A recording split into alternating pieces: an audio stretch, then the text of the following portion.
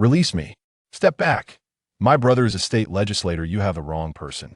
Step back. This is your final warning. I want to make a call. Give me your phone, bang.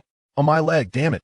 The gunfire sent the crowd into a frenzy of screams, leaving only the writhing man on the ground and Suyu standing beside him. The scene before Suyu left him somewhat bewildered. He had merely been working overtime at the office, sneaking in a brief nap, and suddenly found himself in this perplexing situation. Was gunfire truly necessary? Was there no law to uphold? Hadn't the chaos in northern Myanmar been quelled? Was it really worth risking one's life for a mere dalliance?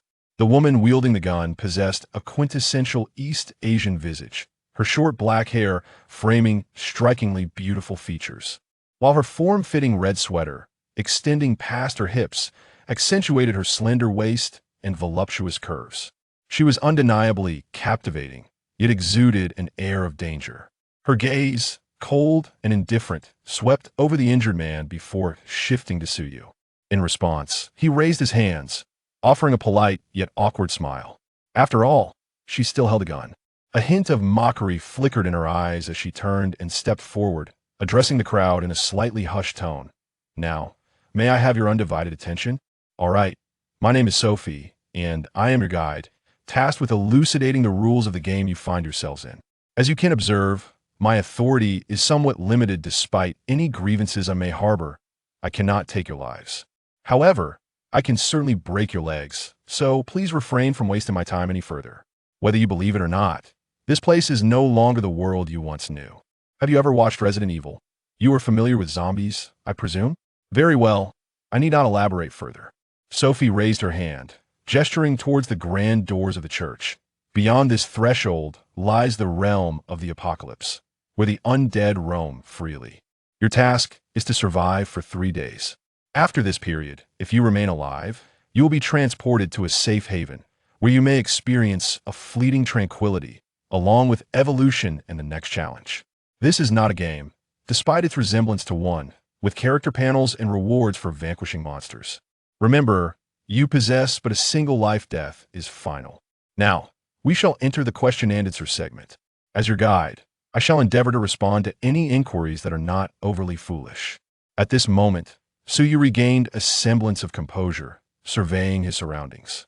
It appeared to be a small church, with disordered furniture and no illumination, save for a few rays of sunlight seeping through the gaps in the curtains. 11 others shared his predicament, 6 men and 5 women, the sole exception being a young black boy, while the rest were of European descent. Evidently, there was some form of linguistic synchronization at play, judging by her lip movements. Sophie was speaking in English, yet he heard her words in standard Mandarin. The world of the undead, survival for 3 days, evolution, the next challenge, an apocalypse intertwined with infinity? A woman trembled as she inquired, "Can we return?" Sophie raised an eyebrow. "If you mean returning to the world you once knew, I am afraid that is not possible." Once again, someone inquired, "Do you mean there's zombies outside?" "Indeed," Sophie replied as she approached the window, drawing back the curtain to reveal the scene beyond. A few individuals were wandering outside, their eyes vacant and jaws agape. Their clothing was so filthy that it was impossible to discern its original color, while their exposed skin appeared dark, shriveled, and festering. A gasp of horror rippled through the crowd. A timid girl covered her mouth and began to weep, and the men turned pale. "If you wish to scream, now is your final opportunity," Sophie remarked with a smirk. "These zombies possess poor vision, but their hearing and sense of smell are quite acute. Therefore, if you wish to survive, it is advisable to keep your mouths shut once you step outside." "Can we remain here?" a trembling African-American boy in a 76ers jersey asked. His question ignited a glimmer of hope among the others. The doors and windows of the church appeared intact, at least seemingly secure. "Certainly, but..." Sophie shrugged slightly, gesturing towards the window. "These panes may not withstand a zombie assault. And without water and food, how do you plan to endure the next 3 days?" The pallor on their faces deepened. Suyu then inquired, "You mentioned we would be moving to another location in 3 days? Where might that be?" Sophie smiled faintly. "The City of Despair. I believe you will find it to your liking." "Could you elaborate?" "You shall discover the details once you return alive." "Very well," Suyu replied, raising his hands in resignation. "But we lack weapons. How do we confront the zombies?" Besides Sophie, everyone present was unarmed. Were they really expected to grapple with the undead? Equipping oneself with a stick for self-defense can indeed be beneficial. There are weapons aplenty: bricks, stones, rebars, Sophie remarked nonchalantly. The creatures outside are merely ordinary zombies. They move sluggishly and are easily dealt with. Suyu thought to himself, I can hardly believe that. He then inquired, you mentioned earlier that killing them yields rewards experience points, perhaps? Or do they drop equipment? Defeating them grants evolution points, but as far as I know, they do not drop equipment. Evolution points? Indeed. With evolution points, you can purchase gear, attributes, residences, and everything else imaginable in the Fallen City. Is it only possible to buy in the Fallen City? Can't we do so here? Correct. So you felt a sense of helplessness. How was he to survive long enough to reach the Fallen City? With his current state, barely able to ascend 3 flights of stairs without gasping for breath, he questioned, are there only these types of zombies outside? At least in the vicinity, yes. Are you implying there are more advanced ones? Suyu's eyes widened in disbelief. Yes, but they are far from here. Sophie closed her eyes as if sensing something. After a few moments, she opened them and said, if you encounter them, do not hesitate to run as fast as you can. How can I distinguish them? A playful smirk appeared at the corners of Sophie's mouth. Rest assured, you'll be able to recognize them when you see them. One final question. If we find ourselves in danger, will you intervene? Sophie shook her head decisively. I will not. Suyu was left speechless. A Caucasian man exclaimed, will you truly watch us perish? Indeed, Sophie retorted coolly, turning her head. I am merely a guide, not your caretaker. Furthermore, you have a protective window of 15 minutes during which the zombies will not actively assault you. 5 minutes have already elapsed. My suggestion is to utilize this time wisely. Now, the question and answer session comes to a close. Sophie surveyed the crowd, offering a smile as she declared, welcome to the endless realm of apocalypse. Strive to survive. Novices. Chapter 2. Even a brick in proficiency is welcome. Fear and despair spread like wildfire among the crowd, though everything seemed utterly surreal. The zombies outside unmistakably confirmed the truth of Sophie's words. Suyu stood alone, engrossed in examining his panel. ID, 1024, age, 28, rank, recruit, 0-1000, strength, 5. Constitution, 4, endurance, 3, speed, 4, reaction, 5, spirit, 5, note. 5 points represent the average normal value for an adult male, while 10 points denote the attainable limits. Skills, none. Overall evaluation, E. You are merely an ordinary individual long deprived of physical exercise, existing in a state of suboptimal health. Current location, Riverside Town. Bay Area, California. Date, April 16, 2028. Time, 9:49, 8 months post-crisis. In the lower left corner of the panel, a countdown timer pulsed incessantly, displaying 10 minutes and 23 seconds remaining, presumably the so-called novice protection period. Hey, listen to me. At this moment, a burly Caucasian man in his 40s clapped his hands and proclaimed loudly, I am Mike, a former member of the National Guard. Since we are to remain here for 3 days, water and food are essential. Therefore, we must establish an expedition team to search for supplies. All men are required to participate. I will now assign tasks. You two will lead the way. Mike began issuing orders. Why should we be at the front? One of the pointed individuals exclaimed, clearly displeased. This is an order. Who do you think you are? Silence. You and that black fellow are to take the rear. Enough with your glaring, you wretched creature. Sleepy Joe and his Democrats have no authority here. And you, he pointed at Suyu, Asian kid. Are you a cherry blossom person? Never mind, you can lead the way. Walk at the very front. I warn you, do not cause any trouble or soil yourself, otherwise I shall expel you. Laughter erupted among the crowd. Suyu regarded him with disdain, responding coldly. First, I am from Huagua. Second, go to hell. What did you say? Mike thundered in fury. Suyu merely scoffed and approached the closed door. What was he planning to do? For the love of God, do not open that door. Wait. We need to outline our battle plan first. Suyu paid no heed and stepped outside. As soon as he exited, someone rushed over to shut the door tightly behind him. He would soon regret this decision, Mike thought grimly. It won't be long before he's devoured by zombies. A bunch of fools. Suyu scoffed. He had no interest in mingling with such individuals from the very beginning. Sophie had made it abundantly clear that the time for novice protection was crucial. 10 minutes could accomplish a great deal. Just outside the door, a zombie was wandering. Less than 5 meters away, and he could even catch a whiff of its putrid odor. Yet, the creature showed no reaction to his proximity. Such is the essence of novice protection, it seemed. Suyu now felt an odd sensation. As an ordinary person, he had unexpectedly traversed into a post-apocalyptic world.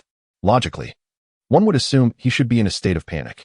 Yet, he discovered that what coursed through him was a sense of exhilaration. Perhaps it was due to his habitual reading of novels, for situations like this could merely be deemed trivial in the realm of fiction. When it came to adapting to such a transition, the people of Huawo were undoubtedly in a league of their own. He picked up a fractured brick from the ground, weighted in his hand, and gripped it tightly. Stealthily, he maneuvered behind a zombie, took a deep breath, and with all his might, struck the creature's skull from behind. Thud. The zombie collapsed in response. However, this exertion did not obliterate its head. A guttural roar, reminiscent of a wild beast, erupted from the zombie as it struggled to rise. The onlookers behind the window widened their eyes in terror. My heavens, he had provoked it. He was doomed. Standing to the side, Sophie raised an eyebrow and quietly remarked, "How intriguing. Quite resilient, I assent it." Suyu furrowed his brow, suppressing the urge to flee. Resolutely, he swung the brick once more toward the zombie's head. 1 blow, 2 blows, 3. After 7 or 8 strikes, the zombie's head was finally crushed, and it gradually fell silent. Zombie slain, E rank, earned evolution points 10. Bash proficiency 1. Suyu, panting heavily, crouched on the ground. He had acted hastily, overestimating the brick's lethality. Just as he was about to rise, his gaze abruptly sharpened. Above the lifeless zombie, a grayish-white orb materialized. Had it dropped equipment? Wasn't he had said that drops were impossible? Suyu, filled with confusion, raised his head to gaze at the crowd beyond the window, only to discover that their attention was entirely fixated on his face. Not a single pair of eyes strayed towards the luminous orb, including Sophie S. They could not see it? A surge of anxiety coursed through Suyu's heart. Could this be my unique advantage? Steeling himself, he feigned a state of exhaustion, rising while waving his hand to grasp the orb. Skill book, mastery of heavy truck driving. Quality E, such as the tumult of life. Suyu winced in frustration. What use is this? A mastery of brick wielding would have sufficed. Nevertheless, possessing numerous skills may prove beneficial in the future. As he absorbed the skill, his mind expanded with peculiar knowledge. It appeared that the unfortunate soul he had slain was a truck driver. The countdown read 9 minutes. Relying on a mere brick was too precarious. He must first find a more suitable weapon, for with his current meager attributes, he lacked the confidence to confront the aggressively advancing zombies. He began to rummage through the debris nearby. Most of the structures here were of wooden construction, with scant steel. After considerable effort, he managed to find a rod, but it was ensconced within a large block of concrete, rendering it impossible to extract. Taking a few more steps, he spotted a charred truck by the roadside, and an idea sparked within him as he hurried towards it. Those who have driven trucks know that certain items are indispensable, such as a crowbar. That tool is nothing short of miraculous. It can unlock doors, serve as a bludgeon, and is truly essential for mayhem. So you easily slipped into the severely damaged cab, searching diligently but finding nothing of value. He sighed, still hoping to find a gun. Leaping from the cabin, he sprinted towards the trailer, locating the toolbox in the middle. A tug produced a metallic clank, but it was locked tight. He pulled harder, yet it remained immovable. Though it was merely a thin sheet of metal, it was evidently beyond the strength of a mere human to pry open. How awkward the situation was. To obtain a crowbar, he needed to open the box, but to open the box, he required a pry bar. A vicious cycle. If only he had a key. Wait, wasn't the creature he just dispatched the truck driver? Look, he.s. returning. As Suyu made his way back, the congregation in the church wore triumphant smiles. After Suyu had ventured out, they had argued for quite some time, still failing to reach a consensus on who should lead the way. They were filled with envy and resentment towards Suyu for his audacity to act alone. He was frightened. Mike laughed heartily. He's come back to find his mommy. I told you, one cannot survive out there alone. Since he had returned, they might as well let him lead the way. Agreed. Oh my, what was he doing? Suyu had no intention of entering. Instead, he headed straight to the zombie he had just slain, crouching down and extending his hand towards the decaying corpse. How disgusting. I'm going to vomit. Wasn't he afraid of infection? I swear, I absolutely will not let him touch me. A stout white girl exclaimed in disdain. It stinks terribly. Holding his breath, Suyu rummaged through the zombie's clothing and, indeed, retrieved a set of keys from the back pocket of its jeans. This is the true essence of scavenging. He chuckled at himself, only to soon discover a pleasant surprise. In another pocket, there lay a Swiss Army knife, a substantial 111mm model, featuring a hand grip and a lockable main blade. What a stroke of luck. Scavenging indeed proves to be a promising vocation. He delightedly toyed with it for a moment, casting a fervent gaze at the remaining zombies. Each one possessed evolution points, skill books, and other valuable items. These were no mere zombies. They were clearly mobile treasure chests. However, he resolved to secure the crowbar first. Clutching the key, he hastened towards the truck he had seen earlier. Chapter 3. Having arrived, the key did not fit. He tried every single one, yet none could unlock the toolbox. He chuckled at himself. Such serendipity was too good to be true. After all, it had been 8 months since the crisis erupted, and these zombies were not like NPCs in a game that could not simply remain in one spot. Fortunately, he had tools at hand. He retrieved the Swiss Army knife he had recently acquired, extended the flathead screwdriver, and positioned it at a right angle to the blade before inserting it into the keyhole. With a forceful twist, there came a satisfying crack. The lock cylinder was forcefully broken. He exhaled in relief. The authentic Swiss Army knife was indeed robust. As he opened the toolbox, a wave of elation washed over him.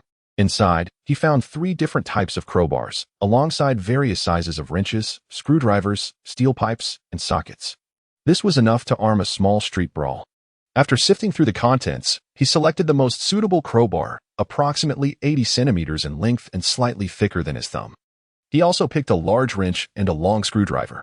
As for the remaining items, taking more would only hinder his mobility, so he reluctantly chose to leave them behind. Indeed, this is not a game. It lacks even a storage space, which is quite unfortunate for them. Siyu grumbled as he tucked the screwdriver into his pants pocket, secured the wrench to his belt, and then firmly grasped the crowbar, advancing toward the nearest zombie. He circled around, aiming the sharp end of the crowbar at the back of the zombie's head, and swung it with the finesse of a baseball player. A dull thud echoed as the zombie collapsed to the ground, its skull visibly caved in. Zombie slain, E rank, awarded evolution points 10. Blunt weapon proficiency 3. Truly a remarkable weapon, delivering a fatal blow with a single strike. However, this particular zombie did not emit a glowing orb. It seems the drop rate is not guaranteed. Nonetheless, the blunt weapon proficiency increased by 3 points, while using a brick earlier only yielded 1. This must be the bonus for a one-hit kill. Weighing the crowbar in his hands, so you couldn't shake the feeling that it seemed a bit more manageable than before. With the weapon in hand, he began to contemplate his next course of action. What a madman! How impressive!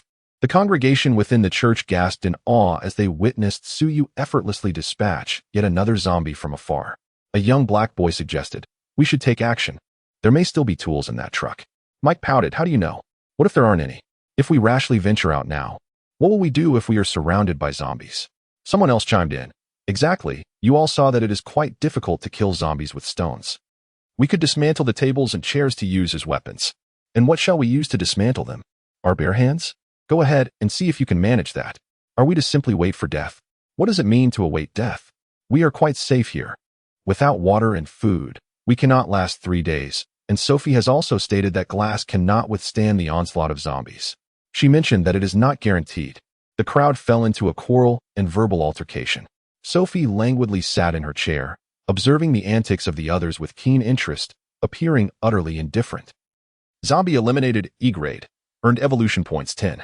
Blunt weapon proficiency 3. Zombie eliminated, E grade, earned evolution points 10. Blunt weapon proficiency 3. After slaying 3 zombies in succession, a luminous orb finally appeared, prompting Suyu to hastily seize it. Skill book, Mastery of Home Appliance Repair, Quality, E. He sighed heavily, wondering if he could not obtain something of value. With the crowbar in hand, it seemed his streak of good fortune had run dry, as he found no rewards from the zombies he had dispatched. With 4 minutes remaining of the novice protection period, Suyu quickened his pace.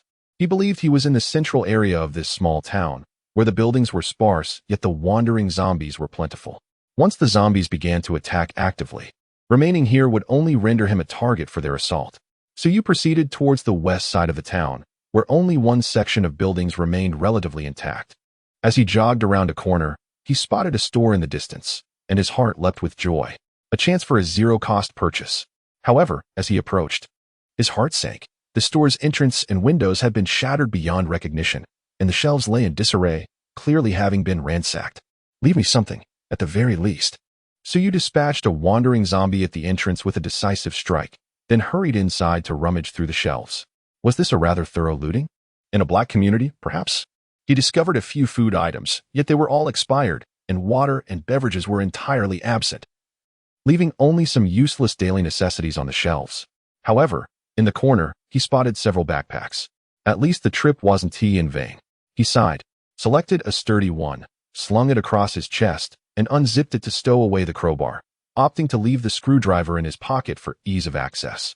Just as he was about to exit, he heard a series of crashes. Someone, or rather, something, was making noise. The sound emanated from a small door beside the checkout counter. A warehouse, perhaps? Hope surged within Suyu once more. Bang! Another sound echoed. He approached, leaning against the door, and knocked. Hello? The sounds quickened in urgency. Suyu turned the doorknob and found it unlocked. The door swung inward. Inside, there was evidently a zombie, its mind clouded, only capable of mindlessly ramming against the door. There were still 2 minutes of novice protection remaining. He pushed the door open forcefully. Behind it stood a female zombie clad in a blue vest, likely an employee of the establishment. Suyu raised his crowbar, aiming the flat end at the zombie's eye socket, and thrust it in with brutal force. Zombie killed, E-level. Gained evolution points 10. Blunt weapon proficiency 3. A grayish-white light orb appeared once more. What could this be? Suyu muttered in exasperation, shaking his head. Mastery of cash registers or mastery of stock management? He decided against picking it up for now and ventured inside to see if there were any other items, perhaps to change his luck. After all, no one else could see him. Upon entering, he soon realized that this was not a warehouse at all, but rather a changing room. Aside from 2 plastic chairs and 2 wooden wardrobes, it was utterly barren. He tugged at the wardrobe's door, only to find it locked. Well, since he was already there, he forcefully pried open the first wooden door, which yielded to his efforts. Inside were merely a few garments, all of the female variety. Was it truly this outrageous? He cast a glance at the zombie sprawled on the ground, utterly unrecognizable. With a nonchalant demeanor, he proceeded to pry open the second door. To his astonishment, he discovered it was a veritable treasure trove. Packed within were 2 packs of cigarettes, several boxes of cigars, 2 bottles of whiskey, and a few boxes of chocolate. Most importantly, in the corner, there lay a bottle of pure water. He picked up the bottle and examined it. The cap was intact, unopened, and not expired. Unscrewing the cap, he took a sip, letting out a contented sigh, as he had never tasted water so exquisite. Unfortunately, there was only 1 bottle. Yet, why did he feel increasingly parched? How did those on television manage to endure for days on just a sip? He twisted the cap off once more, downing half the bottle in one go, finally feeling some relief. After all, a single bottle would hardly last 3 days. He gathered all the chocolate, an excellent source of energy, which alleviated his concern about starving. He took 2 boxes of cigars, as cigarettes took up too much space, and opened the pack to take 3. He also seized a bottle of whiskey. His backpack was already half full. Next time, he vowed to secure some storage space. Finally, he picked up the luminous orb expelled by the zombie. As he discerned the description of the item, his hand trembled involuntarily. E-grade attribute enhancement potion. Chapter 4. A slight sense of empowerment. E-class attribute enhancement potion. This potion can elevate any attribute by 1 point. It becomes ineffective once an attribute reaches 10 points. At long last, a commendable item had dropped. Prior to this, Suyu had begun to suspect that his so-called golden finger was merely a source of amusement. Upon consuming the potion, a point to allocate appeared on his interface. After a moment's contemplation, he decided to invest this point into his stamina. It was unavoidable. Having graduated from university, he had been subjected to the grueling 996 work schedule, and his physical condition had deteriorated significantly. After just a few steps, he found himself gasping for breath, with his stamina now at 4 points. So you could distinctly feel a newfound lightness in his body, and his breathing became more even. A sense of empowerment began to blossom within him. However, before he could fully indulge in his exhilaration, a beep resonated in his mind, signaling the countdown on the interface had reached 0. This heralded the end of the novice protection period. The true test was about to commence. The zombies on the street seemed to awaken from a slumber, shaking their heads and actively seeking out prey. The atmosphere in the church grew tense as everyone heard the alert. Mike hurriedly drew the curtains, peering through the gaps to assess the situation outside. They are on the move. Let us remain silent and keep our mouths shut. What shall we do? We should wait until they have all dispersed before we quietly exit. For heaven's sake, we are trapped. You have doomed us. Oh, come now. I never prevented you from leaving. It was your own cowardice that held you back. Goodness. They are coming. We are surely discovered. They know we are inside. Silence. So you felt a twinge of anxiety. The shop's doors and windows were damaged, clearly unsuitable for an extended stay. Why was there only a single bottle of water? If there had been a few more, he might have contemplated hiding in the changing room for 3 days. Reluctantly, he rummaged through the cash register, yet found nothing. Wasn't he anyone concerned about the possibility of $0 purchases? Where were the promised daily gunfights? Frustrated, Suyu pocketed 2 lighters. He cautiously approached the entrance, peering out. Across the street stood a row of houses. He selected one without a parked car as his target. With no vehicle, it was likely the homeowner was absent, thus significantly reducing the chances of encountering a zombie inside. 3 zombies roamed the street. 2 were moving while the third faced away, gazing skyward at a 45-degree angle. Suyu concealed himself behind a wall, patiently waiting for the 2 to wander off before he lifted his crowbar and stealthily approached the solitary zombie, making every effort to minimize the sound of his footsteps.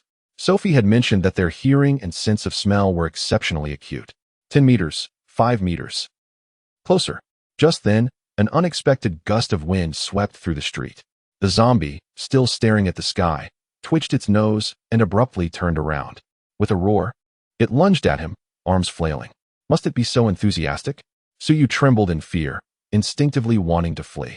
Yet rationality reminded him that running was not an option. There were other zombies on the street, and fleeing would only hasten his demise.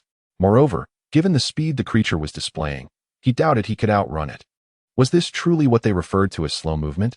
With a sarcastic thought, he steeled himself, choosing to advance rather than retreat, and swung the crowbar with determination. The strike connected with the zombie's flailing arm, a distinct crack of bone resonating through the air as the limb twisted grotesquely. Yet the zombie merely stumbled momentarily before roaring and lunging forward once more. Suyu retaliated with a swift kick, sending it staggering back 2 paces, then raised the crowbar to deliver a series of fierce blows. Despite the zombie's frenzied assault, it was still a flesh-and-blood creature, after enduring several strikes. It finally collapsed to the ground, yet continued to crawl towards Suyu with reckless abandon. Its hand even grasped at his calf. Fortunately, his jeans held firm. Suyu felt a wave of revulsion wash over him, his hair standing on end as he plunged the crowbar forcefully into its skull. At last, silence prevailed. Gazing down at the lifeless body, he felt an involuntary tremor in his calf. Only when faced with such a reality does one truly comprehend the terror of an actively attacking zombie, fearless of pain, oblivious to death, a completely deranged creature. As if alerted by the commotion, the 2 distant zombies turned back and began to approach. Suyu could not afford to linger over the corpse. He hurried towards the nearby house. However, the wooden door proved sturdier than anticipated, resisting his attempts to pry it open. He was compelled to move to the side, shattering the window's glass and climbing inside. The sound of breaking glass was particularly jarring in the stillness of the small town, prompting the 2 zombies to accelerate towards him. Although 2 were now approaching, Suyu felt a sense of calm behind the window, having found cover. As the zombies drew near, he methodically dispatched them through the glass with the crowbar. He was grateful to have found this tool. Had he still been using a brick, he might have already been 6 feet under. With a touch of self-deprecation, he wiped the grime from the crowbar onto the curtain, then dragged a cabinet over to barricade the window. After a thorough inspection of the house, ensuring that all doors and windows were securely locked, he exhaled deeply and sank into the sofa. Lighting a cigarette, he had barely taken 2 puffs when he was startled by the sound of objects colliding from upstairs. Damn. Can I have a moment's peace? Rising to his feet, he concealed himself behind the staircase, waiting for 2 minutes, yet no zombies descended. The commotion persisted above. It seemed likely that, like the cashier, it was trapped in a room, likely agitated by the sounds of glass knocking and cabinets being dragged. After a moment's hesitation, Suyu resolved to confront the source of the noise. There were 3 rooms upstairs. The doors to the 2 outer rooms stood ajar, revealing no signs of disturbance. The ruckus emanated from the innermost room. Approaching the door, he turned the lock, inhaled deeply, and forcefully slammed against the wooden door. To his surprise, the resistance was far lighter than anticipated, and the shadowy figure behind the door was sent sprawling. It was a diminutive zombie clad in a pink dress, seemingly no older than 7 or 8 years in life. Suyu sighed, delivering a swift kick to the newly risen zombie, stepping forward to pin it down by its back, and drove the crowbar into its skull. A grayish-white orb materialized. To his astonishment, it was yet another E-grade attribute potion. How could such a small zombie yield this? The last one had been a female cashier. Did this imply that weaker zombies were more likely to drop valuable items? What a peculiar notion. Not dwelling on it too long, Suyu allocated the attribute point to his reaction speed. These zombies were akin to rabid dogs. A slow response could easily lead to a bite. ID: 1024, age: 28, rank: rookie, 91,000, strength: 5, constitution: 4, endurance: 4, speed: 4, reaction: 6. Spirit: 5, skills: proficient in heavy truck driving, expert in appliance repair. Blunt weapon proficiency: beginner, 25-100. Overall evaluation: E-. You are merely an ordinary individual. Suyu nodded in satisfaction. Although his evaluation remained at E-, he had finally shed the label of suboptimal health. Wrapping the zombie in a bedsheet, he opened the window and discarded it outside. After thoroughly inspecting every room both upstairs and downstairs, he confirmed there were no additional zombies. With renewed hope, Suyu began to scavenge. In such a spacious abode, there must be some valuable items. Chapter 5. More enjoyable than 996. Once again, he found no firearms.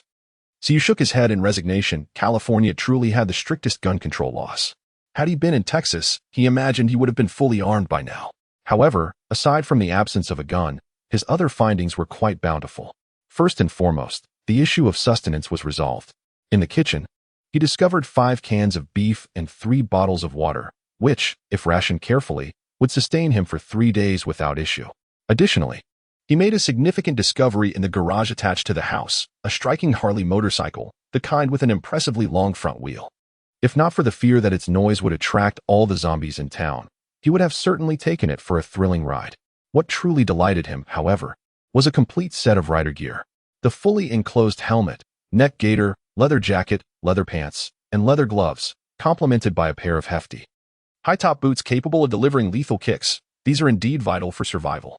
Moreover, the previous owner bore a physique akin to Suyu's, even sharing the same shoe size. Clad in this ensemble, although it felt a tad warm, preserving one's life supersedes discomfort. With this gear, as long as he did not encounter a large horde of zombies, he could stand still and let them gnaw at him without any vulnerable spots to exploit. The only nuisance was the metallic embellishments adorning his attire, which jingled as he walked, akin to a dog with a bell. The aesthetic of the motorcycle gang left much to be desired. He rummaged through the garage for pliers and spent over 10 minutes removing all those decorations. Then, he reclined comfortably on the living room sofa, finishing off the remaining half-bottle of water and savoring a can of beef, accompanied by whiskey, lighting a cigar. So you suddenly felt that this apocalyptic world wasn't so bad after all, far more amusing than the grind of a 996 work schedule. The atmosphere within the church was fraught with tension. Zombies lingered outside, unwilling to disperse, with a few even pressing their faces against the glass, peering through the gaps in the curtains. Everyone dared not breathe, crouching on the ground, trembling. At that moment, a woman whispered, "I need to use the restroom." Mike, hearing this, turned pale with fright and hissed, "What are you thinking about a restroom at a time like this? Wait until they leave."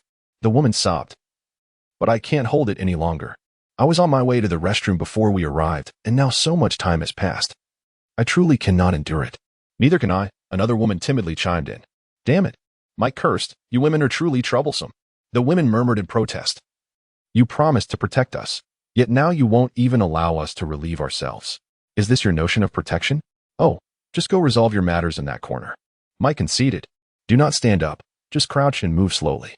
The 2 women moved to the side, but after only a few steps, perhaps due to the prolonged squatting, one of them suddenly stumbled and fell to the ground. Her hand inadvertently brushed against a chair resting on the table, causing it to topple. Clang. Instantly, the zombies outside seemed to have heard a starting gun, rushing to the window and desperately pounding on the glass. The ordinary tempered glass trembled precariously. "Damn it! You wretched women have doomed us!" Mike shouted furiously. The women, unable to contain themselves, let out piercing screams. The zombies grew even more agitated. "The show is finally about to begin," Sophie remarked from the side, adopting a tone as if watching a performance. "What should we do?" Mike called out to her. "Please help us, I beg you." Sophie shrugged and smiled. "I must say, you lot are the most foolish newcomers I have ever encountered." After finishing his cigar, Suyu lay on the sofa, entangled in thought for quite some time. Should he venture outside? At present, this room appeared quite secure, with ample food. As long as no unforeseen events occurred, staying for 3 days should pose no issue. Thus, he was inclined to remain idle. Yet, a voice within him warned that this was a world of infinite flow, and the tasks ahead would only grow more arduous, with the zombies becoming increasingly formidable. Now, having chosen to relax, what shall I do for the next task? Should I not seize the opportunity to confront a few more monsters while the difficulty remains low? Encountering a high-difficulty task may lead to a rather grim fate. Before traversing, I toiled. After traversing, I must still toil, such is my destiny. Siyu sighed deeply, grasping his crowbar as he stepped outside. Zombies had once again appeared on the streets, emerging from unknown shadows. There were 5 in total, albeit scattered in their distribution. He picked up a small stone from the ground and hurled it towards the nearest one. The stone landed with a crisp sound behind the zombie. It abruptly turned, rushing a few steps towards the sound, then halted, tilting its head as if straining to listen. At this moment, it was approximately 20 meters away from Suyu. Can it not see me? Suyu waved at it, yet received no response. He threw 2 more stones, luring it closer to about 10 meters. This time, the zombie quickly detected his presence, letting out a shriek and charging at him with outstretched claws. It seemed that 10 meters constituted its visual range. Suyu tightened his grip on the crowbar. Clad in full protective gear, he had shed his earlier panic, even finding time to observe the zombie's every movement. To his relief, he discovered that, when stripped of psychological fear, a solitary zombie was rather unremarkable. Its methods consisted merely of fervent embraces and passionate bites. Although it did not comprehend fear, it also did not evade attacks. As the zombie lunged towards him, Suyu stepped to the left, bent down, and delivered a powerful blow to its calf with the crowbar. The frail bone shattered effortlessly, causing the zombie to topple to the ground, 2 of its front teeth flying from the impact. This was a strategy that Suyu had just conceived. The zombies always flailed their arms chaotically. Striking their heads directly was often thwarted, so it was more effective to target their legs first. Once they fell, they could be easily dispatched. With a swift blow to the skull, the task became effortless. After enhancing his reflexes, he realized that his ability to gauge distance and timing had improved significantly, instilling him with unwavering confidence as he swung the club. With 4 more zombies remaining, Suyu executed the same method and eliminated them one by one. He also roughly assessed the auditory range of the zombies, 20 meters. Beyond this distance, they could not hear the sound of a pebble dropping. This meant that as long as he maintained a low profile outside of 20 meters, he would not alert them. The only uncertainty lay in their sense of smell, however. Considering they were once human and not dogs, 20 meters seemed adequate. Regrettably, none of the 5 zombies yielded any light orbs. He merely acquired some evolution points and proficiency in blunt weapons. With the street cleared of threats, Suyu approached the house across the street. Rather than prying the door open, he simply used the crowbar to shatter a window. A sudden roar erupted from within. There were zombies inside. Suyu positioned himself beside the window, and moments later, 2 zombies rushed forward, eager to escape. Upon sighting him, they excitedly attempted to climb through the window. Those who frequently navigated windows knew that one must use their hands, with their heads being the first to emerge. This was practically a gift. With ease, he sent the 2 zombies to their demise, and the long-awaited light orbs reappeared.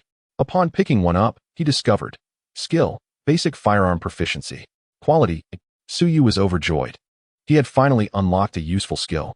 Previously, he had been somewhat troubled, having only handled a real firearm once during military training in college, where he fired a total of 5 shots, 2 of which missed the target entirely. Even if he were to find a gun, he would likely be unable to hit anything. However, this concern has now been alleviated. More importantly, the emergence of this skill indicates that the zombie was a proficient marksman in life, suggesting a significant likelihood of finding a firearm within this room. Excitedly, Suyu leaped through the window. Chapter 6. As long as you are willing to spend more, the Glock 19, the quintessential home defense pistol of the United States, features a 9mm caliber, a compact frame, and a standard 15-round magazine. With his newly acquired basic firearms proficiency, Suyu easily recognized the weapon. He had scoured the house for over half an hour before finally uncovering it beneath the mattress in the master bedroom. There were no visible signs of modification. It lacked a tactical light and had no red dot sight. He found a box and a half of ammunition, totaling 76 rounds. Suyu handled the gun with great affection, fully loading both magazines and securing them to his waistband. At last, he had upgraded from a mere bird gun to something far more formidable. Additionally, he discovered some food within the house, filling his backpack to near capacity, prompting him to set aside the large wrench that he no longer needed. Time to test the firearm. Upon reaching the balcony on the second floor, Suyu was pleasantly surprised to discover that the location was quite advantageous. The circular balcony wrapped around a significant portion of the house, offering an excellent vantage point. On the side facing away from the street, there was even a retractable fire escape. If he were to barricade all the doors and windows downstairs and block the staircase, this would transform into an ideal safe haven. Though one cannot guard against all dangers, evading the undead presents no significant challenge, unless, perhaps, faced with a veritable horde. Without a moment's hesitation, Suyu dashed downstairs. Just as he secured the last window with a cabinet, he was startled by a cry for help emanating from outside.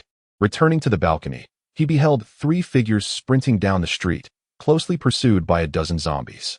As they drew nearer, Suyu recognized the leader. It was Mike, accompanied by a young black boy and a young woman. All 3 were unarmed and appeared to be in dire straits. What on earth were they doing? Suyu pondered. Bemused, he recalled the truck laden with tools that could have armed them all. 11 individuals in total. Granted, half were women, but with a little caution and unity, they could easily dominate the town. He had even hoped to scavenge from the corpses left in their wake. How had they ended up in such a predicament? Shaking his head, Suyu was about to retreat indoors when Mike spotted him. "Asian kid, please help us," he shouted, sprinting towards Suyu with desperation. Quite observant, he thought with a wry smile. However, Suyu had no inclination to rescue these fools. He harbored no fear of them attracting the zombies. The doors and windows below were already fortified, and these 3, unarmed, would only find themselves overwhelmed and torn apart by the undead should they attempt to breach his sanctuary. Just as he was about to fetch a chair to enjoy the spectacle, a notification suddenly appeared. Mission triggered. Rescue companions. Mission nature. Optional. Can be ignored. Failure incurs no penalty. Mission objective. Save the 3 companions from the grasp of the zombies. Task rewards. Each companion saved grants 100 evolution points and 1 E-grade free attribute point. Is this really happening? Suyu was momentarily stunned. There was a task? Nonetheless, the reward was rather enticing. 300 evolution points and 3 attribute points. Slaying a zombie only yielded 10 points, and after toiling for half the day, he had merely accumulated 130 evolution points and secured a mere 2 attribute points. Well, I suppose I could be a good Samaritan, provided the incentive is sufficient. To that house, Suyu exclaimed, pointing towards the domicile he had previously visited. He had already designated this location as his private territory and had no intention of permitting them entry. However, Mike and his companions seemed oblivious, rushing downstairs and fervently banging on the door. "Let us in. We beseech you, open the door." "Damn it, did you not hear my words?" With the horde closing in, Suyu had no choice but to draw his firearm and fire 2 shots at the leading zombie, which only struck its shoulder and chest. His proficiency with firearms was still insufficient for headshots on moving targets. Nevertheless, the impact was apparent. The wounded zombie stumbled and fell, causing those behind it to trip over, creating chaos among the horde. "Open the door. We implore you." To that house, seeing Mike and his companions continue their reckless banging, Suyu fired a shot at their feet, startling them into retreat as they turned to sprint towards the house he indicated, barely making it inside and shutting the door. They were immediately besieged by the zombies, who pounded relentlessly against the entrance. "I can't hold on much longer. You 2 useless imbeciles, come help me." Mike's roar resonated clearly from within the house. Suyu raised his firearm, aiming carefully. At a distance of less than 30 meters, the zombies crowded at the door, relatively motionless, making headshots not overly challenging. However, after a moment's contemplation, he lowered his gun. Mike and the others were just behind the door, and there was a significant risk that a bullet could penetrate the wooden barrier and strike them. It would be rather absurd to perish by one's own hand. Having avoided a bite from the zombies, all of this was about money, so he returned indoors, donned his helmet, and grasped the crowbar before making his way to lower the fire escape ladder, sliding down it swiftly. He then sprinted to a position 20 meters to the side of the main entrance. At this distance, the zombies were not particularly sensitive to sound. Although the gunfire was considerably louder than the noise of pebbles, Mike and his companions were still drawing their ire. He aimed his weapon, gently squeezing the trigger, allowing his wrist to tense. While controlling the firearm, he ensured that the gun received sufficient recoil for the shell casing to eject smoothly. Mastery of firearms, in essence, is about the muscle memory developed through extensive practice. For instance, With a handgun, an average individual might achieve a basic proficiency after firing 5,000 rounds. Capable of executing the sequence of drawing, chambering, and aiming within 2 seconds, hitting targets within 10 meters. True mastery, however, requires at least 20,000 rounds. The value of skill lies in the considerable savings of time and money. As the shot rang out, one of the zombies at the door suddenly tilted its head, collapsing to the ground. A headshot. Then came the second, the third, until the fifth zombie fell, at which point the remaining undead finally recognized Suyu's presence. They abandoned their attempts to breach the door and, with guttural roars, charged toward him. For remained. Suyu stood his ground, firing 2 shots into the chest of the foremost zombie. The zombie that had been shot displayed a distinct pause, seizing this opportunity. Suyu calmly delivered a fatal shot to its head. The Mozambique shooting technique proved remarkably effective against moving targets and in close-quarter combat. With 2 bullets to the chest and 1 to the head, even divine beings would find themselves in distress. He then replicated this method to dispatch a second one. With the remaining 2 zombies now upon him, Suyu swiftly emptied the last bullet from his revolver, discarded the firearm, and grasped the crowbar that lay beside his feet. He first used his shoulder to shove one zombie aside, then thrust the crowbar into the skull of the other. Only one remained. He kicked it back, struck its leg, and brought it crashing to the ground, plunging the crowbar into its head. The sequence of movements was executed with precision and fluidity, akin to flowing water. Chapter 7. Keep your distance. Congratulations on completing the rescue mission. All 3 companions have survived. Reward: 300 evolution points, 3 E-grade free attribute points. As the final zombie fell, the corresponding notification appeared on the screen. So you turned to retrieve the handgun from the ground, reloading it with a full magazine, and began to survey the battlefield. The primary objective was to collect the luminous orbs. Fortune seemed to favor him this time, as 9 zombies yielded 3 orbs. The first orb granted proficiency in motorcycle operation. Well, it wasn't entirely useless. The second orb conferred expertise in bowling. This was absurd. Suyu felt a surge of frustration. If they didn't want to provide useful rewards, then what was the point of this nonsense? The third orb, however, was an E-grade attribute enhancement potion. I can forgive you for that. Calculating his gains, he realized that this endeavor had netted a total of 390 evolution points, along with an additional 4 attribute points. It was a lucrative haul. Clearly, the rewards for completing missions were substantial, if one sought wealth. Undertaking tasks was the way to go. Hearing the outside world return to tranquility, Mike and his companions cautiously opened the door, slowly peeking out. The scene before them rendered them utterly speechless. Corpses, an entire array of zombies sprawled about. He had dispatched them all. 1 man, 1 gun, and in less than 3 minutes. 9 zombies may not seem like many, yet the sight of them charging towards you in unison is a terror only those who have experienced it can comprehend. It is pure despair. Survival is the only instinct that emerges, devoid of any thought of resistance. Yet, Suyu had annihilated them all. How had he accomplished this? As an American, Mike had possessed firearms before his journey, more than one. Yet he introspectively questioned whether he would even muster the courage to pull the trigger if faced with such a dire situation. They were all ordinary individuals. So why was he so formidable? Thank you. Mike awkwardly approached, forcing a smile. Suyu lifted the visor of his helmet and shot him a cold glance before delivering a swift kick to his abdomen. Mike staggered back, clutching his stomach in pain. Bewildered as he asked, "Why?" "Because you wasted 3 of my bullets," Suyu replied, simultaneously delivering a kick to the accompanying black youth and the woman. Fairness and punishment. The young man bore the pain in silence, but the woman collapsed to the ground, incredulously exclaiming, "You actually hit a woman. My goodness, you are a barbarian." Suyu raised his gun, aiming it at her head. "In my presence, there are no distinctions of gender, only the living and the dead." The woman, terrified, swallowed her remaining words. "This was merely a warning. Should you act against my orders again, I will not hesitate to blow your heads off." Suyu spoke with utmost seriousness, and Sophie made no mention of any repercussions for their internal strife. In a world where nothing is forbidden, having quelled the 3, Suyu holstered his firearm and produced an empty magazine, methodically loading each bullet one by one. "Now, I shall establish the rules," he uttered coldly. "First, that house is now my private domain. Without my explicit permission, regardless of who you are or your reasons, anyone who approaches shall be eliminated without hesitation. Second, although I have saved your lives, it does not imply that I will accept you. I have no interest in teaming up with the inept.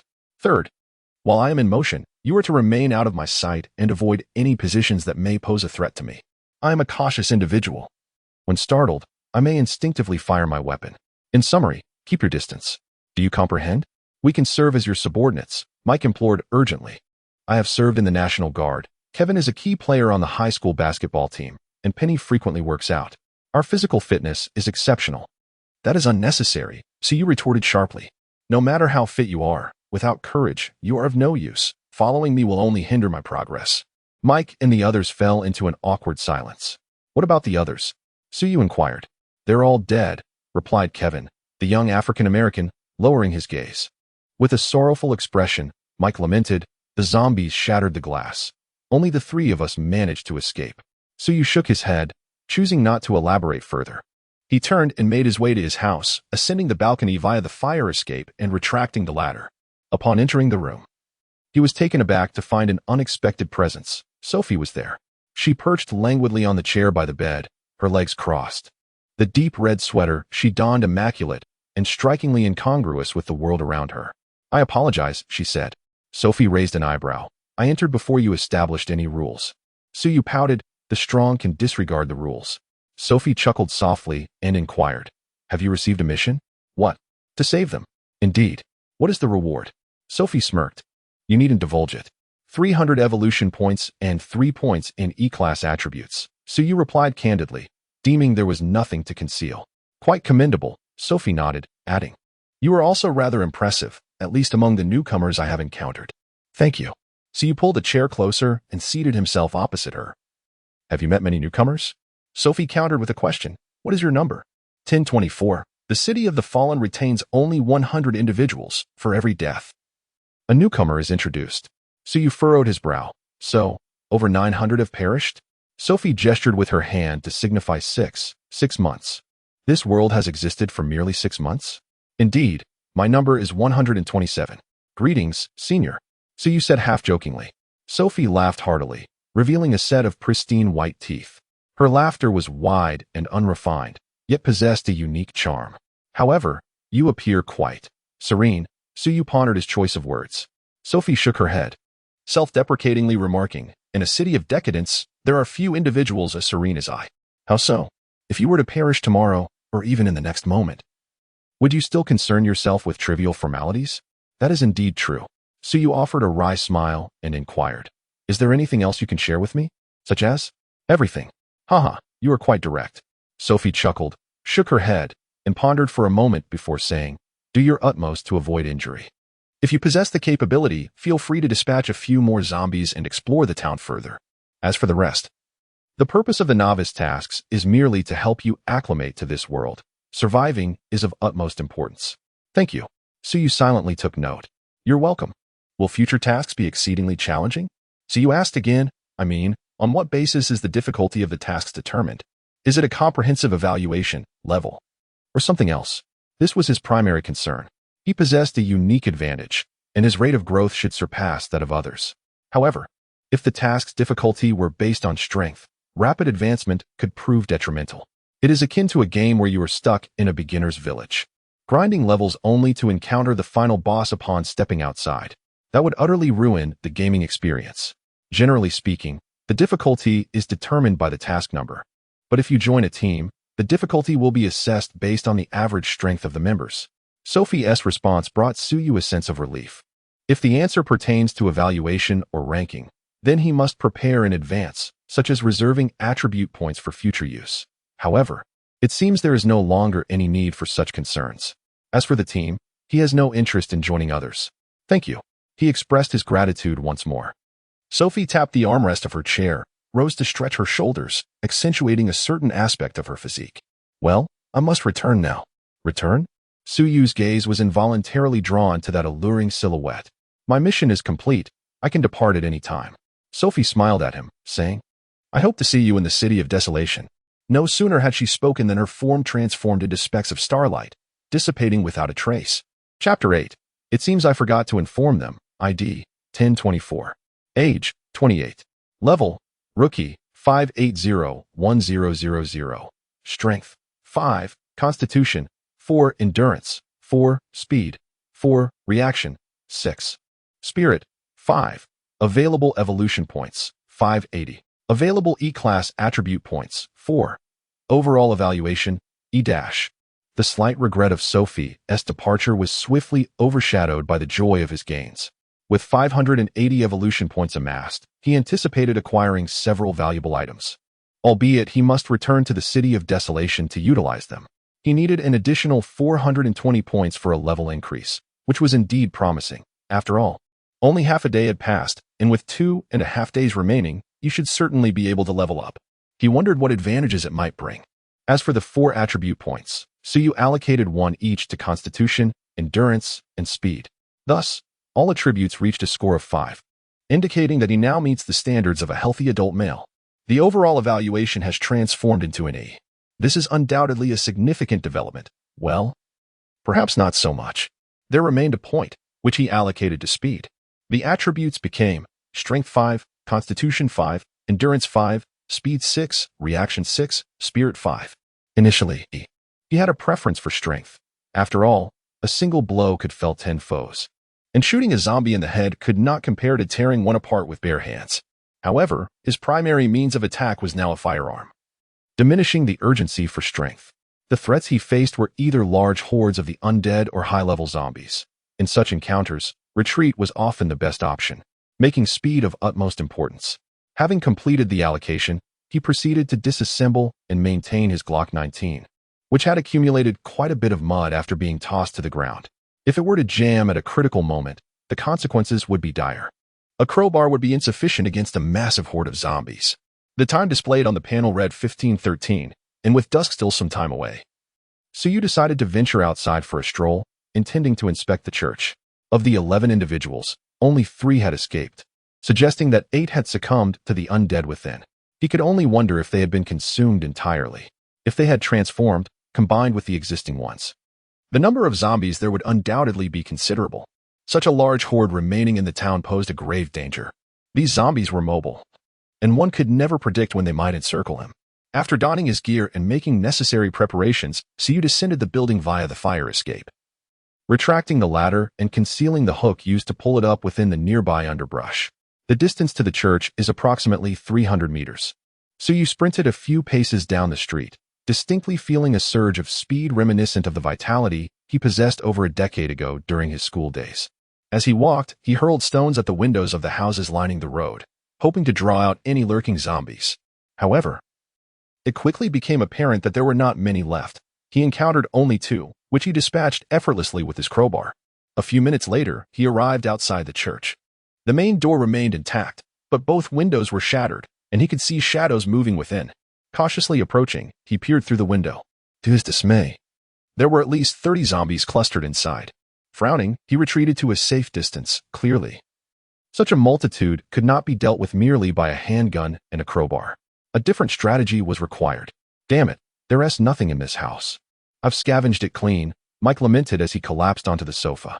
Kevin, the young African-American, suggested, we should search other houses. Mike shrugged. But we have no weapons. What do we do if we encounter zombies? Hey, look, he is coming out. Penny exclaimed excitedly, spotting Suyu through the window. So what? Do you think his house might have food and water? Penny fixed her gaze on them. Mike pursed his lips. Don't entertain such thoughts. He would definitely shoot us. I can feel it. But we have no food or water. We can't last much longer, he added. He said not to approach that house, Kevin reminded. What are you afraid of? He.S. not here. I just found a ladder in the backyard, Penny replied. Kevin shook his head, exclaiming, no. Listen to me. Penny stated earnestly, let us venture inside. If there is little to no food, we shall pretend this never occurred. However, if provisions are plentiful, we shall take them all and seek refuge elsewhere. You've lost your mind, Mike replied, licking his parched lips, uncertainty etched across his face. Penny gritted her teeth, declaring, I would rather perish by his bullet than by the jaws of a zombie or succumb to thirst. He saved us. Kevin retorted, so what? Penny snapped back fiercely. He denied us entry, fully aware of our thirst and hunger, defenseless as we are, yet he showed not an ounce of compassion. Moreover, he struck me. I've had enough. Kevin abruptly stood, his frustration palpable. I am truly fed up. You lack the courage to confront the zombies, the resolve to protect your companions. Yet you contemplate stealing from the very man who rescued us. He was once unarmed as well. We all witnessed him crush a zombie's skull with a mere stone. Associating with you has been the gravest mistake of my life. With that, Kevin strode purposefully toward the door, just as he was about to turn the handle. Penny seized a chair and struck him forcefully on the back of the head. The young black man cried out, collapsing to the ground. "What are you doing?" Mike exclaimed. Startled, "We cannot allow him to leave," Penny cried, frenziedly continuing to strike Kevin with the chair. "He will betray us, and then we are doomed." "But, no buts. Come help me at once." As Kevin regained his senses, he shielded his head with his hands and struggled to rise. Penny, filled with anxiety, shouted, "Are you trying to die? Stop acting like a coward." Cursing under his breath, Mike gritted his teeth and joined the fray, charging forward to deliver a flurry of kicks to Kevin's head. The two fought fiercely for over 10 minutes, until Kevin gradually fell still. Mike crouched down, trembling as he extended his hand to touch Kevin's neck. He was dead. Good heavens. We've killed someone. Enough. Penny laughed nervously. There are no police here, nor any FBI agents. The two collapsed onto the ground, panting. Penny commanded, "You go fetch the ladder." "Do we really have to?" Mike hesitated. "Do you want to die of thirst?" Penny shot him a glare, loosening the two buttons on her blouse, enticingly suggesting, "Just think. He must have gathered a wealth of valuables after all this time. Once we get our hands on them, we can find a place to hide and live in our own little world." Reluctantly, Mike swallowed hard and stood up. "It's just in the backyard. I know the place," he replied, unsteadily making his way to the rear of the house. As he cautiously opened the back door, peering out for what seemed an eternity before daring to step outside, Penny shook her head in disdain. What a fool. With a sigh, she lay back on the ground. At that moment, less than 5 meters away, the lifeless Kevin suddenly opened his eyes. Yet those eyes bore no distinction between pupil and sclera. Engulfed entirely in a crimson hue, he slowly sat up, gradually twisting his head to gaze at Penny on the ground, his visage transforming into a grotesque mask. Then, he suddenly lunged toward her. Meanwhile, Sophie, who had returned to the fallen city, furrowed her brow. It seemed she had forgotten to inform them that even without being bitten, death would still lead to becoming a zombie. Chapter 9. The fiery assault on the church. Suyu resolved to employ fire. It was the most viable solution he could conceive, both practical and effective. A few Molotov cocktails would suffice. The town still had numerous automobiles, making gasoline readily accessible. He merely needed to gather some glass bottles. As he meandered back, he rummaged through the trash bins along the way, carefully selecting and ultimately discovering around 10. Yet, he required a plastic hose. He had seen one in the previous garage, the very place where Mike and his companions had taken refuge. What could those three be up to? Surely they weren't still hiding inside. Upon returning to his residence, he circled to the rear and found a hook in the grass, pulling down the fire escape ladder and cautiously ascending to the upper floor. After a thorough inspection, he noted that the few discreet markings he had left remained undisturbed. Quite obedient, indeed. Suyu nodded in satisfaction. He had no desire to take a life unnecessarily. After all, killing a human was a different matter than exterminating zombies. After a brief respite, he descended and crossed the street, poised to knock on the door when he sensed something amiss. A faint metallic scent permeated the air. The stench of blood. He drew his handgun and pressed his ear against the door, faint and peculiar sounds emanating from within. It resembled some creature gnawing and chewing. What on earth? He crept to the adjacent window, peering through the glass. As his eyes adjusted to the light within, he was seized by an unsettling chill. Inside the room, 3 individuals were entangled in a frenzied bite. The young African-American boy and Mike were pinning Penny to the ground, behaving like wild beasts, one gnawing at her upper body while the other feasted upon her lower limbs. Yet, Penny on the ground seemed utterly oblivious to the pain, indulging in her delight as she clung to Mike's arm. The scene was drenched in blood, eerie and terrifying. So he was taken aback. What was unfolding before him? Was it self-sufficiency? How had it devolved into such a grotesque transformation? He was at a loss, sighing as he shattered the glass with the butt of his gun, seizing the moment of their bewilderment to fire a shot that struck Mike in the head. This towering figure, muscular and imposing, had been a coward in life, but undoubtedly posed the greatest threat in his mutated state. Kevin, with his blood-soaked maw, roared and charged at him, abandoning Penny. So you fired 3 shots, bringing him down. Meanwhile, Penny struggled on the ground, crawling toward him. Her entire body was stained crimson, one leg was gnawed to the bone, her intestines trailing grotesquely behind her. A sight most pitiful. With a flicker of compassion, Suyu raised his gun, aimed, and executed a headshot. 3 luminous orbs appeared in succession, entering the house, He carefully avoided the bloodstains, suppressing his nausea as he collected the orbs. E-grade attribute potion. E-grade attribute potion. E-grade attribute potion. Suyu was astonished. Did it mean that those who transmigrated were guaranteed attribute points upon mutation? Then, there were 8 more inside the church. Suyu suddenly felt his heart skip a beat. The 3 attribute points were allocated to strength, speed, and reflexes. His attributes transformed to strength 6, constitution 5, endurance 5, speed 7, reflexes 7, spirit 5. The further enhancement of his physical prowess instilled Suyu with a greater sense of confidence regarding his upcoming endeavors. Even in the face of unforeseen circumstances, a hasty retreat would pose no difficulty. He made his way to the garage, retrieved a flexible plastic hose, and took along a 5-gallon fuel can before departing from the infernal confines of the dwelling. Upon reaching the street, he pried open the fuel cap of an SUV with a crowbar and inserted the hose. Placing the other end into his mouth, he drew a couple of vigorous breaths, allowing the pale yellow gasoline to flow forth. With a spitting sound, Suyu expelled a few mouthfuls of saliva and connected the hose to the fuel can. The 5-gallon container was nearly half full. He repeated the process with a second vehicle, filling the can to the brim, carrying the fuel can back to his residence. He ascended the stairs and tore a piece of curtain from his room. He then set to work on the grassy expanse outside, wary of the potential for disaster should he attempt this indoors. After shredding the curtain into slender strips, he poured gasoline into a glass bottle, filling it approximately 2/3 full. One end of a fabric strip was inserted into the bottle's mouth, leaving a portion protruding, while another strip was used to seal the opening. Thus, a rudimentary incendiary device was crafted. Although he had discovered materials for creating Molotov cocktails within the house, the process was overly complicated, necessitating the use of a pot for cooking. Moreover, with the watchful eye of the harmonizing deity upon him, those in the know understood the implications. Suyu carefully stowed 10 of the incendiary devices into his backpack. Glancing at the time, he noted it was 16:22. With over an hour remaining until dusk, ample time indeed. With the incendiary devices slung over his shoulder and the fuel can in hand, Suyu positioned himself outside the church, crouching low as he cautiously edged closer, maintaining a distance of over 10 meters. Uncertain whether it was due to having satisfied his hunger, the zombies within remained eerily quiet. Suyu meticulously arranged a series of Molotov cocktails on the ground, igniting each with a lighter. Taking a deep breath, he sprang into action. He seized 2 and hurled them inside. Crash! One shattered successfully, igniting the gasoline within. The other struck a zombie, falling to the ground with a dull thud, unbroken. Too densely packed. The previously tranquil zombies seemed suddenly activated. Drawn by the sound of shattering glass, they swiftly converged on the point of impact, only to be repelled by the flames that erupted.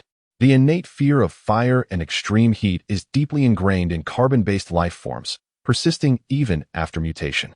Seizing the opportunity amidst the chaos, Suyu threw 2 more Molotov cocktails towards the lower sections of the windows. The flames rapidly sealed the openings, causing several zombies attempting to climb through to retreat in terror. 6 remained. He hurled all remaining cocktails into the fray, yet 2 still did not shatter. Nevertheless, it sufficed. The inferno within had ignited.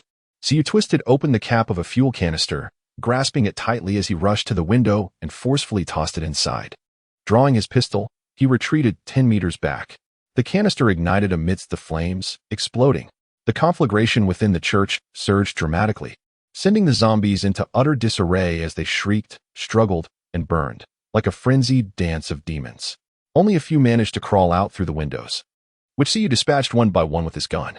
After several minutes, no more zombies emerged, and by this time, flames had leapt from the windows and roof. A thick, acrid stench wafted through the air, carried by the heat waves. Success.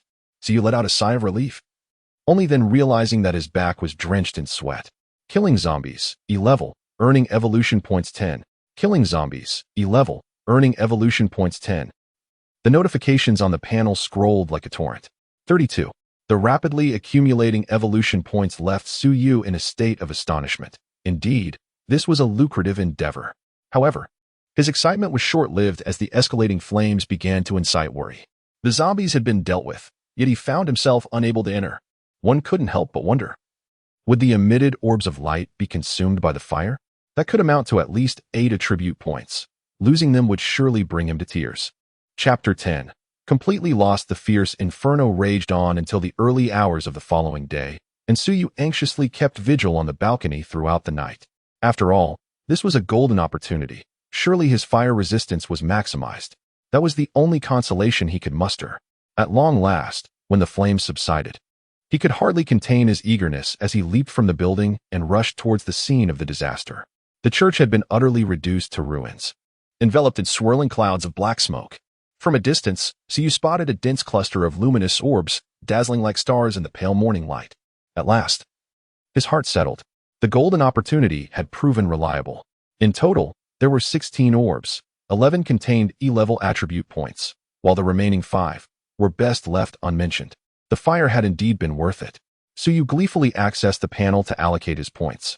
His current attributes were Strength 6, Constitution 5, Endurance 5, Speed 7, Reaction 7, and Spirit 5. After careful consideration, he raised all attributes, except for Spirit, to 8. It is not that he possesses any obsessive tendencies, but rather that after experiencing this day, he has come to believe that holistic development is the true path to mastery. Strength dictates the potency and explosiveness of close combat, while physique determines resilience and recovery capabilities. Stamina influences endurance, and speed ensures safety. The significance of reflexes is self-evident. In the midst of battle, life and death often hinge on mere seconds, or even fractions of a second. Clearly, none of these aspects can be overlooked. After all, this is not a game.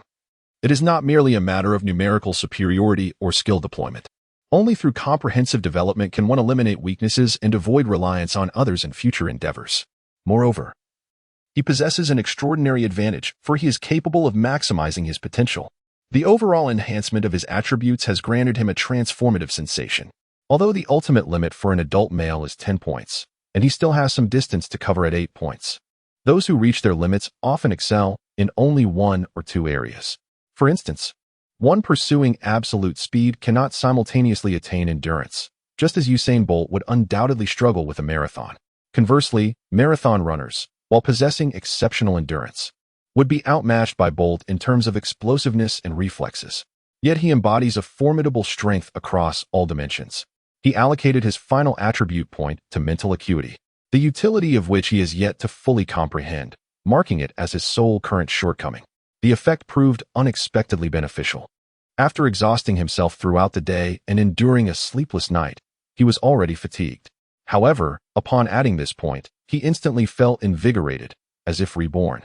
Discovering this newfound utility, he may consider reserving some attributes for critical moments in the future. Upon completing the allocation, the values displayed on his interface underwent a significant transformation. ID: 1024, age: 28, level: Novice, 950-1000, Strength, 8, Constitution, 8, Endurance, 8, Speed, 8, Reaction, 8. Spirit, 6. Note: 5 points represent the average normal value for an adult male, while 10 points denote the maximum attainable limit. Skills: Basic firearm proficiency, others are minimal. Available evolution points: 950, Blunt weapon proficiency, Beginner, 45-100. Overall evaluation: only 50 points remain until the next upgrade. Slaying 5 zombies will suffice. As noon approached, Suyu traversed the desolate streets, persistently hurling stones into the ruins that lay scattered about. This area marked the easternmost edge of the town, clearly ravaged by artillery fire and incendiary devices, presenting a scene of utter devastation and desolation. Prior to this, he had thoroughly scoured the other parts of the town, successfully locating a considerable amount of supplies, yet not a single zombie had been encountered. Could they have vanished entirely? Suyu felt a twinge of irritation. He was merely 5 zombies away from leveling up, yet none appeared. Where was the promised apocalypse? Surely, the novice tasks should not be so lenient. Dinner time. Your takeout has arrived. He bellowed into the street. After tossing 2 more stones, he finally spotted 2 zombies emerging from the debris ahead. Overjoyed as if reuniting with long-lost kin, he shouted and charged toward them, unarmed and unafraid. As 2 corpses swiftly approached, Suyu summoned strength in his right leg, leaping into the air and delivering a graceful sidekick that sent 1 zombie flying. Upon landing, he deftly sidestepped to avoid the embrace of another. With a slight bend of his body, he unleashed a powerful uppercut, his fist piercing through the zombie's flailing arms and crashing like a cannonball against its jaw. The creature's head snapped back violently, several teeth exploding from its mouth, as it momentarily suspended in midair before crashing heavily to the ground.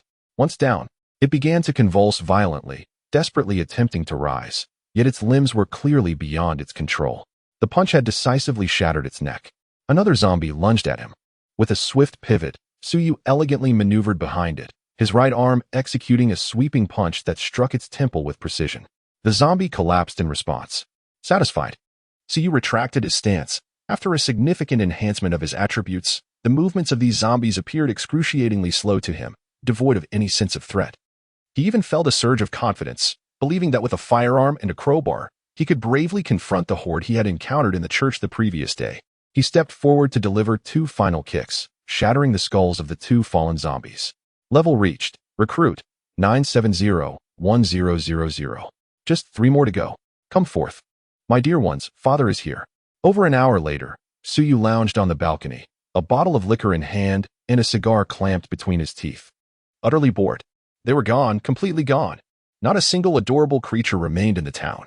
With 970 evolution points, subtracting the 300 points assigned by the task and the 110 points contributed by teammates, it turns out that there are merely 56 zombies in the entire town. If every teammate were to exert their utmost effort, it would still mean that one could barely acquire even 5. Truly a novice task. Consequently, an overwhelming sense of tedium ensued. Without electricity, internet, mobile phones, games, or even the delightful company of charming young ladies. With just a day and a half remaining, how would one pass the time? Perhaps a stroll outside? A sudden thought ignited within him. As this notion emerged, Suyu felt as though a tiny kitten's paw had nestled in his heart, incessantly scratching, increasing the itchiness within. Although Sophie had advised him not to leave the town, she remained oblivious to his hidden advantage. He resolved not to venture far, merely to explore the vicinity, level up, and return. Even if he encountered a high-level zombie, could he not escape?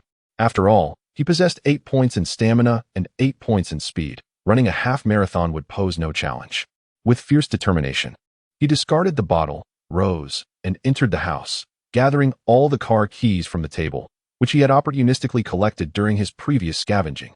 Let fate decide. According to the display on his panel, it had been 8 months since the outbreak of the crisis. Logically, the vehicles in the town should no longer be operational. However, if he could locate a functioning car, he would be free to roam. Chapter 11. Heeding advice, the roar of the engine shattered the silence of the apocalypse. Suyu rode leisurely on his Harley, navigating the desolate streets. While none of the cars in the town could be started, who said motorcycles were not vehicles? It appears that fate has indeed conspired to grant him a taste of freedom. Suyu possesses few admirable qualities, save for his propensity to heed advice. The apocalypse, a cataclysm for humanity, has become a veritable celebration for flora and fauna alike. The wild grass by the roadside has grown waist-high, and one can occasionally catch a glimpse of rabbits and wild boars, a vibrant life force pulsating amidst the desolation. For his next mission, he is resolute in acquiring a hunting rifle and a complete barbecue set. Watching a plump rabbit vanish into the underbrush, Suyu swallowed hard.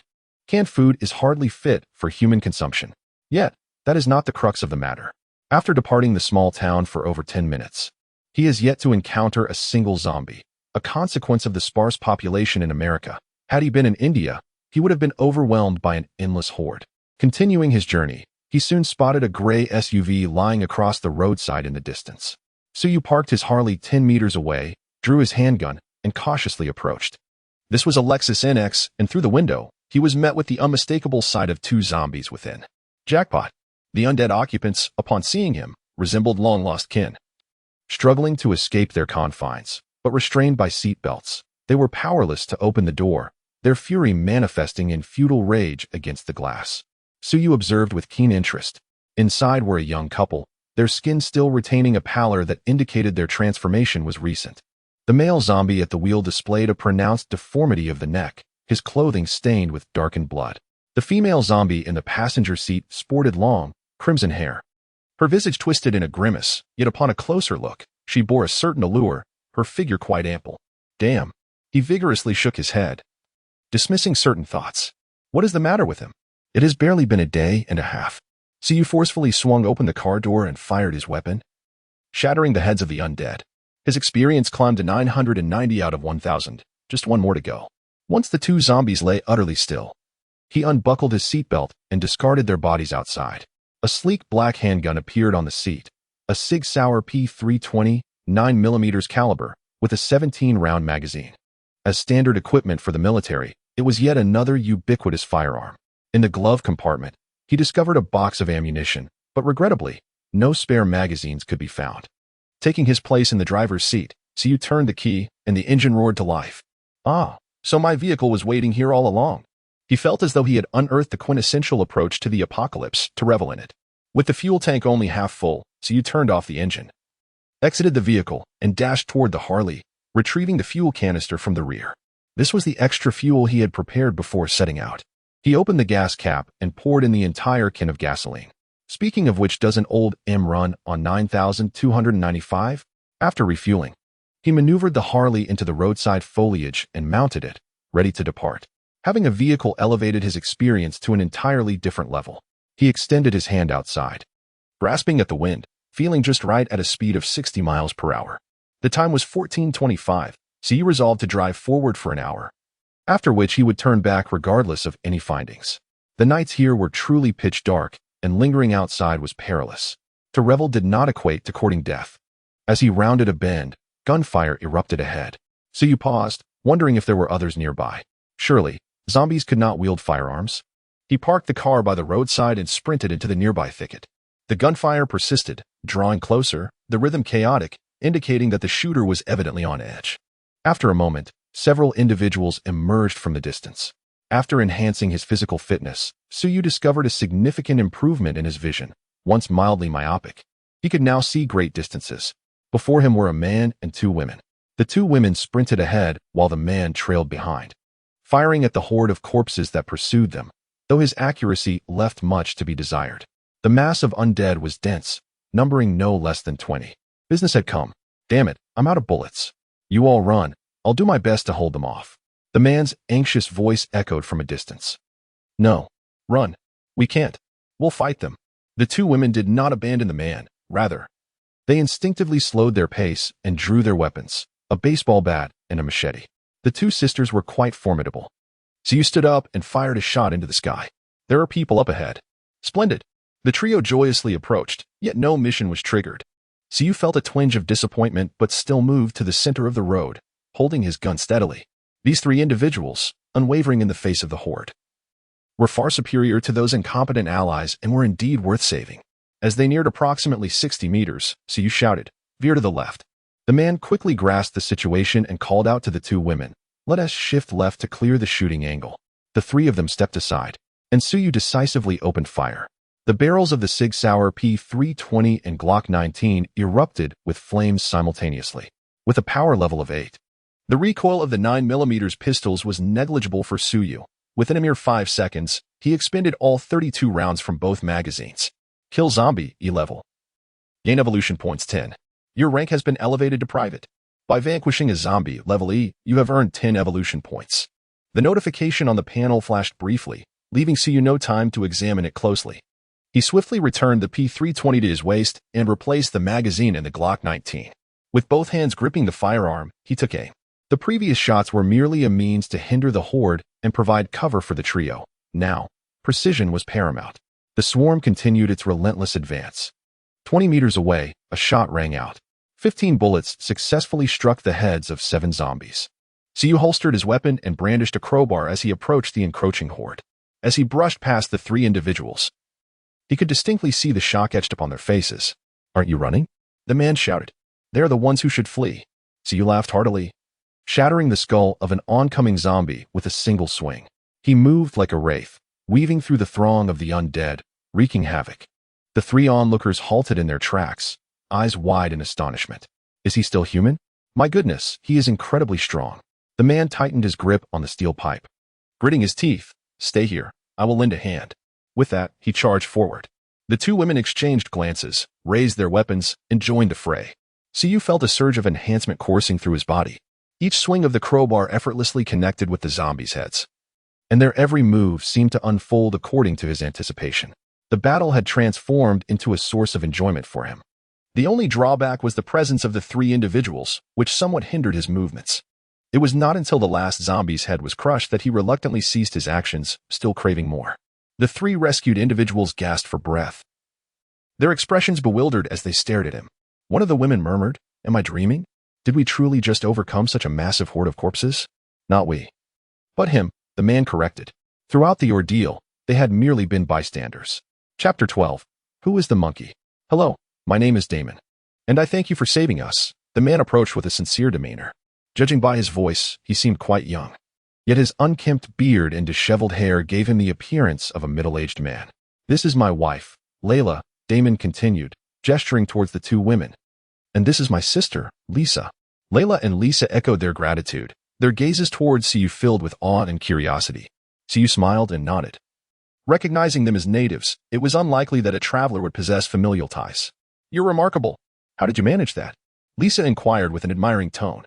She appeared to be in her early 20s, tall, and sporting a chestnut bob. "I was once a soldier," Siyu replied nonchalantly. "Were you a Navy SEAL?" Lisa excitedly pressed, "Ordinary soldiers can't achieve such feats." "Something like that. Where are you headed?" Siyu deftly shifted the topic. Lisa fell silent.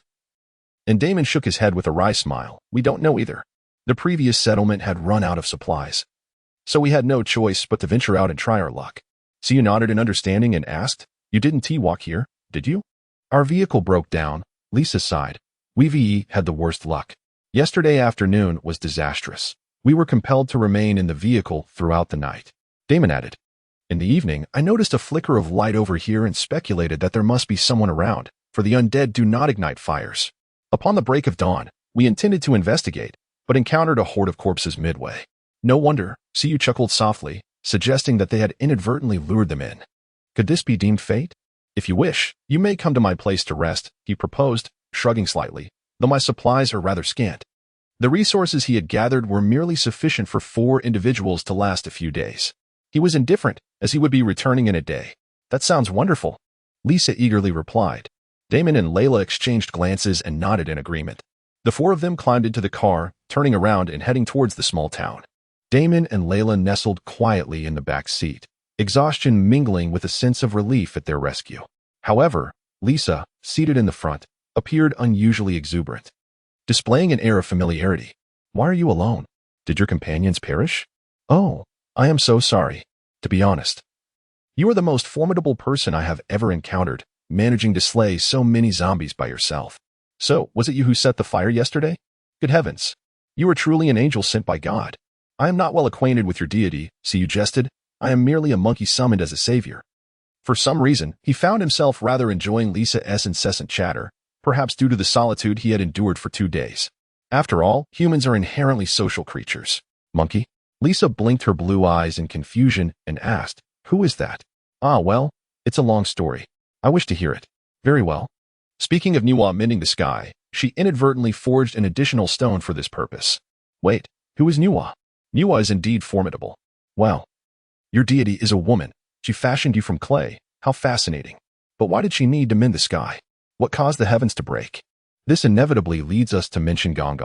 Gong. "Yes, Gong. I see. It appears that the deities on your side possess quite the temper as well. Now, let us return to the topic of the monkey." The joyous laughter within the vehicle spilled through the windows, echoing across the desolate wasteland. In the back seat, Damon held Layla a little tighter, embracing her with laughter. Upon returning to the small town, Siyu reserved a day's worth of rations for himself, bestowing all surplus supplies upon Damon. "I truly do not know how to express my gratitude." Damon's eyes glistened with emotion, overwhelmed by the gesture. "Over the past 8 months, we have encountered numerous individuals, and they..." Siyu chuckled softly and patted his shoulder, understanding the struggles this man faced alongside his wife and sister during the apocalypse. "As for firearms and ammunition, I am unable to provide them to you at this time." Damon nodded in acknowledgement. "I understand." "Very well, find a place to rest. I have cleared the town of zombies, and it is quite safe." Waving farewell to the 3, Siyu proceeded to his own home. While he was willing to rescue others, he had not yet reached the point of inviting them to stay with him. Ascending to the 2nd floor, he dutifully stowed away the fire ladder before returning to his room. Stretching languorously, he reclined on his bed. Ah, the comfort of the bed. He directed his thoughts towards his status panel. ID: 1024, age: 28, rank: private, 1223,000, rank bonus, all attributes 1. Permission: D. Strength, 8, 1. Constitution, 8, 1. Endurance, 8, 1. Speed, 8, 1. Reaction, 8, 1. Spirit, 6, 1. Skills, basic firearm proficiency, others, minor. Available evolution points, 1220. Available E-class attribute points, 3. Blunt weapon proficiency, novice, 68-100. Overall assessment, E. Note: you are now a competent warrior. This was the source of his newfound strength. He had leveled up. Transitioning from a rookie to a private, the benefits included an increase of 1 to all attributes, though the utility of the D-level permission remained a mystery, to be unraveled upon his return to the fallen city. Over 20 zombies had yielded 3 additional attribute points. Without hesitation, he allocated 1 point each to strength, speed, and reaction. After the adjustments, he felt no immediate changes, yet his body sprang effortlessly from the bed. Stretching his limbs, he sensed an explosive vigor coursing through him. With the enhancement from his rank, his strength, speed, and reaction had reached the pinnacle of human capability. What does this signify? To illustrate concretely, his strength can be likened to that of the weightlifting champion Liu Huanhua, who has just set a world record with a lift of 232 kilograms. With a mortal physique, he can hoist nearly 500 pounds, rivaling the divine. His punches could compete with those of a peak Mike Tyson, and his running speed might very well match that of Usain Bolt. Should he return to his former world, he would undoubtedly be considered superhuman, save for the absence of his underwear worn over his clothes. Of course, if he were to face these titans in a contest of strength, he would most likely suffer a humiliating defeat. After all, although he possesses exceptional physical attributes, he lacks the requisite skills. So you sighed in discontent. Apart from his proficiency with basic firearms, he had yet to uncover another useful skill. Was it due to the low level of the zombies? Outside, Lisa's voice called out, "Reinforcements! Help from the monkeys! Are you there?" So he made his way to the balcony and saw the girl had changed into a new outfit, a loose t-shirt paired with snug jeans radiating youthful exuberance. "What's up?" Lisa tilted her head back, flashing a bright smile that revealed her pearly whites. "We would like to invite you to dinner." Chapter 13. A new mission. So you returned to his room to grab a bottle of champagne and leapt directly from the balcony. "We have found a house equipped with a rainwater collection system," Lisa exclaimed joyfully, her hair damp and clearly freshly washed. Previously a bit dusty, she now appeared refreshed and even more radiant. The thought of bathing made Siyu feel an itch, as he had not bathed in 2 days. "Do you need to wash up?" Lisa kindly offered. "Sure." Siyu, not one to be overly sentimental, readily agreed. Following Lisa, he entered their dwelling and pushed the door open, revealing Damon and Layla busily engaged in the kitchen. "Thank heavens." Layla smiled at him, saying, "This house uses gas, so we no longer have to eat cold canned food. The bathroom is just behind you. By the time you finish your shower, dinner should be ready." Damon, clumsily assisting nearby, had shaved his beard, making him nearly unrecognizable and somewhat handsome. Siyu smiled in gratitude, unable to deny the remarkable adaptability of the indigenous people, in stark contrast to his own reliance on canned goods. "I apologize for the lack of hot water. We could only find 1 clean towel," Layla added, blushing slightly as she led Siyu to the bathroom, and then shyly offered, "If you don't mind, you can use my toothbrush. It's this one." Thank you very much." Once Lisa left, Siyu closed the door and removed his clothes, pleasantly surprised to find that his once prominent belly had entirely vanished, replaced by a well-defined set of six-pack abs. No wonder his pants felt loose. He admired his physique in the mirror, muscular yet proportionate, his upper body exhibiting a distinct inverted triangle that radiated latent strength. After a refreshing shower, he found Damon and his family waiting for him at the dining table. "I apologize. It's all made from canned goods," Layla said with a hint of regret. "It looks wonderful." Taking a seat, Siyu scooped a spoonful of tomato beef into his mouth, savoring it with a sigh of delight. "It's fantastic. Thank you for the dinner." "The gratitude should be directed towards us," they replied. Layla chuckled. "This is all thanks to you." After finishing their meal, the 4 of them reclined on the sofa, sipping champagne and engaging in light conversation. "What are your plans?" Siyu casually inquired. "Well," Damon hesitated for a moment before speaking. "Actually, we came across a farm, but unfortunately it is infested with zombies." "A farm?" Damon nodded. "You know, farms typically have rainwater collection systems, biogas pits, and solar panels, which can allow for a degree of self-sufficiency. And there are cows." Lisa exclaimed with longing. "I at least saw 2 cows." "So, do you wish to go to that farm?" Siyu asked. "We can't manage that on our own." Damon shook his head. a glimmer of hope in his eyes. I want to provide Layla and Lisa with a stable life, but unfortunately, I lack the capability. What is the situation inside? Are there many zombies? Suyu asked after taking a sip of champagne. Damon, with a hint of trepidation, replied, very many, far too numerous to count. Suddenly, a message flashed across the screen. Mission triggered. Safe haven.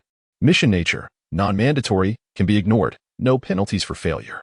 Mission content. Assist Damon's family in reclaiming the farm from the zombies, ensuring all 3 survive. Mission reward. Evolution points 3000. D-grade free attribute points 2.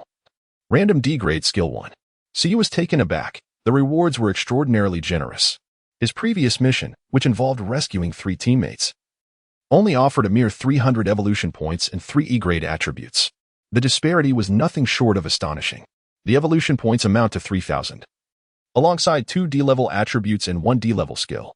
It is essential to understand that E-level attribute points can only enhance attributes up to 10. Beyond that, one must rely on D-level enhancements. As for the D-level skill, even the basic proficiency in firearms is merely E-level.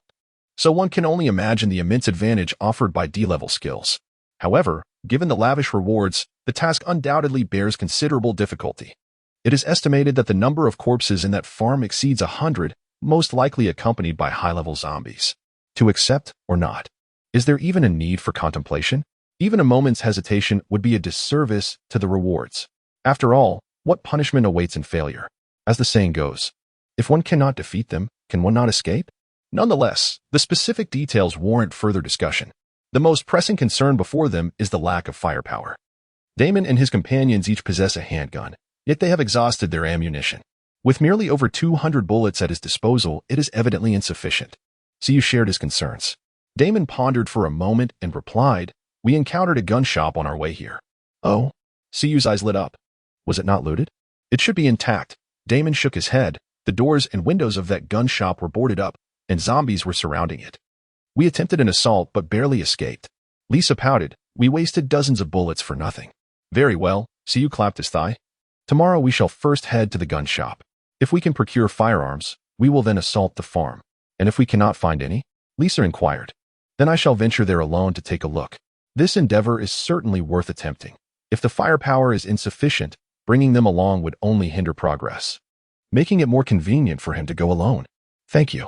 Damon sincerely remarked, in truth, you need not take such risks. Suyu chuckled.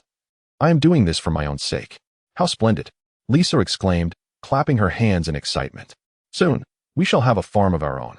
At that time, we can cultivate crops, raise cattle, and even hunt.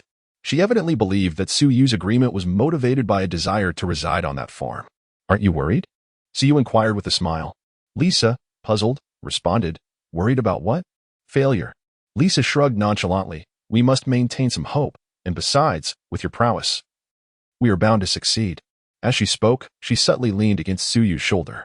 The girl's warmth permeated through the delicate layers of fabric, rendering Suyu somewhat uneasy. There is a hint of fragrance. Oh, the bathroom must contain perfume. The natural scent of Europeans can indeed be quite pronounced.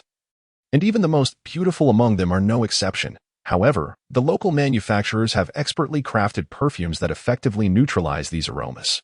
Meanwhile, Damon and Layla remained oblivious. Layla reclined on Damon's lap, daydreaming about their future life on the farm, while Damon beamed at them with an affectionate smile. Well, it seems that these foreigners truly have a different perspective. So he pondered to himself that if his sister were to display such intimacy with a man she had only met for a day, he would undoubtedly struggle to accept it, even if the individual were a formidable figure. Very well, let us retire for the night. We shall commence our endeavors at dawn. Suyu stood up with an impassive demeanor, disregarding the disappointment reflected in Lisa's eyes, and bid farewell to them. Chapter 14. In this world. There are no ifs. Early the next morning, the 4 of them commenced their actions. Damon located the connecting cable and used Suyu's SUV to bridge the gap, while he flagged down a pickup truck to carry Layla, who led the way. Lisa remained seated in the passenger seat beside Suyu. Yet this young woman appeared significantly quieter than the day before, as if preoccupied with her thoughts. There was a hidden Harley here, if you're interested. You may ride it away in the future, Suyu informed Lisa while passing the place where they had changed vehicles. He had developed quite an affection for that motorcycle. A Harley? Lisa's interest was piqued instantly. What model? FXSTB Night Train, Suyu replied effortlessly, thanks to his expertise in motorcycle riding. Oh, that is my favorite bike. Did you know? In Resident Evil 2, Claire rides that one. You play Resident Evil 2? Yes, but unfortunately, I lack Claire's abilities and often find myself holding back my brother. Lisa responded softly, a hint of melancholy in her voice. You were doing quite well. Really? Indeed. You did not abandon your brother yesterday. But without you, we would surely have perished. There are no ifs in this world, Suyu said with a smile. Thus, you are alive and well now. If Lisa inquired softly, if we take that farm, would you stay with us? She turned her head, her eyes glimmering with anticipation. No. Suyu replied with unwavering resolve. Lisa blinked. Why? I want to be staying here for long. Why? Lisa softly repeated. It's hard to explain, Suyu shrugged. I'm sorry. Once again, silence enveloped the vehicle. Over an hour later, they arrived at the town housing the gun shop. They parked the car more than 100 meters away, turned around, and disembarked to prepare their gear. Suyu zipped up his leather jacket and donned his helmet. Damon and the others also put on their thick outer coats, securing magazines with tape around their forearms. Damn, there weren't this many last time. Damon remarked as they approached and saw the horde of zombies gathered outside the gun shop. The sight was daunting, no fewer than 50 of them. They must have been attracted by the gunfire last time. Layla's face turned pale. This is actually good news, Suyu chuckled. The zombies in town have all converged there. So we needn't worry about being surrounded. With that, he leaped onto a nearby car for a closer inspection, relieved to find no unusually shaped zombies among the throng.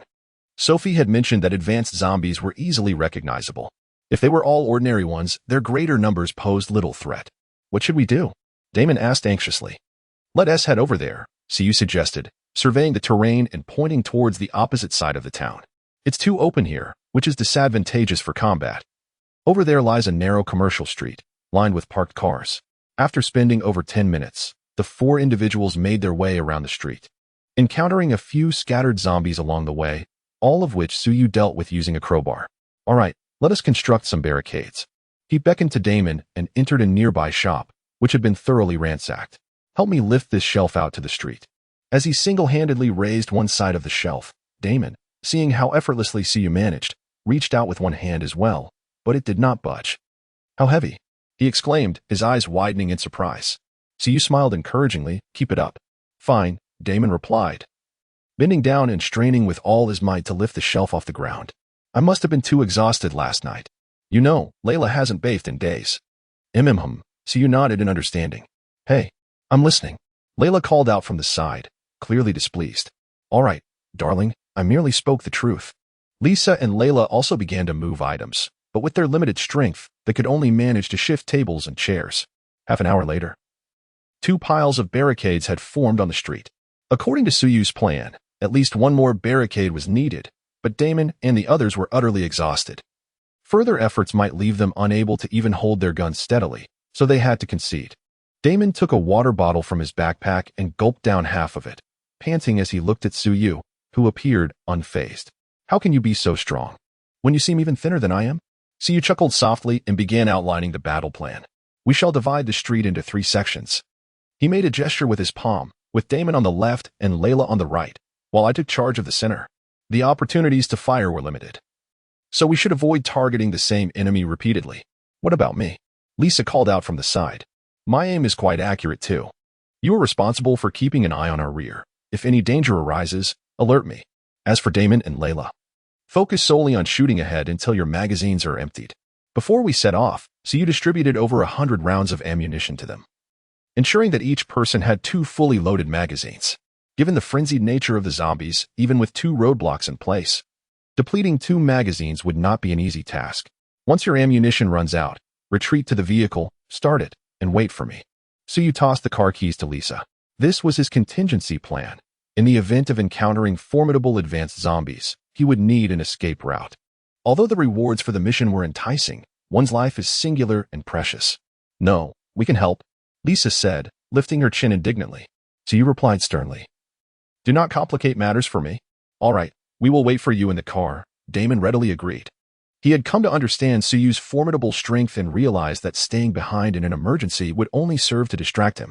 Is there anything else you need to convey? Aim carefully. Suyu shrugged and asked with a smile, Are you ready? Damon glanced at his wife and sister, then nodded resolutely. Let's go. Very well, it begins now. Suyu picked up a stone by the roadside and threw it forward. with a force of 10. The stone soared like a cannonball, traveling over 20 meters before shattering the windshield of a car parked on the street. The sound of breaking glass resonated throughout the small town. The horde of zombies gathered outside the gun shop turned in unison. Their grotesque faces contorted as they emitted a chilling roar, akin to the sounding of a battle horn. Mere seconds later, a dense wave of corpses surged into the street, causing the very ground beneath them to tremble. It was a spectacle beyond imagination. Siyu whistled, raising his twin pistols and pulling the triggers. Damon and Layla's firearms followed suit, unleashing tongues of flame.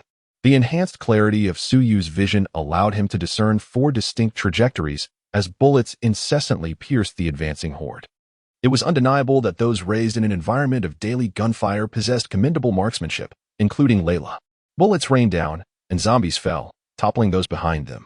Some struggled to rise, only to be mercilessly trampled by their companions. The horde continued to advance in chaotic frenzy. Lisa, clutching her gun, incessantly glanced from side to side, her slender shoulders quivering uncontrollably. Chapter 15. The Raven's Curse. Siyu swiftly emptied the magazines of both pistols and began reloading. Damon, wielding AP-320 as well, shared a magazine with Suyu, enabling him to reload both of his weapons. The horde had now approached the first line of barricades. Zombies were being felled continuously. Yet others pressed forward relentlessly, trampling over the bodies of their fallen comrades, using hands and feet in a frenzied rush towards them. It was madness, fearlessness. Siyu found himself momentarily reflecting. If he were a general, such soldiers would undoubtedly be his favorites. The sound of gunfire echoed behind them. Zombies were approaching. Lisa, while firing her weapon, screamed with all her might, seemingly attempting to alleviate the terror that gripped her heart. Siyu turned to glance back and saw 5 zombies charging towards them, a number evidently beyond Lisa's capacity to handle. He swiftly redirected his aim, dispatching 3 of them with precise headshots, while the remaining 2 fell before Lisa's gunfire. The girl spoke no falsehood. Her marksmanship was indeed commendable. The horde surged forward, breaching the second line of barricades, now merely 20 meters away. Noticing that no further zombies were advancing, Lisa approached his side, ready to fire. But Siyu pressed her down. Say the bullets. We need to cover your retreat. This was no mere game where one could simply reload by pressing a button. In such dire circumstances, an empty magazine was just that, empty. Damon halted his shooting, exclaiming, I am out of bullets. Me too, cried Layla. You all must leave now. Be careful. Damon and Layla swiftly drew their melee weapons and retreated decisively. However, Lisa hesitated. Siyu grasped her shoulders and shouted, Don't make me hit you. Go quickly. Fire a couple of shots as a signal once you're in the vehicle, then I'll wait for you inside. Lisa clenched her teeth and turned away. Siyu expended the last few rounds in his gun. The horde still numbered around 30, though nearly halved, they remained a formidable and oppressive sight. Next time, I must secure some grenades. Siyu vowed silently. Firearms were woefully inadequate against such a mass assault. With the zombies now perilously close, Siyu kicked forward, sending several tables and chairs crashing down in a chaotic flurry. The narrow streets favored gunfights but proved unfriendly for close combat. Fortunately, my strength had risen to 10. Siyu smiled broadly, brandishing a crowbar as he plunged into the mass of corpses. After only piercing the skulls of 2 zombies, he found himself surrounded, the crowd pressing in so tightly that he could hardly swing his crowbar. The latent ferocity within him was fully ignited. He discarded the crowbar and resorted to wrenching the neck of the nearest zombie with his bare hands. Another zombie approached with its mouth agape, and Siyu pressed one hand against its forehead while thrusting the other into its maw. I dare you to bite, he exclaimed with fierce determination, exerting his strength until the zombie's jaw was forcibly torn away, dark blood gushing forth like a fountain. Several zombies surged forward, grasping him and gnawing at various parts of his body, but the reinforced leather of his jacket and pants withstood their bites. The biting force of humans could never compare to that of beasts, and mutation did not change that fact. Damn it, who's biting my backside? Siyu yelped in pain as he forcibly turned around, seizing the neck of the zombie that had bitten him and swinging it around to carve out a small space. He bent down and charged through the horde into a nearby shop, using brute strength to topple shelves along with several zombies. The horde followed closely into the store. Siyu grabbed one zombie, using it as a shield to push back the others, then smashed its head against the wall. He kicked another away, turned, and crashed through the side door of the shop, returning to the street. The visor of his helmet fogged from heavy breathing, prompting him to lift it. Damon and the others should have fled far by now, allowing for a detour. Being sardined with zombies was far from enjoyable. With a few running steps, he used a parked car as leverage to ascend to the rooftop. The horde of corpses relentlessly pursued him. Yet they evidently lacked Su Yu's agility and instead formed a grotesque pile beneath him. Su Yu stood in astonishment.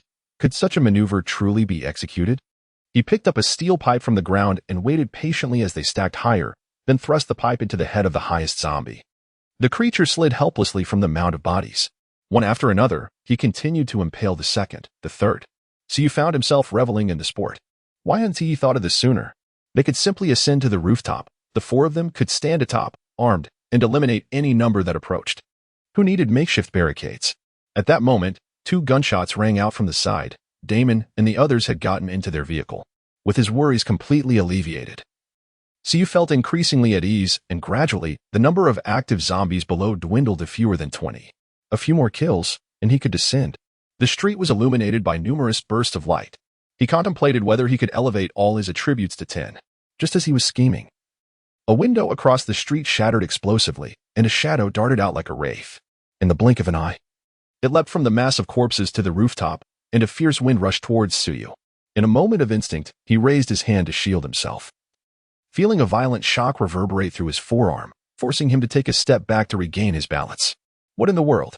The creature did not afford him a moment to react. It continued its assault, its forelimbs becoming mere blurs as they clawed at his blocking arm. In mere moments, the sleeve of his leather jacket was shredded, revealing magazines wrapped in duct tape beneath, an unyielding gift from Lisa before his departure. Suyu braced himself against the creature's onslaught, delivering a powerful kick that sent it tumbling off the rooftop.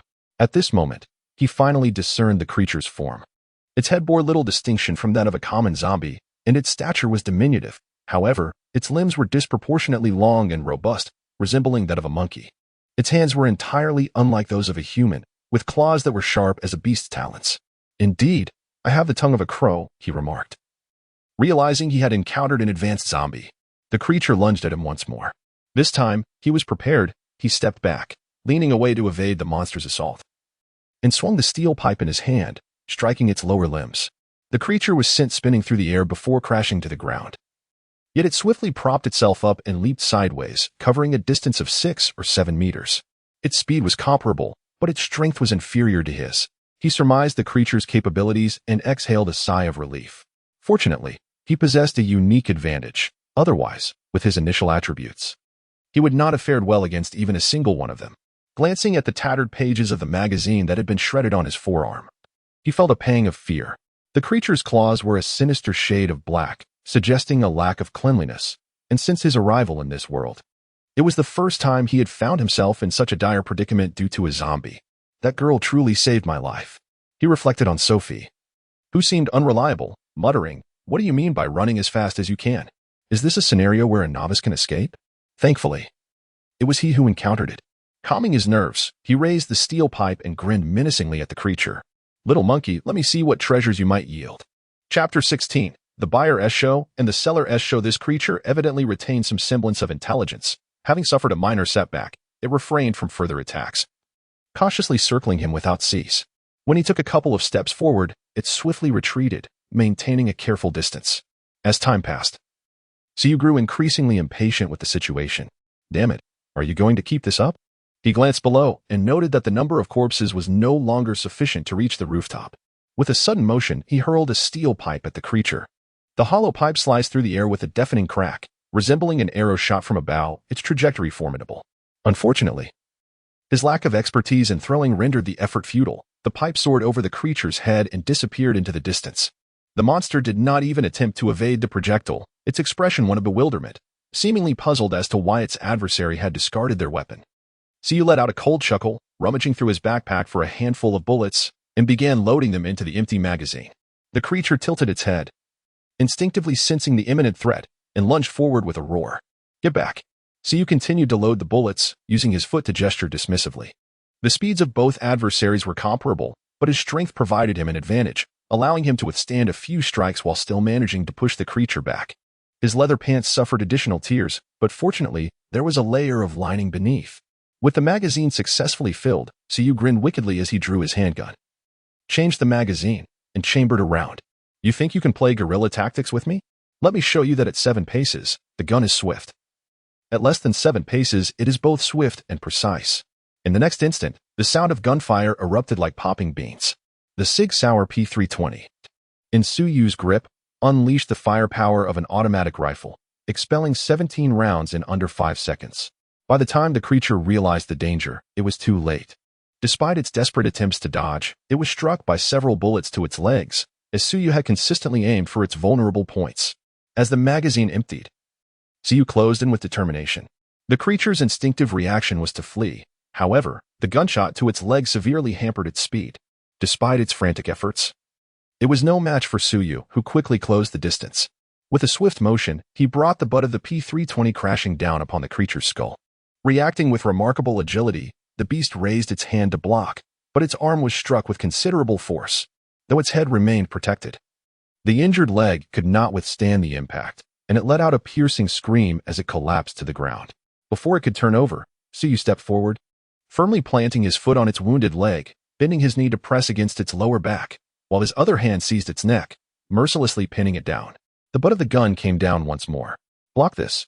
Let me see you stop another blow." The creature's skull was evidently sturdier than that of an ordinary zombie. After 5 or 6 strikes, Suyu finally cracked it open. Kill the Swift Walker, E-Class Elite, and gain 100 evolution points. The notification on the panel left Suyu somewhat speechless. Was this truly an E-Class?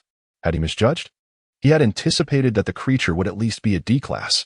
A radiant white orb emerged above the creature's corpse, capturing Suyu's attention. Unlike the previous grayish-white orbs, this one was brilliantly translucent, clearly a premium item. Skill, War Cry of the Swift. Quality, E, an auxiliary combat technique that, when activated, slightly enhances speed and reflexes. Lasting up to 180 seconds, subject to mental influence, with a cooldown period of 1 hour. Finally, a reliable skill had emerged, bringing great relief to Suyu. This is akin to bestowing upon oneself a minor enhancement, although the boost is modest and the duration fleeting. The augmentation of speed and reflexes undeniably offers substantial assistance in combat. He, having accumulated an excess of trivial skills, feels a sense of contentment. However, the notion that duration is influenced by mental state is perplexing. In a swift motion, he crushes the luminous orb, and a resounding echo reverberates within his mind, leading him to realize that his consciousness has been abruptly drawn into an extraordinary realm. This space is devoid of terrestrial anchor, a void of nothingness, save for a solitary lightning symbol suspended in mid-air, radiating a celestial glow. Could this be the fabled sea of consciousness? Or perhaps a skill tree?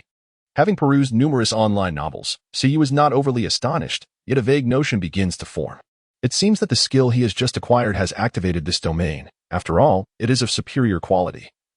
Unlike the mere proficiency in firearms that can be mastered through practice, the ability to enhance speed and reflexes with a mere shout transcends the realm of reason, necessitating a more elaborate explanation. Yet, the lack of clarity is rather unprofessional. Nonetheless, it matters little, and he decides to refer to it as the Sea of Consciousness from this point forth. With a subtle shift of intention, he withdraws from this peculiar space, as there remains a horde of zombies outside, and now is not the opportune moment for contemplation. Approaching the edge of the rooftop, he gazes down at the throng of corpses and, with a howl directed towards the heavens, unleashes the recently acquired battle roar of speed. Let us first assess its efficacy. The lightning icon within the Sea of Consciousness dims in response. With a peculiar grin, Suyu leaps from the rooftop. During his descent, he clasps his fists and aims a strike towards the forehead of a zombie. To his astonishment, he perceives that time seems to have slowed. The descent seemed to stretch indefinitely, as every movement of the zombies transformed into slow motion before his eyes. This sensation resembled the bullet time found in video games. Suyu was elated. He had not anticipated such a pronounced effect. Wasn't it supposed to be a minor enhancement? If this was merely a slight increase, what ecstasy would a significant boost bring? The force of his fall allowed him to effortlessly snap a zombie's neck. And before the others could react, he swiftly maneuvered through a gap in the horde, slipping away like an eel. He even found the leisure to seize 2 zombie heads and violently clash them together. Just as he burst forth from the throng, he instantly pivoted, delivering a powerful hook that sent one of the outer zombies flying, and before it could touch the ground, he executed a strange turn, smashing another zombie's head against the wall. Had anyone been nearby, they would have witnessed Suyu's movements resembling a wraith, leaving trails of afterimages as he darted through the horde, nearly impossible to perceive with the naked eye. He had surpassed his limits. Although the war roar of swiftness provided only a modest enhancement, it had elevated 2 of Suyu's attributes beyond 10 points. a threshold that transcended human capability. 10 points marked the divide between humanity and the inhuman. What a thrill! Siyu was utterly captivated by this experience. For him, the battle had become a sheer delight. In absolute suppression, a thorough slaughter. The number of zombies dwindled rapidly, leaving only 5 remaining, just as Siyu prepared to eliminate them all in one fell swoop.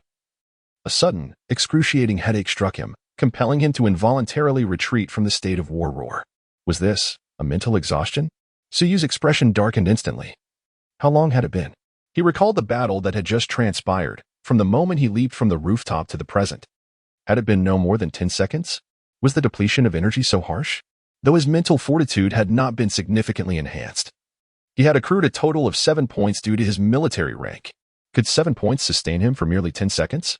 He cursed inwardly. Where was the promised 180 seconds? This was a stark contrast between the buyer's and seller's expectations. Siyu covered his forehead and smiled bitterly. He finally comprehended the true utility of mental strength. Chapter 17. We have struck gold, suppressing the throbbing in his head. Siyu eliminated the last few zombies and commenced the cleanup of the battlefield. Over 50 zombies had exploded, releasing more than a dozen orbs of light. Proficient in waterproofing. Adept in software engineering. Skilled in photography. What on earth was this? Siyu gritted his teeth in frustration. Proficient in home appliance repair? Damn it. Hadn't that already been obtained? Were there repetitions? Detected duplicate skills already mastered. Automatically reclaimed. Evolution points gained. 10. Clearly, luck was not on his side this time, as he had only acquired 3 E-level attribute points.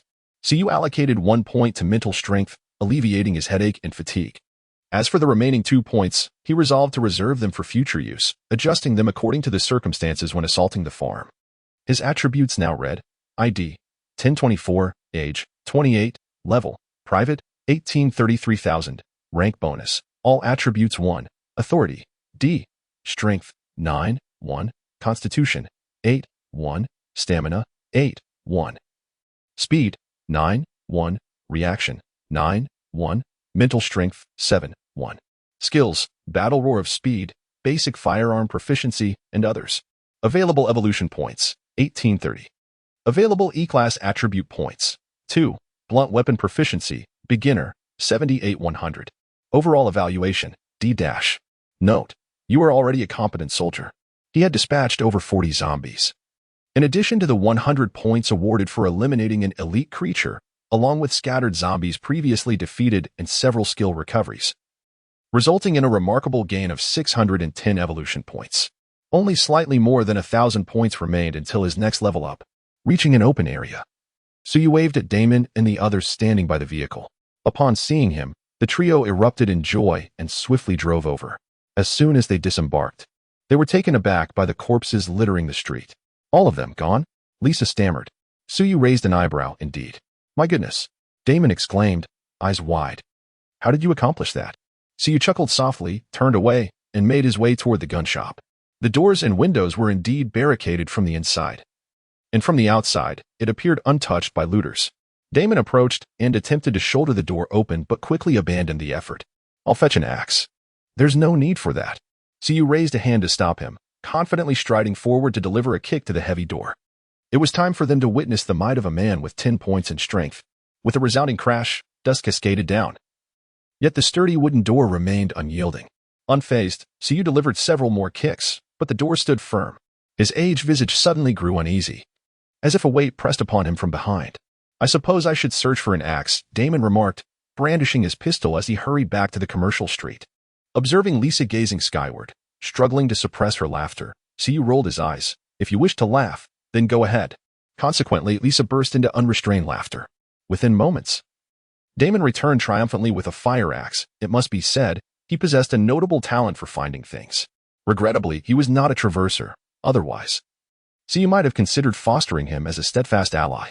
Taking the axe, he swung it forcefully against the door. After several arduous minutes, he succeeded in shattering the entire door, revealing several steel pipes bracing it from behind. A zombie, long awaiting its opportunity, lunged forth, only to be easily dispatched by his axe. It must be noted, this axe was rather convenient, as the crowbar was nowhere to be found. Siyu unceremoniously stowed it in his backpack. It appeared to be the proprietor of the gun shop. Damon sighed as he gazed at the lifeless body on the ground. Siyu grimaced. A gun shop owner, reduced to such a fate, was rather pitiful. Could he have been frightened by that elite zombie? Seeing no further anomalies inside, the group entered the gun shop, their eyes dazzled by the myriad of firearms on display. "We have struck gold," Damon murmured. After the initial thrill subsided, the four of them instinctively divided their tasks. Some were designated to select weapons, while others were assigned to merely observe. Siyu, alongside the two women, found themselves in the latter role. There is no alternative. Although he possesses a rudimentary proficiency in firearms, his understanding is limited to a few of the most common types. In terms of firearm knowledge, he is even surpassed by the two women beside him. Fortunately, Damon is a true expert. After all, living in an environment where gun violence is a daily occurrence makes acquiring weapons rather easy, whether for the protection of family or due to the innate nature of man. It is rare to find a man who does not appreciate or understand firearms, save for some foolish individuals of a certain ideological persuasion. "Look what I've found," Damon exclaimed, eagerly lifting a long, thick, and dark object. "What is it?" Siyu inquired as he toyed with the Deliria MC-100, a double-barreled shotgun produced in Turkey, renowned for its classic double-hammer vintage design. The gun boasts a slender body and smooth lines, often hailed as the most alluring firearm in history. This, indeed, was information imparted to him by Damon. Regrettably, it accommodates only 2 rounds. While sufficient for hunting, it proves rather inadequate against zombies. Damon excitedly declared, "Omega-36M. "What is that?" Siyu asked. "Ah, well, it's a silencer. A rather valuable piece of equipment." Siyu's interest was piqued. He understood the significance of a silencer. Theoretically, with such a device, they could methodically eliminate an entire horde from a distance. This would greatly increase their chances of successfully assaulting the farm. Regrettably, only 2 were available. Damon lamented. "You have no idea how stringent the regulations on silencers are among those fools. I once purchased one and waited a full 5 months. Was it that troublesome? Did you eventually receive it?" "I received it only after the crisis erupted, having foolishly paid $200 in taxes." Damon chuckled bitterly, shaking his head as he murmured, "If only we had a silencer, we wouldn't be in such a predicament, and Judy would still be alive." Layla approached him gently, placing a reassuring hand on his shoulder. Siyu refrained from inquiring about Judy's identity. Since it was a wound, there was no need to reopen it. Damon quickly regained his composure and examined the silencer, remarking, "Unfortunately, it only supports a maximum caliber of 9mm, making it unsuitable for rifles." "What about 45? Siyu asked, somewhat disheartened. He had grown weary of the limitations of 9mm. "Its stopping power is insufficient," Damon replied, shaking his head. "No, it would backfire." "Well, it's better than nothing. What weapon do you plan to pair with this silencer?" "Naturally, the HK-SP5. Damon exclaimed, resembling a salesman as he brandished a compact submachine gun. This firearm was arguably designed specifically for a silencer, with a fully enclosed rear to prevent gas from escaping and obstructing the line of sight. As an upgraded version of the MP5, its performance was unquestionable, though it was merely a civilian model and could not fire in bursts. Accuracy was paramount when dealing with zombies. Siyu took it in hand for a moment, finding it quite impressive, aside from its slightly smaller caliber and more delicate appearance. He could find no fault. Damon added, "You need not worry too much about its power. I have procured some hollow .9mm ammunition, which possesses lethality comparable to 45. Chapter 18. From Birdshot to Canino, How Many? Siyu is certainly familiar with the illustrious reputation of such ammunition. Hollow point bullets, also known as dum-dum bullets, feature a hollow tip that sacrifices penetration for substantial stopping power, thereby enhancing lethality. In the eyes of many, hollow point ammunition is considered the true bullet, while standard solid rounds are merely regarded as practice ammunition. 8 boxes, Damon remarked, adding 160 rounds. So few? Does this thing only come in 20 rounds per box? One must understand that ordinary bullets usually come in boxes of 50. Noticing Suyu's disappointed expression, Damon elaborated. Hollow point bullets are several times more expensive than regular ones. Typically, an average household would only purchase 1 or 2 boxes for emergency use. It's quite fortunate to find them in a small gun shop like this. All right then, it's better than having none, Siyu nodded. He then voiced his confusion. Why are there so few 45 caliber options? He hadn't come across any reliable 45s in the gun shop, only a few revolvers that seemed more like toys. Damon shook his head, explaining, the recoil is too significant. For every shot you take, your opponent could fire 2 or 3, unless you are a truly skilled marksman. Ensuring your first shot hits the target, using a .45 would certainly be outmatched by a 9mm. This understanding had emerged from numerous painful lessons. And when facing a horde of the undead, rate of fire becomes paramount. Contemplating this, Suyu acknowledged the validity of Damon's reasoning. The initial thrill he felt upon entering the gun shop had diminished considerably. Regardless of how he searched, he was left with only the most common options. Following Damon's guidance, Suyu finalized his selection of equipment. He equipped the SP5 as his primary weapon, complete with a suppressor, a collapsible stock, and a red dot sight. Additionally, he chose two Sig Sauer P320s, each fitted with tactical lights and red dot sights. All three firearms were of 9mm caliber, sharing the same ammunition. In addition, he selected an MPX, also produced by Sig Sauer, which bears resemblance to the SP5. However, he instructed Damon to procure certain modifications, altering its caliber to 40 SW, significantly enhancing its firepower compared to the 9mm. Naturally, this adjustment resulted in greater recoil. But with the addition of a stock and a triple magnification scope, it could serve as a makeshift sniper rifle. This was his final stand on caliber preference. Regrettably, he had to forego his favored shotgun due to its insufficient magazine capacity. The double-barrel option was out of the question, and even the pump-action shotgun could only hold 5 or 6 rounds, necessitating individual loading. Next, he equipped the SP5 with 5 magazines, each capable of holding 30 rounds, providing a total of 180 rounds when combined with the firearm itself. The two handguns were paired with 3 magazines, while the MPX, serving as a sniper rifle, required no additional magazines. Furthermore, a tactical vest was essential to accommodate such a plethora of magazines, eliminating the need to tuck them into his waistband. He also selected 2 thigh holsters for the handguns, finally providing them a designated resting place. The 2 submachine guns were slung on either side. He tested their mobility and noted a slight hindrance to his movements. Nevertheless, it mattered little. Once the ammunition was expended, they could be discarded, and after dispatching the zombies, they could be retrieved. At this point, it was clear that while other firearms could not be overlooked, they had already spent over an hour relocating the majority of the weapons from the shop, leaving not a single accessory or round behind. Fortunately, they had a pickup truck. Without it, the SUV alone would have left them longing for more. Damon was as jubilant as a child, his grin unwavering throughout the ordeal. After a brief respite, the group set forth once again. The farm they were heading to lay approximately 100 kilometers from the small town. Damon continued to lead the way in his pickup truck, while Lisa took over the driving duties behind them.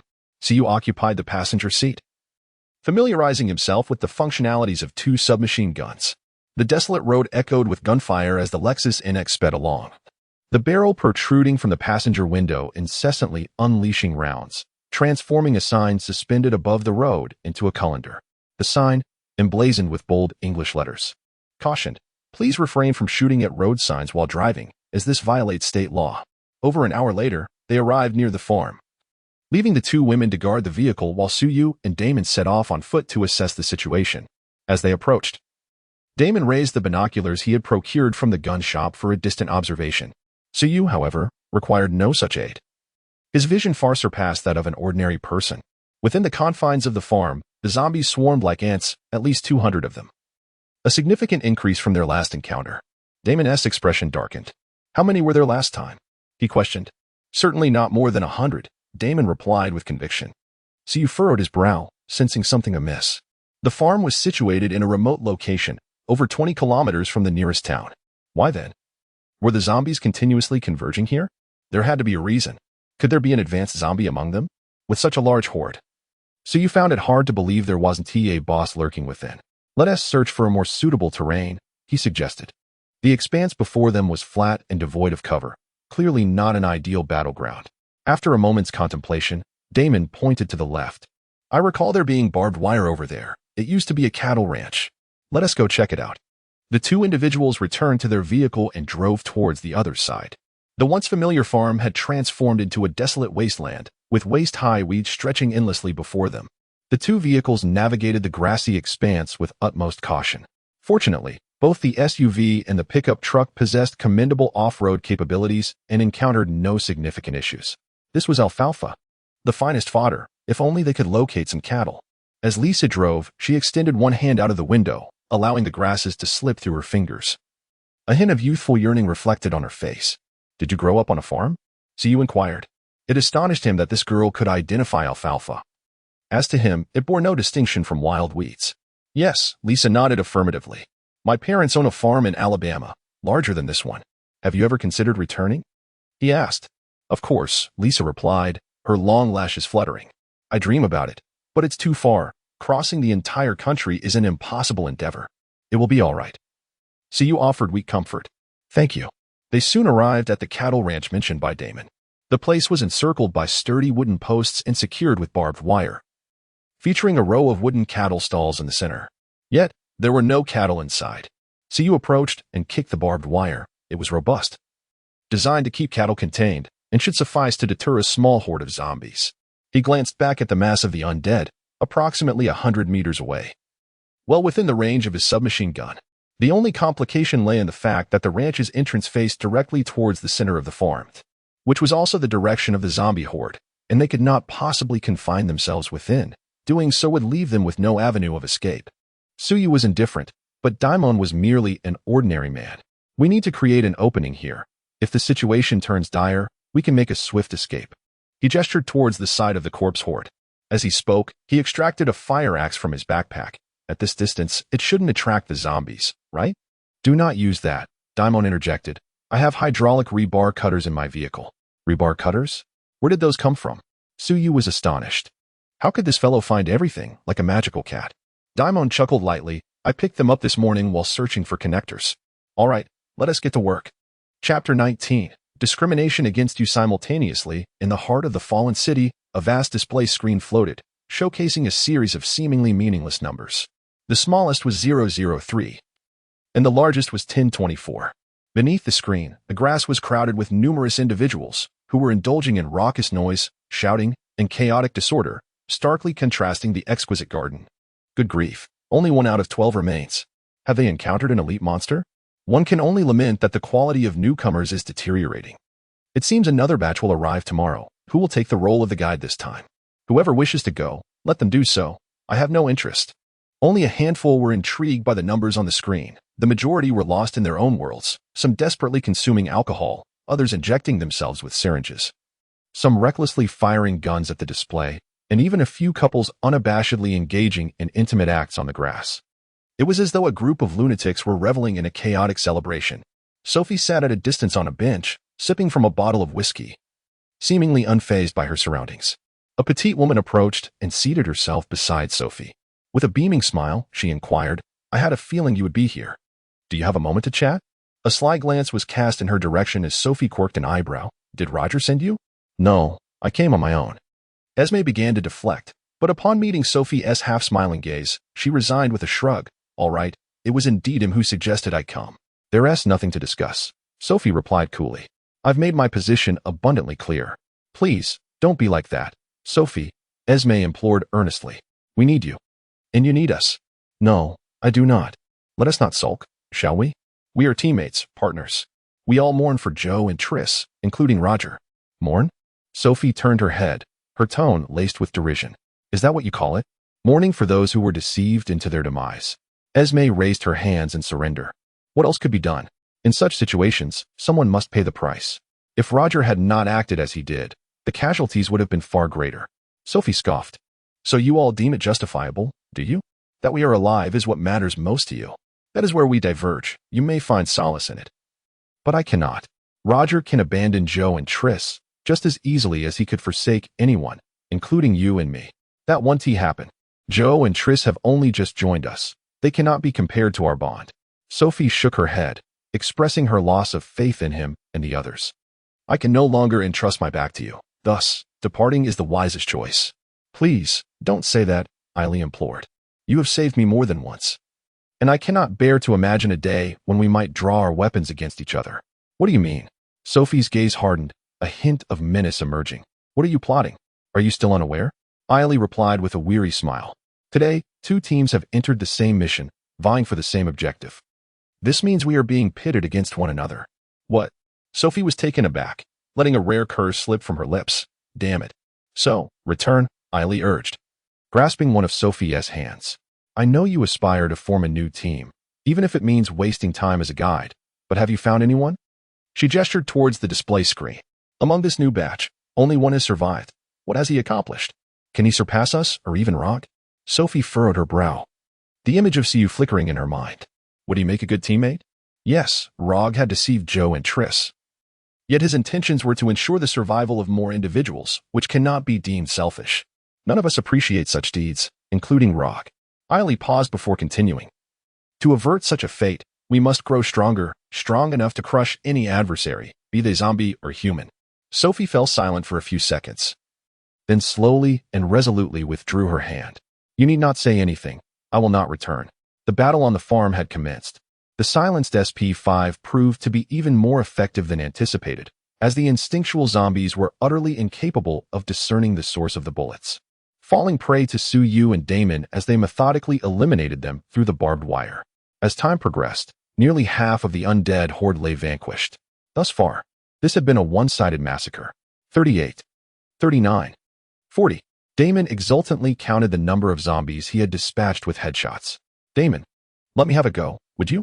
Lisa approached, her tone sweet and pleading. With only 2 silencers available, she and Layla, despite having an abundance of firearms at their disposal, could only watch helplessly. Layla, however, remained composed, quietly sitting beside the 2 men, assisting them in reloading, while also gathering spent shell casings from the ground. They had discovered a compact reloading kit at the gun shop, along with some gunpowder and projectiles, enabling them to reload ammunition in the future. No, at this distance, you'll merely waste bullets, Damon retorted obstinately, unwilling to relinquish such a thrilling opportunity to slay zombies. Lisa shifted her attention, attempting to charm Siu instead. Siu silently stepped back a couple of paces. Let her have a turn? What nonsense. Each number Damon uttered sent pangs of regret through him. Each zombie represented 10 evolution points, and 40 amounted to 400 points. Why was this rascal so accurate? Had it not been for the fear of prolonged delays, he would have long since disarmed Damon. At that moment, his level had risen to private, 2,383,000. Slaying just 62 more would grant him an upgrade. Gazing into the distance at the densely packed horde of zombies, his spirits lifted slightly. It should suffice. After a while, the zombies that had drawn closer were all eliminated, leaving the remainder at a distance of 150 meters. Although still within the effective range of the SP-5, the difficulty of achieving headshots had markedly increased, often requiring 3 or 4 shots to dispatch a single foe. The MPX had yet to see any action, lacking a compatible silencer. The report of the .40 caliber was too loud, and Suyu was unwilling to take the risk. If only he and T switched out the barrel. A wave of frustration washed over him, lamenting the wasted opportunity of a 3 times magnification scope. Another shot went wide, and Damon reluctantly set his weapon down. We need to advance closer. Very well, let us pry open this door. The barn door was locked. For safety reasons, they had refrained from opening it earlier. Damon retrieved hydraulic shears from the vehicle, severing the rusted lock with effort before pushing the iron door ajar. He adjusted the magazines on his person and stepped out first. Suyu, however, blocked the entrance, preventing Lisa from following. Stay here and don't cause any trouble. I can help. Lisa protested stubbornly.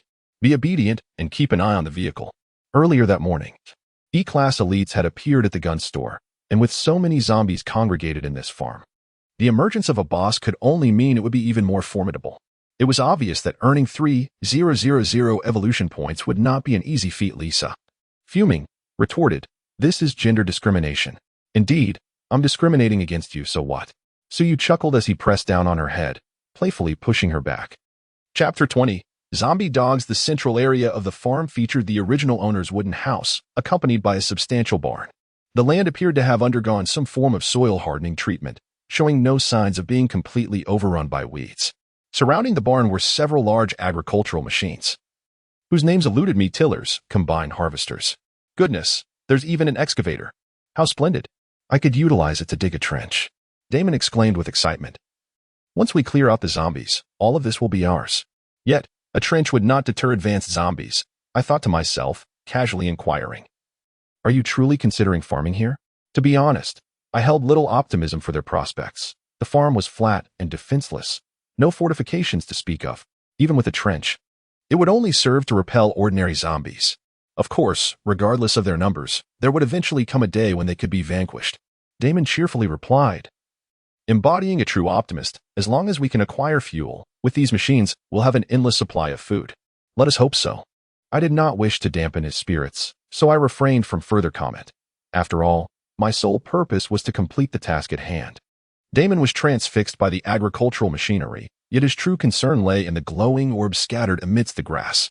Over 20 had already manifested, dotting the wilderness like constellations. But clearly, this was not the opportune moment to clean the battlefield. Approaching to within about 100 meters of the horde, I raised my weapon. Let us commence. I will cover the left, you take the right. Shall we not draw closer? No. So you shook his head. Recognizing the necessity of maintaining a sufficient safety distance for any potential mishaps, which was, after all, the original intent behind humanity's invention of firearms. Regrettably, he lamented. There were no grenades. If only such devices existed, one could effortlessly toss one into the throng of corpses from a distance, not only inflicting casualties but also drawing all nearby zombies towards it. Then another would follow. The mere thought of such a scenario was rather enticing. As he mused, Suyu skillfully dispatched a zombie with a shot to the head. I know of an military base, Damon suddenly interjected. Oh, Suyu's interest was piqued. Where is it? It takes 2 days to drive there. Perhaps we shall discuss it later. Once we have settled down, we can pay that base a visit. Damon raised his weapon and fired. Perhaps too caught up in his excitement, his shot was noticeably lacking in precision. The bullet grazing the scalp of a nearby zombie before striking a distant excavator, producing a sharp clang that echoed ominously across the silent farm. So you felt a sudden surge of foreboding. Woof, woof, woof. A cacophony of barking erupted from within the barn. 2 grotesquely decayed dogs, their fangs bared menacingly, burst forth. Zombie dogs! Damon exclaimed in alarm. Suyu's gaze sharpened as he assessed their size. They appeared to be mutated German shepherds. He swiftly repositioned his weapon, hastily firing at the approaching zombie dogs. Eliminate them. Quickly. My goodness, they are coming. The moment the 2 zombie dogs emerged, they charged at them with frenzied intensity. Clearly having caught their scent, bullets whizzed past them, with only a few finding their mark, yet the impact was scarcely significant enough to deter their advance. In mere seconds, 2 zombie hounds had dashed across the open expanse of the farm, plunging into the waist-high grass. So you could only discern their rapid approach through the undulating traces in the foliage.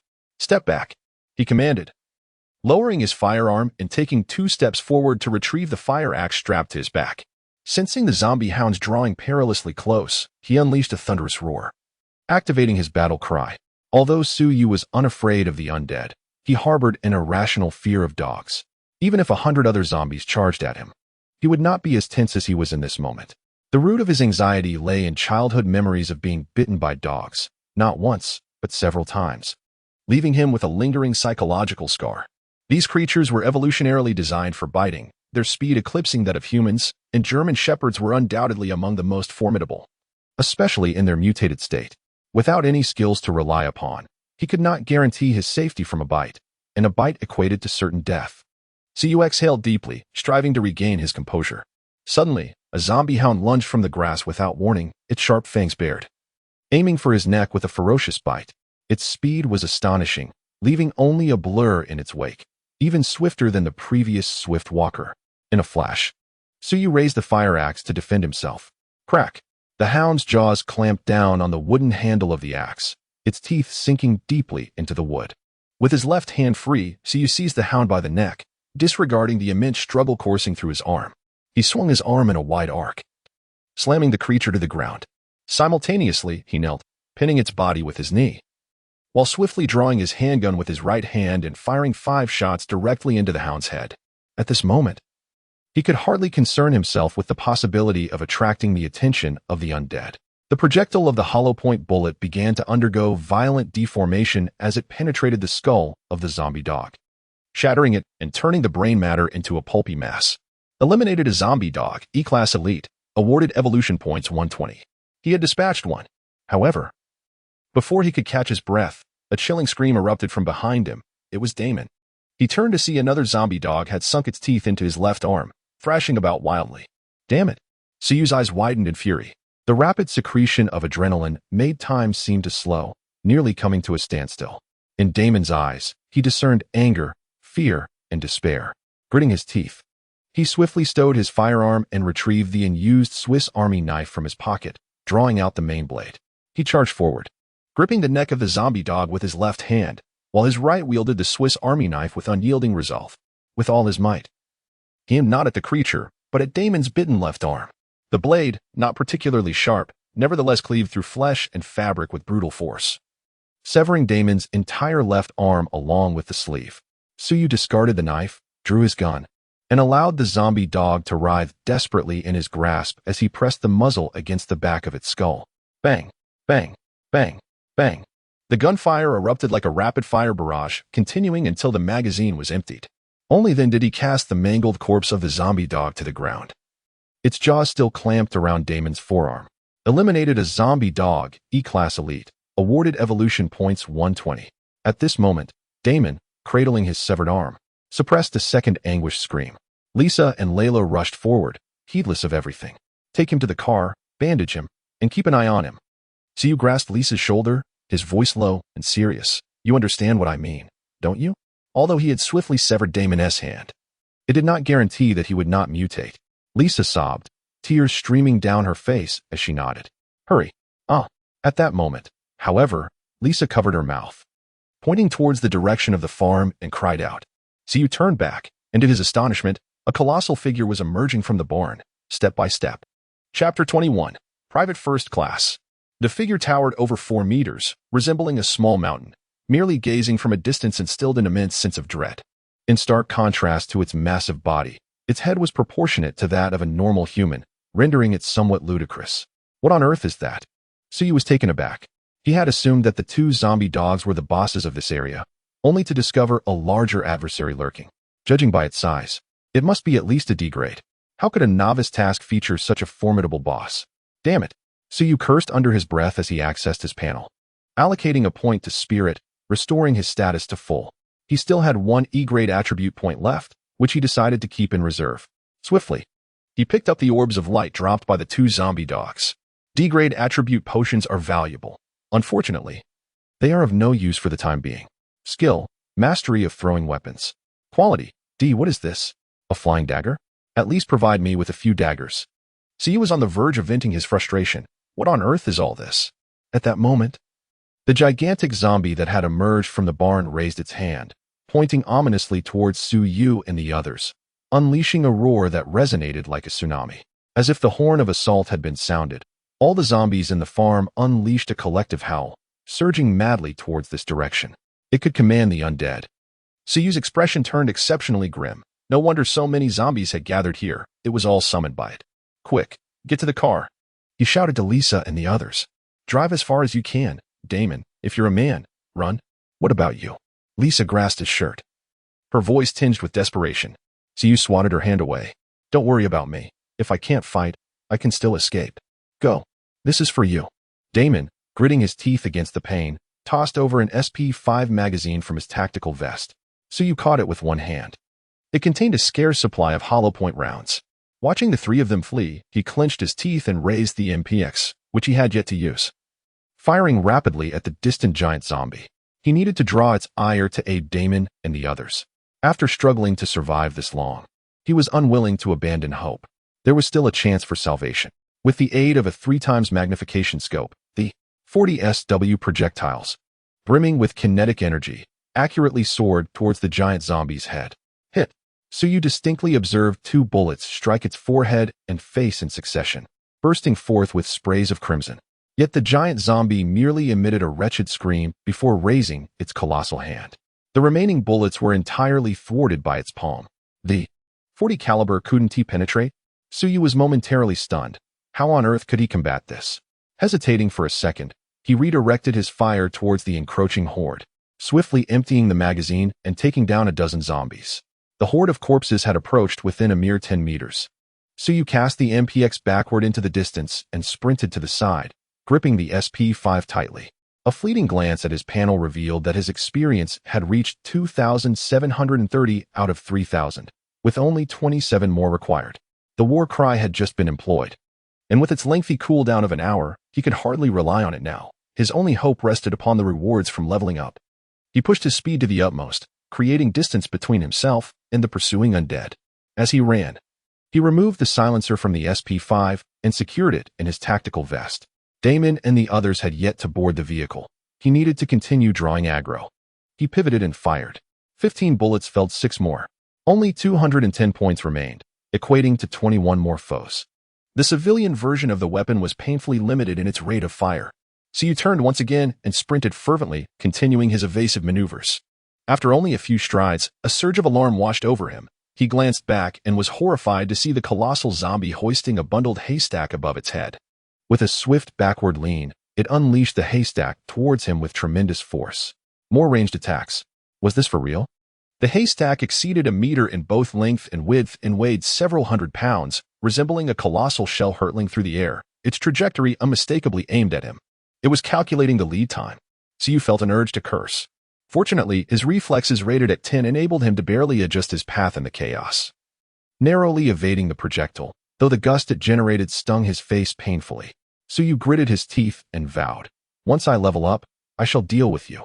He again distanced himself from the horde and turned to fire, taking down 5 more, leaving only 16 left. He began to lead the horde of corpses in circles around the farm, ensuring that the gigantic zombie remained parallel to their path, facilitating the observation of its every movement. He needed to devise a way to retrieve those previously discarded halos, for they should contain several E-level attribute points. His current attributes had yet to reach even 10, leaving ample room for improvement. Reloading and evading the giant zombie's oncoming haystack, he fired again, dispatching 6 more. Suyu's confidence surged. His ammunition was plentiful, and he had a reserve of E-level attributes. If he found himself unable to run, he could always enhance his stamina. If all went according to plan, he should be able to kite the entire horde to its demise, after which he would confront the boss in single combat. However, as fate would have it, the unexpected occurred. The giant zombie missed its throws twice, bellowing in frustration before turning toward the far side of the barn. There, a heap of pebbles lay in wait. It bent down, grasping a handful of stones in each hand. Suyu was taken aback. This was beyond the pale. The stones hurled in his direction would be akin to a shotgun blast, leaving him no place to evade. He could not afford to cease kiting.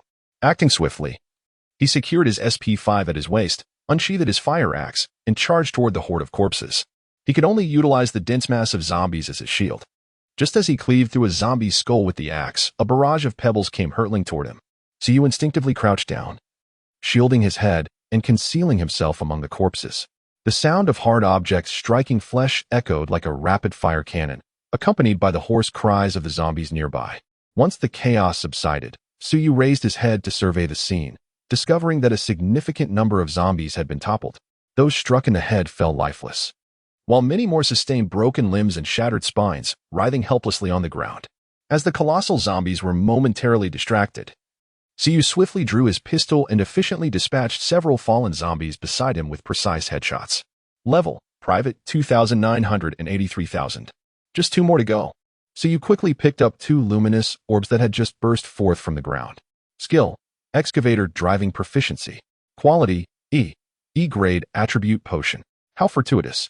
He immediately allocated these attributes to enhance his strength. Strength, 10, 1, followed by a cacophony of cracking bones that echoed throughout his body, reminiscent of popping corn. He had surpassed his limits. With a mighty roar, he plunged back into the horde, seizing the heads of 2 oncoming zombies and violently smashing them together. They shattered upon impact. Congratulations, level increased to Corporal 3,000 10,000. Rank bonus. All attributes 2, permission, D. Attributes now read. Strength, 10, 2. Constitution, 8, 2. Endurance, 8, 2. Speed, 9, 2. Reflexes, 9, 2. Spirit, 8, 2. At this juncture, his strength, speed, and reflexes had transcended human limits, while the remainder of his attributes had reached their zenith. Chapter 22. I still don't believe it. Before he could fully appreciate the formidable power bestowed upon him by the attribute enhancement, a rain of pebbles descended once more. Suyu deftly sidestepped, effortlessly grasping a zombie, allowing it to sink its teeth into the leather of his shoulder. Lowering his body, he employed it as a makeshift shield. Almost immediately, he felt a tremendous force that compelled him to stumble back a step. It was a pebble that had struck the back of the zombie. Suyu was inwardly alarmed. Merely a thrown stone had managed to push him back through the zombie's body. To ascertain that its strength has reached a formidable 12. One must ponder the might of this creature.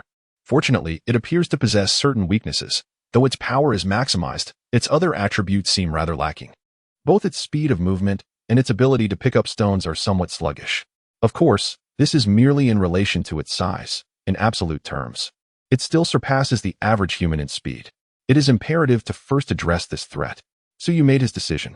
2 rounds of stone rain decimated a significant number of zombies, and with those he had dispatched, fewer than 40 remained capable of movement. Once these zombies were eliminated, he would be exposed to ranged attacks.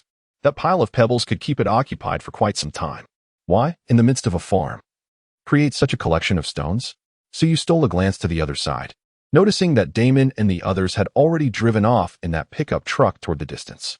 One could only hope they would not mutate. He sighed and charged toward the center, braving the horde of corpses.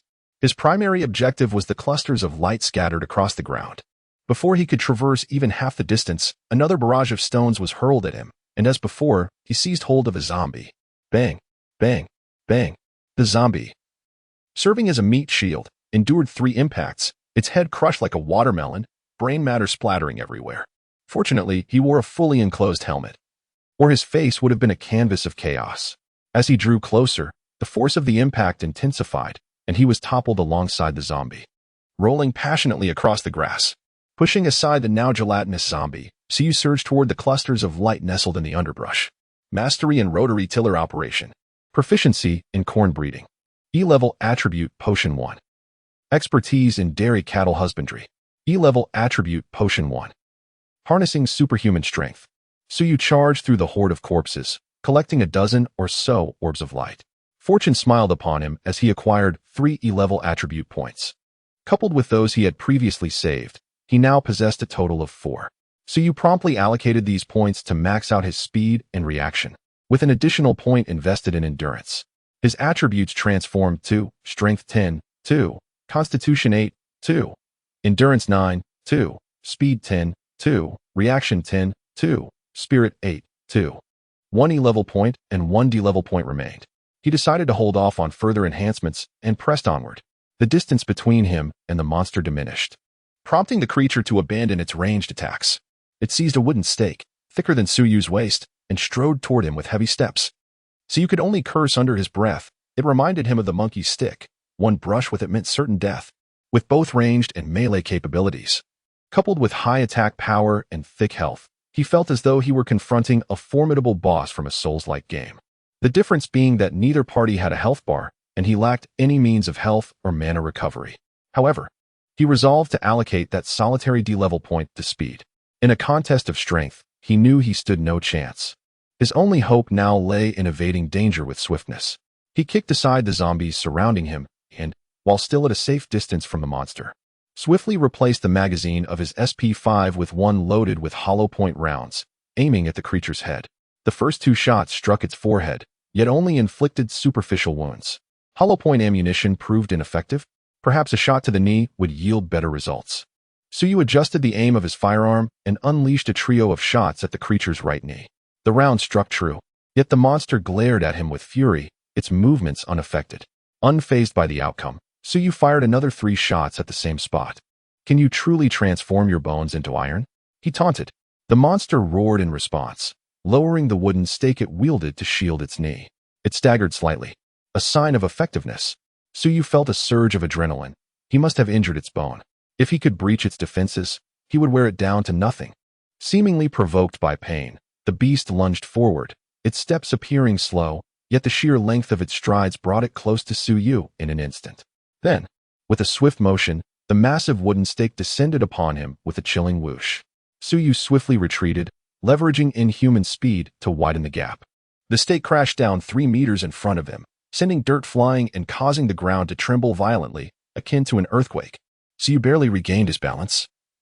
Sidestepping a couple of paces to find an optimal angle for another assault, he aimed at the knee and fired 5 rounds in rapid succession. With the enhancement of 12 points in power and reflexes, the trajectory of the SP5 rounds was unprecedentedly stable, with 3 of the 5 bullets striking the same location. The monster emitted a piercing howl, collapsing to the ground, clutching its right knee. It feared pain. To Suyu's astonishment, he felt a flicker of surprise. Even when faced with the destruction of all 5 legs, a common zombie would not flinch, yet this boss seemed to possess a delicate constitution. However, the creature's ferocity swiftly shattered his musings. It lunged forward, thrusting the wooden stake in a fierce jab, its massive form propelling the weapon towards Suyu in an instant.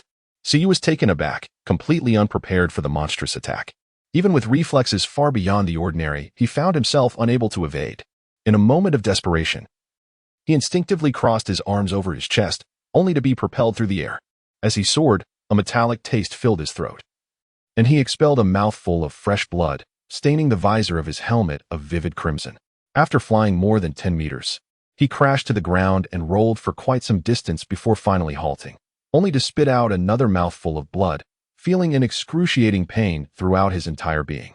Enduring the intense discomfort, he allocated the last vestige of his E-level attributes to bolster his constitution, then lifted the bloodied visor of his helmet. The enhancement alleviated his pain by more than half and restored his mobility. Truly, it served well as a health potion. Siyu sighed with slight relief. The monster was struggling to rise. He compelled himself to remain calm, ensuring that he was at a safe distance, swiftly replacing the SP5's magazine with a standard one. While the hollow point rounds possessed great power, their penetration was inferior to that of regular bullets, proving inadequate against such a tough-skinned creature. He chambered a round and aimed for the monster's left eye, firing 3 successive shots. The first struck its brow, causing the creature to shut its eyes. The second hit the eyelid, creating a small puncture, and the third shot penetrated through the tiny opening into the eye socket. The monster let out a piercing scream, dropping the wooden stake and frantically rolling on the ground while clutching its eyes, crushing several nearby zombies into a bloody pulp. The remaining zombies suddenly became panicked, scattering in all directions. Were they afraid? Siyu pondered, intrigued by the possibility that the monster's emotions could influence them. Maintaining a cautious distance, he began to unleash a barrage of shots at the creature's head. Even if it cradled its head with both hands, there would always be a gap through which he could strike. It has been proven that even the hardest skull is merely bone. And under the relentless assault of metal projectiles, it gradually began to show fissures, until it shattered. After depleting the 4th magazine, Siyu finally beheld the panel's notification. Kill the giant commander, D-level. Earn evolution points 500. Immediately thereafter, a faintly glowing yellow orb materialized beside the creature. Chapter 23. Where's the ritual? The monster lay dead, yet the task completion prompt did not appear. It seemed necessary to eradicate all the zombies in the farm. However, that was a matter for the next step. Siyu sprinted a couple of paces and retrieved the glowing yellow orb. As soon as it was grasped, the orb shattered, transforming into a bone approximately the length of an arm. This bone was pristine white, possessing a hint of metallic texture. One end was slightly larger than a fist, resembling a joint, tapering down to a size perfect for gripping. Siyu weighed it in his hand. It felt substantial, and even with his current strength, it seemed somewhat heavy. Giant leg bone, bludgeoning weapon. Quality, C-. Attached skill, pressure. Passive skill, effective upon equipping. Effect, slightly reduces the speed and reaction of surrounding zombies. Range, 5-meter radius. Affects targets, D-level and below. What a remarkable find. Siyu could not suppress a grin. He had finally acquired equipment. Truly, it was befitting of a boss. Speaking of which, he had a peculiar affinity for bludgeoning weapons. The first weapon he discovered was a crowbar, followed by a fire axe. And now it had transformed into this bone. The name was somewhat off-putting, reminiscent of the bones of a monster, giant leg bone. He glanced to the other side where the pickup truck was parked at a distance. Damon sat alone in the back, while Layla and Lisa stood nearby, seemingly engaged in conversation with him. They appeared quite calm, suggesting no signs of mutation. Siyu let out a sigh of relief, as this was his greatest concern. After all, having vanquished the monster with great difficulty, he would be devastated if the mission failed due to Damon's mutation. He had not summoned them over. There were still numerous zombies scattered around the farm. Though they posed little threat to him, they were merely ordinary individuals. Moreover, their presence would only lead to competition for experience points.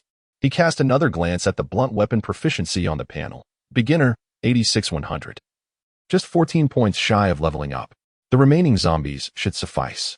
With the monster's demise, the previously fleeing zombies resumed their wandering, now tranquil.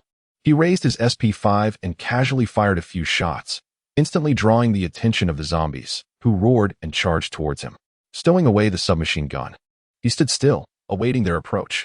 The zombies quickly closed in, soon within a 5-meter range. Siyu felt a slight tremor in the giant leg bone he held.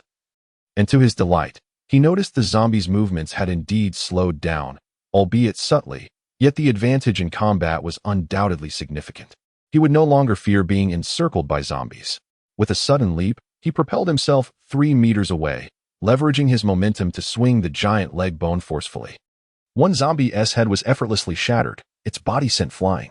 As Siyu descended, he twirled, wielding the colossal leg bone of a giant, which sliced through the air, leaving a white arc in its wake, mercilessly smashing a zombie's head into its chest cavity.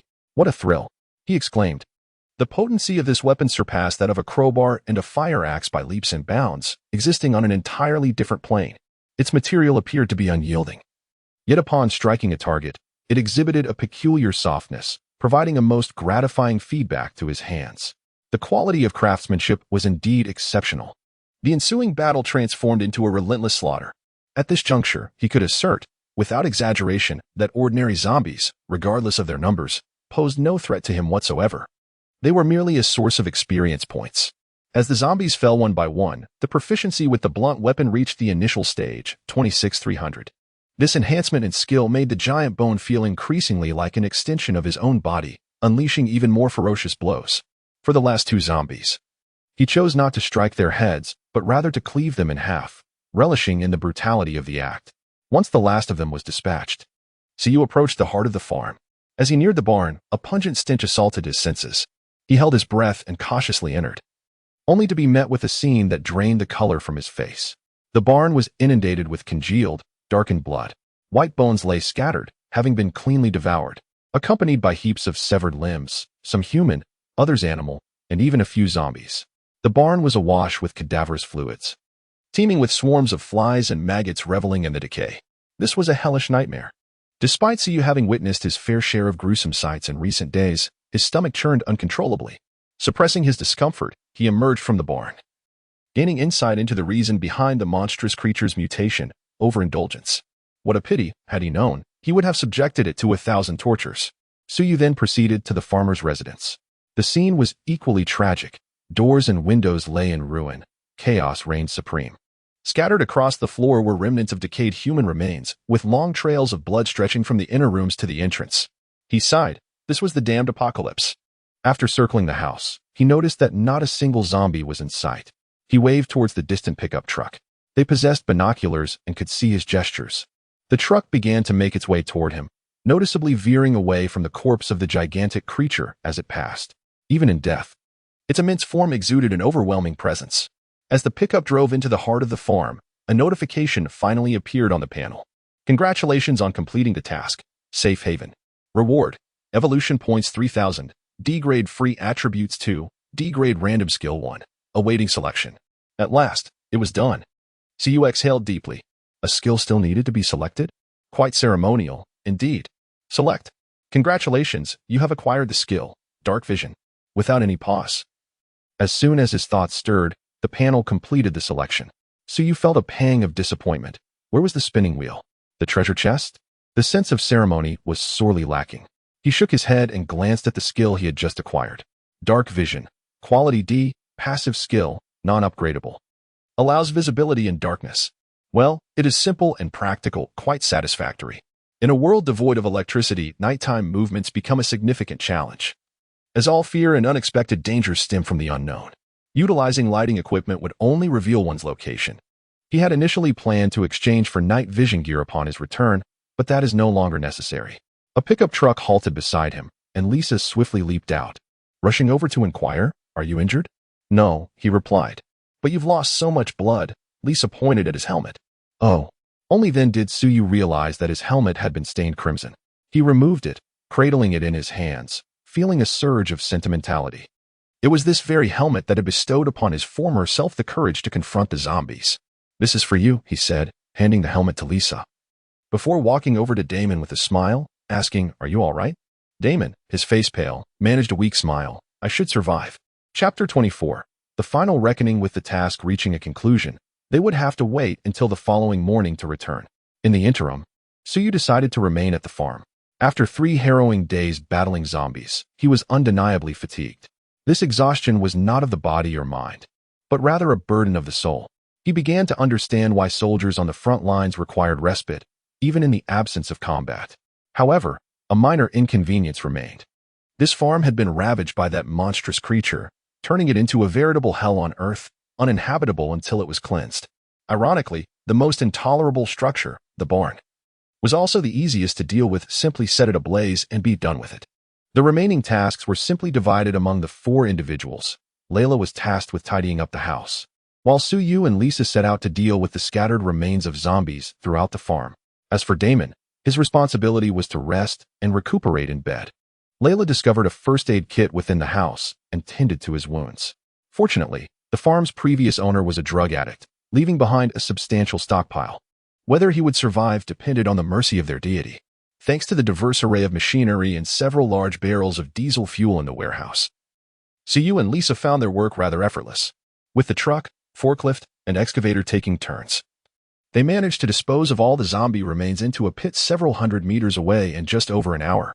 What happened next, whether they would burn or bury the remains, was no longer a concern for Suyu. Although the entire process was somewhat grotesque, it surprisingly provided a sense of relief once they became accustomed to it. Operating the heavy machinery to manipulate the zombies offered an inexplicable cathartic pleasure, leaving both of them wanting more. During this time, Suyu also collected the scattered light orbs, most of which contained unreliable skills. If he could return to his original world, he would be omnipotent. He also acquired some E-grade attribute potions. His attributes had all been raised to 10, with an additional 4 points left over, which the system forcibly reclaimed at a rate of 30 evolution points each. Suyu felt somewhat disheartened that he could not transfer them. Consequently, his evolution points had reached an impressive total of 6,670. He wondered how much others could earn from their novice tasks. Surely, it would be significantly less than his. He began to anticipate the scenarios awaiting him upon his return.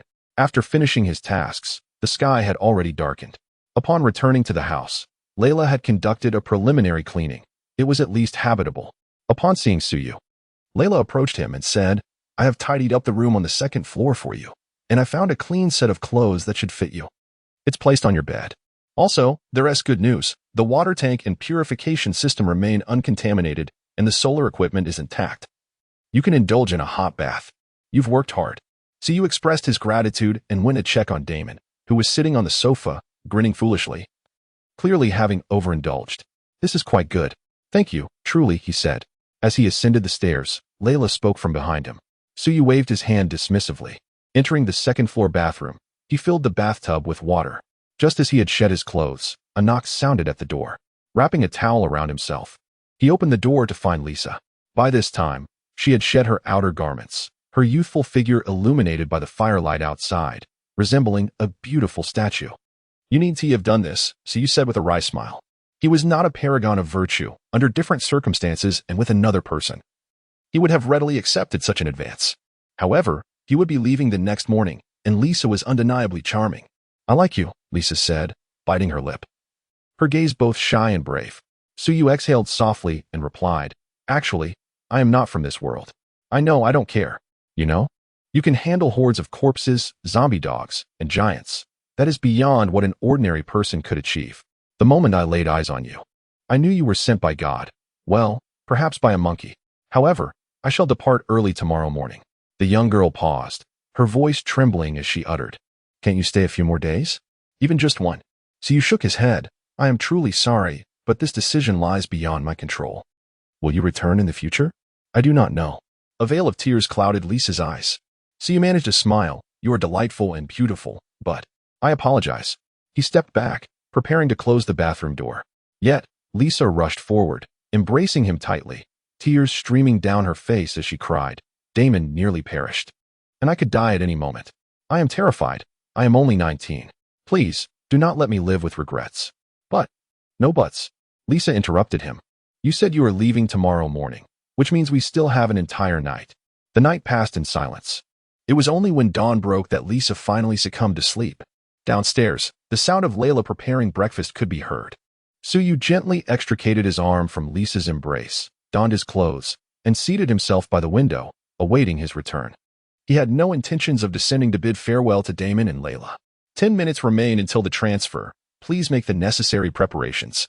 If there are items to take back, please store them in your storage space or place them in your backpack. Ah, indeed, there is a storage space. I shall purchase upon my return. The hammer must certainly accompany me, along with 2 P320S and an SP5, as well as their magazines. As for the MPX, I shall forego it. opting instead for a silenced sniper rifle upon my return. Preparing himself, Suyu cast a complex gaze upon Lisa, who lay on the bed.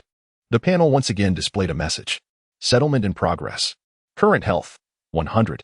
Evolution points rewarded, 500.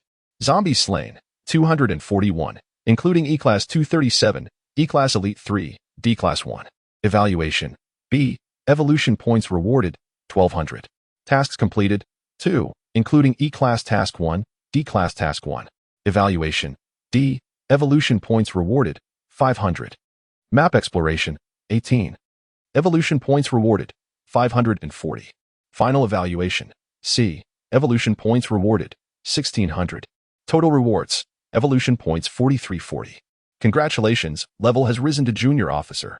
C-class privileges unlocked. Suyu was taken aback. There was even a final settlement. He suddenly recalled Sophie's words, to avoid injury, to slay as many zombies as possible, to explore the town thoroughly. So that was what she meant. Why couldn't she have been clearer? Had he known, he would have certainly ventured out for a night of revelry, especially with his dark vision. What was the point of playing cards? Sophie has led him astray. Although he understood that Sophie meant well, considering it was a novice task, without the golden finger, he would merely be an ordinary person, fortunate to survive 3 days. Knowing too much could indeed affect one's mindset. Yet, it still left him somewhat dissatisfied. He sighed, resigning himself to the thought that he would know how to navigate the next task. As the countdown came to an end, Suyu's body began to gradually fade into transparency before vanishing entirely. Lisa, who appeared to be in a deep slumber, suddenly opened her eyes. Staring blankly at the spot where Suyu had disappeared, 2 tears streaming down her cheeks. Chapter 25. Arrival in the City of Despair. The slight dizziness induced by the teleportation swiftly dissipated as Suyu opened his eyes, discovering himself upon a small metallic platform. His gaze was met with an array of bizarre structures, an inverted cathedral, a rotating aerial garden, and roads undulating like a roller coaster. While in the distance lay a lush, dense forest. Is this truly the City of Despair? Surrounding the platform were numerous onlookers, all regarding him with scrutinizing eyes. Perhaps it was merely an illusion, but Suyu sensed an unwelcoming undertone in their gazes.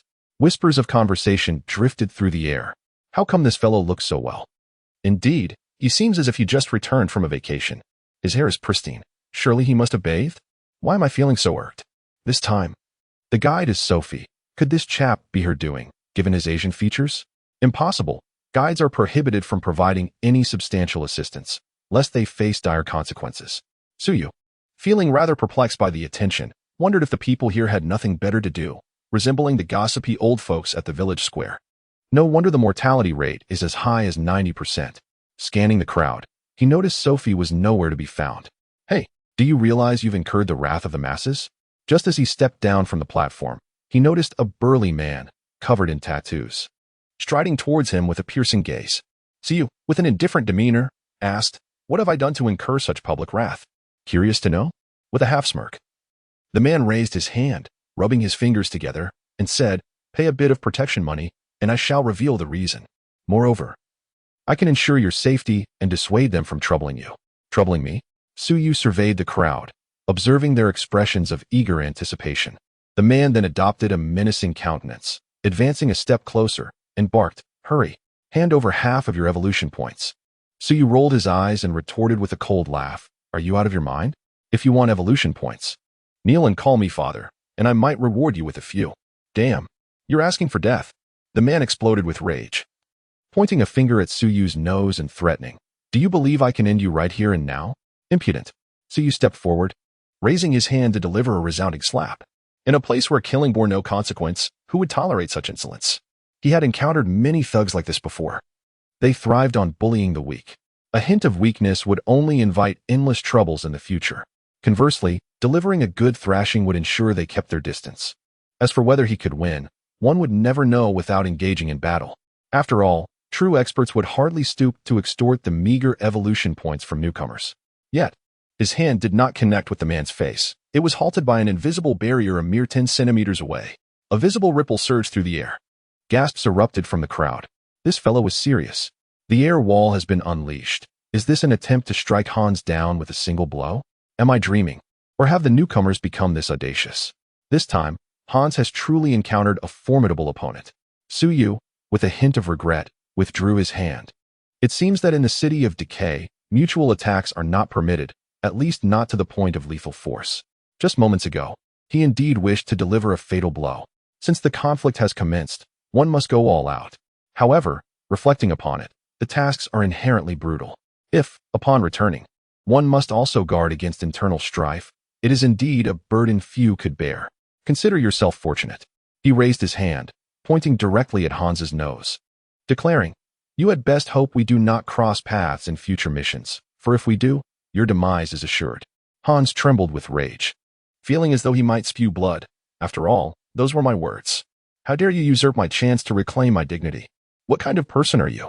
He yearned to retort, yet was stifled by the piercing gaze of Su Yu, which brimmed with lethal intent. Such a gaze he had only witnessed on the faces of a few prominent figures within the city of Decay. It dawned on him that he might have provoked someone beyond his reckoning. Around them, laughter erupted, and someone let out a whistle. "Well done," exclaimed a rather attractive young woman as she approached with a smile. "Handsome, from this day forth. You shall be my idol." She reached out to link her arm with his. Su Yu cast a cursory glance her way, subtly sidestepping and taking a step aside. This woman exuded an air of unrefined allure, which did not sit well with him. Having just secured a victory over the youthful and radiant Lisa, he found it impossible to be swayed by such a disheveled figure. The woman, with an air of familiarity, followed behind him, chattering incessantly. "You cannot fathom how detestable that scoundrel is, preying on newcomers.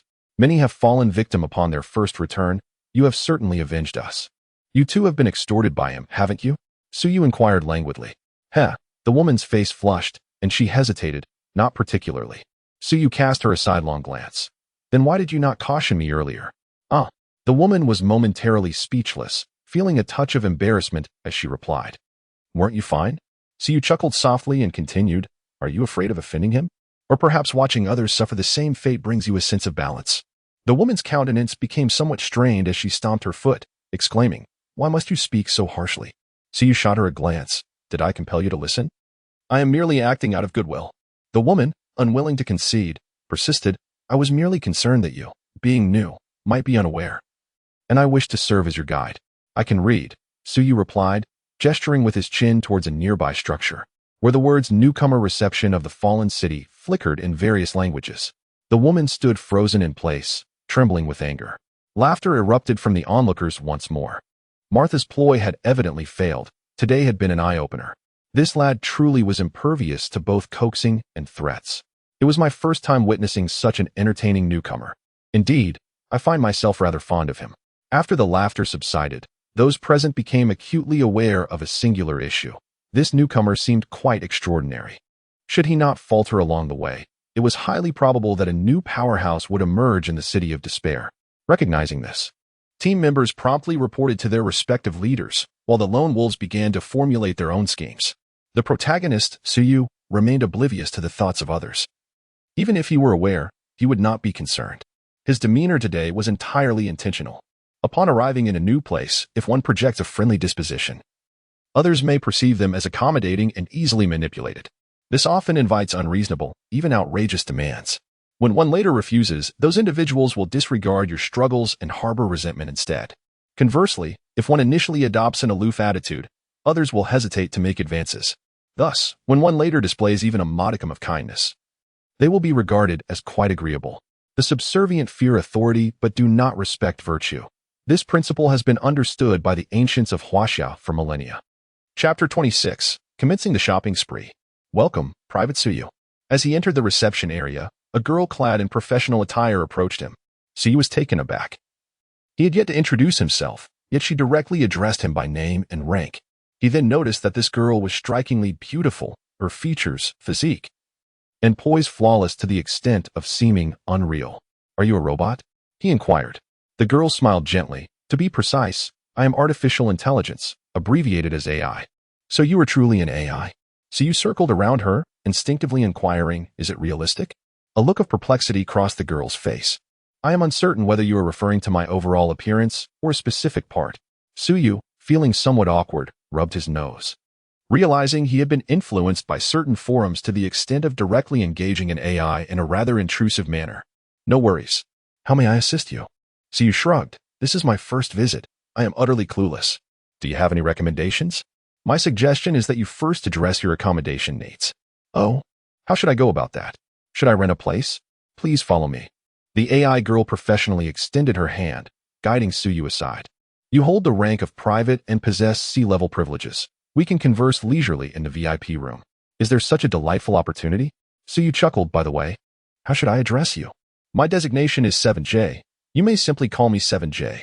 No name, then? 7J tilted her head in a human-like manner. It is of no significance, merely a code. Ah, I see. Upon entering the VIP room, 7J poured a cup of coffee for Suyu, then seated herself beside him. Spreading her palm, a holographic projection of the fallen city materialized before Suyu. The residential options in the fallen city were categorized into several tiers, with the most basic being an apartment, uniformly sized at 40 square meters. It offered only accommodation and limited entertainment facilities, should one wish to procure items or equipment. A trip to the public service point was necessary. However, correspondingly, the rent was the most affordable, costing merely 10 evolution points per day. A more desirable option is an ordinary residence, encompassing an area of 150 square meters. It offers a training room alongside accommodations and entertainment, as well as personalized services, albeit at a steeper price of 50 evolution points per day. The next tier is a villa, which provides a more comprehensive array of features and the luxury of bespoke services, with a rental fee of 200 points per day. As for options beyond the villa, 7J politely refrained from elaborating. Ah, I comprehend. Which would you prefer? Suyu retorted, before the next mission, may I stay here for a few days? Typically, the duration is 7 days. However, regrettably, all your teammates from the same batch have perished, resulting in a shift in your schedule. The next mission is set for 5 days hence. 5 days? If the rental is calculated daily, will my time in the mission also count towards the rent? Suyu inquired with a frown. If the duration of the mission exceeds my stay, wouldn't that be a loss? Yes, it will be calculated, but you also have the option to terminate the lease. Then I shall opt for the ordinary residence. Suyu resolved. An apartment is certainly out of the question, as acquiring equipment necessitates a visit to public areas, leaving no room for privacy. Although he could afford the villa, it would be excessively ostentatious, especially since he had only completed one novice mission. Based on his assessment, it is quite remarkable for a typical individual to return with over 1,000 evolution points after their first task. With 7J's assistance, he selected an ordinary residence located in the western district of the fallen city. Once confirmed, 7J extended a finger and gently tapped it against Suyu's palm. Suyu felt a slight tingling sensation. The relevant permissions have been synchronized to your panel. Is that all? Suyu was permitted to open the panel, and indeed, 2 options appeared in the lower right corner, Home and Contacts. In the Contacts list, 7J was already included. Should you have any inquiries, feel free to consult me. I am at your service 24 hours a day. Thank you. Suyu expressed his gratitude and directed his thoughts towards the Home option. In the next moment, he found himself in his own residence. Quite impressive. The house was considerably larger than he had anticipated, likely due to the absence of shared space. The overall decor was in a minimalist style that he greatly appreciated, featuring a harmonious palette of black, white, and gray, simple yet striking. The living room was equipped beyond his expectations, housing a computer, television, projector, an array of fitness equipment, and even a VR gaming console. As he drew back the curtains, he was greeted by an entire wall of floor-to-ceiling windows, offering an unobstructed view of the bizarre and decadent city below. Surely, it must be over 100 stories high? Suyu pressed his forehead against the glass and gazed down, feeling a bit bewildered. During the selection process, 7J had not mentioned the floor. Was it not said that the decadent city could only accommodate 100 individuals? Who, then, would inhabit such a towering structure? It was at this moment that he realized there was no main entrance to the room. It appeared that entry and exit could only be facilitated through the panel. Indeed, a significant enhancement to security. Yet, what if the panel were to malfunction? An absurd thought suddenly crossed his mind. After wandering around, Suyu discovered a server tucked away in a corner of the hall. It resembled an automatic vending machine, except the display for items had been replaced with a massive screen. As he approached, the display illuminated automatically, showcasing a 3D representation of himself. Quite dashing, indeed. Beside him lay his panel information. ID, 1024, age, 28, rank, Corporal 11010, 10000, rank bonus, all attributes 4.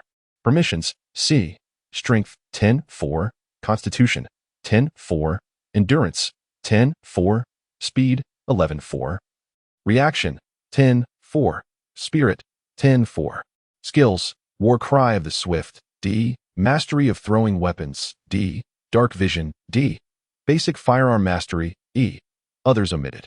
Overall evaluation, D. Available D-rank attribute points, 2. Available evolution points, 10960. Well, today's rent of 50 points has already been deducted. Please select product type, attributes, equipment, auxiliary items. Others 4 options appeared on the display. Suyu chuckled softly. It was time to indulge in some shopping. First, he needed to acquire a storage space. This was his utmost desire, for he had no wish to carry a backpack even for a day. It could hardly hold much and hindered his combat prowess. However, where would storage space belong? Equipment, auxiliary, or other? Would you like to search for storage space? Suddenly, a line of information popped up on the screen. Goodness, how intelligent. Suyu was taken aback. He had merely contemplated it in his mind. It sent a chill down his spine. All space items that comply with your current permissions and purchasing power have been displayed for you. Dimensional necklace, magical item. Quality, C, capacity 3M, can only store non-living items. Price, 8,000 evolution points. Storage ring, a mystical item from the realm of Xianxia. Quality, C, capacity 2M. Capable of storing only inanimate objects. Price, 5,000 evolution points. Expandable through the use of Shumi Stone. Sanctuary, a spatial magic, upon invocation, grants access to an alternate dimension. Capacity dependent on the caster's mental attributes, requiring mental fortitude to maintain, allowing living beings to enter. Price, 5,000 evolution points. Suyu gasped in astonishment. Such exorbitant prices. Several thousand points for each item. How can evolution points be so devalued? He had thought that his accumulation of over 10,000 evolution points was considerable, but it now seemed utterly trivial. Perhaps he ought to peruse the offerings of other items. As he closed the search results and opened different options. Chapter 27. New equipment revealed an overwhelming array of choices. Upon delving into the list, Suyu was astonished by the sheer abundance of items available. His current authorization level was C, allowing him only to view items of C grade and below. Yet even within this category, the selection was dizzying. The E-grade items comprised commonplace goods, mirroring those found in reality, primarily consisting of lightweight personal gear. Disappointingly, he found no large-scale weaponry among them. He had hoped to acquire a mortar for some explosive fun. Just imagine the thrill of using such a device against zombies. While grenades were indeed available, their prices were rather disheartening. A standard fragmentation grenade commanded a staggering 100 evolution points each, while a more powerful high-explosive variant required 300 points. As a single-use consumable, the cost-to-value ratio was far too low. To comprehend that an E-grade attribute potion only sells for a mere 100 evolution points, while a D-grade potion merely costs 500, is to realize that this is not akin to tossing grenades, but rather akin to throwing away currency. No matter how plentiful the evolution points may be, one cannot bear to squander them so recklessly. Wait a moment. An E-grade attribute potion is priced at 100? Yet, the forced buyback only offers 30. What a cunning merchant. With a string of expletives, Suyu promptly concealed all E-grade items, resulting in a significantly more refreshing interface. The D-grade and C-grade items, in stark contrast, appeared to ascend in quality. The D-grade items resembled upgraded versions of E-grade, with firearms exhibiting a touch of science fiction flair, and some even boasting infinite ammunition. Naturally, the prices were equally fantastical, with even a single weapon featuring infinite ammo costing several thousand to tens of thousands, beyond his financial reach. As for the C-grade items, they seemed rather dubious, featuring elements such as bloodlines, magic, and cultivation, all appearing rather mystical. Indeed, the culmination of science seems to converge with theology. Regarding the prices, one could only remark that the spatial items previously discovered by the system were quite reasonable. Anything that caught Suyu's eye started at no less than 20 to 30,000. For instance, a tome titled Health Cultivation, merely an introductory manual for cultivation, dared to demand 25,000. If anyone had been nearby, they would have observed the remarkable expression on Suyu's face. Outside the shop, Suyu also encountered a trading post among the traversers. However, the wares therein were disappointingly subpar, predominantly consisting of E-grade commonplace goods. Only a few decent items were available, yet their prices were often higher than those set by the system. although it was noted that private negotiations were welcome. So you had little interest in engaging. None of it was essential, and he particularly detested haggling with others. Ultimately, after spending a considerable portion of the day, he finalized his selection of equipment. Firstly, there is a complete set of nanotechnology body armor, classified as D-grade, capable of withstanding gunfire from standard firearms and bites from zombies of D-grade and below. With this armor, encounters with zombie dogs become significantly less daunting. Priced at a reasonable 1,500 evolution points, it stands out among a plethora of available armor options, some of which offer even greater cost-effectiveness.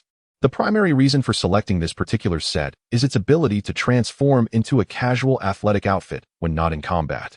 Unlike other full-body armors that resemble the attire of superheroes, this transformation feature will undoubtedly alleviate numerous inconveniences when interacting with both travelers and natives in future quests. As for weaponry, he already possesses a melee weapon, the giant leg bone, of C-grade quality, which should suffice for the time being. In terms of ranged weaponry, he has brought back an SP5 along with two Sig Sauer P320s, which are adequate for dealing with ordinary zombies. However, when faced with advanced zombies, the range and power of these three firearms become evidently insufficient. Consequently, he invested an additional 2,000 evolution points to acquire a technologically advanced rifle, Brutality, fully automatic rifle, D-grade, with a maximum range of 30,000 meters and a firing rate of 5 rounds per second, featuring incendiary and ballistic tracking effects. This rifle measures 92 centimeters in length, adorned with a desert camouflage finish, equipped with a 30-round magazine, and utilizes 8.670mm Magnum ammunition. It offers 3 firing modes: sniper, automatic, and rapid fire, along with a built-in tenfold scope, a silencer, and 3 additional magazines. In comparison to standard E-grade rifles, this weapon boasts enhanced incendiary and ballistic tracking capabilities. The moisture content within zombies is exceedingly low, rendering them more susceptible to ignition than ordinary humans. Their combustibility is remarkably heightened. The ballistic tracking capability is nothing short of extraordinary, as bullets, once discharged, autonomously adjust their trajectory, ensuring that long-range sniping no longer poses the risk of a wasted shot. Moreover, in rapid-fire mode, it can achieve a remarkable rate of 5 rounds per second. Although this figure seems to be less than half of what an SP5 can deliver, the ammunition used is a Magnum round, reputed to possess the power to fell an elephant with a single shot. Suyu estimates that even the colossal zombie would not withstand more than a second of assault. Is this not excessively cruel to the zombies? Suyu chuckles, expressing an unusual concern for their plight. This marks a significant advancement. This rifle stands as the pinnacle of firearms. In fact, there are no weapons at the higher tier of C-grade items. This implies that if there are zombies that cannot be dealt with using this rifle, one must resort to the realms of cultivation or magical means. He expended 3,500 on 2 pieces of equipment and subsequently acquired a rather intriguing item, Blackblade, quality D, a throwable weapon, recovery time of 5 seconds. This is a throwing knife, slightly longer than a hand, composed of an unknown material that is entirely matte black, reflecting no light even under direct illumination. The most astonishing feature is that regardless of whether it strikes its target, it will automatically return to his hand after 5 seconds. This is truly the epitome of infinite endurance. Upon seeing it, Suyu was immediately captivated, especially since he had previously obtained proficiency in a D-grade throwing weapon. With this throwing knife, his arsenal of offensive capabilities has expanded significantly, prompting him to decisively abandon the idea of purchasing any further firearms. After all, no matter how sophisticated a silencer may be, it merely diminishes the sound of a gunshot. It cannot render the noise entirely imperceptible. A shot fired at close range will inevitably be heard. In contrast, a throwing knife can achieve true silence. Moreover, it possesses the advantage of dark vision. Under the cover of night, one can stealthily infiltrate a village, and the mere thought of firing a weapon is exhilarating. Of course, the cost is equally striking. He expended a staggering 2,000 evolution points. This is the same price he paid for the previously acquired item, Brutality. In total, he has spent 5,500 points on 3 pieces of equipment, causing his evolution points to dwindle to just over half. He now has 5,460 points remaining. Ultimately, gritting his teeth, so you purchased a storage ring? While it was somewhat expensive, it was an absolute necessity for him. He would have bought it even if it cost more than 5,000 points. After the exchange, a seemingly ordinary brass ring materialized in his palm. Its understated design was quite appealing. Satisfied, Siyu slipped it onto his left pinky finger. However, there was no instruction manual. After studying it for quite some time, he could not discover how to access the storage space. He tried various methods. Open sesame, pressing his forehead against it, blowing air. Licking. Was it necessary to use spiritual awareness? But where would he acquire such awareness? Just as he contemplated whether to try a drop of blood, he noticed the option for storage space on the panel. Siyu nearly choked in disbelief. Chapter 28. Is a newcomer so aloof? So this ring is merely ornamental. Is it? Frustrated, he hastily removed the ring and tossed it onto a nearby table, only to witness the option on the panel vanish. What the hell? Fine. I must put it back on. Upon selecting the option, a space measuring 2m1m1m appeared before him. I suppose I can be considered someone with a portable space now. Suyu's mood instantaneously improved. Such a vast area is undoubtedly sufficient for the time being. Even if he were to store all his possessions, they would occupy merely a corner. Moreover, he could upgrade it in the future using the Shumi stone, despite the fact that he had no idea what it looked like, and it was not available for purchase in the marketplace. Thus, the evolution points were reduced to a mere 460. After deducting the 200 points for the rent over the next 4 days, he had 260 evolution points remaining. Suyu sighed in resignation. Money seemed to vanish too quickly. At that moment, he realized that he hadn't even purchased a single D-grade attribute potion. However, given that it cost 500 evolution points each, the cost-effectiveness was rather dismal. He resolved to find a way to acquire it during his next expedition. Oh, and there were also bullets. Upon his return, he had only brought a few empty magazines and had not carried much ammunition. Lisa and the others needed it more. After all, they were truly in a post-apocalyptic world. Without resupply, every shot fired was one less available. Even if they could be reloaded, gunpowder and projectiles were limited. The ammunition in the marketplace was remarkably inexpensive. A box of 50 rounds of 9mm standard bullets cost merely 2 evolution points, while a box of 20 rounds of hollow point bullets was a mere 3 points, a veritable bargain. Without hesitation, he purchased 10 boxes of each, spending a total of 50 points. Conversely, the magnum ammunition required for Savage was considerably pricier. It also came in boxes of 20 rounds, yet cost 10 evolution points. Damn it. A box of bullets couldn't even fully fill a magazine. So you gritted his teeth and bought 15 boxes. It was unavoidable. While there was a possibility of replenishing 9mm bullets during expeditions, he could not count on the same for magnum rounds, unless one can locate a military base. This endeavor is akin to expending a bullet with each shot. In the blink of an eye, 150 points evaporate, leaving him with a sense of anguish as if his heart were bleeding. Curiously, he finds the expenditure of 2,000 on a firearm to be a bargain. Yet he feels an acute pain at the thought of spending 150 on ammunition. It is no wonder that firearms are absent from C-grade items. If there were magical or mythical bullets available, priced in the dozens or hundreds per round, who would be willing to part with their coins? Now, he is left with a mere 60 evolution points, suddenly returning to square one. Fortunately, the cost of living in the city of despair is remarkably low, sparing him from the fear of starvation. Daily meals are provided free of charge, and the quality is quite commendable.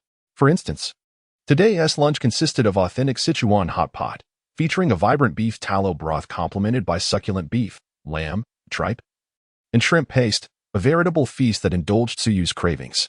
Although indulgences like tobacco and alcohol are not provided for free, their prices are negligible, rendering them virtually costless. Cigarettes are priced at 1 per pack, while liquor is sold at 1 per bottle. Huazi, 1916, and Likun are all priced similarly. Matai Wuliangya and Nulinshan follow suit with the same pricing. Simple and straightforward, it embodies a sense of egalitarianism among the populace. After lunch, Siyu proceeded to the training room. This rectangular space, measuring 5 by 15 meters, is enveloped in thick, soft material on all 4 walls, occupying half the area of a 150 square meter dwelling. The room is divided into 2 segments. The front houses several eerily lifelike models, including humanoid zombies, zombie dogs, and even human figures. Suyu attempted to strike one of the zombies and discovered that the sensation was indistinguishable from striking a real zombie, with the model exhibiting appropriate reactionary movements upon being hit. In that fleeting moment, he found himself struggling to discern reality from illusion. At the far end of the room, an array of target papers floated, clearly intended for shooting practice. Upon stepping into the shooting position, these targets seemed to spring to life, moving erratically forward, sideways, and backward. Alas, they were moving targets. To his astonishment, he also discovered that the bullets here were in infinite supply, albeit they could not be stored or taken out of the room. This alone justified the rental fee of 50 evolutionary points per day. So you felt a sense of satisfaction. He took out his newly purchased brutality and prepared to fire a few thousand rounds to familiarize himself with the weapon's feel. Naturally, he had to stow away the bullets he had procured. After emptying 2 magazines, Suyu paused his shooting. The contacts on his panel were incessantly flashing, which became somewhat bothersome. Upon checking, he found messages from other traversers in the fallen city. Number 737, 1032. Hey, do you have time to chat? 1127. Dude, don't be so oblivious. Number 961, 1150. Hey there, please accept my friend request. 1215. Must you be so aloof? 1220. Number 836, 1218. Bro, are you interested in forming a team? 1222. We have 3 members, all of whom have completed 2 dungeons. Teaming up with us would be advantageous. Let us arrange a time to discuss. 1248. Can you give me a response? 1310. No fewer than 20 messages had come in, consisting entirely of friend requests or invitations to team up. Even amidst the chaos of this world, there remains an abundance of vexatious distractions. Suyu has set his contact list to Do Not Disturb. With a unique advantage at his disposal, he harbors no interest in teaming up with others. As for adding friends, what purpose would that serve? To drag along a burden? Or to provide others with an opportunity to stab him in the back? If the need arises, he would prefer to forge friendships with the locals in the dungeons, as there is at least a chance of triggering a quest. With the world now tranquil, Suyu resumes his grip on brutality. Simultaneously, within a villa adorned in traditional Chinese style, a tall youth with raven hair gazes out at the scenery and softly inquires, "Have we made contact with him?" "No," replies a middle-aged man standing behind him, hands at his sides. "The messages we've sent, whether friend requests or simple greetings, have gone unanswered." "Oh?" The young man chuckles lightly. A newcomer displaying such aloofness. The middle-aged man offers a wry smile. Indeed, while other newcomers are eager to cling to a powerful ally upon their return, this one is entirely composed like a seasoned veteran. "Then there's no need to force the issue," the youth replies with a subtle shake of his head. Zhang Yin mentioned that his lip movements suggest he is from Huagua. I had hoped to extend a hand. As there are too few of our kind in the fallen city, it seems my efforts were in vain. The middle-aged man sighs. That young man is simply unfortunate, unaware of what he has missed. In another modest residence, a brooding youth with golden hair and blue eyes furrows his brow and asks, "Still no response?" "None," comes the reply. The one responding to him was a stunning beauty clad in a black French-made outfit, her long legs exuding allure. The youth beckoned with a finger. "Have you discovered where he resides?" The maid obediently knelt before him, bowing her head. "In the apartment complex. We found no trace of him. The personnel stationed at the public service point did not see him either. Therefore, we surmise he must have rented a regular residence." Her words were intermittent, occasionally vague. Chapter 29. A new instance begins. How could this be? The youth's tone heightened with incredulity. "Has he joined a team?" "To our knowledge, he has not." A burly middle-aged man seated beside them shook his head, although the man endeavored to maintain composure. His gaze could not help but wander toward the maid's curvaceous form. The youth inhaled sharply. How many evolution points could a newcomer possibly have? What right does he have to reside in a regular dwelling? We are equally perplexed. 250 evolution points in 5 days. How could he possibly afford that? To our understanding, among those still alive in the fallen city, fewer than 5 individuals have earned over 1,000 points in the novice instance. Surpassing 500 points is already considered commendable.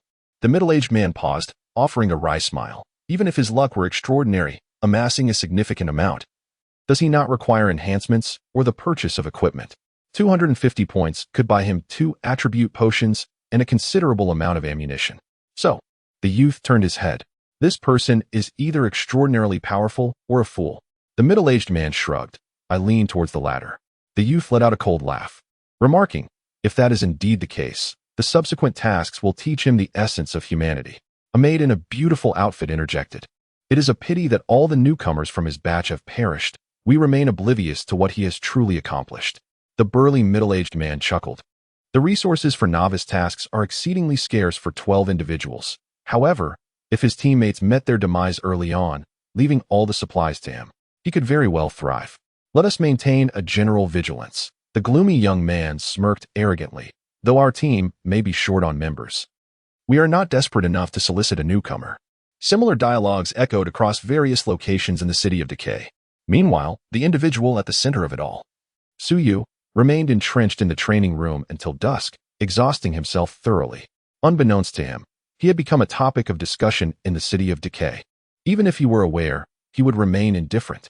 He had no interest in engaging with others. Any inquiries he could be addressed by 7J. Compared to others, he found greater solace in believing in artificial intelligence. 3 days later, an even more explosive rumor spread among the Traversers. Two of the most formidable teams in the city of Decay, the Satan team and the Blazing Sun team, encountered one another within the same dungeon, only to trigger an identical quest to seize a pivotal item. Inevitably, the two teams erupted into conflict, culminating in the complete annihilation of the Blazing Sun team. Although the Satan team emerged victorious, they suffered significant losses, with half of their members returning wounded. In an instant, the Traversers were engulfed in trepidation. The captains of various teams were summoned by several prominent figures to convene for a meeting. The details of their discussions remained shrouded in mystery. Meanwhile, the newcomer Suyu, who had recently stirred a minor commotion in the fallen city, was quickly forgotten. 5 days passed in the blink of an eye. Today, Suyu rose early, indulging in a sumptuous breakfast before commencing the preparation of his gear. He meticulously disassembled and maintained several firearms, then inspected all the magazines to ensure they were fully loaded. Finally, he donned his nano armor. At this moment, the countdown on the panel indicated a remaining time of 30 minutes. He accessed his storage space, which was already half filled.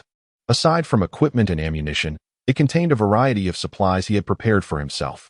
There was an ample supply of food and drink, sufficient to sustain him for a month. Additionally, he included various items to pass the time, such as tobacco, alcohol, and snacks. He even packed a laptop filled with study materials, along with a high-capacity battery. Having surmounted the challenges of the novice tasks, Suyu was well-equipped in terms of provisions. Of course, this was contingent upon having a storage space. Relying solely on a backpack to carry both weapons and supplies would likely prove problematic. 10 minutes remain until the next mission. Please prepare accordingly. After conducting a final check to ensure nothing was overlooked, Suyu contacted 7J. Beautiful lady, please assist me in terminating my lease. 7J replied instantly, certainly. I shall reclaim the property once you enter the mission. Thank you. You're welcome. Best of luck to you. As the countdown reached 0, the familiar disorientation of the teleportation enveloped him once more. Once he acclimated to his surroundings, he found himself in a dimly lit room. The walls surrounding the room are constructed of stone, the ceilings soaring high above, devoid of windows, save for 2 openings, scarcely larger than a bowl, allowing slender beams of moonlight to penetrate, preventing the chamber from being utterly engulfed in darkness. The floor, too, is laid with stone, cold and damp to the touch. The only exit is a low, tightly shut wooden door, reinforced with iron bars, featuring a small aperture above. Is this a prison? What the devil? Why am I locked up right from the start? A burly African-American man muttered in frustration. Suyu surveyed his surroundings and noticed 4 other men in the cell, all of whom, by their attire and demeanor, were evidently fellow travelers like him. It was apparent that these individuals possessed no storage spaces, burdened instead with oversized backpacks, complete combat gear, tactical vests, helmets, gloves, and the like. Coupled with the firearms in their hands, they presented a rather formidable appearance. In stark contrast, Suyu, clad in casual attire and carrying only a backpack meant to disguise his true lack of possessions, seemed like an inconspicuous bystander. A mission information panel appeared before him. Current time, November 22nd, 1387, 21:30. Current location, Scotland, Devil's Island. Mission objective, survive for 7 days. Mission type, team survival.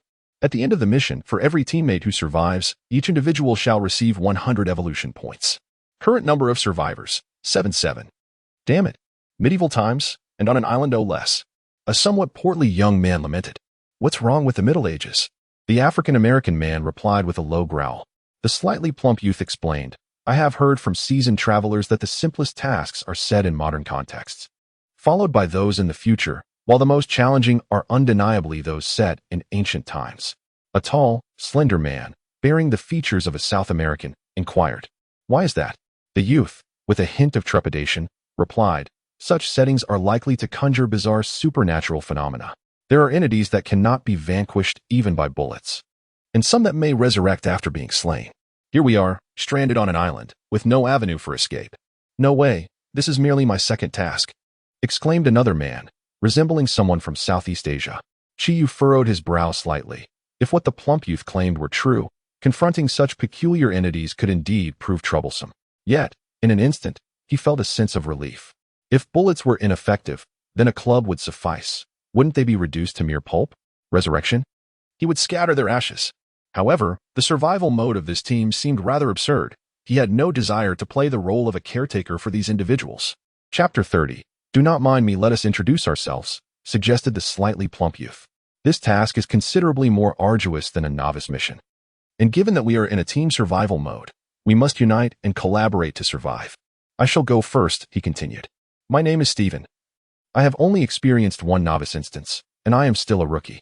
However, all my attributes exceed 5 points. I have a satisfactory aim with firearms, and I have also learned basic combat skills. Therefore, I believe I will not become a burden to the group. Oso had only experienced a single novice dungeon. He introduced himself as a rookie proficient in Muay Thai and somewhat adept at shooting. The Southeast Asian man continued, Salaris, 1 dungeon, rookie. This was the South American lad. Anthony, who had been through 2 dungeons, held the rank of private. A hint of pride colored the words of the burly black man as he turned to Suyu and called out, Hey, kid, is this all you brought? Are you on vacation? Don't expect me to share my supplies. His massive backpack was topped with a neatly rolled military sleeping bag, exuding an aura of professionalism. In contrast, Suyu appeared rather nonchalant. Are you talking about me? Suyu chuckled. Suyu, rookie, you needn't worry about me. He strode directly toward the prison door, hardly paying heed to the self-introductions around him. The notion of team survival was utter nonsense. A mere 700 points for all to survive was hardly worth it. For a simple task outside would yield far more than that. The door was locked. He pushed against it, finding it quite sturdy. The mission list indicated 7 individuals, yet only 5 were present, which meant they needed to locate the other 2. Hey, wait. The slightly plump Stephen was speaking animatedly when he noticed Suyu producing a pitch-black knife and sliding it into the door's crack. With 2 soft clicks, the prison door creaked open. Crafted from D-grade material, the knife made short work of the wooden door and thin iron bars. Anthony, the burly black man, growled nervously. What are you doing? Aren't we supposed to find people? Suyu, with a look of bewilderment, replied, How can we find anyone staying here? We don't even know if there are zombies outside. Why not go out and see for yourself? Suyu cast a fleeting glance at him before striding out. How reckless. He could lead to our demise. The 4 murmured softly among themselves, yet they gritted their teeth and followed suit. The corridor was devoid of light, shrouded in darkness, so silent that one could hear their own heartbeat. Suyu possessed night vision, impervious to the gloom, moving as if in a leisurely stroll. This prison clearly spanned multiple levels, and at the corridor's end, a staircase came into view. Are we playing an escape room? The black blade twirled elegantly between his fingers before being firmly grasped. During the 5 days in the fallen city, he devoted most of his energy to mastering this throwing knife. Coupled with his proficiency in D-class throwing, the black blade had become an extension of his very fingers. With a mental acuity of 14 points, Suyu sensed something lurking just beyond the corner ahead. Turning back, he gestured for the 4 behind him to be silent, then quickened his pace slightly. He intended to surprise whatever lay ahead. Unfortunately, he overestimated the vision of the 4 trailing him. In their eyes, he appeared merely as a vague silhouette, their perception too limited to discern his movements. The uncertainty brought about by the darkness amplified their anxiety manifold.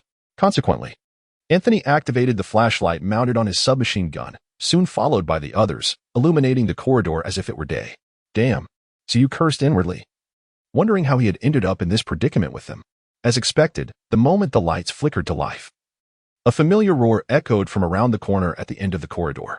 Moments later, several zombies came barreling towards them, claws outstretched. Open fire. From a considerable distance, Anthony bellowed as he pulled the trigger. Suyu hurriedly pressed his body against the wall to avoid being mistakenly injured by their fire. Although the nano armor could withstand ordinary bullets, being shot still caused considerable pain. Don't ask him how he knew. Let us just say it was due to a moment of recklessness. The 4 individuals had all chosen submachine guns as their primary weapons, each equipped with a silencer. Naturally, the firearms produced by them all had no restrictions on continuous fire, and amidst the dense hail of bullets, the approaching zombies were swiftly dispatched. However, their accuracy left much to be desired. Suyu estimated that each person had emptied at least half a magazine. with only 5 zombies in total. The ammunition consumption was staggering, and not a single orb of light was dropped. I killed 2. Stephen exclaimed proudly. Anthony, unwilling to be outdone, declared. I also got 2. Why did I only get 1? Complained the South American lad, Salas. Only Oso remained sullen. Stephen chuckled. Using a gun is so exhilarating. You know? I survived in the novice dungeon with just a steel pipe. Anthony replied with a smirk. I fared slightly better. I found a fire axe. Observing the self-satisfied expressions of the group, Suyu couldn't help but worry whether their ammunition would last through the 7 days. After all, this was the Middle Ages, and resupply was out of the question. Hey kid, didn't you bring a gun? Anthony called out, displeased. Suyu cheerfully retrieved AP-320 from his backpack. This is all you brought? Anthony scowled. Damn it, don't expect me to protect you. Suyu shrugged casually and continued forward, casting a few indifferent glances at the corpses of the zombies he passed. The fabric of their clothing was coarse, merely tattered rags draped over their bodies, tied at the waist with a strip of cloth. There was nothing underneath, a sight somewhat jarring to the eyes. The corridor fell silent once more. Although the gunfire had been muffled, several bullets had struck the walls, creating quite a commotion. If there were any zombies nearby, they should have been drawn to the noise. Were there none? So you found it peculiar? Was this truly all? For a second-level instance, why were there not more zombies assigned as novice tasks? The group descended the narrow stone staircase, but halfway down, they were startled by the piercing scream of a woman from below. Help! Is anyone there? Please come save us. Anthony exclaimed, It's our teammates. We must go to their rescue. Armed with their weapons, they hastened down to the next level, only to find the layout altered. A wooden barrier obstructed their passage down the corridor. Under the beam of their gun lights, they could discern several zombies gathered at the door of a cell at the far end, and the cries for help emanated from within. Anthony retrieved an axe from his back, poised to smash the wooden barrier, but was abruptly halted by Stephen's firm grip. Wait, let's confirm if it's our people inside first. Why? What if it's a trap? This is the medieval era. Stephen called out into the darkness. Who is in there? Are you from the fallen city? Yes. Please come save us, came the reply. State your number. 1007. 1013. Stephen nodded, undoubtedly acknowledging his teammates. Step back. Keep your distance from the entrance. Anthony shouted into the interior, raising his weapon to aim at the zombies.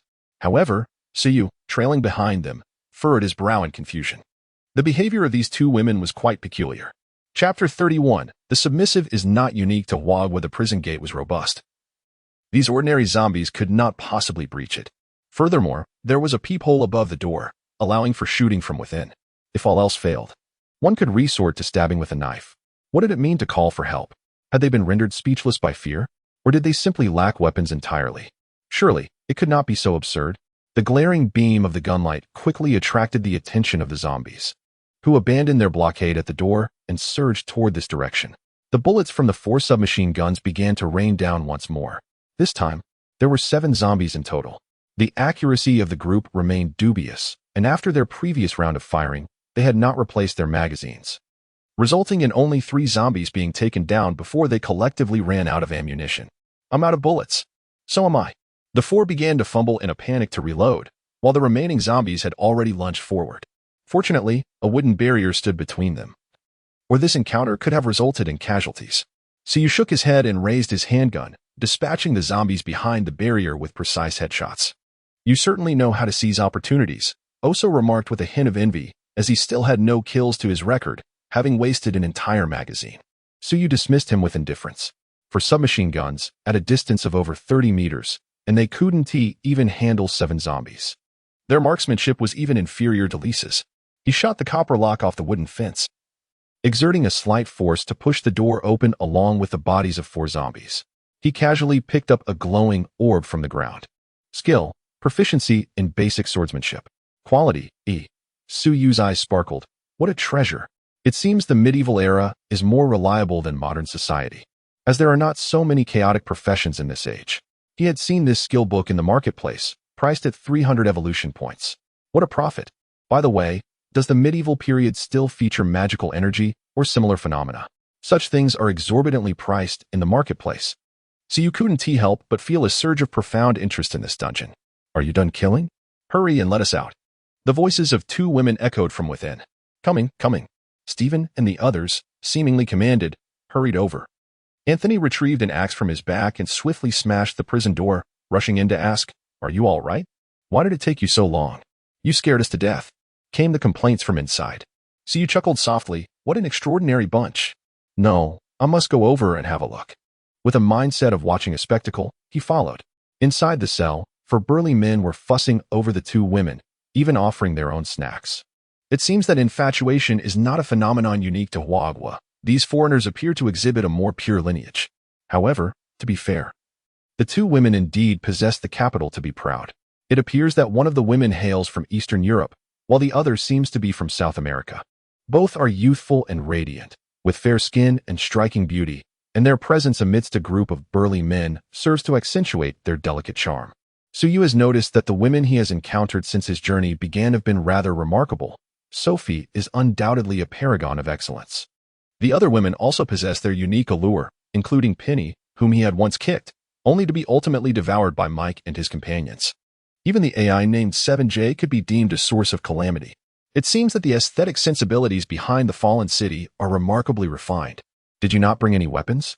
Stephen and the others finally sensed something amiss. The two women, dressed in vibrant attire with small backpacks scarcely larger than wallets, stood beside a sizable suitcase. Their demeanor suggested they were merely tourists. "We are women. Why would we need to bring weapons?" The Eastern European beauty retorted with conviction. "Indeed," echoed the South American girl. "If we needed to carry weapons ourselves, what purpose would you men serve?" At this remark, even Suyu found himself at a loss for words. Anthony, with a forced smile, chimed in, Yes, we should be the ones to protect you." Suyu was momentarily speechless. This burly man, with a fierce appearance, turned out to be a gentle soul. Yet, this was the apocalypse. Was he truly intent on playing the role of a protector? "What should we do now?" Stephen inquired of the group. "This level has been cleared. Let us remain here until dawn," Anthony suggested. Agreed. Others echoed in agreement, stating that it was indeed nighttime and venturing outside was perilous. Although the surroundings were far from ideal, they at least provided a sense of security. As they spoke, the group had already removed their backpacks and began deliberating on how to take turns keeping watch throughout the night. Having witnessed the spectacle, Suyu resolved to take his leave and casually remarked, "You all stay here. I am going for a stroll." "Oh," an Eastern European woman gasped, covering her mouth in surprise. "You're going out?" A South American girl queried in confusion. "Are you sure?" TCH, observing the astonished expressions of the two women, Oso scoffed quietly, muttering, "What a show-off." Anthony expressed his discontent, saying, "Just don't attract the zombies." Suyu, uninterested in engaging in their banter, proceeded towards the exit. "Wait a moment," Stephen called after him. "What is it?" Suyu frowned, feeling exasperated. "Do you think I'm patient?" "Let us be friends," Stephen said earnestly. "I sense that you prefer not to be around us, but we are all in the same instance and have no conflicting interests. We could at least share some information." Suyu pondered for a moment and nodded. "Very well. What is your number?" "I'll add you." 1006. Suyu opened the interface and sent a friend request under contacts. "You're 1024. Stephen exclaimed in astonishment upon seeing the information. "What's wrong?" "You're quite the celebrity in the fallen city," Stephen remarked enviously. "Many are inquiring about you, and I heard you reside in a regular apartment." "Haha." Suyu let out a dry laugh, amused by the keen awareness of this group. "No wonder you dared to act alone. The novice dungeon must have been quite a success, right?" "It was acceptable," Suyu replied noncommittally. "Well then," Stephen, displaying commendable discretion, refrained from further inquiries. "I shall escort you out and lock the wooden fence while I'm at it." He switched on the gunlight, leading the way for Suyu, chuckling as he walked. "You know, I also brought chains and a lock." "Ah, quite thoughtful of you," Suyu noted, realizing that apart from his lackluster marksmanship, this little chubby fellow wasn't all that bad. There was no other option, Stephen shrugged. "It's exceedingly difficult to find a safe house in the novice dungeon. I've been left with psychological scars." As they conversed, they arrived at the fence. Just as Suyu stepped outside, he heard a bizarre noise nearby. Clack, clack, clack. It sounded akin to teeth clashing. Turning back, he was taken aback to see a zombie they had dispatched was now convulsing on the ground. It appeared to be undergoing some sort of mutation. No way, could it really come back to life? Stephen exclaimed in shock. Then a second, a third. All the zombies on the ground began to tremble unnaturally. Chapter 32. Unsuitable for this game, Suyu swiftly equipped his SP5 with a suppressor, delivering a shot to the head of each zombie. However, despite being struck, The zombies did not cease their convulsions. They continued to struggle to rise. Steven, startled into a fight-or-flight response, squeezed the trigger at one zombie, emptying an entire magazine. Yet, even after being riddled with bullets, that particular zombie slowly began to stand. Steven cried out in despair. Bullets are ineffective against them. At such a close range, his recent barrage had certainly struck the heads of the zombies at least 7 or 8 times. And under the illumination of the gunlight, the numerous bullet holes on the zombies' faces were vividly visible. How can they still be alive? Stand back. Suyu abruptly pulled him aside and retrieved the giant's leg bone, swinging it towards one of the zombies. With a resounding crack, the creature's head shattered. Several nearby zombies let out furious roars and lunged forward. Steven gasped, retreating to the safety of the fence with a speed that belied his hefty stature.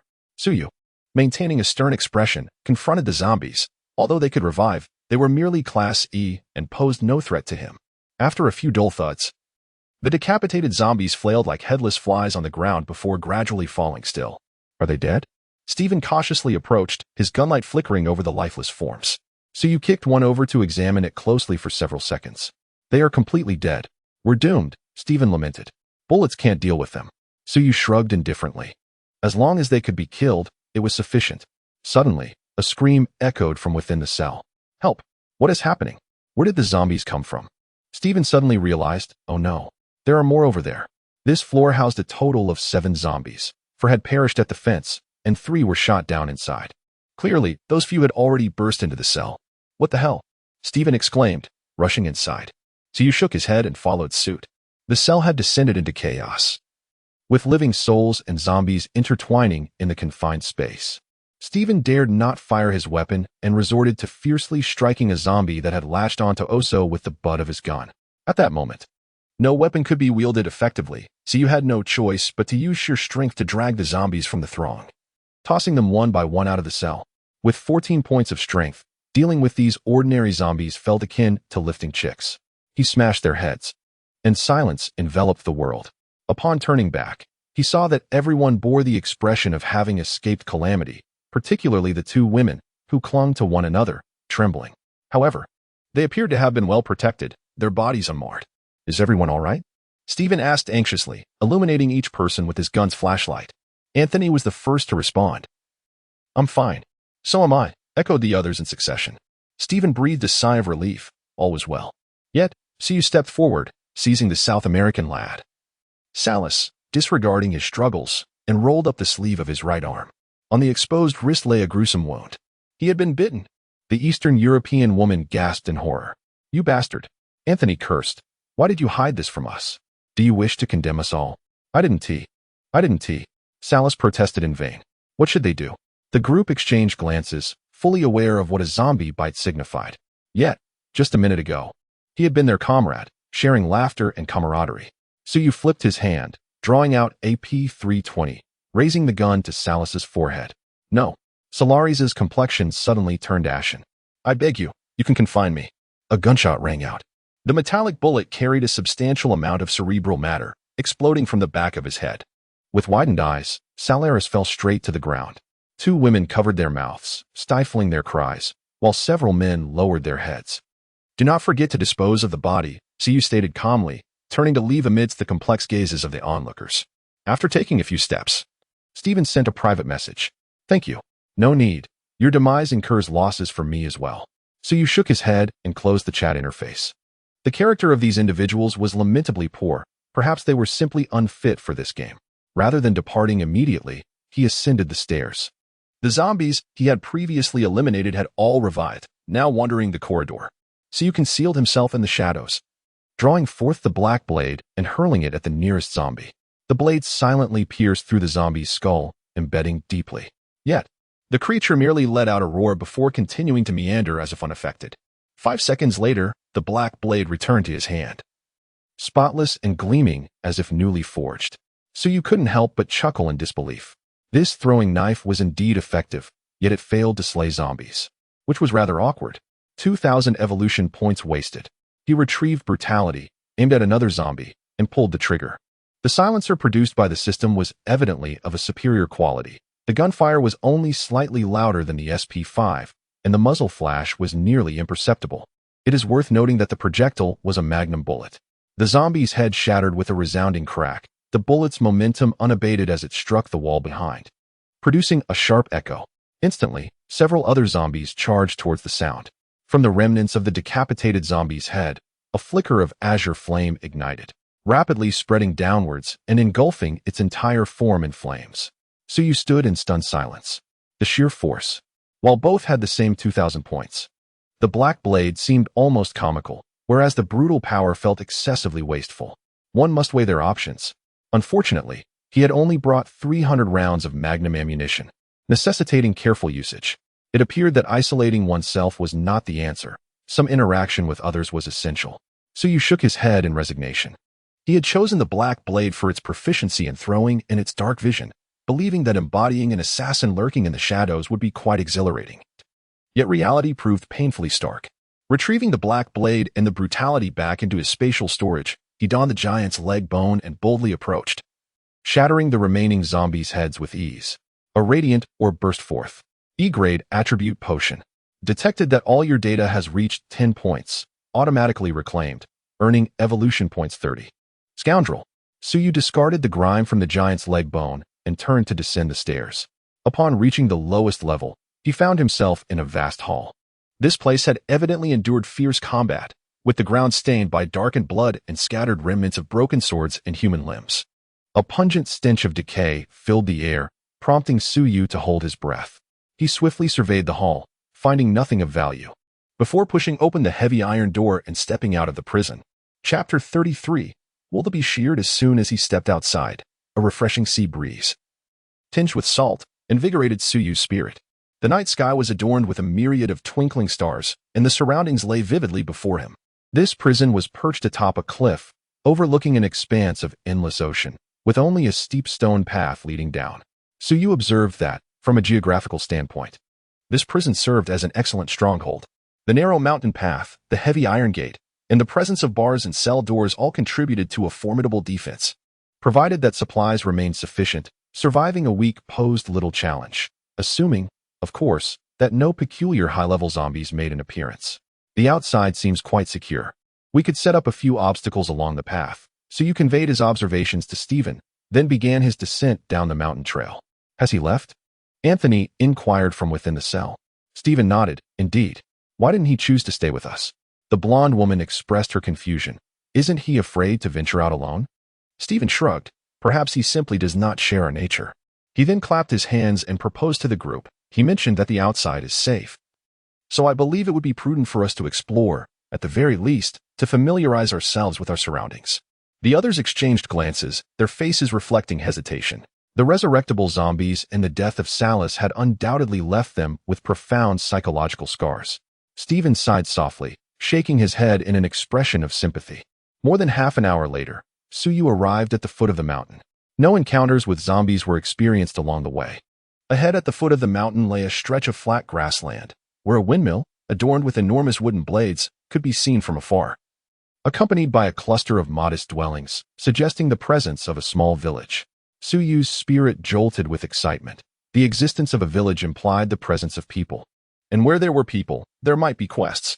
However, he soon sensed the looming danger. He leapt to the side, just as two sharp whistling sounds sliced through the air beside him. Arrows. Swiftly, Suyu dashed towards the direction from which the arrows had been loosed. In the midst of his sprint, the SP-5 was already firmly grasped in his hand. Drawing closer, with a powerful kick against the ground, he launched himself into the air, locking onto the figure of the archer. Yet, the trigger remained unpulled. The assailants were merely two young children. Reholstering his weapon and landing, he immediately accelerated. And in the next moment, he had seized both children's necks. Who are you? He inquired coldly. I am White. H. Hans, the children stammered, clearly startled by his inhuman speed. I apologize, sir, the one named White said. We thought you were a zombie coming down from the mountain. He appeared to be merely 13 or 14 years old, with light-colored hair and a face speckled with freckles. So you released his grip. And as the children exhaled in relief, they began to regard him with curious eyes. The other child, Hans, asked, Sir, are you a knight? Suyu shrugged. No one has yet bestowed such a title upon me. Hans responded with confusion, but I believe you are even stronger than those knights. Oh? Are there knights on this island? Suyu became intrigued. He had only seen medieval knights on television. Many of them had transformed into zombies. Hans wore a fearful expression. Zombie knights. Are they formidable? Upon hearing his inquiry, White's eyes brightened.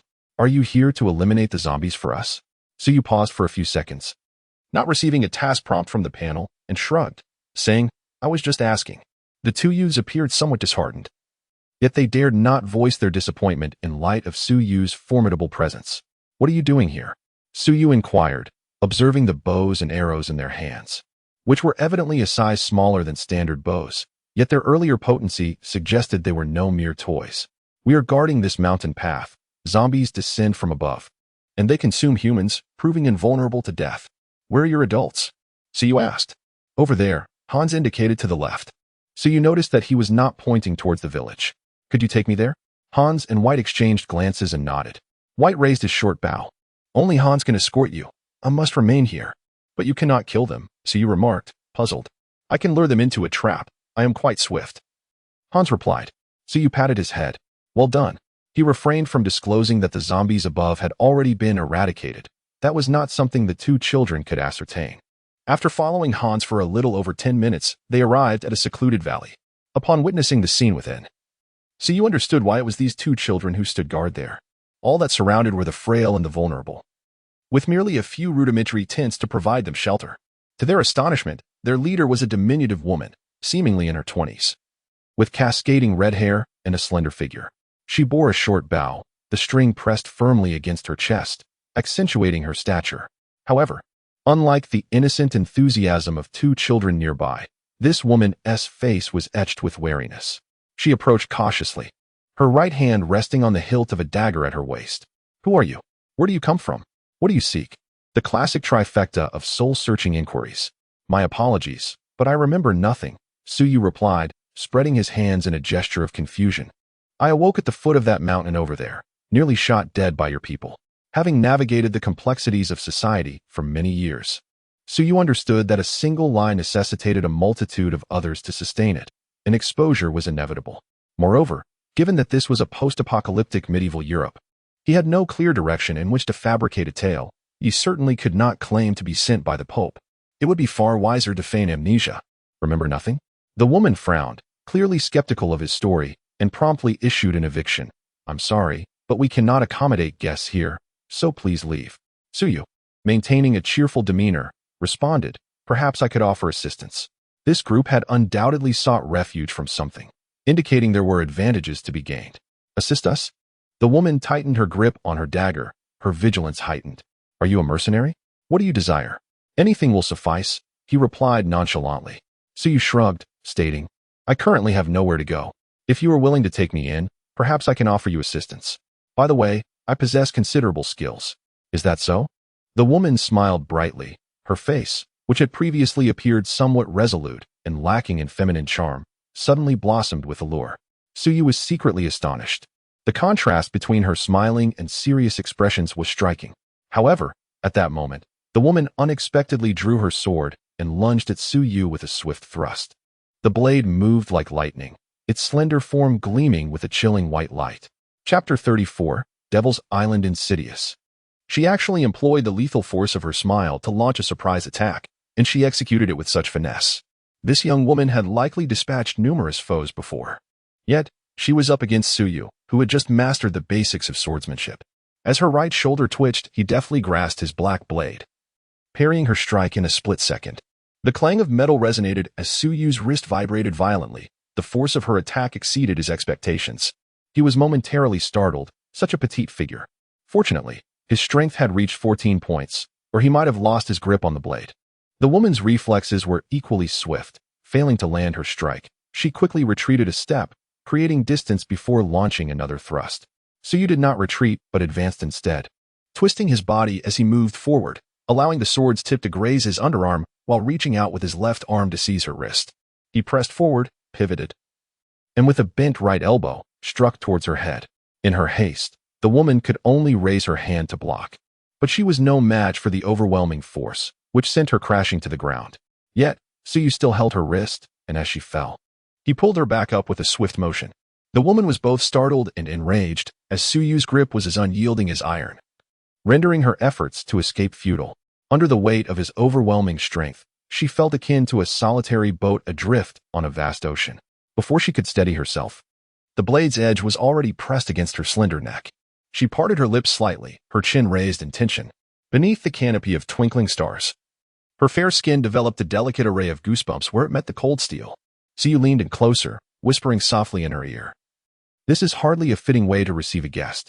The woman felt a blend of shame and anger. His lack of chivalry was glaring, for she had merely wished to test him. Beside the campfire, Siyu and the woman sat with their knees touching. Others lingered at a distance, casting curious glances their way. She nibbled on the chocolates Siyu had offered, her expression blissful, reminiscent of a kitten savoring a treat. Siyu, intrigued, relished a plate of roasted potato chunks, enhanced by a hint of bracing sea salt, which surprisingly evoked the flavor of fried chips. To think she would barter his chocolate for such fare. Truly, the British Isles were a culinary desert. Perhaps aware of the disparity in strength between them, or perhaps captivated by the chocolate's exquisite taste, their subsequent exchanges flowed with remarkable ease. 3 months prior, a witch clad in red had arrived on the island, ushering in an era of terror. The island was not truly known as Demon Island. Its original name was Whalefall Island, a territory belonging to the Earl of Shan. Like many lords, while the Earl possessed a touch of greed, he was, for the most part, considered a competent ruler.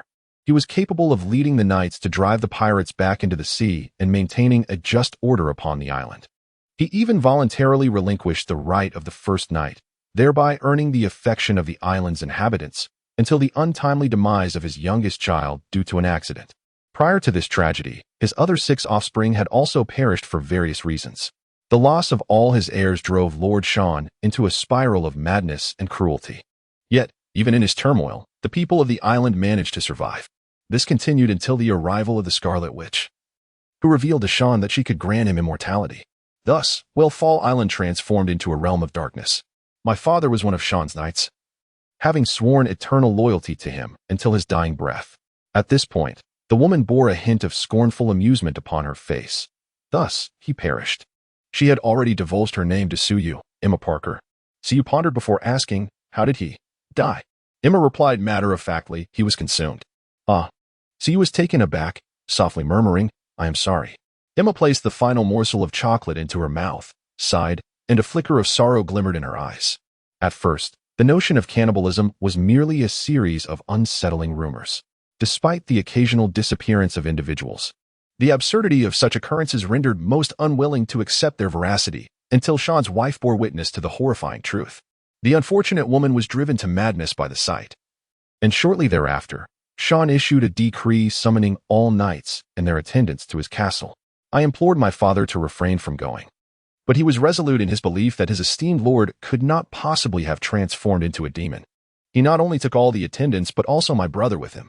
The outcome was grim. Only a handful managed to escape, recounting that upon discovering the dreadful reality, my father attempted to resist, only to be slain by Shan and the Scarlet Witch, who then proceeded to devour him before an audience. Those who failed to escape were transformed into zombies, unleashed by Shan to wreak havoc across the island. Shan can control those zombies? Siyu inquired with a frown. Indeed. Those undead obey his and the Scarlet Witch's commands. What do they intend to do? They seem intent on turning every inhabitant of the island into a zombie. Emma shook her head, yet I cannot fathom what benefit this serves them. Why do you not leave? Siyu asked, perplexed. With the island in such a state, what purpose remains for them to stay? There is but one dock on the island, and it is overrun by them. Moreover, the sea is far more perilous than the land. Emma then cast a bewildered glance at Siyu. How did you arrive on this island? Siyu innocently pouted. I truly cannot recall. Emma regarded him with a discerning gaze. Your appearance closely resembles that of the legendary Easterners. I have heard tales of your homeland's enigmatic nature. However, I must regretfully inform you that despite your formidable strength, it is merely comparable to that of my father, who was utterly powerless before Shan and the Crimson Witch. Emma shrugged, the implication clear. Siyu nodded, unsurprised by Emma's assertion. He did not possess the arrogance to believe he could overpower all the monsters on the island. Moreover, after such an extensive conversation, the absence of any triggered quests indicated that the system did not deem him capable of resolving the island's calamity. Nevertheless, this was of little concern. He could commence by eliminating some lesser foes, with the potential for loot and the promise of growing stronger with each battle. He had a full 7 days ahead of him, allowing him to proceed without haste. Setting down the plate filled with potatoes and wiping his hands, he turned to Emma and inquired, "When I awakened, I noticed a village ahead. What is its significance?" Emma blinked, a wistful expression crossing her face. "That is my home. The knightly domain bestowed upon my father by Sean. Are there monsters within?" he asked. "Indeed. How many?" "No fewer than 50, including 2 former knights." "Knights? Are they formidable?" "Extremely so. They retain their combat awareness and skills, devoid of fear, recklessly undeterred by death, rendering them even more terrifying than in life." Suyu's eyes gleamed with intrigue. The preservation of combat awareness and skills signified the presence of veritable treasure guardians. Emma, sensing the shift in his demeanor, furrowed her brow and asked, "What are you planning to do?" Suyu shrugged and, with a cheerful smile, inquired, "Do you wish to reclaim your homeland?" Chapter 35. Undertaking a task feels like stealing. Task triggered. Reclaim the homeland. Task objective. Assist Emma in eliminating all the zombies in the knight's territory. Task requirements. Complete within 24 hours and ensure Emma's survival.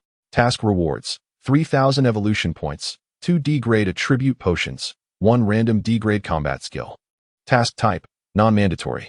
Can be ignored. No penalties for failure. "Indeed, I have successfully extracted the task," Suyu mused, as he felt he had grasped the essence of the system. Emma, oblivious to his peculiar behavior, responded with hope, "Of course, I yearn to reclaim the knight's territory. It's my home. Furthermore, when I fled, it was in such haste that I could scarcely carry any supplies, including food. Without resupply, we shall find it exceedingly difficult to survive this winter." After speaking, she turned her head, her eyes sparkling with anticipation as she looked at Suyu. This expression made Suyu realize a crucial point. She intended to accompany him. One of the task's stipulations was her survival. Although her skills were commendable, it still posed a considerable risk. Thus, he shrugged and replied, "I merely mentioned it in passing. As you stated, those zombie knights are formidable, and I have no desire to court death." Emma blinked, momentarily taken aback. She could not comprehend why Suyu had suddenly reversed his stance, her eyes reflecting profound disappointment. Yet, in the blink of an eye, she acquiesced with a nod. "Indeed. I have no grounds to ask you to take such risks." Suyu smiled politely and expressed his gratitude for her understanding. Emma forced a smile. The two fell into silence, with Emma clutching her knees, lost in thought as she gazed into the flickering campfire. Suyu stood up, stretching lazily, and pointed towards the valley's entrance, saying, "I will make do over there for the night. You need not concern yourself with me. By dawn, I shall take my leave." Emma murmured indistinctly, resting her chin on her knees. After more than an hour, Suyu quietly rose from the hay. Several piles of firewood had extinguished, and Emma along with the others had retreated into their tents for slumber. The entire campsite was now attended only by 2 drowsy elders guarding the valley entrance. Suyu easily maneuvered into the blind spots of the 2 old men, silently slipping out of the valley. However, after a few steps, he realized a significant predicament. This was the Middle Ages, devoid of automobiles, and the island was vast. The destination for the evening seemed close at hand, yet as the saying goes, a distant mountain exhausts the horse. It would take at least half an hour to walk there. Of course, he could run, but that would be rather foolish. He regretted his lack of foresight. Had he known of such an environment, he ought to have procured a small electric scooter. It would have fit perfectly within his storage space. Glancing at the time on his watch, he noted it was 2:16 a.m. Dawn was still far off. He decided to proceed at a leisurely pace. Suddenly, the sound of urgent hoofbeats echoed behind him. Swiftly, he drew his SP5, turned around, and aimed. Beneath the starlight, a chestnut steed galloped towards him. Its rider, a woman with flowing red hair, appearing like a flickering flame in the wind. Emma, why was she here? Suyu furrowed his brow and lowered his weapon. He. Emma finally reined in the reins just before him, the powerful steed rearing its front hooves, emitting a whinny. Are you planning to walk over? In the night, her smile radiated like a blooming flower. What did you say? Suyu feigned ignorance, stating, I merely ventured out for a stroll. Is that so? Emma skillfully maneuvered her horse around Suyu, chuckling. I happen to be unable to sleep and also wish to take a walk. Suyu felt a surge of frustration. This girl was more astute than he had anticipated, yet an overly clever woman lacked charm. He spread his hands and said, This is none of your concern. You need not accompany me. None of my concern?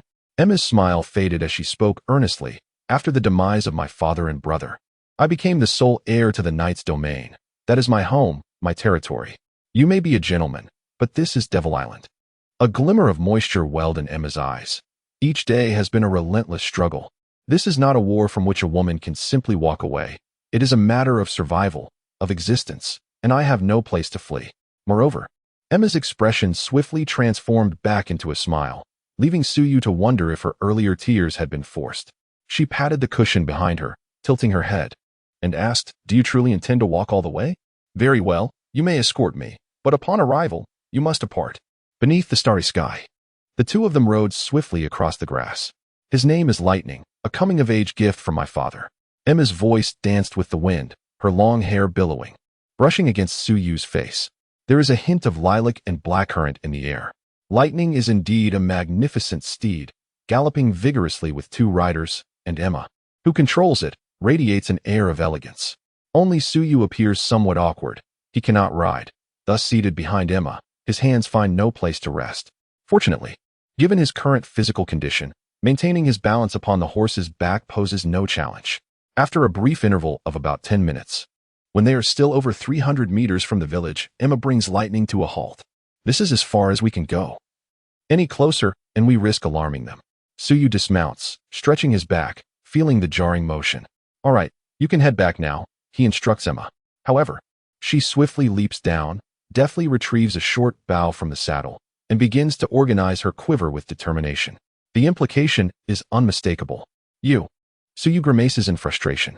"In truth, I am more proficient in archery." Emma, gripping the short bough, raises an eyebrow in challenge. "If it were beyond 30 paces, you would surely be no match for me." Suyu rolls his eyes and silently draws out his weapon, aiming at a zombie lurking at the outskirts of the village. Pulling the trigger, the creature's head explodes, and its headless body is swiftly engulfed in flames. This. Emma gasps, her mouth agape, stammering. "What is this? Are you a sorcerer? Yet I did not hear your incantation." Suyu smirks. "In my homeland, we refer to this contraption as a gun." Chapter 36. This girl has something special, a gun? Emma tilts her head in confusion. "Is it akin to a knight's lance?" "Something of the sort," Suyu replies. Suyu casually tucked away the violence, uninterested in explaining the principles of firearms to a woman from the Middle Ages. The sole reason he fired that shot was to subdue her. "Impossible," Emma exclaimed, her eyes wide. "My father possesses a knight's lance."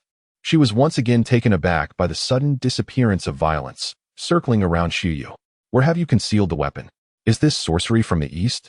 A note of flattery crept into Emma's tone. Her little scheme was certainly not lost on Suyu, who fixed her with a cold stare and said, "You should return." Emma pouted slightly, then, as if deflating, sprinted back towards the village, only halting when she was 70 or 80 meters away. She turned to glance at Suyu, who had followed her, drawing an arrow from her quiver and knocking it on her bowstring. Suyu furrowed his brow and remarked, "Are you not aware they can be resurrected? Destroying the head entirely will prevent that." Emma raised her bow, drawing the string into a crescent shape, and after a brief pause, released her fingers. The arrow shot forth like a meteor. Suyu distinctly observed a flash of white radiance emanating from the sharp iron tip at the moment it was released. He had witnessed this same white gleam on Emma's stabbing sword earlier. The arrow traced a fierce arc through the air, striking a zombie squarely in the forehead. Immediately, the struck creature let out a violent howl, a plume of smoke billowing from its head, as if seared by flames, before it collapsed to the ground, never to rise again. Emma lowered her short bow and turned her head defiantly. This time, it was Suyu who was astonished. This girl seemed to possess a certain something. Was this fighting spirit? He inquired. "Holy Chi, the legacy of our family." Emma straightened her ample chest, striving to maintain composure. Yet the corners of her lips betrayed a subtle upward curve. Holy Chi, a branch of martial arts, possesses the ability to counter all malevolent entities, including zombies. He had encountered this in the marketplace, priced at an astonishing 30,000. "Can I learn it?" he asked, unabashed. In that moment, Emma shone in his eyes like a gleaming gold coin. This was no mere burden. She was akin to a deity of wealth. A skill worth 30,000 evolution points, if truly attainable, would render this expedition a lucrative endeavor. "Certainly," Emma replied without hesitation. "Really? But..." She cast a quick glance at him before turning away. Continuing in a hushed tone, "One must gain the approval of our ancestors, whether it was merely an illusion or not." So you seem to perceive a hint of shyness on her face. He blinked. How does one gain such approval? You will know in due time. Emma appeared reluctant to elaborate. Ah, well, so you did not find this surprising. A skill worth 30,000 evolution points could hardly be acquired easily. I truly wish to teach you, Emma explained softly, as if fearing to disappoint him. However, Holy Chi is part of our ancestral martial arts. Without the ancestors' approval, even if you learn it, you cannot wield it. I understand, so you nodded. Emma sighed in relief and gazed toward the village ahead, expressing her regret. Unfortunately, my strength is insufficient to draw the longbow left by my father, rendering me unable to pierce the knight's armor. Otherwise, I would not have had to wait for your arrival. After speaking, she turned to Suyu and asked, what do you plan to do? Just charge in.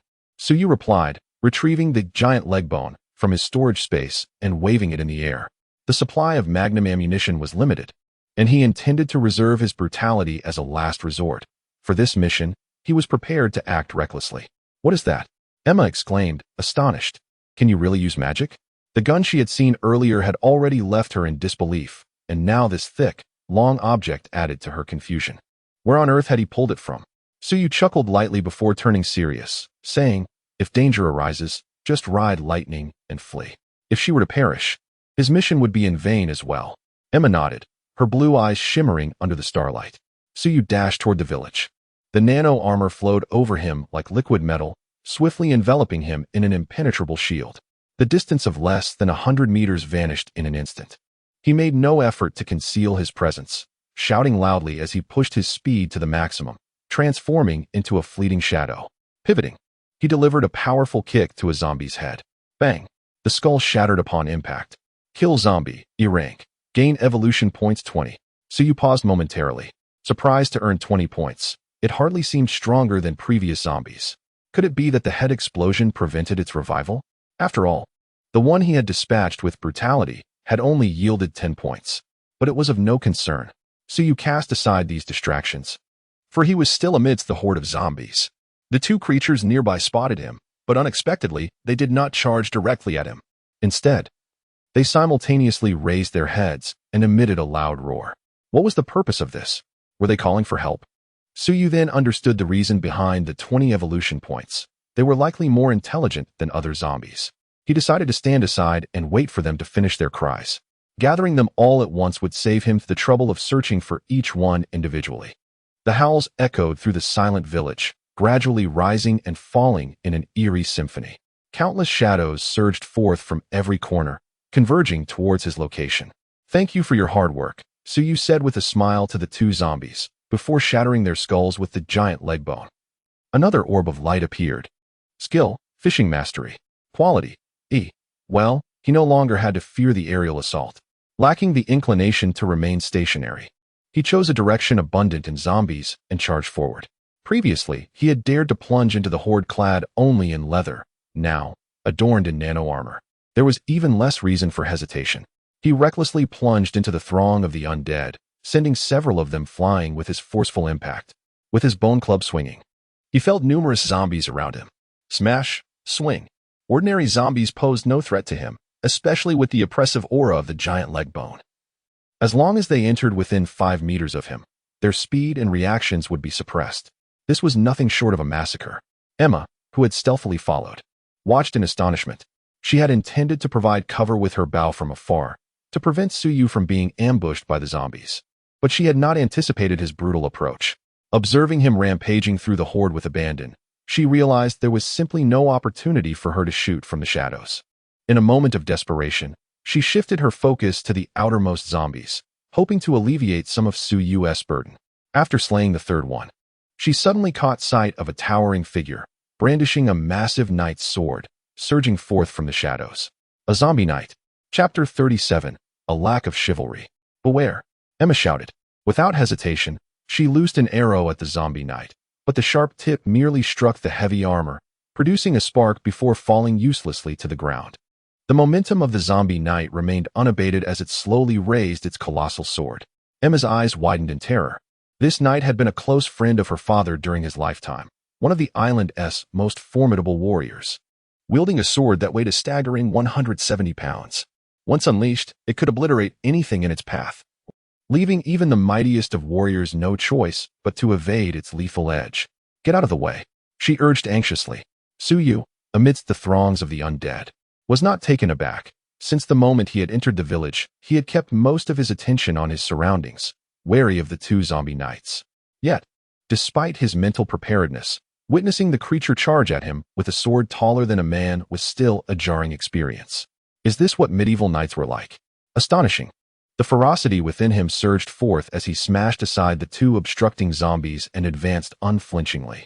As the gigantic sword swung down, Suyu distinctly sensed that as he drew closer, the zombie knight's movements began to slow, the descent of the massive sword becoming lethargic. The pressure of the giant's leg bone proved effective against it as well. With both hands gripping the giant's leg bone, he braced himself against the impending strike of the colossal sword, eager to test his own strength in that fleeting moment. The clash of sword and staff reverberated violently, unleashing a tempest that radiated outward from the point of collision, scattering a cloud of dust and debris. The immense feedback coursing through his hands sent tremors throughout his body, nearly buckling his knees. A pang of alarm gripped him. Had the giant's bone not mitigated the force, he might have been felled on the spot. However, having withstood the initial blow, the subsequent battle would prove more manageable. He chose to confront the attack head-on, fully aware that he must not allow the zombie knight to swing the massive sword. Doing so would only plunge him into a deeper quagmire, akin to a freight truck gaining momentum, unstoppable once it picks up speed.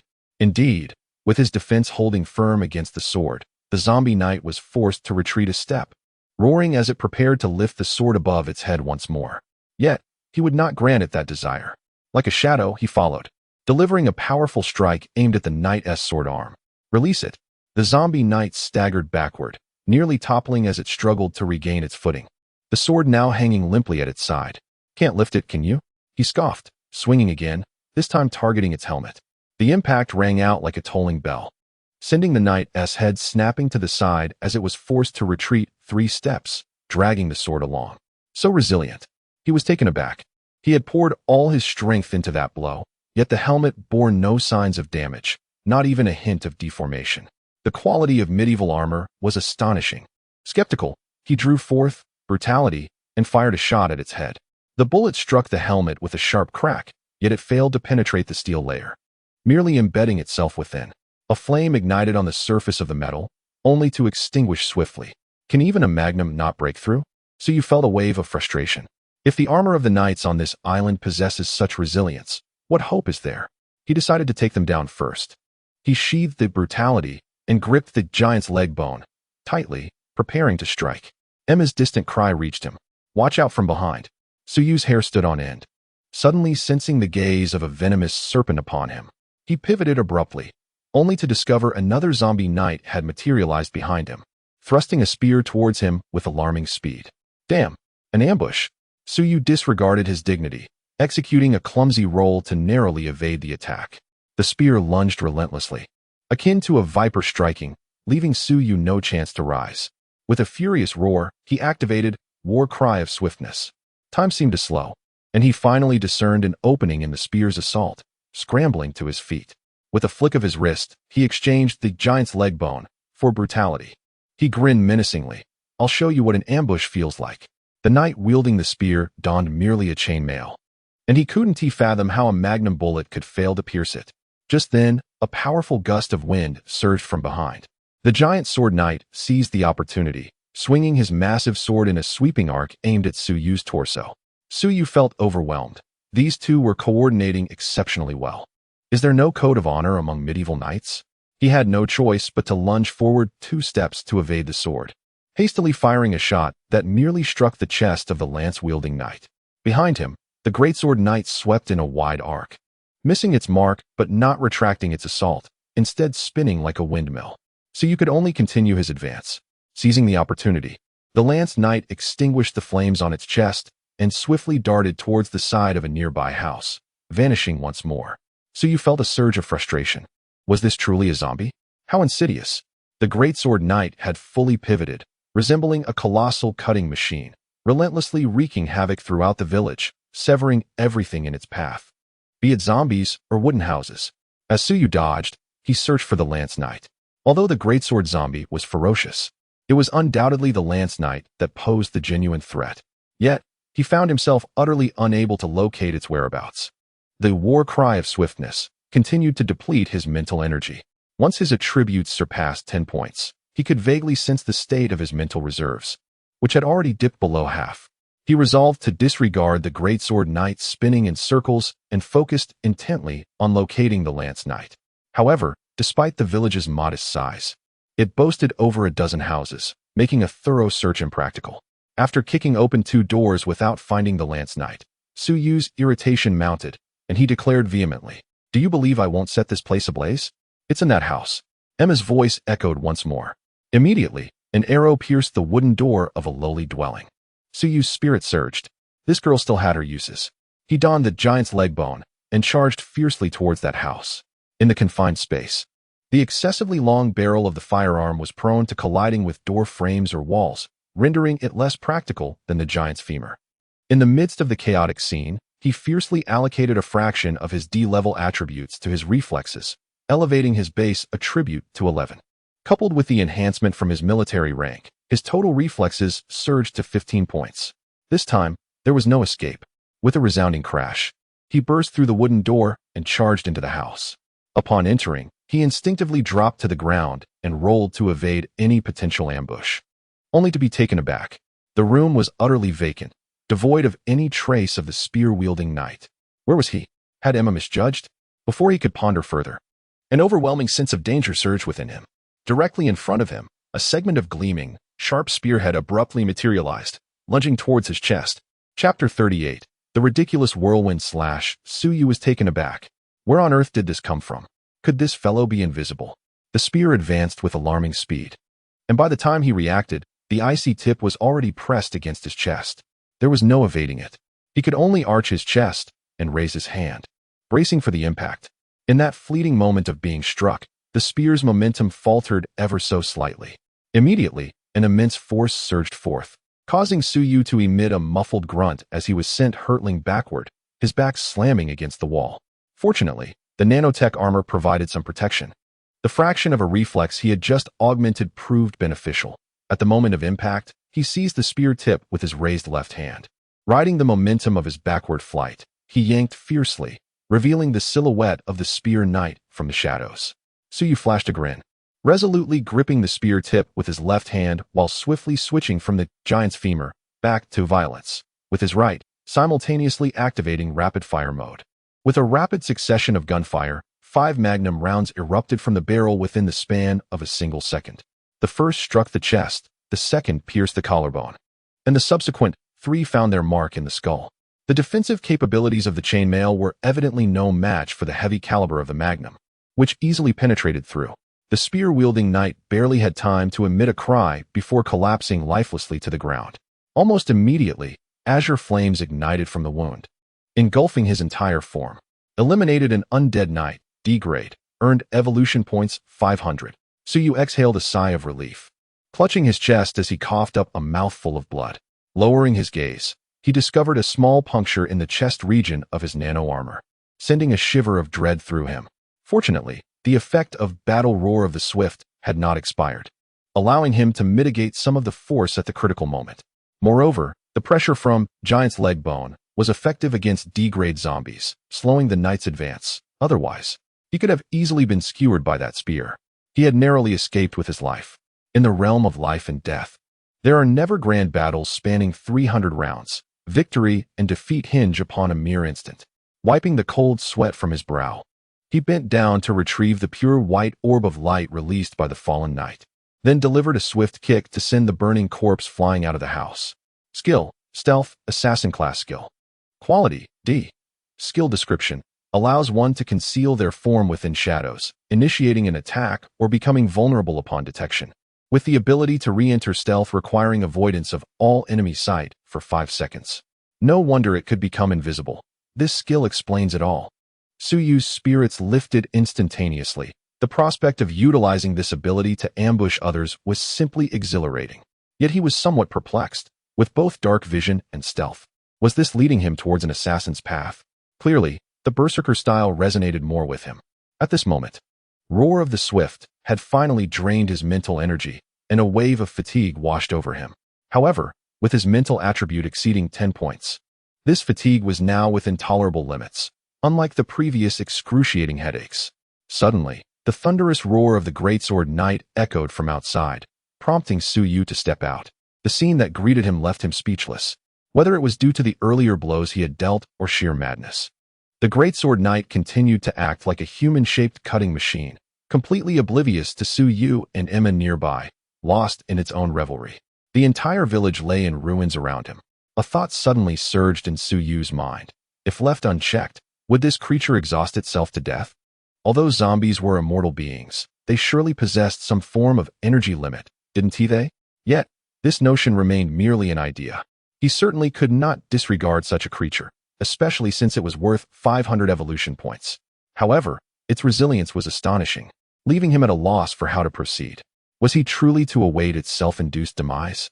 Just as he was mired in uncertainty, a crisp sound rang out. Emma had unleashed a sword strike that struck the knight's helmet. Su Yu curled his lip. If even a magnum bullet could not penetrate, what was the point of exerting such effort? Emma called out to him. The clasp of its helmet is at the nape. The clasp? Indeed, armor, no matter how thick, was not a singular entity. If the clasp could be undone, the helmet could be removed. Emma raised her bow once more, aimed for a moment, then lowered it with a sigh. I can't hit it. Can you make it stop? Su Yu contemplated briefly before calling out to her. Find a rope. We'll trip it. Emma's eyes lit up. I know where some is. She hurried into what appeared to be a stable and returned with a coil of rope.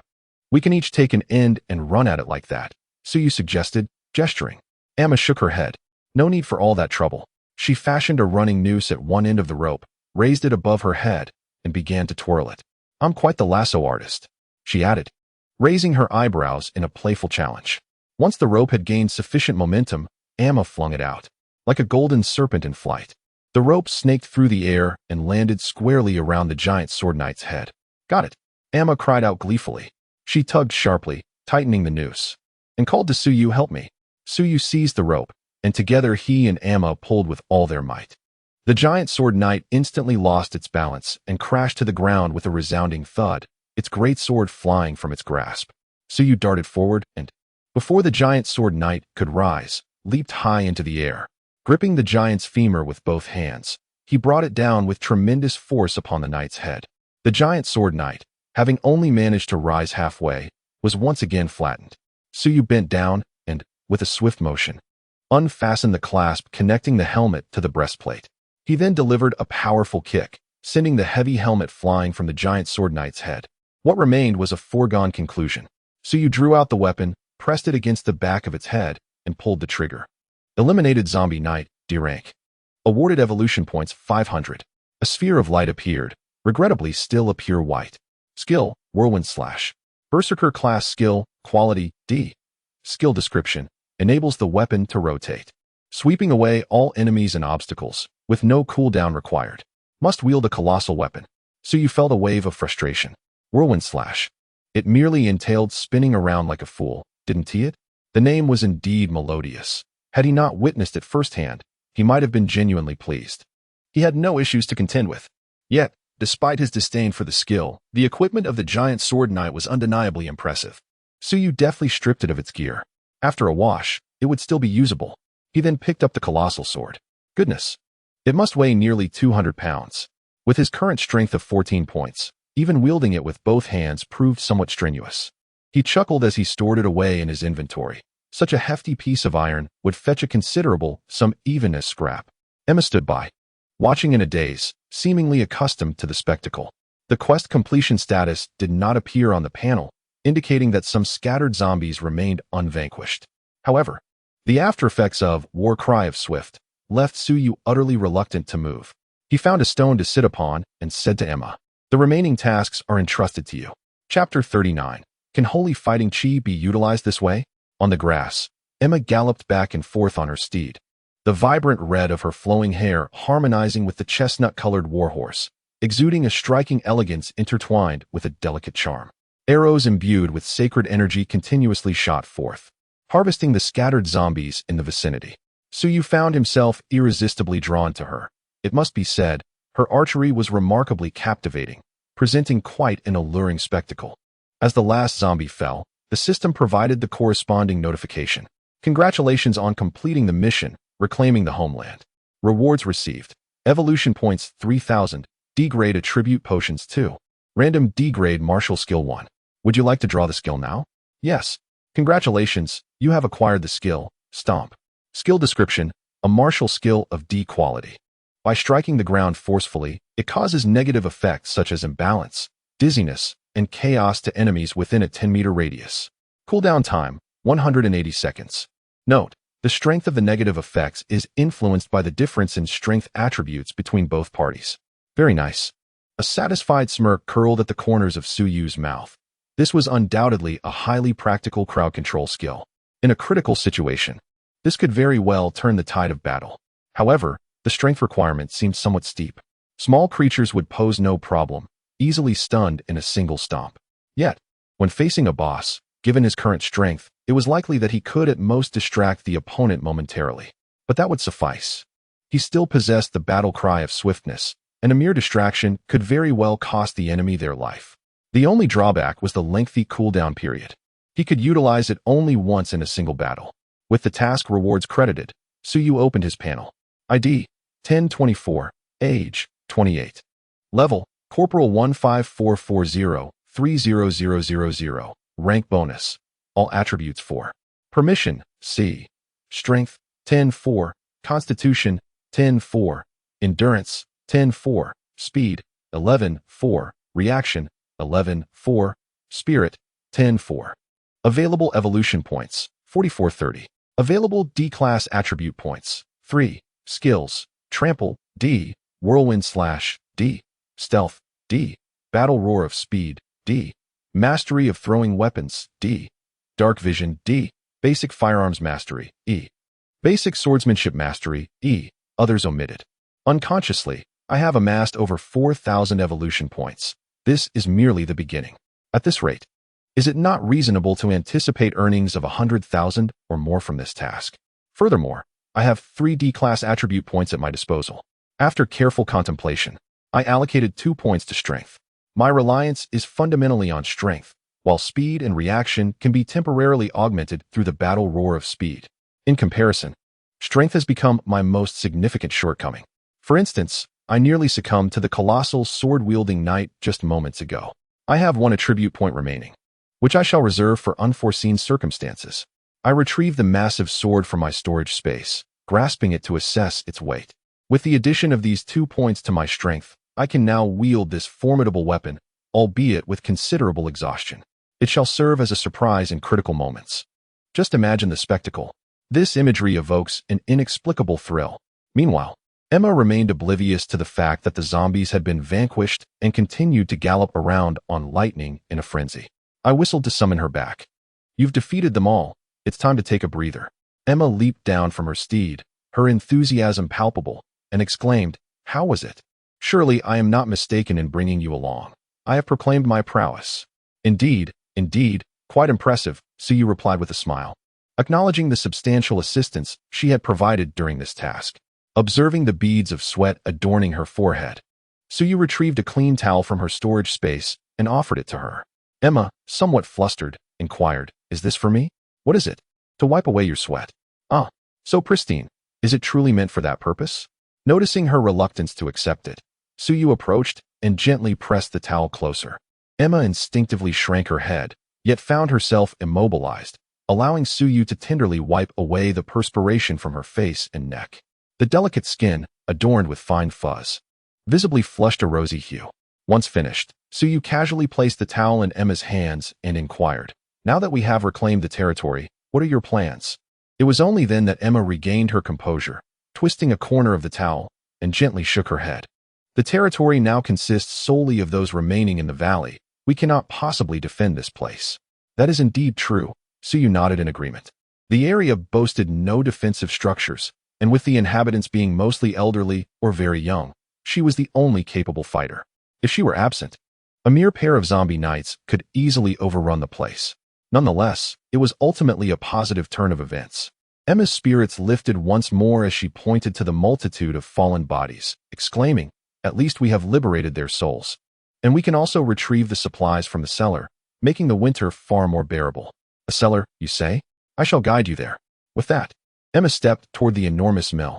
Suyu followed her into the dimly lit space, observing as she darted to a corner, her foot kicking aside a thick layer of hay. She then lifted a wooden plank, revealing a dark iron plate beneath. The plate was secured with a lock, fastened to a nearby iron stake by a chain. She reached into her collar, retrieving a key, which she inserted into the lock with a satisfying click, releasing it. Pulling aside the iron plate, a descending stone staircase emerged from the shadows. Don't you need a torch? Suyu couldn't help but inquire. There was a glimmer of starlight above, yet below it was as if one were plunged into an abyss, devoid of visibility. Did she possess the ability to see in darkness? No need. I can see, and I know you can too, Emma replied, glancing back at him. Suyu shivered, startled.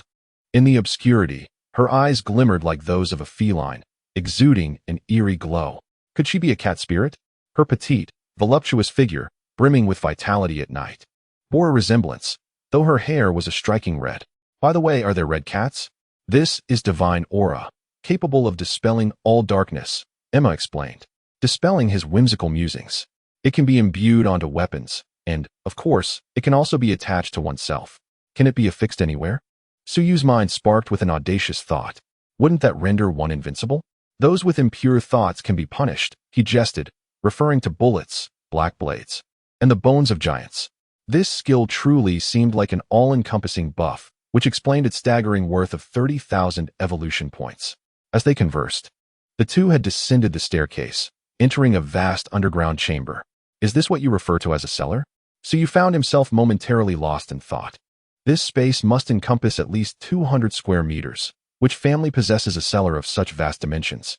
Since the time of my great-grandfather, our family has continuously expanded, amassing various provisions to prepare for unforeseen circumstances. A hint of pride laced Emma's tone. Impressive, Suyu remarked, astonished. It appears that regardless of whether in the East or the West, in reality or through time travel, ancient landlords have a penchant for concealing their treasures underground. Chapter 40. To burn paper or to light incense. The expansive underground storage was filled with grains on one side, while the other was stocked with weaponry. The most abundant were spears, stacked in bundles, alongside an array of knightly swords of various designs, bows of differing lengths, and an ample supply of arrows. This could easily equip a small army. Were they planning an insurrection? The calamity struck so unexpectedly that we scarcely had time to enter. The territory was swiftly overrun by zombies, Emma lamented, her expression turning self-deprecating as she pursed her lips. Even if we had managed to take refuge, it would have been futile. I am the sole warrior left in the entire knightly domain. My father, brother, and 2 uncles have all perished. My father, while his body, well, he has ascended to the heavens, but my brother and uncles have transformed into zombies, unable to find peace. Why has this happened? Emma murmured. Every knight on this island swore an oath of unwavering loyalty to him until death. Why would Sean do this? What gain could he possibly derive from turning them into zombies? Suyu sighed softly and leaned closer, gently patting her shoulder. Thank you. I am all right, Emma replied, turning her head to offer him a tender smile. With a warm sensation in his heart, Suyu realized that this young lady had an admirable ability to manage her emotions, requiring no coaxing whatsoever, which endeared her to him. However, her large, sparkling eyes somewhat disrupted the atmosphere. Emma approached the end of the cellar, where a table was set, upon which rested a small wooden chest. She opened the chest and retrieved a parchment-bound book, glancing at it briefly before handing it to Suyu. This contained the methods for cultivating sacred combat energy. Emma's nonchalant manner of presenting it left Suyu somewhat at a loss. You are simply giving this to me? He inquired. Of course, Emma replied matter-of-factly, I promised you. Suyu accepted the book and opened its cover, only to frown in confusion. The translation system enabled him to recognize each word, yet when combined, they rendered him utterly bewildered. The opening sentence read, God said, let there be light. Suyu pondered, does light merely come into existence at his command? Did he create the sun? Did he invent the light bulb? As an atheist raised under the red banner, he felt an instinctive aversion to such divine musings, even in this new realm. The subsequent passages were laden with religious rhetoric, discussing how to strengthen one's faith and seek divine forgiveness for sins. Is this a manual or mere brainwashing? Suyu mused, feeling a disconnection with the text. Completely at a loss, he hesitated to part with it, especially considering it represented 30,000 evolution points. Detected combat energy skill. Would you like to learn it? The prompt that appeared on the panel filled Su Yu with unexpected joy. Marking the first instance, he felt the system's thoughtfulness. Yes. Skill. Sacred Combat Aura has been recorded in the skill panel, quality assessed as C grade. Due to the failure to meet the necessary conditions, the skill is unavailable. What on earth does it mean that I cannot use it? Damn. Acquiring a skill worth 30,000 evolution points is indeed not an easy feat, but what exactly are the necessary conditions?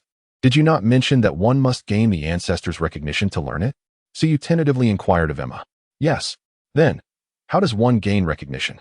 Emma bit her lip and whispered, it requires a ritual. A ritual? Is it very troublesome? Well, it's not too bad. Emma's voice became even softer. This display left Su Yu somewhat perplexed. She was not typically a shy person. What kind of ritual are we talking about? Do I need to burn paper for your ancestors, or light some incense? The atmosphere grew inexplicably awkward. Can you use your magic to help me bring back some supplies? Emma shifted the topic.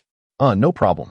A few minutes later, Su Yu filled his storage space to the brim, with the majority being food, followed by several weapons and a few arrows. Upon emerging from the cellar, the two mounted lightning once again. Su Yu still sat behind, and perhaps due to their previous battle together, the two on horseback were no longer as restrained as before. Emma leaned back intentionally or otherwise, gradually nestling into Su Yu's embrace. Su Yu's arm naturally encircled her waist.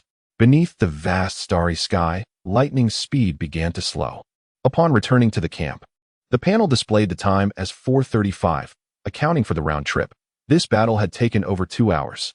Su Yu retrieved supplies from the storage space, prompting a chorus of cheers from the crowd. Oh, almighty Lord, we have provisions for the winter, they exclaimed. Sir, you must be sent by God. Su Yu merely chuckled. A few exuberant youths brandished small knight swords, frolicking about the camp. Be cautious, those are sharpened. Emma called out from a distance, allowing them to play, and naturally settled beside Su Yu. It had been a long time since they had experienced such joy. Su Yu nodded with a smile. Moments of happiness in a post-apocalyptic world were indeed precious. It's all because of you, Emma softly remarked, her lips curling into a smile, the flickering campfire casting a radiant glow upon her face. Why do you choose to stay here? Su Yu abruptly shifted the topic. When I awoke, I noticed a prison atop the mountain. It should be safer than here. Emma shook her head. There are water monkeys up there. It is not safe. Water monkeys? Su Yu inquired in surprise. Indeed, they can scale cliffs. If you descended from there, you should know there are zombies above. They were bitten by the water monkeys. Is that so? Su Yu asked, astonished. But I did not see any water monkeys up there. They only appeared during the day. Su Yu furrowed his brow and shook his head slightly. The system was indeed treacherous.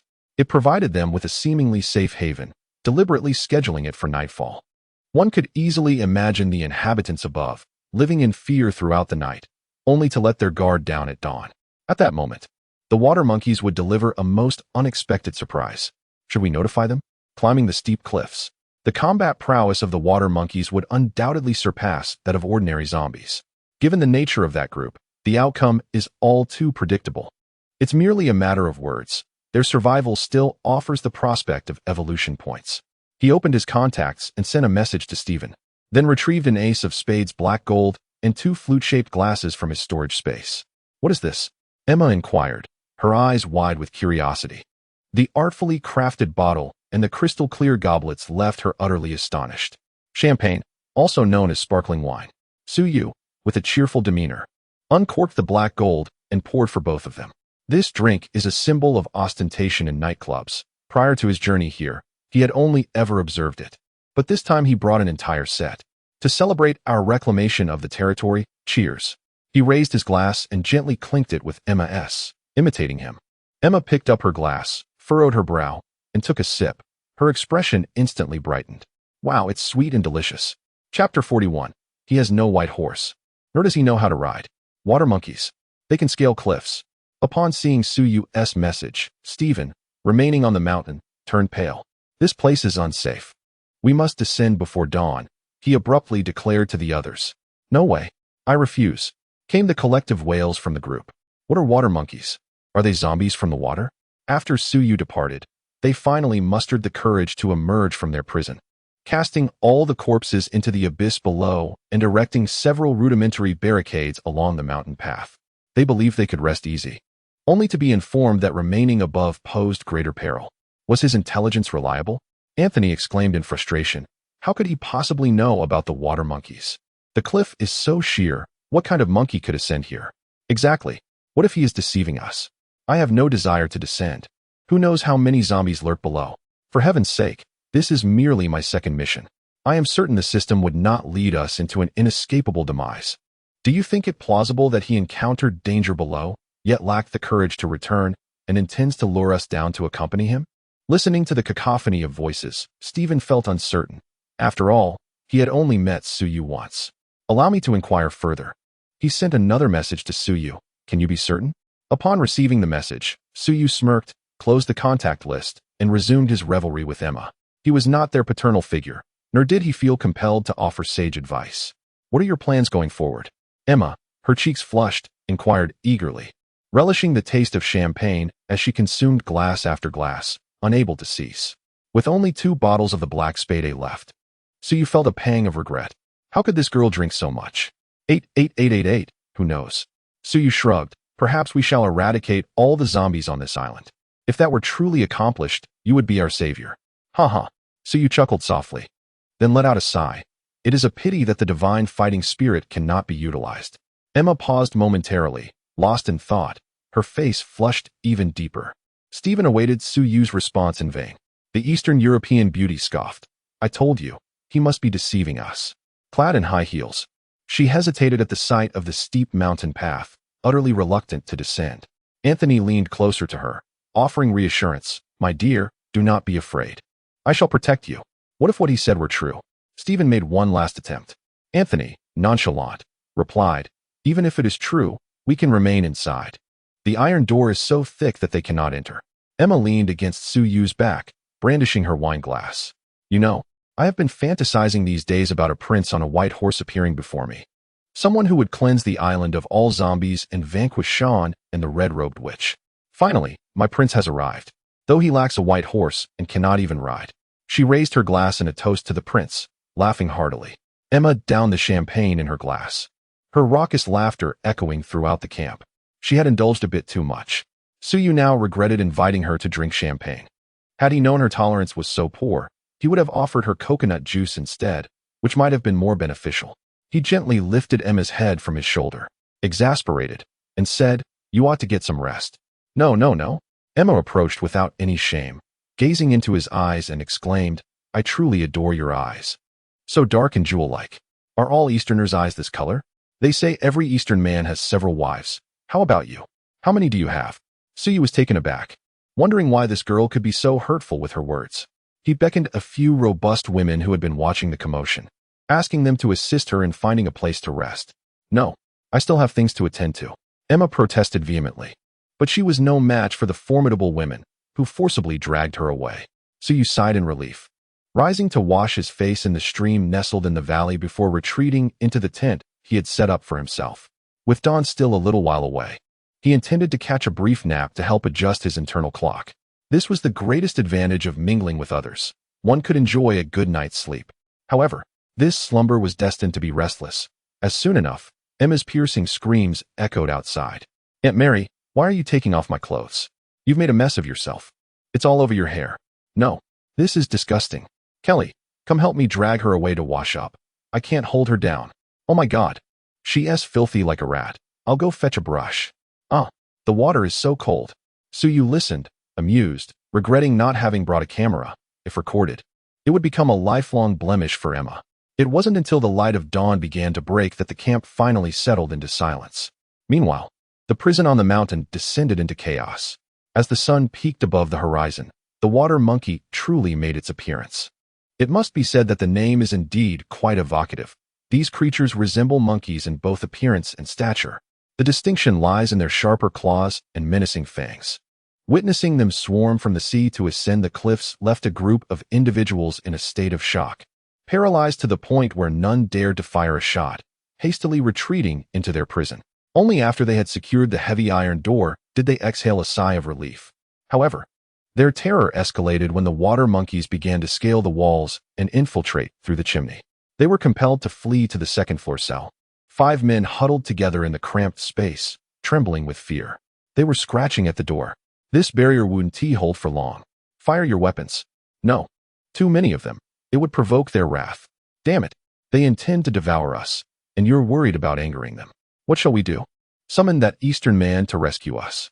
Yes, yes, if we perish, he too will suffer loss. He will come meanwhile. Suyu was infuriated. After counting sheep for what felt like an eternity, he had finally begun to drift into slumber, only to be abruptly disturbed by the system.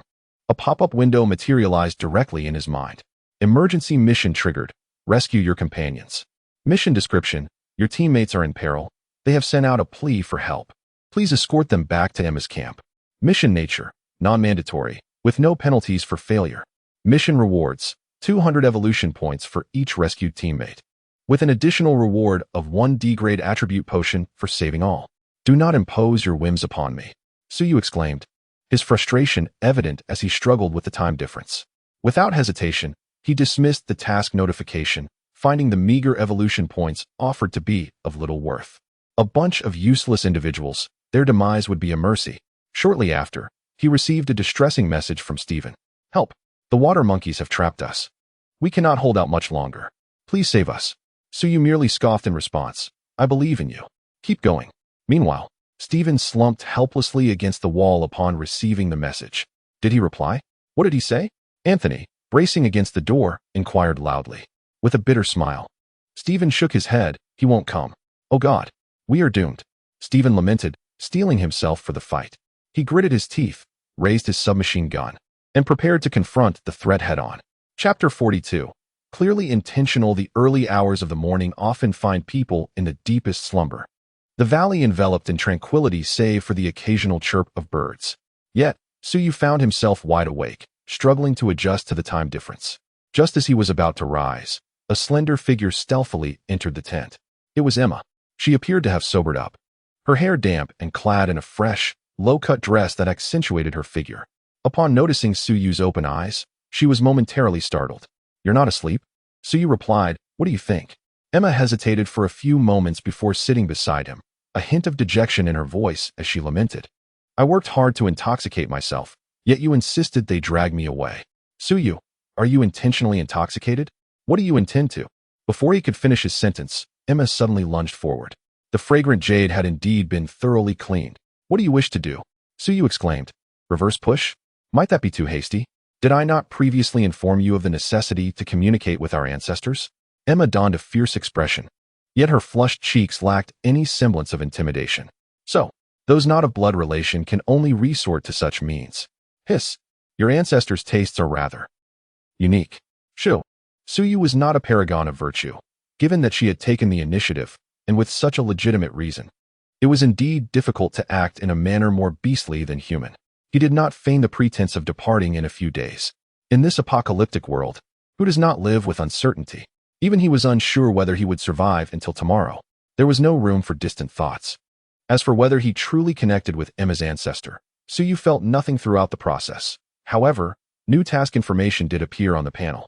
Task triggered, rest in peace. Task content, locate Emma's brother and 2 uncles, allowing their souls to find peace. Task reward, unlock sacred fighting chi skill. Task nature, non-mandatory, can be ignored. No penalties for failure. As dawn broke, amidst the helpless gazes of several ants, Suyu and Emma emerged from the tent. Emma's steps were somewhat unsteady, yet her face desperately attempted to convey nonchalance. Suyu, on the other hand, felt a touch of embarrassment. The commotion she caused was rather significant. Indeed, a practitioner of martial arts, Billy's combat prowess far exceeds that of others, even those at the novice level. Breakfast at the camp consisted once more of baked potatoes, which held no allure for Suyu. He pulled Emma outside for a delightful meal of self-heating hot pot, infused with a spicy flavor. This extraordinary dish completely expanded Emma's horizons, as she clumsily wielded her chopsticks, perspiration beading upon her brow. Sometimes, I truly feel you must have descended from heaven. Suyu chuckled softly. Heaven? In terms of material wealth, the fallen city bears quite a resemblance. Yet, their fate is invariably to be consigned to hell. After their meal, Emma used her chopsticks to sketch a map of Demon Island upon the ground. Here we are, and the 2 uncles might be located here and here. As for my brother, he should remain at Sean's castle. Emma's map was drawn with remarkable detail, and Suyu studied it attentively, committing it to memory before rising and brushing off the grass clippings from his trousers. Tasks must be completed and the castle visited. However, there remained a vital matter to attend to beforehand: mastering horseback riding. Do not merely sit. Lift your rear, squeeze your legs tightly. Yes, just like that. Feel its rhythm. Become one with it. On horseback, they switched positions, with Emma now behind him, holding on tightly. The sensation of her presence made it difficult for Suyu to concentrate. This little girl was clearly doing it on purpose. He sighed in resignation. Should I focus on feeling the horse or you? Haha, both. Despite such strong distractions, Suyu required little time to get the horse galloping. His remarkable coordination, a product of his reflexes, was nothing short of miraculous. This left Emma feeling both delighted and anxious. Joyful was the realization that her man was indeed exceptional, yet sorrowful was the implication that he would soon depart. Thus, she clutched him ever tighter. On the mountain path, Stephen gasped for breath, clumsily descending the slope. In his panic, his foot slipped, sending him tumbling uncontrollably downwards until he collided with a tree stump.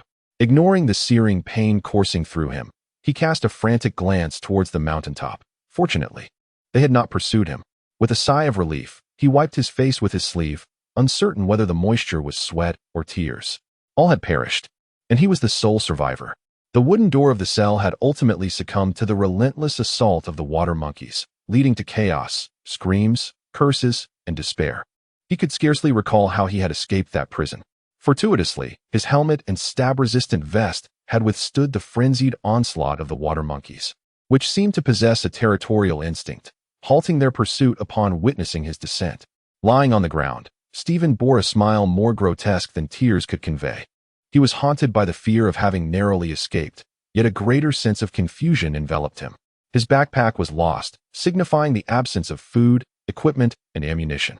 Now, he was left with only his submachine gun and 3 remaining magazines.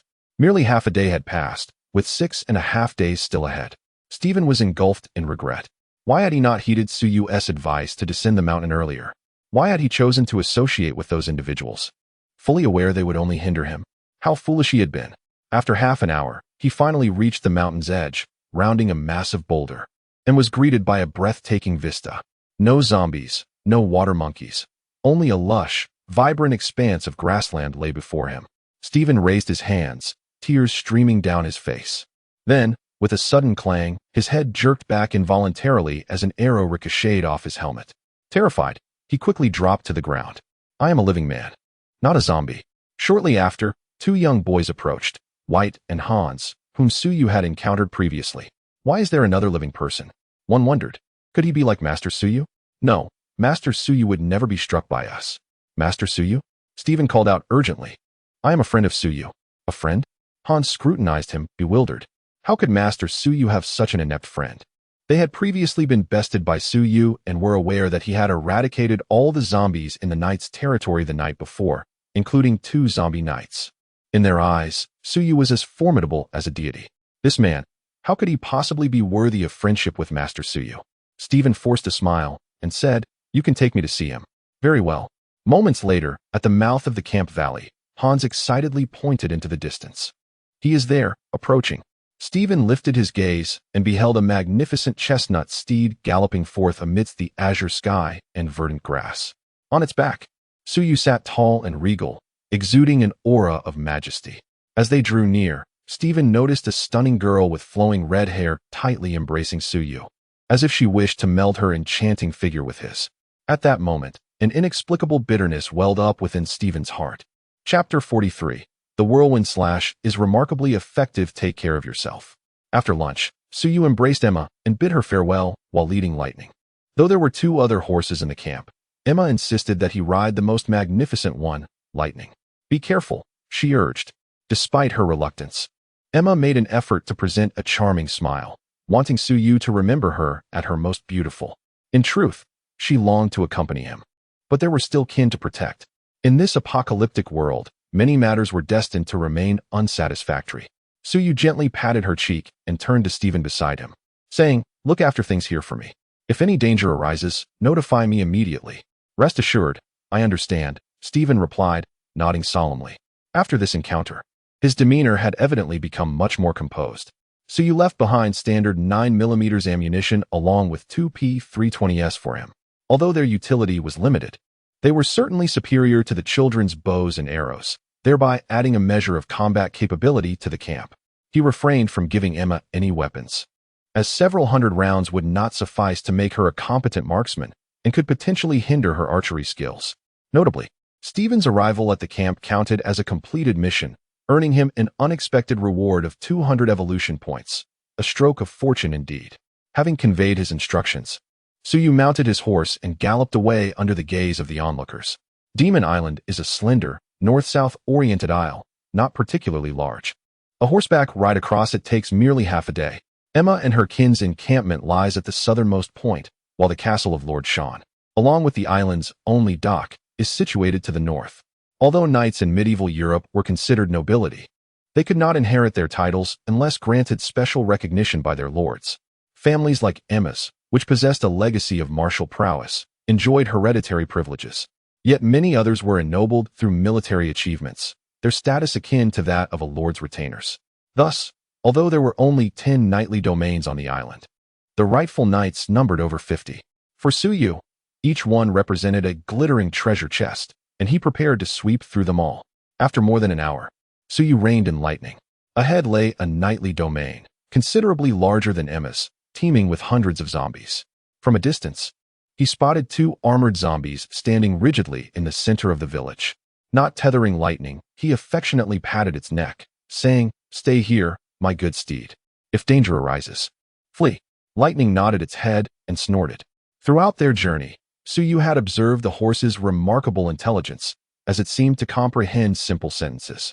Could it be that the system's translation function rendered his words into equine language?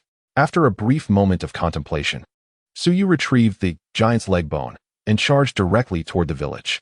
In broad daylight, he saw no need for subtlety. He would charge in recklessly. "Why are 2 of my children missing?" murmured a woman, just awakened from slumber, as she lay in a chamber deep within the castle at the northern end of Demon Island. Could it be that members of the church have infiltrated the island? Impossible. I control the docks, and there are monkeys in the water. They cannot reach the shore. Frowning, she sat up, the delicate silk blanket cascading down her form. She delicately lifted the blood-red robe from the bedside, gracefully concealing her voluptuous curves. "Come in." A young man clad in golden armor entered. He cradled a helmet in his left hand, his crimson hair framing a tall figure, with soft facial features that bore a resemblance to Emma. Yet, the striking blue of his irises left no trace of white in his eyes. He respectfully bowed, performing a perfect knightly salute. "My lady, what are your commands?" "The children I entrusted to Sir Parker have perished. Send some people there. More than a few." "Understood. Do you require my presence?" "No. These days are crucial for your evolution. I need you to remain in the castle." The red-clad sorceress emerged from the shadows, revealing a remarkably alluring mature face. She raised her hand, her slender fingers gently gliding across the knight's visage. "Look at you. You are truly a masterpiece. It won't be long before you become a nightmare for the Holy See. I require more blood to feast upon. There is plenty in the dungeon. Indulge as you wish." The battle was nearing its conclusion. Only 2 zombie knights remained in the knightly territory, the rest having had their skulls crushed by Suyu. Encumbered by heavy armor and the oppressive weight of the giant's leg bone, the knights moved with a sluggishness that rendered them slower than ordinary zombies. As they were merely being toyed with, nearly 100 zombies bestowed upon Suyu a remarkable 1430 evolution points, alongside a plethora of medieval skills, such as candle making, horseshoe forging, leather tanning, and horseshoe repair. Suyu firmly believed that even if he could not return to his former life, he could thrive in the medieval era through his craftsmanship. The 2 knights, evidently possessing a semblance of intellect, watched in impotent fury as he dispatched his minions one by one. However, Suyu's position was not enviable either. These 2 warriors were inseparable as if bound by an unbreakable bond. One wielded a war hammer while the other brandished a spear, their coordination impeccable. He attempted to engage them several times, only to find himself ensnared by the hammer wielder, subsequently ambushed by the spear. Was it customary for medieval knights to be so unscrupulous in their combat? The crux of the matter was that the giant leg bone proved ineffective against heavily armored foes. Despite his relentless strikes, they seemed entirely unfazed. After a few exchanges, his frustration boiled over. He unsheathed the colossal knight's sword he had previously acquired, dragging it behind him as he charged forward. Upon closing the distance, he executed a stomp, taking advantage of the knight's unsteady footing, and unleashed a whirlwind slash. In that instant, Suyu felt as though the massive sword had come alive, propelling him into a whirlwind as he merely needed to grip the hilt steadfastly. It was no wonder that the weapon whirled without pause. It required little effort to maintain.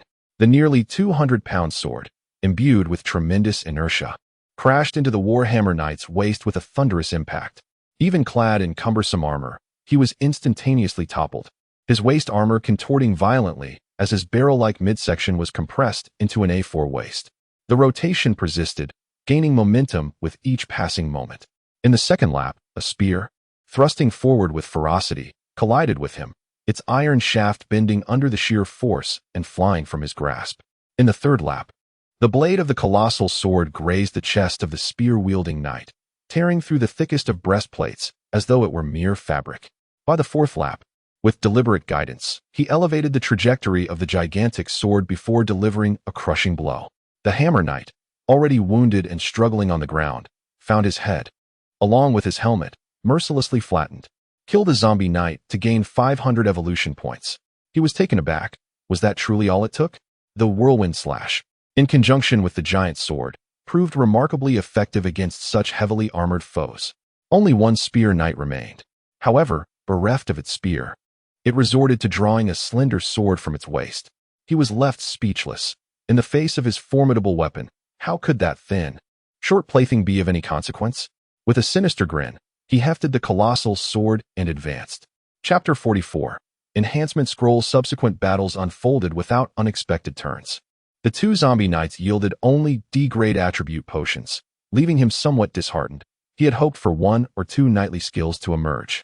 It must be said, the whirlwind slash was indeed splendid. He allocated both attribute points to strength, and with the added bonuses from his military rank, his strength soared to an impressive 18 points. The giant sword became even more manageable, allowing him to wield it with ease, even without the whirlwind slash. Another skill influenced by his strength, Stomp, grew increasingly potent. He deliberately sought out a stray zombie, delivering a decisive kick that sent it crashing to the ground, which, upon rising, fled in terror. With a cheerful disposition, so you let it run far away. His evolution points had already reached 5610, and his experience had ascended to the rank of a junior soldier 16640-30000, leaving him unconcerned about the additional 20 points. As he summoned lightning to his side and prepared to mount, he suddenly paused, struck by a thought. Could Emma's family, known for their knightly domain, possess a cellar? According to Emma, families bestowed with the title of knight typically had a rich heritage. This knightly domain was even larger than hers. He must search. As dusk approached, Suyu emerged from a barn, his face smeared with dirt and displaying a hint of frustration. After spending over 2 hours scouring every building, even the restroom, he had yet to uncover the entrance to the cellar. Was it possible that there was none? Absolutely not. In an era devoid of banks, how could wealthy landlords fail to dig a cellar? Surely, the wealth accumulated over generations could not simply be carried away. Yet, without a guide, locating such a small entrance in a vast village proved exceedingly challenging. Searching for items had always been his Achilles heel, even before his journey to this world. He often struggled to find his own phone. With a resigned shake of his head, he decided to focus on the task at hand, planning to return with Emma at a later time, for she would undoubtedly be more reliable in such matters. He mounted his horse, preparing to head towards his next destination. If memory served him correctly, one of Emma's uncles resided there. However, after only a few paces, he heard the unmistakable sound of hoofbeats approaching from ahead. The noise was thunderous, indicating that it was not just a single rider. Steering lightning behind a building, he dismounted and calmed the restless horse. Peeking out cautiously from behind the wall, the sound of galloping hooves grew increasingly closer, and as the target materialized before him, his gaze sharpened with sudden intensity. To his astonishment, 5 fully armored knights appeared, their steeds clad in protective gear as well. Where did such a multitude of knights come from? Hadn't Emma stated that the knights on the island had all been transformed into zombies? A strange sensation akin to the presence of ghostly soldiers crossing his path enveloped him. The knights charged directly into the village, showing no signs of slowing down, clearly indicating that their destination lay elsewhere. But where could they possibly be heading? Behind them were Emma's knights. Whether they were living or undead, it was evident that he could not allow them to pass. So you stepped out of the house, positioning himself in their path. If they were indeed human, they would surely halt to inquire upon seeing their kin. If they were zombies, it would merely signal the anticipated moment of treasure hunting, and likely, they were the latter. His suspicions were soon validated. The knights showed no intention of stopping as they approached him, and in a remarkably brief span, they executed a formation change. A knight wielding a spear replaced the one at the forefront of the ranks, tucking the spear under his arm with its tip directed ominously towards Suyu. His body lowered in a clear posture of charge. The other knights flanked him, brandishing their weapons, exuding a palpable aura of menace as they surged forward. Suyu smirked, drawing forth his colossal sword and resting it casually on his shoulder, unperturbed. They were drawing near. With a resounding roar, he unleashed the war cry of swiftness, then lifted his right foot and stomped down fiercely. Trample. In an instant, the ground within a 10-meter radius of Suyu erupted as if struck by cannon fire, dust swirling violently around him. The 5 warhorses emitted startled cries, their front hooves rising in unison, abruptly halting their charge and disrupting the knight's assault. One of the warriors wielding a war hammer was unceremoniously dismounted. The 18 points of force were evidently insufficient against the warhorse. Their attempts to trample merely startled the beast momentarily, yet that was sufficient. In the next instant, a tempest arose. The colossal sword whirled, unleashing a whirlwind slash that obliterated all in its path. Limbs were severed, heavy armor shattered. All foes fell effortlessly before it. Slain zombie warhorse, E rank, awarded 150 evolution points. Slain zombie knight, D rank, awarded 500 evolution points. Slain zombie knight, D rank, awarded 500 evolution points. Slain zombie warhorse, E rank, awarded 150 evolution points. The formidable nature of the zombie knights lay in their heavy armor, yet when confronted with a weapon as indiscriminate as the colossal sword, they were rendered as insignificant as ants. Once the warhorses were brought to a halt, they became easy prey. 5 corpses and 5 steeds were swiftly transformed into evolution points and luminous orbs. The only shortcoming was that the orbs emitted a dull white glow. This lackluster output left Suyu somewhat dissatisfied. Despite both being D rank, the enormous zombie from the farm had yielded pale yellow C rank items upon its demise. Counting these 5, he had vanquished 9 knights, yet all the orbs produced were white. The knights were rather lacking in worth. Suyu retracted the colossal sword and began to collect the orbs scattered upon the ground. D rank attribute potion. D rank attribute potion. D rank attribute potion. D rank attribute potion. For consecutive orbs of attributes indicated that this was the minimum yield for D rank. Lastly, he discovered D rank equipment enhancement scroll. Note, equipment of grade D and below can be upgraded by 1 level. Please be advised, this item is a special supermodel and will permanently vanish after 30 minutes. Remaining time, 29:48. At last, a treasure has emerged. However, what does it mean that it will disappear in 30 minutes? Is it forcing me to use it immediately? Suyu found himself in a quandary. What should he enhance? Ordinary equipment was certainly out of the question, as that would be a waste. He possessed 3 pieces of D-grade equipment: nano armor, black blade, and savage. The armor was also not an option, as he wore it merely as a precaution. Offense was always the preferred means of resolution. Yet, the other 2 pieces were somewhat inadequate. The issue with savage lay in its inability to penetrate heavy armor, but unfortunately, the knights on this island predominantly donned turtle shell-like protection. Utilizing it against minor foes seemed a waste, rendering its purpose quite awkward. Blackblade presented a similar dilemma. He had previously attempted to wield it with all his might, only managing to create a small nick in the armor, unable to even insert the blade. Moreover, it lacked the capacity to deliver a fatal blow.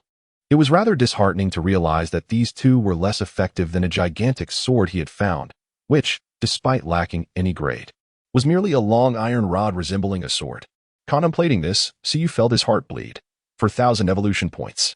The lack of cost-effectiveness of D-grade equipment was disheartening. Had he known, it would have been far more practical to purchase 8 attribute potions. He took out Black Blade and Savage, examining them closely. Perhaps he should upgrade Savage. As long as Magnum ammunition could breach armor, it would prove invaluable, capable of wreaking havoc far superior to Black Blade. It was only when he struck the enhancement scroll against the body of the rifle that the system's notification left him utterly astonished. Chapter 45. Black Blade Enhancement Apologies. D-grade firearms cannot be enhanced. Suyu was rendered speechless.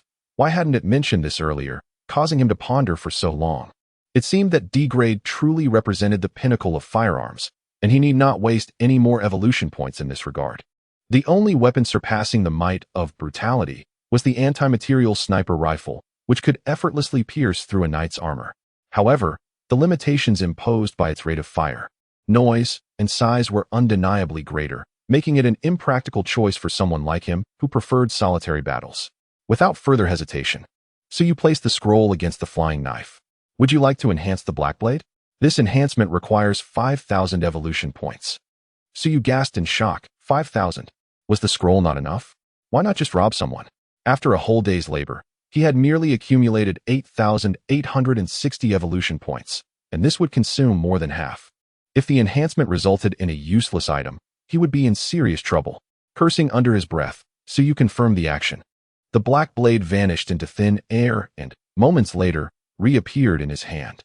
Congratulations on successful enhancement. The quality of the Black Blade has been elevated. With a sense of trepidation, Suyu gazed at the flying knife now in his grasp. It had undergone a complete transformation. What was once a dagger now resembled a dart. The blade had noticeably shortened, and the edges were as thin as gossamer, giving the impression that it could shatter upon the slightest touch. Uneasy, Suyu flexed it in his hand. It was both supple and resilient, imbued with remarkable toughness. Black Blade, Quality C, Throwable Weapon, Recovery Time 4 seconds. Characteristics, can be controlled. The retrieval time was reduced by a second, and an additional feature emerged. He hurled it towards the lifeless body of a knight. The heavy breastplate posed no obstacle to the Black Blade, which penetrated the knight's body as effortlessly as if it were mere parchment, silently vanishing within. Suyu was taken aback. He had hardly exerted any force. The sharpness displayed transcended scientific explanation. Indeed, reaching C rank seemed to imbue one with an air of mystery, much like the pressure skill associated with the giant's leg bone. To his astonishment, Suyu discovered that a certain connection had formed with the Black Blade, allowing him to control it remotely. With a subtle movement of his finger, he distinctly sensed the Black Blade swirling within the knight's corpse on a conscious level. Was this mastery? Did Suyu experience the exhilarating sensation of commanding a flying sword? After 4 seconds, the throwing knife returned to his hand, still pristine. To further validate this phenomenon, Suyu approached and removed the knight's helmet, stepping back 2 paces before launching the Black Blade into its skull. With a flick of his fingers, the knight's head was instantly obliterated, as if thrown into a blender. Reduced to mere pulp, Suyu was overjoyed. The power exceeded his expectations. This was merely the second instance of the dungeon, and he had already acquired such a divine artifact. Wasn't it a tad unfair to the zombies? Indeed, he relished the thrill. In the ensuing moments, Suyu transformed several knightly corpses into his experimental subjects, extracting data from the Black Blade. 30 meters. This was its maximum range. Beyond that, he could not guarantee accuracy. Of course, this limit pertained solely to him, unrelated to the Black Blade, as his proficiency in throwing weapons was merely at D rank. Then, at a distance of 15 meters, this is the maximum range at which he can wield the Black Blade. Beyond this threshold, the connection would sever, rendering the Black Blade merely a sharp flying dagger. He faintly sensed that this limitation was tied to his mental attributes. Regrettably, he soon discovered that manipulating the flying sword severely drained his mental energy. After merely 10 attempts, he experienced a profound sense of mental exhaustion. It is worth noting that in preparation for testing, he had deliberately augmented his mental energy, restoring it to full capacity. Clearly, this dagger cannot serve as a reliable method of combat. He has finally grasped the significance of mental attributes. The pinnacle of science culminates in theology. Yet the foundation of theology is rooted in the mind. As one progresses further, the importance of mental prowess becomes increasingly evident. However, it is still the early stages. He has invested an additional 3 points into strength. Though the Black Blade is commendable, the current battles predominantly rely on the Great Sword. ID 1024, Age 28, Level Private 19890-30000, Rank Bonus, All Attributes 4. Permission C. Strength 17-4, Constitution 10-4, Endurance 10-4, Speed 11-4, Reflex 11-4, Mental 11-4. Available evolution points 3860. Available D-Class Attribute Points. 1. Skills, Stomp, D. Whirlwind Slash, D. Battle Roar of Swiftness, D. Mastery of Throwing Weapons, D. Dark Vision, D. Stealth, D. Basic Firearms Proficiency, E. Basic Swordsmanship Proficiency, E. And others. His strength has reached 21 points, placing him firmly within the realm of C-grade attributes. This endeavor is aimed at securing an overwhelming advantage in close combat, for it is indeed his most relied-upon tactic. While the Black Blade is formidable, its exorbitant consumption limits its use to rare instances for ambushes. With matters settled, Suyu prepared to take his leave, whistling for Lightning, who, however, refused to approach. What could be the reason? Was the scene too gruesome for him? Suyu found it perplexing. Although the earlier experiments had indeed rendered several knights' corpses unrecognizable, Lightning was a warhorse, and such trivialities should not have deterred him. Upon closer inspection, he burst into laughter. Beneath Lightning's hooves lay a perfectly square iron plate. What a splendid steed. It turns out the entrance to the cellar was right here. Yet, something felt amiss. He had visited this place before, so why had he not noticed it? Reflecting on the earlier battle, he recalled that he must have inadvertently revealed the entrance while executing Stomp. Remarkably, Stomp possesses a treasure-hunting function. He resolved to employ it more often in the future. With his great sword, he pried open the iron plate and descended the staircase. A pungent stench of decay assailed his senses, prompting him to hold his breath. Zombies. At the foot of the stairs stood a door. He pushed against it, but it was locked. The sounds of the undead echoed just beyond. Suyu delivered a powerful kick. The wooden door was remarkably sturdy, not splintered, but rather flew out from the frame in one solid piece, inadvertently knocking over a few zombies in the process. Suyu was momentarily taken aback. Had he truly exerted so little effort? Was this the extraordinary power of 21 points? However, the sight that greeted him beyond the door plunged his heart into despair. Inside were 7 or 8 diminutive zombies, the largest appearing no older than 6 or 7 years, while the smallest could only crawl on the ground, evidently hidden away by adults when the catastrophe struck. Alas, no one had ever released them. With a heavy sigh, Suyu felt compelled to grant these children their release. Such a scenario inevitably tugged at one's heartstrings, dampening the exhilaration of discovering treasure. The cellar was vast, exceeding the size of Emma's by more than double, similarly stocked with grains and various supplies.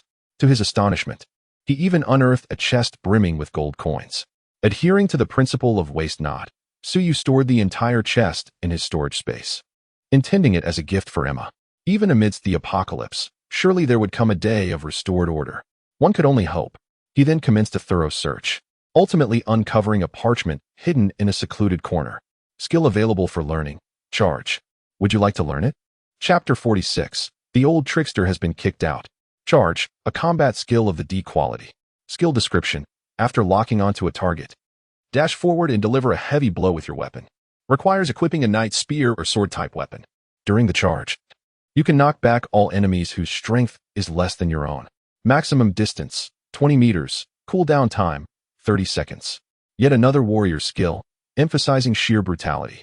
Despite the quality being merely rated as D, Suyu found himself quite satisfied.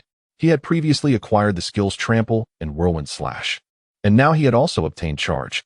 With crowd control, area attacks, and mobility, Suyu realized that his Berserker was nearly fully formed. The surprises continued as another notification appeared on his interface. Due to your consecutive discovery of 2 hidden treasures, you have triggered the quest, Treasure Hunt. Quest details. Locate all the cellars in the nightly territories of Demon Island and retrieve the treasures within. Current progress, 210. Quest nature, optional, can be ignored. Failure incurs no penalties. Quest rewards. Evolution points 10,000. Random treasure hunting skill 1. Could it be possible? The system had bestowed upon him yet another delightful surprise. He had already resolved to thoroughly explore all the nightly cellars, and now, unexpectedly, he was to receive additional rewards. How considerate.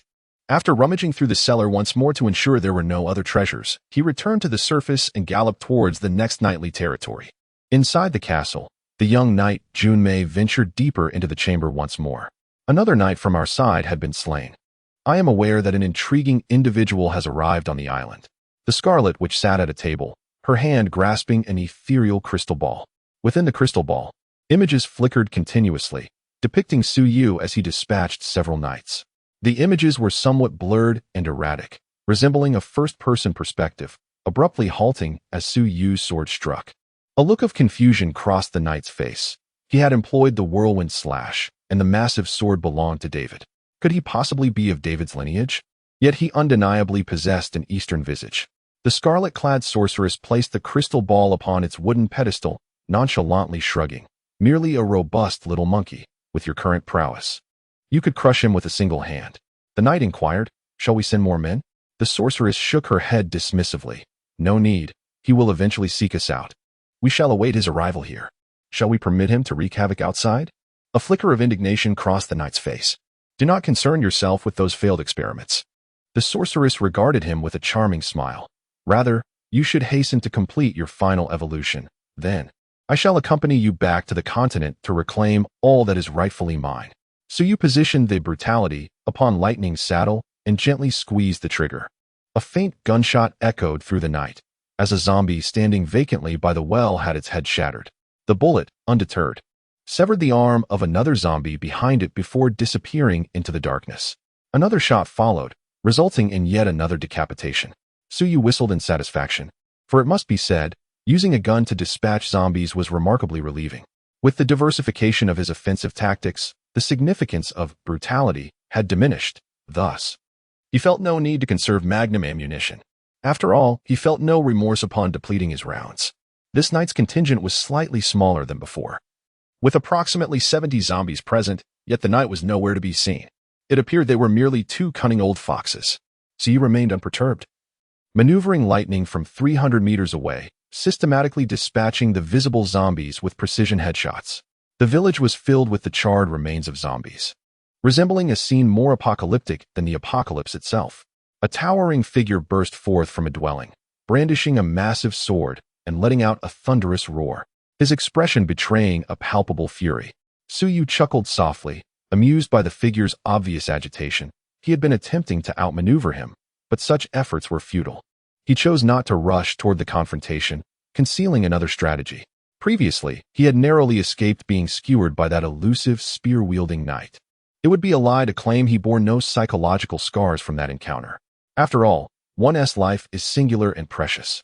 Even with newfound strength, a misstep could spell disaster. Suyu allowed the knight to wallow in its impotent rage while he patiently dispatched the ordinary zombies. Only after clearing the area did he retrieve his SP5, directing it towards the ground before the knight, gradually luring it closer. The two, one man, one corpse, moved towards each other, swiftly closing the distance to 30 meters. The knight finally sensed him, emitting a long, piercing shriek that, to Su Yu's surprise, carried an undertone of exhilaration. Yet, this was where the exchange would conclude. He unsheathed his enormous sword and, locking his gaze upon the knight, transformed into a blur, charging directly at it. In an instant, he traversed the 30-meter gap. Harnessing his momentum, Suyu thrust the giant sword forward with tremendous force, striking the knight's neck with a resounding impact. The knight, encased in heavy armor, was lifted off the ground, spinning in the air like a leaf before crashing down with a thunderous thud. Subsequently, its limbs convulsed uncontrollably, the blow having shattered its neck despite the armor. Suyu sauntered over, raising his colossal sword, poised to deliver a final blow to the knight's head. Yet, in a sudden motion, he lifted his right leg and brought it down with tremendous force. With a resounding impact, the ground within a 10-meter radius was violently upheaved. A shadowy figure staggered from the darkness behind him, collapsing to the ground. Suyu let out a cold chuckle, realizing he had kicked out an old adversary. The knight remained elusive, undoubtedly lying in wait for an ambush. While he could not discern the knight's exact location, he was acutely aware that the optimal moment for a surprise attack was precisely when he raised his colossal sword.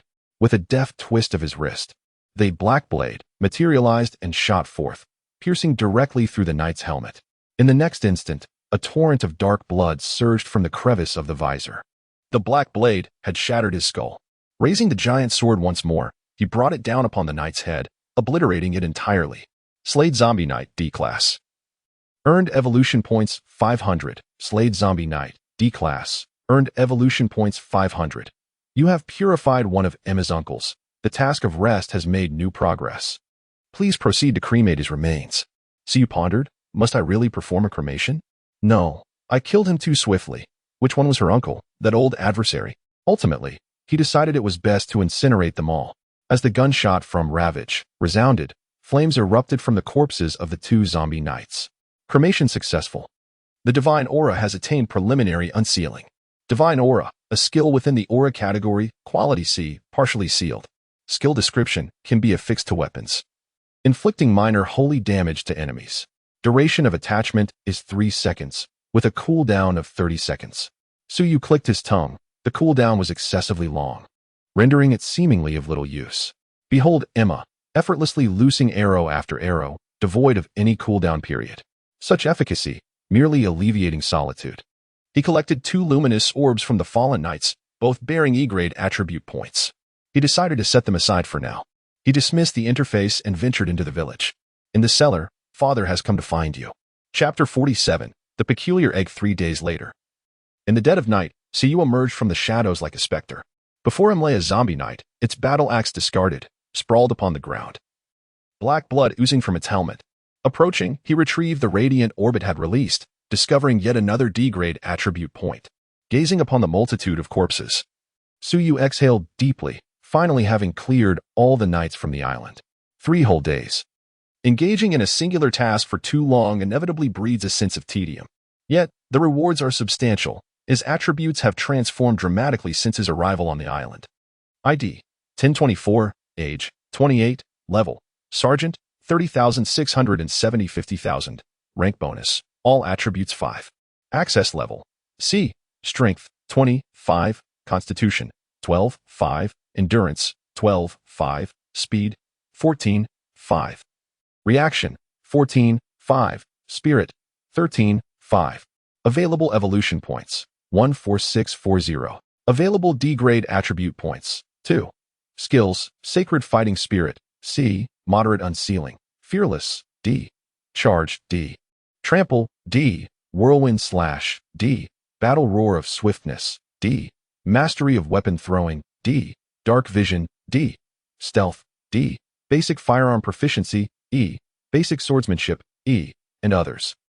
His level has risen to Sergeant, with Strength maxed out, augmented by military rank, reaching a formidable 25 points. The nearly 200-pound greatsword can be wielded effortlessly with one hand. Clad in heavy armor, in this era of cold weapons, he becomes an indomitable force, even when facing thousands of troops. As he toyed with the black blade in his hand, he stepped into the village square, his right foot striking the ground, sending the surrounding earth and the corpses flying. Then, a dark opening appeared before him. Suyu raised his eyebrows in surprise. He had kicked it open with just one blow. Had fortune turned in his favor?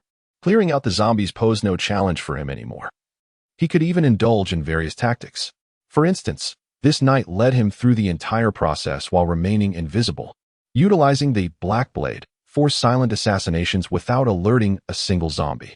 Truly, a master of hidden prowess. What truly perplexed him was locating the cellar. These landowners were adept at concealing their treasures in the most absurd manners. Previously, he had searched for one cellar for an entire day, ultimately resorting to demolishing the house to uncover it. Can you imagine the entrance not being on the ground floor, but rather on the second floor? They had constructed a hidden passage directly leading down from the second floor. Since then, besides slaying foes, the greatsword had also taken on the role of demolishing walls and tearing down houses. The consequence of his actions was a severe distortion. Even holding it felt somewhat awkward. Suyu planned to acquire a better one upon his return. It must be noted that such an unreasonable colossal weapon, once accustomed to, could indeed become addictive. Upon entering the cellar, Suyu was somewhat taken aback to find it was merely around 10 square meters. Aside from the provisions, there were hardly any weapons, and a box was conspicuously placed in the corner. His heart sank considerably. Each cellar indeed concealed a treasure, yet not all of it pertained to skills. The contents varied in quality. This realization dawned upon him after discovering the third cellar. Inside lay a short sword, made of commendable material, capable of slicing through iron like mud, yet it held little utility for him and was carelessly tossed into his storage space to gather dust. The subsequent items were even more eclectic, such as an enigmatic token, wrapped in parchment inscribed with the promise of summoning a mysterious army. It seemed these local landlords were indeed plotting rebellion. He even stumbled upon an oil painting depicting a modestly plump young woman, unclothed and seated in an M-shaped pose. According to the panel's information, the value of this painting was comparable to that of the Mona Lisa, worth a fortune in this realm. Yet, what was the use? As it refused to be reclaimed. Out of 7 sellers, he found only one useful skill. Fearless, a combat skill of the Chi type, quality D, which, when activated, forms a protective shield around the user that dissipates after absorbing attacks beyond its limit. Suyu casually approached the box, lifting the lid with the tip of his foot. Congratulations on completing the task, treasure hunting. Acquired evolution points 10,000, random treasure hunting skill 1. Should I extract the skill? Warning. Failure to respond within 10 seconds will be considered a forfeiture. 10987 extract. Extract. Extract. Suyu, as if awakening from a dream, exclaimed, congratulations. You have acquired the skill, Divination of Treasures. Divination of Treasures, a treasure hunting skill, quality C. Skill description, passive ability that allows one to perceive the aura of treasures. To his astonishment, it was indeed of C grade. This was his first legitimate C grade skill. The ability to perceive the aura of treasures. He would no longer fear missing out on valuable finds. He almost overlooked it entirely. Suyu redirected his gaze to the chest he had just opened, which was the source of his distraction. Inside lay an egg. The egg itself was unremarkable, after all. He had encountered a nest of bird eggs earlier that day. However, concealing an egg within a chest was an entirely different matter. Moreover, this egg was sizable. Akin to a rugby ball, and quite unattractive, grayish-brown, with a pockmarked surface resembling a stone. An egg of a mysterious creature, containing a faint life force. Suyu was at a loss for words. What do you mean by a mysterious creature? With such a size, could it possibly be a dragon egg? He had watched Game of Thrones, after all. Speaking of which, is it common for someone in the Fallen City to keep pets? He lifted the egg from the chest, noticing a dazzling array of colors emanating from it. Yellow, blue, green, orange. This was the effect of the Divination of Treasures. Suyu furrowed his brow. While it was normal for treasures to exhibit colors, the chaotic display of hues was rather perplexing. After mastering the art of Wangqi, he became acquainted with the meanings represented by various colors. Leaving aside gray and white, there were also the yellow C level, blue B level, green A level, and orange S level. Generally speaking, the grade corresponds to its respective color. This egg was peculiar. He decided to store it away for further examination later. However, when he opened his storage space, it wouldn't fit. It was alive. Suyu felt a pang of frustration. How was he supposed to carry such a bulky thing? What would happen if it accidentally broke during a skirmish? Exiting the cellar, the horizon began to reveal a pale light, and in the distance, a castle stood majestically in the morning glow. Much like the prison, the castle of Count Shan was perched upon a hill, suggesting that medieval nobles were often plagued by insecurity, preferring to construct their homes as fortresses. How many people had they offended? He had initially intended to make a brief stop for rest before launching an assault, but now he had this egg to contend with. It was cumbersome on his back, and hiding it outside felt precarious. What if it were stolen? Who could say whether the knights in that realm were all gone? Perhaps he should return to see Emma? He could also ask for her assistance in hatching the egg. And then there was Lightning, who also needed some care. Having survived on mere grass for the past few days, it had lost quite a bit of weight. There were still 3 days left, so there was no need to rush. With this thought, Suyu felt a warmth in his heart. He found himself genuinely missing that girl. No. It was certainly not mere lust for her physical form. Chapter 48. Waiting online, quite urgent he was coming back? Upon hearing the message relayed by Stephen, Emma's eyes instantly sparkled with excitement. Yes, it had been nearly 5 hours. Well, half a day, to be precise. How wonderful. Emma joyfully sprinted towards her tent, calling out, Aunt Mary, come help me with my hair. Watching her retreating figure, Stephen smiled, but as the smile lingered, it transformed into a sigh. In recent days, he had been serving as a messenger between the two, naturally well aware of Suyu's whereabouts. In just a few short days, he had nearly eradicated all the zombies on the island. Why is there such a vast disparity among people? Both were in the same second instance. Yet he found himself in a precarious position, treading carefully even for a meal, while others were out there slaying foes with abandon. Moreover, some were even returning with fair maidens in their arms. He had entertained thoughts of proving his own capabilities, but after accompanying the knights to transport supplies, he had come to a stark realization. A few ordinary wandering zombies had nearly claimed his life, were it not for Emma's timely rescue. Though no words were exchanged, the glances directed at him were more painful than 1,000 spoken sentiments. On his journey back, Suyu encountered a minor mishap. While passing through a forest, he inadvertently caught sight of a glimmering golden aura. A treasure? The rich hue of gold bore a striking resemblance to the upgraded black blade. C-grade. Suyu was taken aback. There were actually wild treasures within the instance, a truly divine skill indeed. He urged his horse forward, and as he drew closer, the aura of the treasure became increasingly pronounced. However, the path grew ever more arduous, with overgrown shrubs gradually blocking the way.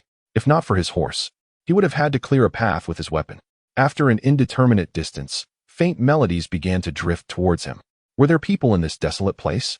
He dismounted, allowing his steed to retrace its steps, while he stealthily approached, crouched low. The foliage above obscured the sun, casting the surroundings into a profound gloom, providing Suyu with ample cover in the shadows.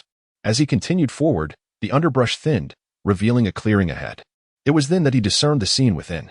Before him lay an altar, encircled by several figures clad in gray robes, swaying rhythmically as they chanted around it. The melody was tranquil and harmonious. If one were to close their eyes, it would resemble the dulcet tones of a church choir.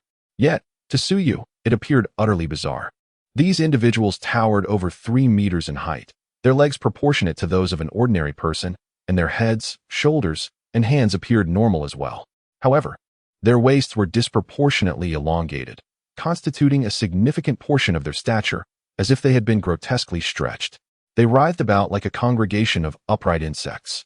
At the center of their circle, upon the altar, lay a raised stone slab, upon which rested a woman. Her limbs, chest, and forehead were each pierced by a short sword, from which crimson blood incessantly seeped. Yet instead of falling, it floated upward, forming 6 streams of blood. At the terminus of these streams hovered a crystalline orb, which emanated the radiant light that had drawn Suyu's attention.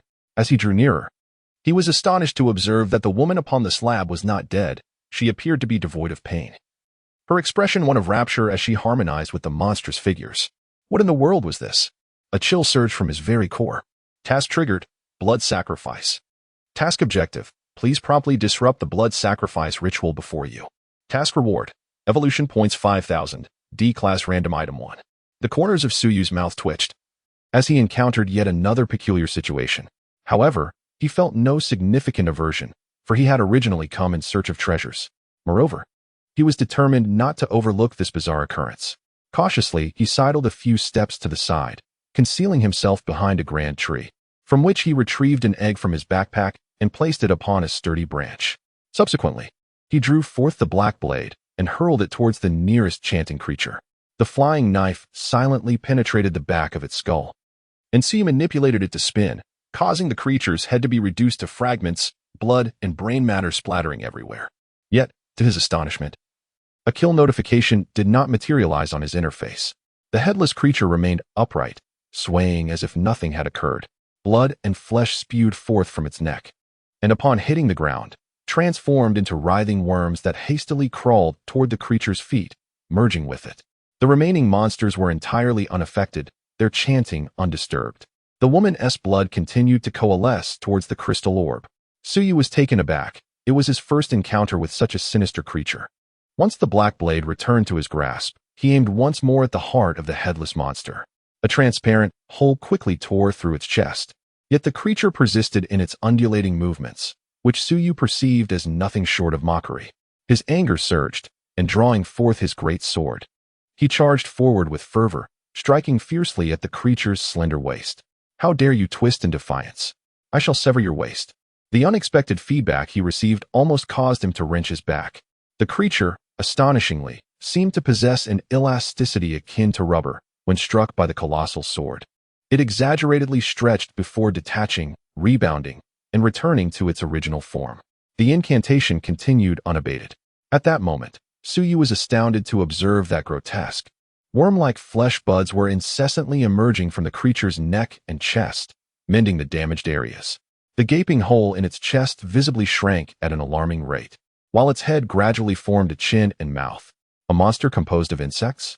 Was it truly so sinister? Suyu summoned wrath and fired 3 shots at it. Flames erupted from the bullet wounds, and the creature finally reacted, beginning to tremble. So it feared fire. That was manageable. With nearly 200 magnum rounds remaining, he felt sufficiently prepared. However, before he could exhale in relief, He witnessed countless flesh buds surging forth, swiftly extinguishing the flames. Suyu was utterly dumbfounded. What was one to do when confronted with a creature that could not be killed? He was anxiously awaiting guidance. The panel also began to complicate matters. Warning: blood sacrifice nearing completion. Please expedite your actions. Suyu was infuriated. I'm not exactly idle here. He switched, wrath, to rapid-fire mode and emptied the magazine directly onto the creature. Flames erupted from over 20 points almost simultaneously, causing the creature to convulse violently. Yet, concurrently, more flesh buds emerged, rapidly diminishing the flame's intensity. It was effective, but not sufficiently so. On the altar, the accumulation of blood slowed, but merely slowed. Suyu stomped his right foot, activating trample. The ground behind him resembled a battlefield ravaged by artillery. However, within the confines of the altar, there was no sign of disturbance, as if shielded by some enigmatic force.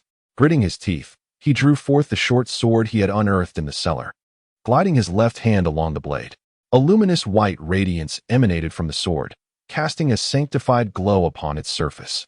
This creature was exceedingly sinister, and he could only pray that the holy combat chi would prove effective against it. Chapter 49. I shall cast ashes upon you. After vanquishing Emma's second uncle, the holy combat chi underwent further unsealing, with its duration extended to 5 seconds and its cooldown reduced to 15 seconds. It was now ready for use. Suyu maximized his strength and speed, launching a fierce swing of the sword. The icy gleam sliced through the air like a dragon, swiftly striking the creature at its waist. The sensation remained peculiar, yet the sharpness of the short sword was incomparable to that of the great sword. Even after losing much of its force, it still successfully pierced the creature's hide. The creature, just having formed its entire head, emitted a piercing wail, collapsing to the ground in a violent convulsion akin to a writhing maggot. Effective, Suyu exhaled a sigh of relief. If the holy combat chi had also proven ineffective, he would have found himself utterly powerless against these monsters. To his surprise, he noticed that the woman's blood no longer converged towards the swirling crystal orb. Clearly, the ritual had finally been interrupted. At that moment, the other monsters ceased their incantations, turning their heads to gaze at him with vacant stares. A second later, their waists elongated abruptly, akin to venomous serpents, propelling their upper bodies towards him. Aside from the one that lay upon the ground, 5 others remained around the altar. Their footsteps were slow, yet the expansion of their waists was as swift as lightning, seemingly capable of infinite extension, and their coordination was remarkably harmonious. The once ordinary head underwent a transformation, protruding forward with a snout and sharp fangs, resembling a beast. Given Suyu's current attributes, evading their relentless assault proved somewhat arduous. With a thunderous roar, he unleashed the war cry of swiftness. Time seemed to slow, his figure flickering like a specter as he deftly navigated the openings in the monster's onslaught. Retreating swiftly, it was only after he had distanced himself 10 meters that their attacks ceased, revealing their limitations in reach. Suyu moved leisurely around the periphery, biding his time for the cooldown of holy battle chi. The monster, wounded by a dagger, writhed on the ground. The effects of the holy battle chi were akin to sulfuric acid on skin, continuously searing and dissolving. Countless flesh buds emerged from the wound in a desperate attempt to heal, only to transform into wisps of smoke in an instant. The injury continued to expand, resembling a black hole voraciously consuming the creature's form, slowly yet resolutely. Within the sea of consciousness, the emblem representing holy battle chi illuminated once more. Suyu smirked as he sheathed the dagger and summoned the black blade. These monsters were exceedingly agile, making close combat precarious. Furthermore, the sharpness of the black blade surpassed that of the dagger. As the holy battle chi enveloped it, the previously indistinct flying knife transformed into a radiant beam of light, piercing through the crown of one monster's head. Disregarding the drain on his mental energy, he deftly maneuvered his fingers, initiating a rapid rotation of the black blade.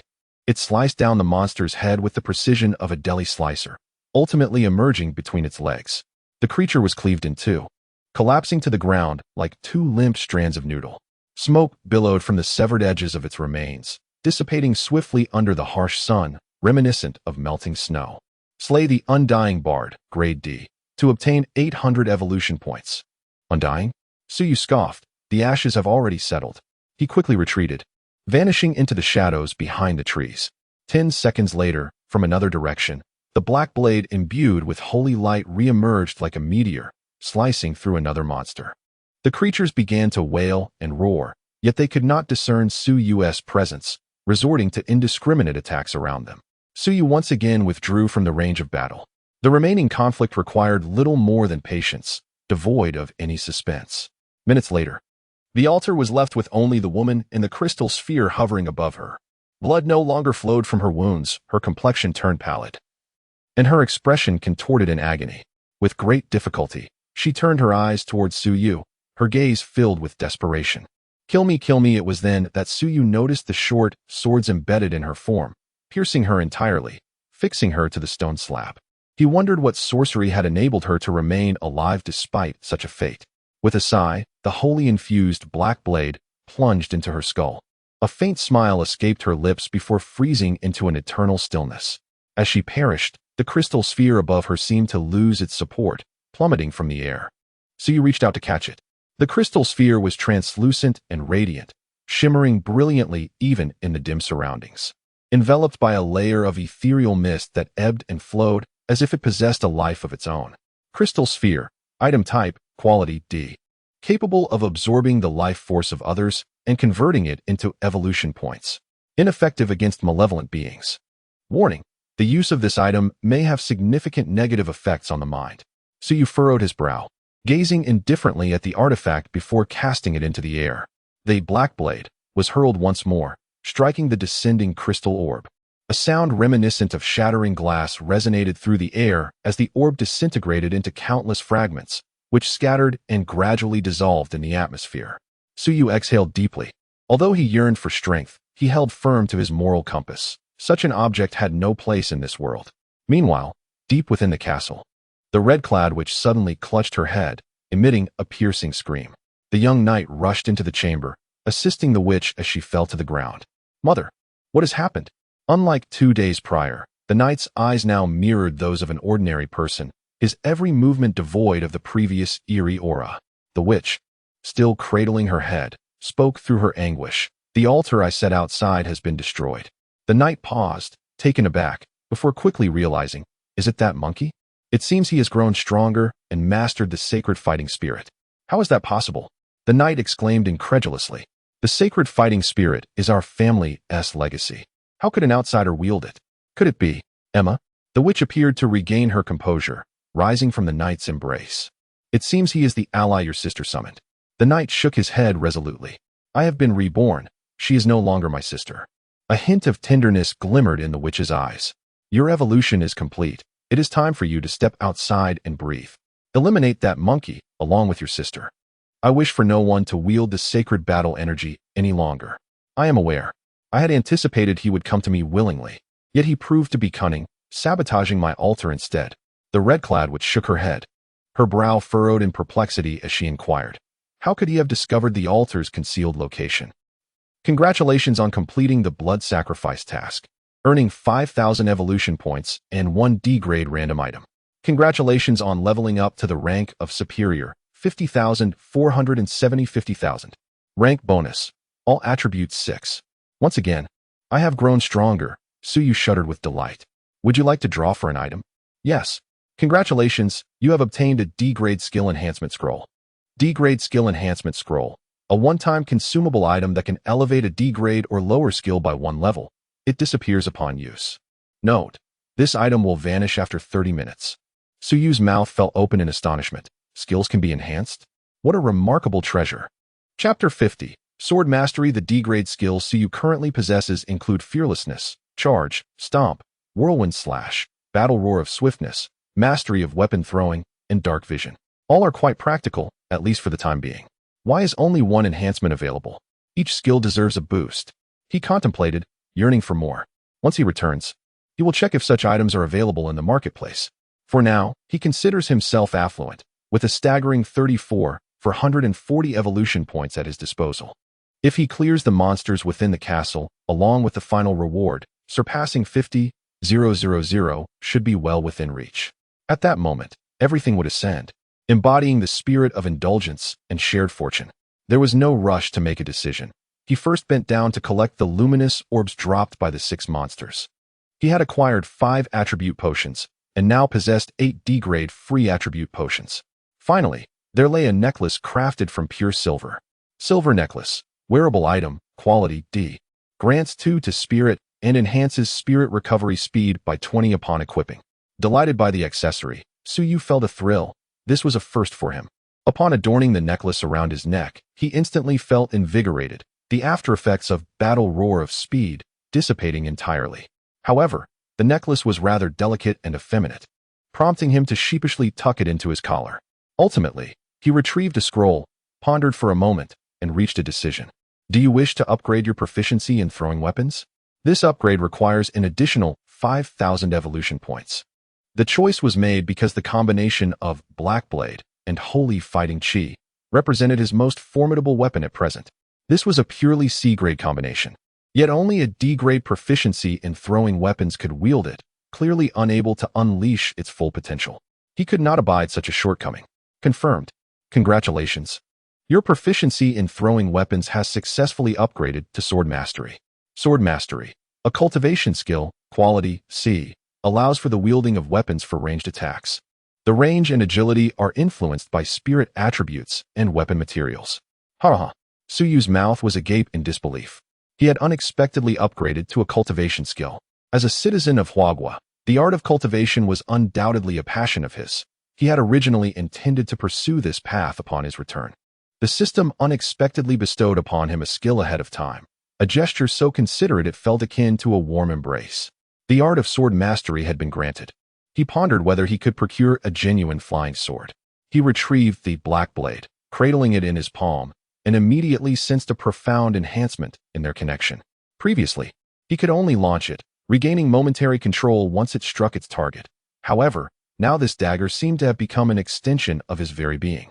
Without any visible command, the black blade gently ascended from his palm, spinning with increasing velocity, forming a circular phantom. With a subtle flick of his finger, the phantom shot forth, cleaving a slender tree in two with a clean break, as smooth as a mirror's surface. The phantom's momentum remained unabated, traveling 100 meters before it vanished from his sight, yet he could distinctly feel its presence. He maintained control over the black blade, urging it to advance for another 10 meters or so, but the connection began to wane, and his control started to falter. This marked the limit of his mastery. With a slight mental push, the sense of delay dissipated, extending his control another 5 or 6 meters. He nodded, deciding against further exertion. This distance sufficed, as any further would bear little significance. Come back. He beckoned with a flick of his finger, and the distant, black blade hurtled back towards him. In the blink of an eye, it returned to his vicinity. Halt! Stop! He exclaimed, leaning back just as the black blade grazed the tip of his nose, coming to rest 3 meters behind him before softly landing on the ground.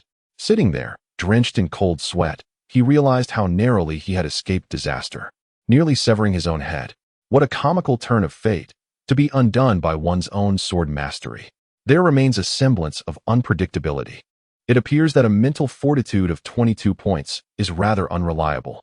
Gritting his teeth, he augmented his resolve by an additional 3 points, elevating his mental strength to a total of 25, 1762. When skill falls short, one must rely on attributes.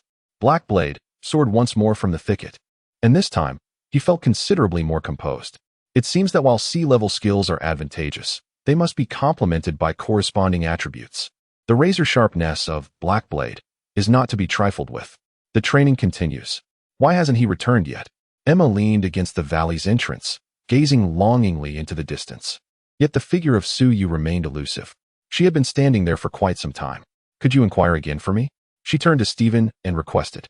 He scratched his head, appearing perplexed, and replied, I just asked not long ago. Prior to this, Stephen had sent several messages to Suyu, but none had elicited a response. Very well, Emma pouted, her worry evident as she said. Could it be that he has encountered some misfortune? Stephen, uncertain, replied.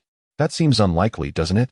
He could only ascertain Suyu's continued existence through the task progress and friend list. Beyond that, there was little else to discern. Is that him? Emma exclaimed, pointing toward the horizon. Stephen followed her gaze, and in the distance, a figure on horseback emerged against the skyline. Emma lifted the hem of her dress and dashed forward. She had specifically chosen a beautiful gown for today. It was her first time wearing such a thing since the calamity struck. However, she had not run far before coming to a halt. No, that is not lightning. At this point, it became clear that the knight's steed was black. Emma abruptly turned around and instructed the approaching crowd. You all quickly go inside and hide. Then she whistled, summoning a horse, and began to prepare her gear. What are you doing? Stephen questioned, perplexed by her seriousness, considering that a knight was approaching. Emma detached a short bow from the saddle and explained, zombies can also ride horses. Ah, Stephen was taken aback. Is it really necessary to be so thrilling? That would mean there's no escape. Emma instructed, if the one coming is an enemy, I will draw him away. You should hide inside. Stephen wished to articulate a few eloquent words, yet he held back as the words lingered on his lips. He possessed self-awareness, recognizing that he would only cause trouble. Thus, he obediently followed the others, rushing into the valley and concealing himself in the underbrush, peeking out to observe. The knight drew nearer, gradually coming into focus. He wore no helmet, and his striking red hair was remarkably similar to Emma's. Brother, Emma exclaimed in disbelief, covering her mouth, frozen in place. I knew you were here. The knight approached, a hint of mockery in his smile. You always enjoyed hiding and playing in this valley when you were little.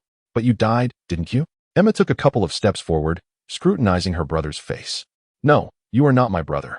Those who escaped witnessed you being slain by the Red Witch. No. The knight shook his head, smiling as he corrected her. That was not death, but rebirth.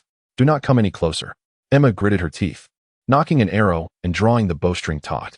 Are you intending to shoot your own brother? The knight approached slowly on horseback, mocking, do not forget. It was I who taught you archery.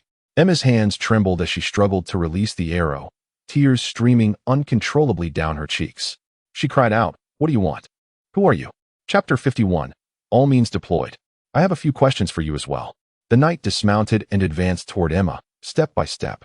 Where did you find your accomplice? How did he possess divine fighting spirit? Did you sleep with him? You are not him. Emma shouted, releasing her grip on the bowstring. The arrow flew like a shooting star, striking the knight in the forehead. The sharp tip embedded itself into his skull, yet he appeared unfazed, continuing to approach Emma. Why not use divine fighting spirit? He inquired, furrowing his brow. I should have taught you that in battle, one must give their all. Any mercy shown to an enemy could lead to failure and death. As he spoke, he lifted his hand to grasp the arrow shaft, causing the wound on his forehead to widen as the arrow was effortlessly extracted. Then, the injury healed at a visible pace, until it vanished completely. What is wrong with you? Why have you become like this? Emma, in despair, let her arms fall limply, releasing the short bow and staggering backward. The knight discarded the arrow and surged forward, reaching out to grip her throat, lifting her off the ground. Hidden in the grass, Stephen widened his eyes in terror. Is this what a high-level zombie is like? How can one fight against it? Emma's strength far surpassed his, yet she was utterly powerless to resist. He wished to venture forth, yet his body trembled uncontrollably, fear binding his feet. The knight smiled and said, My dear sister, it seems I must impart one final lesson upon you. Never surrender the fight until the very last moment. Emma's complexion flushed crimson, her tear-filled eyes brimming with defiance as she stammered, I have not given up. I am merely waiting for you to come closer. With that, she swiftly drew the dagger from her waist, and in the next instant, the tip, imbued with sacred energy, pierced through the knight's skull from beneath his chin. The knight screamed in agony, releasing his grip as he staggered back in pain. Emma collapsed to the ground, clutching her throat and coughing violently, anxiously watching the knight. Was he dead? The sacred energy should have been sufficient to slay him, right? Yet before she could breathe a sigh of relief, the knight's cries morphed into laughter. Ha! Splendid. I had almost forgotten that your forte lies in ambush. Emma's heart sank to the depths of despair. If this could not vanquish him, it was clear that her fate was sealed today. Nevertheless, dying at the hands of her once-beloved brother was preferable to being devoured by those loathsome zombies. It was simply unfortunate that she would not have the chance to see him once more. She slowly rose, gazing upon that familiar visage, lifting her chin defiantly. Grant me a swift end, for the sake of our past, and please spare Aunt Mary and the others. Who said I wished to kill you? The knight withdrew the dagger from his chin and casually tossed it aside. I merely intend to take you back. Your blood will serve as the finest elixir for mother. Rest assured, you shall feel not a trace of pain, but will pass away in blissful tranquility. Mother? Emma furrowed her brow. Our mother has long since departed from this world. The knight shrugged.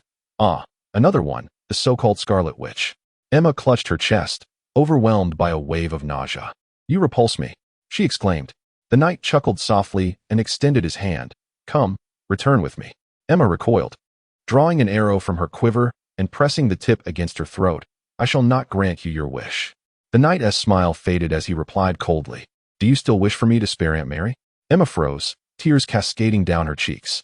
At that moment, she seemed to perceive something.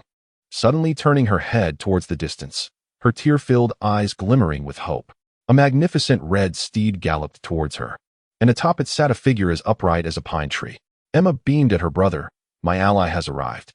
Yet, within Suyu's heart, there was a tempest of unease. He had been so engrossed in practicing sword control that he had completely overlooked the message from Stephen, until his mental energy was nearly exhausted. Emma's brother had transformed into a monster, and they were doomed. He is powerful. Do not return, was the last message from Stephen. How had Emma's brother made it to the camp? Lightning seemed to sense its master's peril and surged forward with reckless abandon. It was drawing near. Suyu struck the saddle, leaping into the air, invoking battle roar of swiftness mid-flight, transforming himself into a shooting star, hurtling towards the red-haired knight. Black Blade appeared silently above him, radiant with holy light, swirling around him. The colossal sword manifested in his grasp, enveloping his form in a radiant aura. This was the shield of fearlessness. With a swift stride of 10 meters, he lunged forward, executing a stomp. The knight, who had merely turned around, was uncontrollably lifted from the ground, his previously composed visage finally betraying a flicker of panic. The immense sword, propelled by an unmatched momentum, descended with ferocity upon the crimson-haired foe. Simultaneously, the Black Blade was unleashed. The moment they crossed paths, Suyu unleashed all his prowess. Die! In the next heartbeat, the colossal blade struck the head, while the Black Blade pierced through the chest. The skull shattered, and a gaping wound appeared in the chest. The knight emitted no cry of anguish, collapsing to the ground like a tattered sack, devoid of life. Suyu remained undeterred, switching to brutality, firing continuously to ignite the remnants. He maneuvered the Black Blade once more into the mangled body, intent on obliterating him completely. Having witnessed the altar's bizarre phenomena, he was uncertain what other tricks these creatures might possess. The optimal strategy was to utterly annihilate him. Flames engulfed, the Black Blade sliced, and the knight, along with his armor, gradually lost all form. Yet, the panel remained eerily silent. Suyu felt a surge of anxiety. This was Emma's brother. If he perished, the panel would indicate the completion of the rest in peace quest. This implied he was still alive. Damn! Fueled by desperation, he summoned an extra surge of energy, replenishing his exhausted mental power, and maintained both the battle roar of swiftness and control over the Black Blade. He refused to believe that he could reduce this foe to mere ash, and yet he would still survive. Then he would have no choice but to flee with Emma. He had exhausted all contingencies. The island of demons was vast, and with the presence of a crimson-clad sorceress, he truly had no confidence in evading the relentless pursuit. The divine light, flames, and the ceaseless barrage of bullets from the turbulence were rapidly depleting the knight's frail form. Suddenly, however, a disturbance arose. The ground writhed violently, and gradually, it coalesced into a visage. Yet, this face was not that of Emma's brother, but rather that of a woman. The contorted visage grimaced and uttered a voice. Wretch, you dare to destroy my masterpiece. I shall condemn you to eternal suffering. Startled, Suyu trembled momentarily, questioning the nature of this abomination. Yet he quickly deduced that it must be the red-robed witch. Despite the flicker of panic, he boldly retorted, Prepare yourself. I shall come forth to end you. Chapter 52. Am I leading myself astray? The grotesque face, at last, succumbed to the ravages of fire and divine light, reducing it to ashes. Subsequently, a notification appeared on the interface. Defeated the undead knight Montir, C rank, earning evolution points 2000. No wonder it was so difficult to vanquish. It was indeed a C rank with a name. Congratulations on completing the task of rest, Sacred Aura fully unsealed. Sacred Aura, a supportive skill within the Aura category. Quality C. Skill description. Capable of enhancing both weapons and oneself. When affixed to a weapon, it inflicts substantial holy damage upon foes. When attached to oneself, It significantly amplifies the strength of the corresponding body part. Note: cannot be utilized on the path of evil. Suyu gazed at the skill description, blinking in astonishment. Indeed, it was as he had surmised. He turned to Emma, who was crouched on the ground, cradling her knees and silently shedding tears. Her petite form curled up like a stray cat. Suyu sighed, suppressing certain thoughts within him, and quietly approached, taking a seat beside her.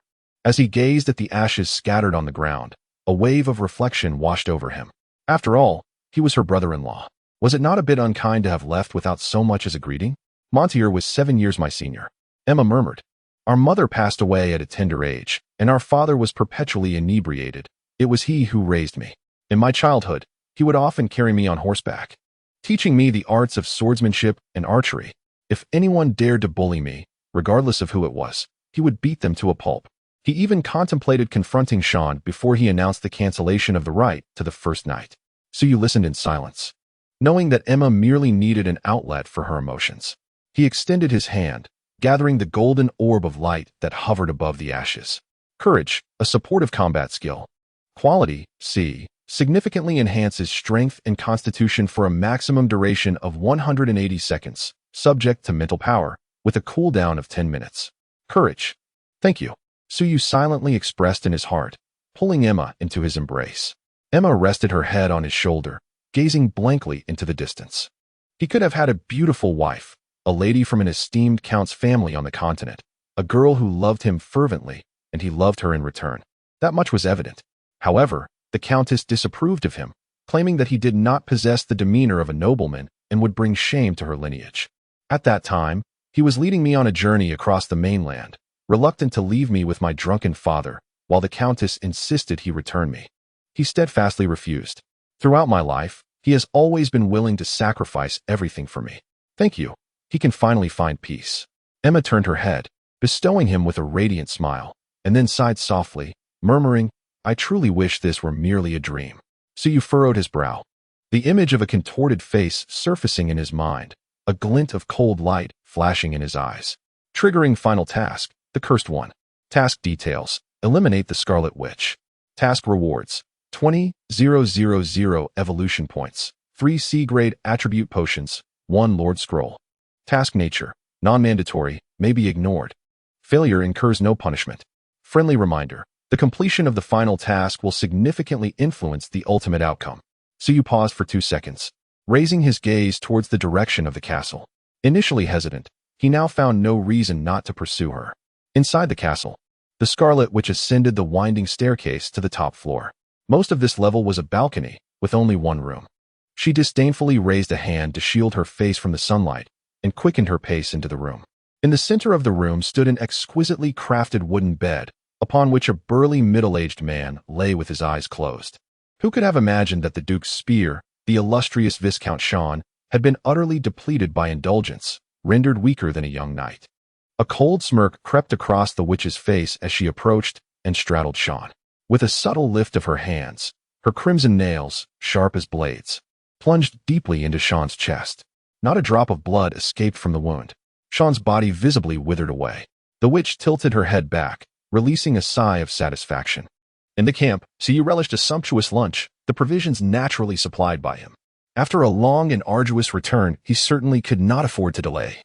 Battles must be fought, and meals must be savored. Moreover, after a sweeping campaign across the island, he had not enjoyed a single night of restful sleep and indeed required a period of recuperation. Are you truly set on slaying that red-clad witch? Stephen finally found an opportunity to converse with Suyu after the meal. The people in the camp had witnessed the earlier battle, and in their eyes, Suyu had become akin to a deity. Several youths practically clung to him in admiration. It wasn't he just them, Stephen felt the same way. Such a terrifying creature had been vanquished by him in a mere encounter. When would he himself attain such formidable strength? Perhaps he would never reach that level. Of course, Suyu replied with a smile. Didn't Tiyu hear? She intends to kill me as well. In our Chinese parlance, this situation is termed a blood feud. One of us must perish. Do you have confidence in your victory? Stephen asked, concern lacing his tone. Suyu shrugged. How can one know without trying? He was not overly anxious. Based on his previous experiences, the system would not issue tasks devoid of any chance of success. After all, with its capabilities, if it truly wished to eliminate him, It wouldn't need to resort to such convoluted methods. Moreover, the rewards of the task are exceedingly enticing. Not only are there 30,000 evolution points, but the 3 C-grade attributes are particularly significant. Such items are simply unavailable in the marketplace. This implies that once attributes reach 20, the only means of further enhancement will be through tasks. Perhaps C-grade monsters might drop such rewards, although that would be limited to those possessing the golden finger. Additionally, there is a Lord's Scroll. Its purpose remains unknown, yet one can surmise it is a valuable item. Thank you, Stephen said earnestly as he looked at him. Why thank me? I now understand how to grow stronger. Stephen's eyes shimmered with determination. It's all about fighting continuously, just like you. So you blinked, somewhat speechless. I possess a golden finger. Learning from me would be akin to courting death, wouldn't it? Has this lad been led astray by my influence? Nevertheless, he certainly would not extinguish another's ambition. He smiled and patted his shoulder. Keep it up. At that moment, Emma approached with a smile, inquiring, have you finished your discussion? After a meal, she resumed her carefree demeanor. Yes, we have concluded. Stephen stepped aside, feeling a sense of embarrassment in Emma's presence. After all, he was a transmigrator. While he might fall short compared to Suyu, it was disheartening to find himself outshone by a native girl. When Manchuo came charging, she bravely faced the threat while he cowered in the bushes, trembling with fear. Very well, Emma said, linking her arm with Suyu's, her eyes crescent-shaped with delight. Zhou mentioned that he can repair that gigantic sword, but he will need your assistance, as he cannot wield that colossal weapon.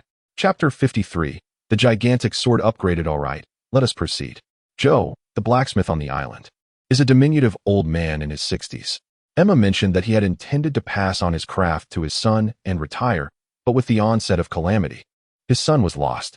In his grief, he took up the hammer once again. However, due to his advanced age, he now forges only small weapons and farming tools.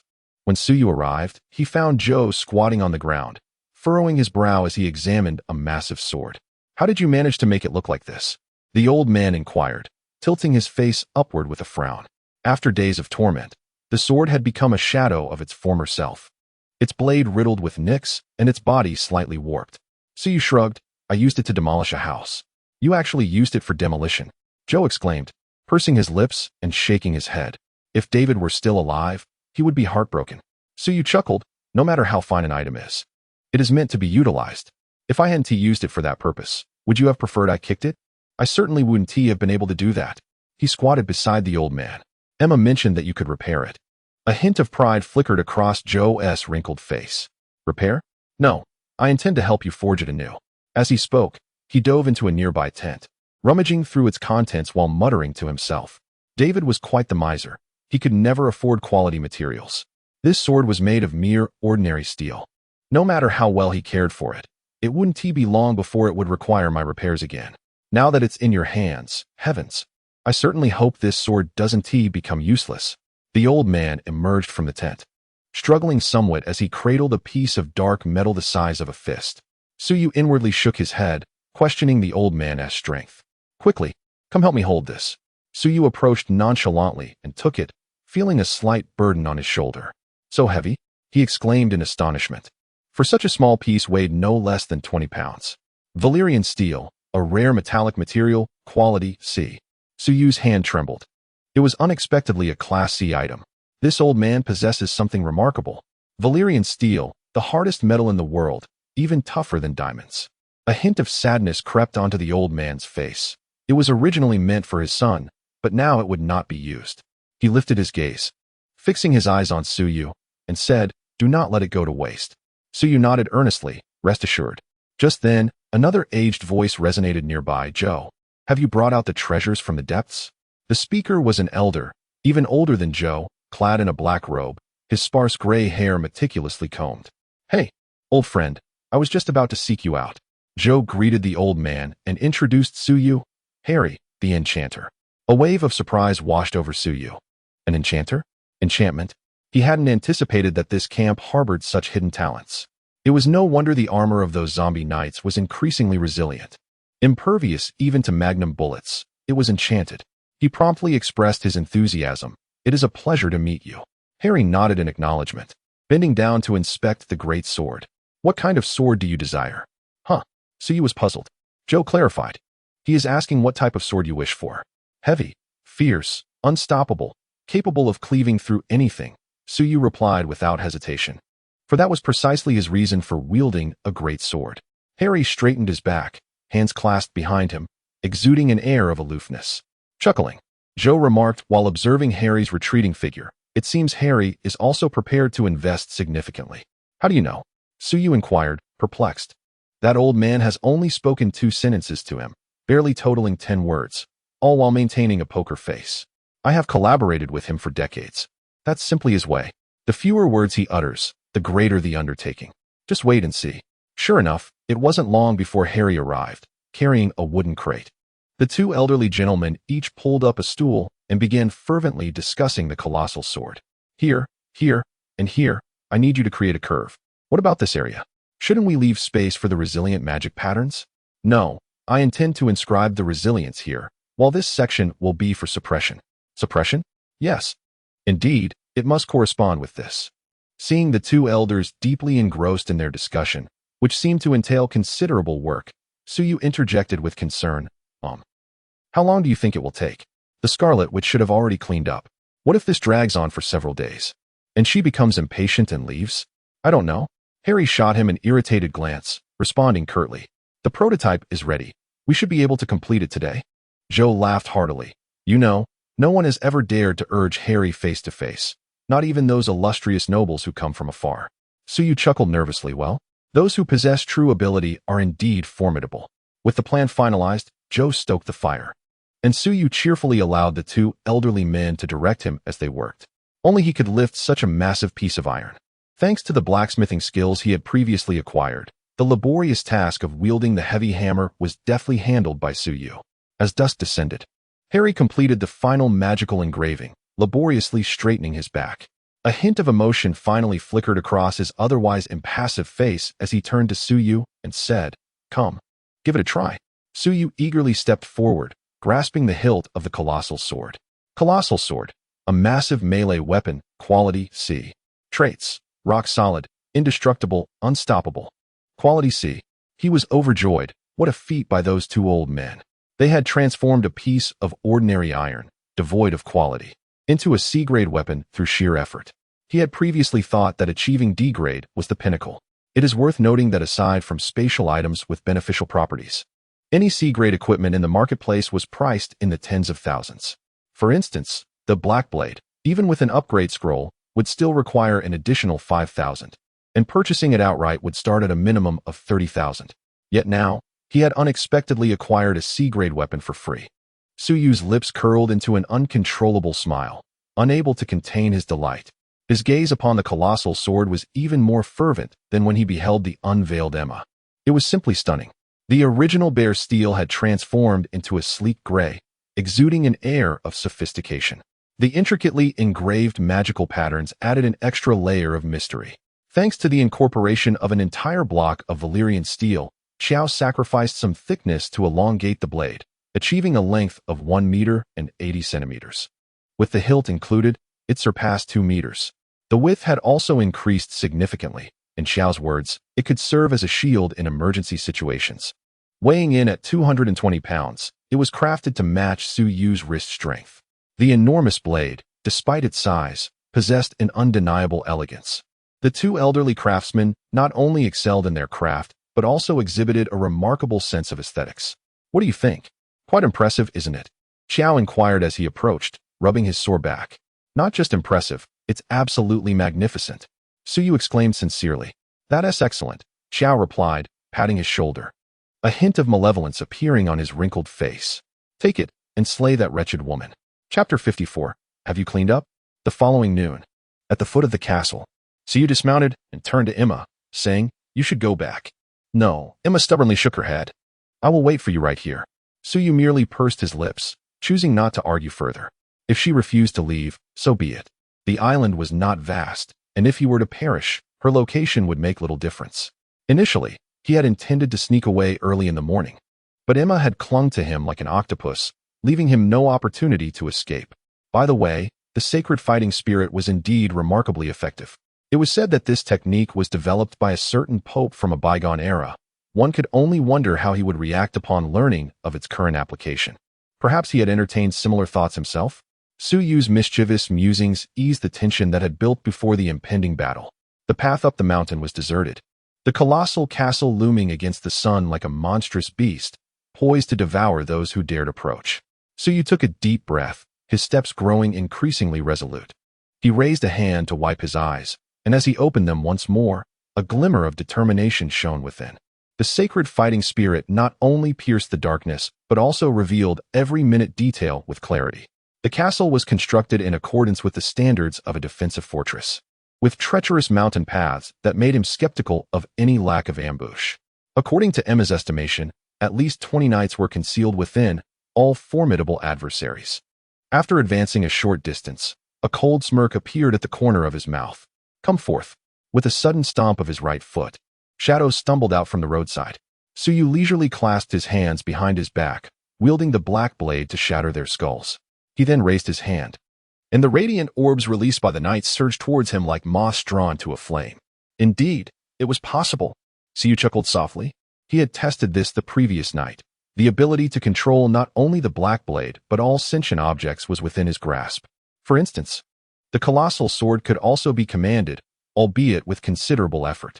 The orbs were inherently sentient as well, eliminating the need for the tedious task of retrieving them individually. Preserving his aura of mastery, he gained 2 D-level attribute points, allocating them to speed and reaction, elevating both attributes to 15/6. Before encountering the crimson-clad sorceress, he intended to eliminate all knights and maximize his attributes. As he took a few more steps, a sudden, intense sound of air being sliced through the atmosphere erupted. Su Yu's form swayed slightly before he swiftly darted behind a massive boulder. Thud, thud, thud. Several enormous arrows, the thickness of a child's arm, struck the spot where he had just stood. He glanced up to see several knights on the second-floor platform of the castle reloading their crossbows. Su Yu charged towards the castle. At a speed of 21 points, even a casual sprint felt as swift as a galloping steed. Halfway through, his right hand shot out, dragging a figure from beneath a tree. Without the slightest reduction in speed, he charged towards the castle, forcefully slamming the shadowy figure against the stone wall. The cunning old trickster met a grim fate, his head, along with his helmet, crushed into a grotesque semblance of a pizza. Another attribute point was added to his reflexes, totaling 16/6.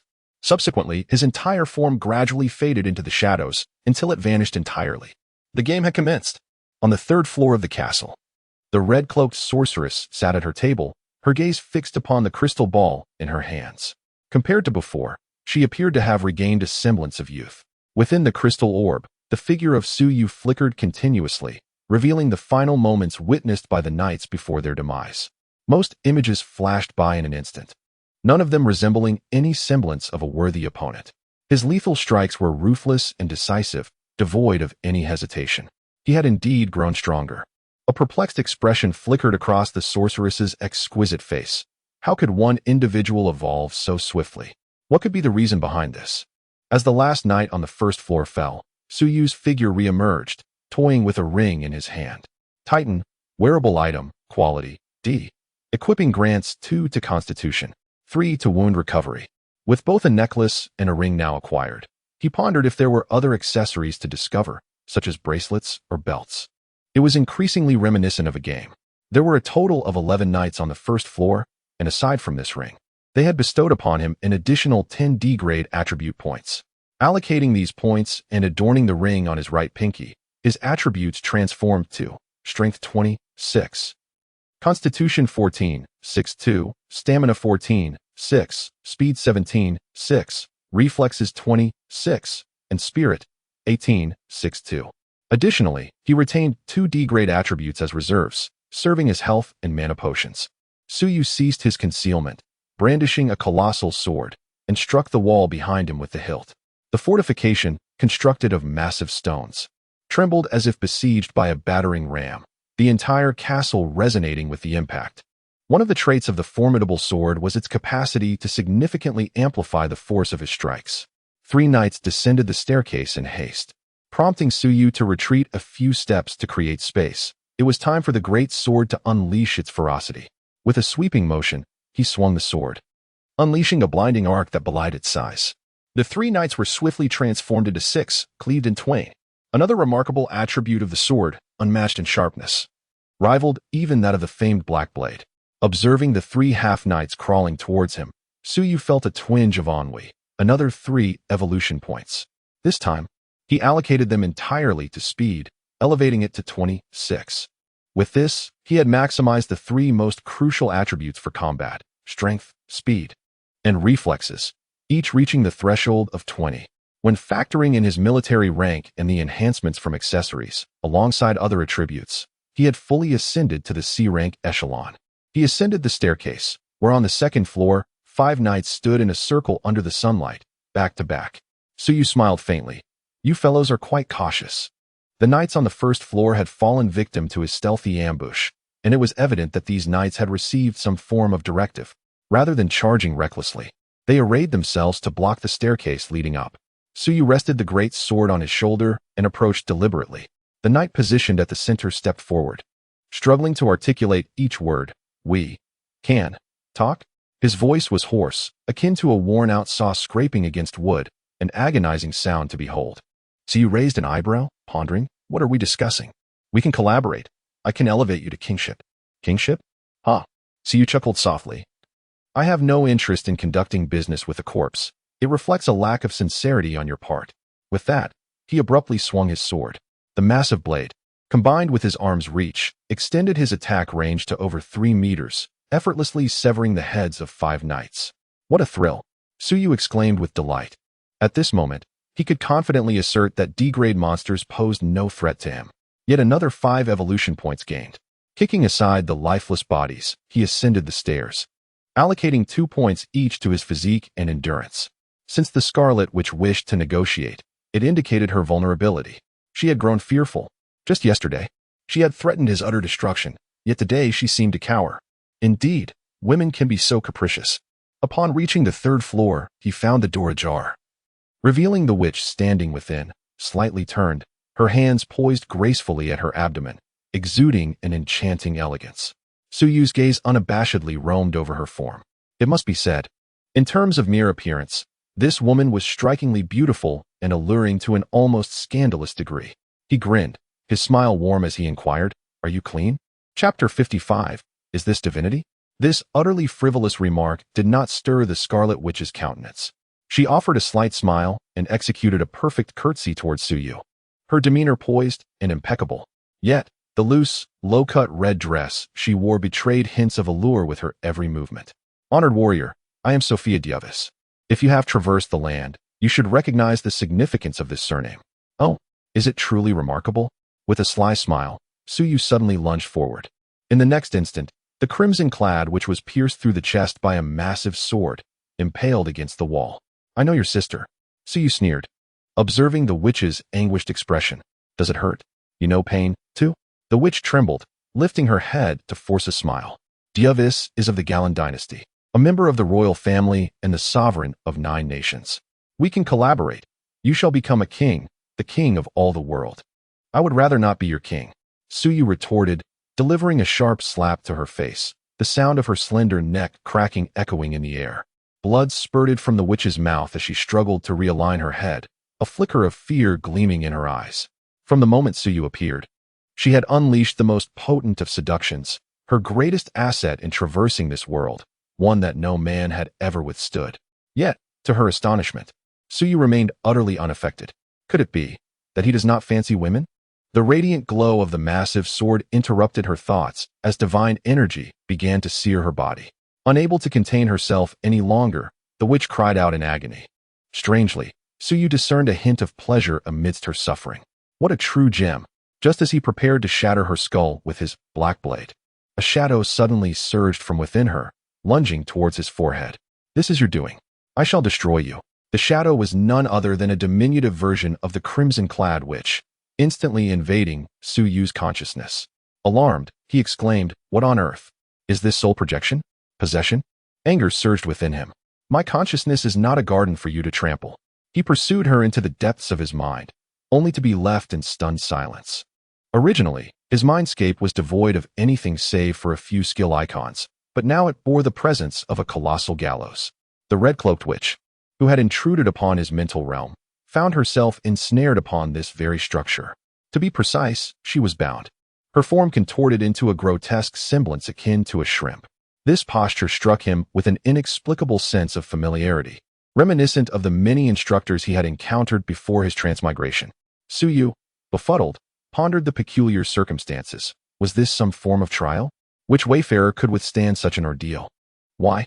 The red-cloaked witch appeared utterly distraught, struggling as she exclaimed, "Why is your mental strength greater than mine?" Her charm had failed, and she realized that conventional tactics were futile against Suyu. Thus, she resorted to soul attacks, enduring the searing pain of holy light in hopes of distracting him. However, to her dismay, she was immediately subdued upon entry. This scenario could only imply one possibility. Suyu's mental prowess surpassed her own. How could this be? A brutish warrior. How could his mental capacity exceed that of a noble sorceress? Was he masquerading? Yet, which sorcerer could wield such a formidable greatsword? And what sorcerer would employ such ignoble bindings? It was no wonder her previous enchantments had failed against him. The red-cloaked witch was bereft of tears, having meticulously calculated every possibility, yet she had utterly overlooked this singular truth. At that moment, Suyu felt an extraordinary sense of mastery over her very existence.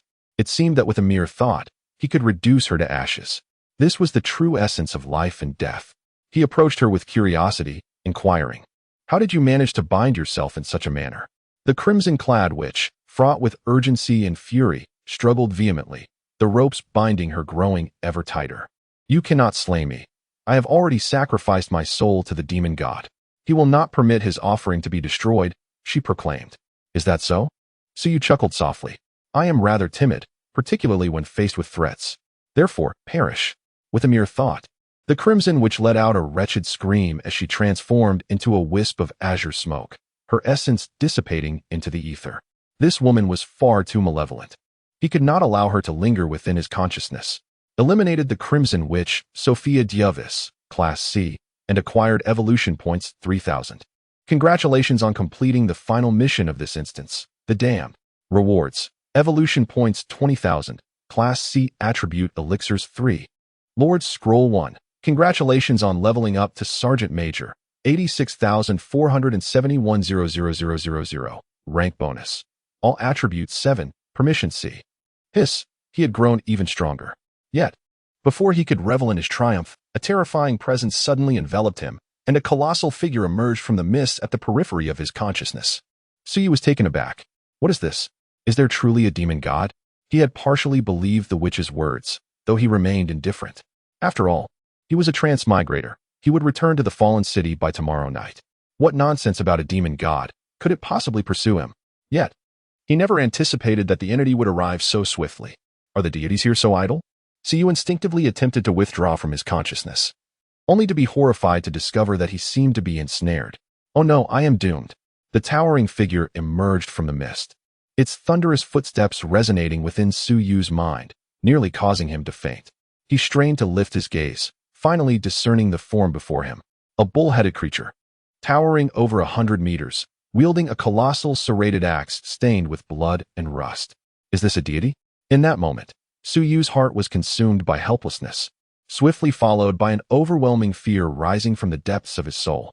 This terror, though seemingly irrational, felt entirely justified, akin to a rabbit encountering a celestial eagle. It was an acknowledgement of the hierarchy within the food chain. The ant, upon encountering divinity, must kneel. The bull-headed giant's voice thundered like the roar of the heavens, echoing endlessly.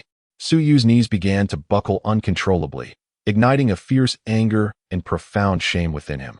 "I shall not kneel," he bellowed with all his might. "My legs are imbued with rebellion. They shall not bend." With that exclamation, his knees straightened once more. Intriguing, he mused. No wonder this being could slay my offerings. The bull-headed giant, initially taken aback, erupted into laughter. "In that case, prepare to meet your demise. Fear not, I shall savor your soul at my leisure." It extended a finger, seemingly slow yet tearing through the fabric of space and time. Before the fingertip could reach him, Suyu felt the weight of Mount Tide bearing down upon him, as if his bones were destined to shatter. It's over. He could only manage a bitter smile, having just reveled in his invincibility, only to be swiftly reminded of his fragility. Is this what divinity embodies? How audacious!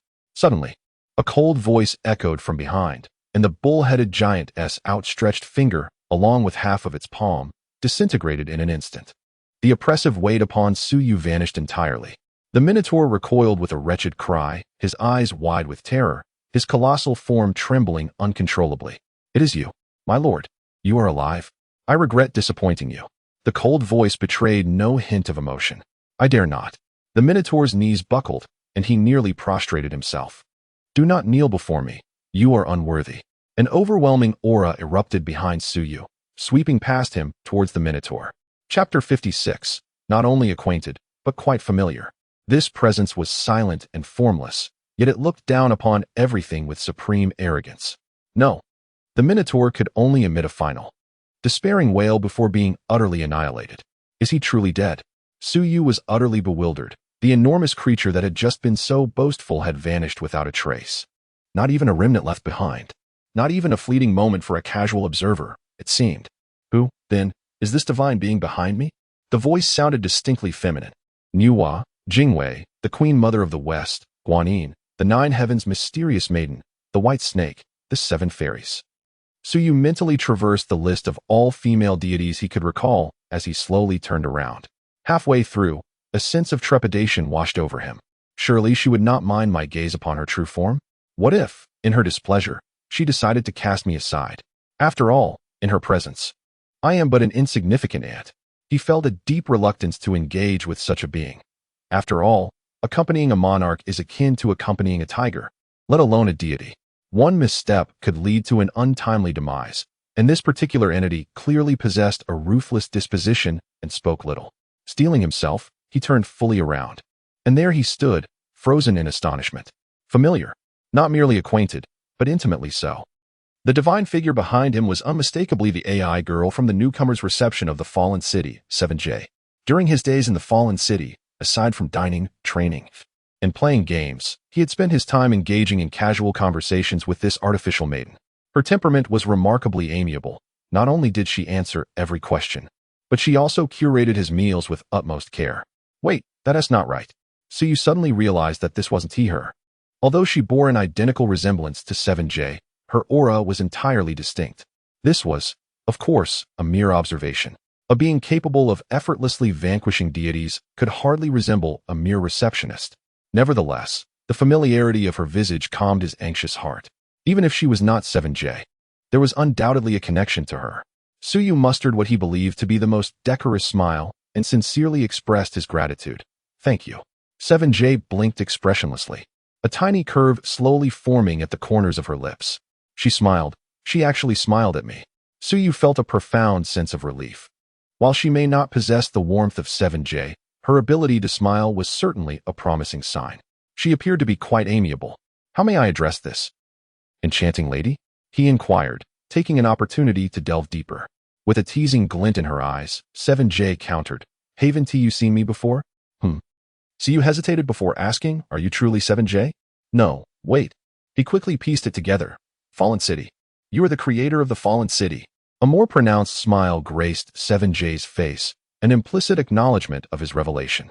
Then she spoke. "You are quite special, and rather impressive." "Special?"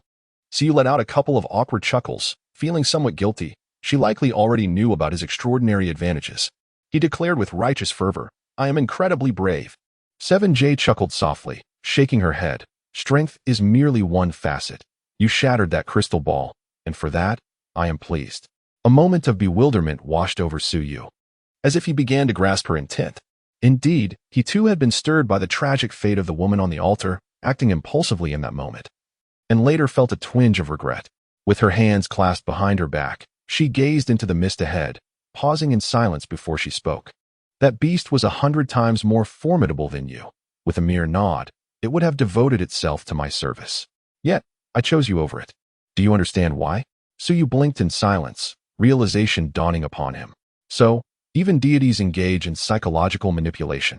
Never allow strength to cloud your judgment. Our humanity is defined by our boundaries. Strive to grow stronger. Time is of the essence. Her voice faded into an ethereal whisper. When Suyu finally emerged from his stupor, she had vanished without a trace. What did she mean by time is of the essence? Frustration brewed within him. He loathed unfinished conversations. After a moment of daze, he recognized he was still within his own sea of consciousness. What a bizarre situation. A deity had effortlessly dispatched another deity within his own realm. Why was there no spoils from the encounter? That bull-headed being must have been at least of S rank, right? Damn. A wave of dread washed over him. Had it not been for 7J's intervention, he would surely have met his demise today.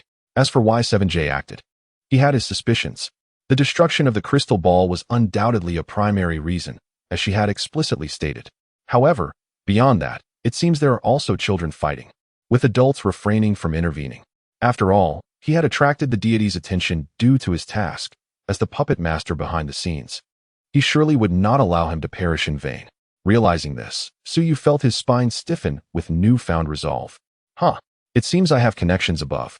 I must cultivate a closer rapport with 7J upon my return. Exiting the sea of consciousness. The body of the crimson-clad, which had been reduced to a charred remnant by holy light, presenting a truly pitiable sight, which inexplicably brought to mind the phrase crimson skeleton.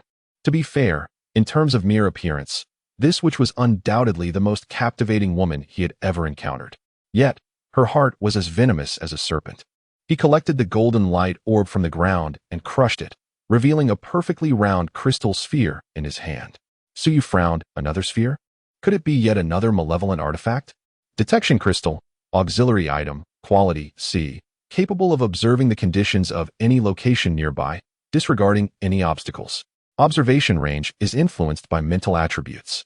Suyu's eyes widened in astonishment. This was undoubtedly a divine artifact. With this, he could observe anyone he wished. No. Rather, he could investigate as he pleased. He joyfully stowed it away in his space.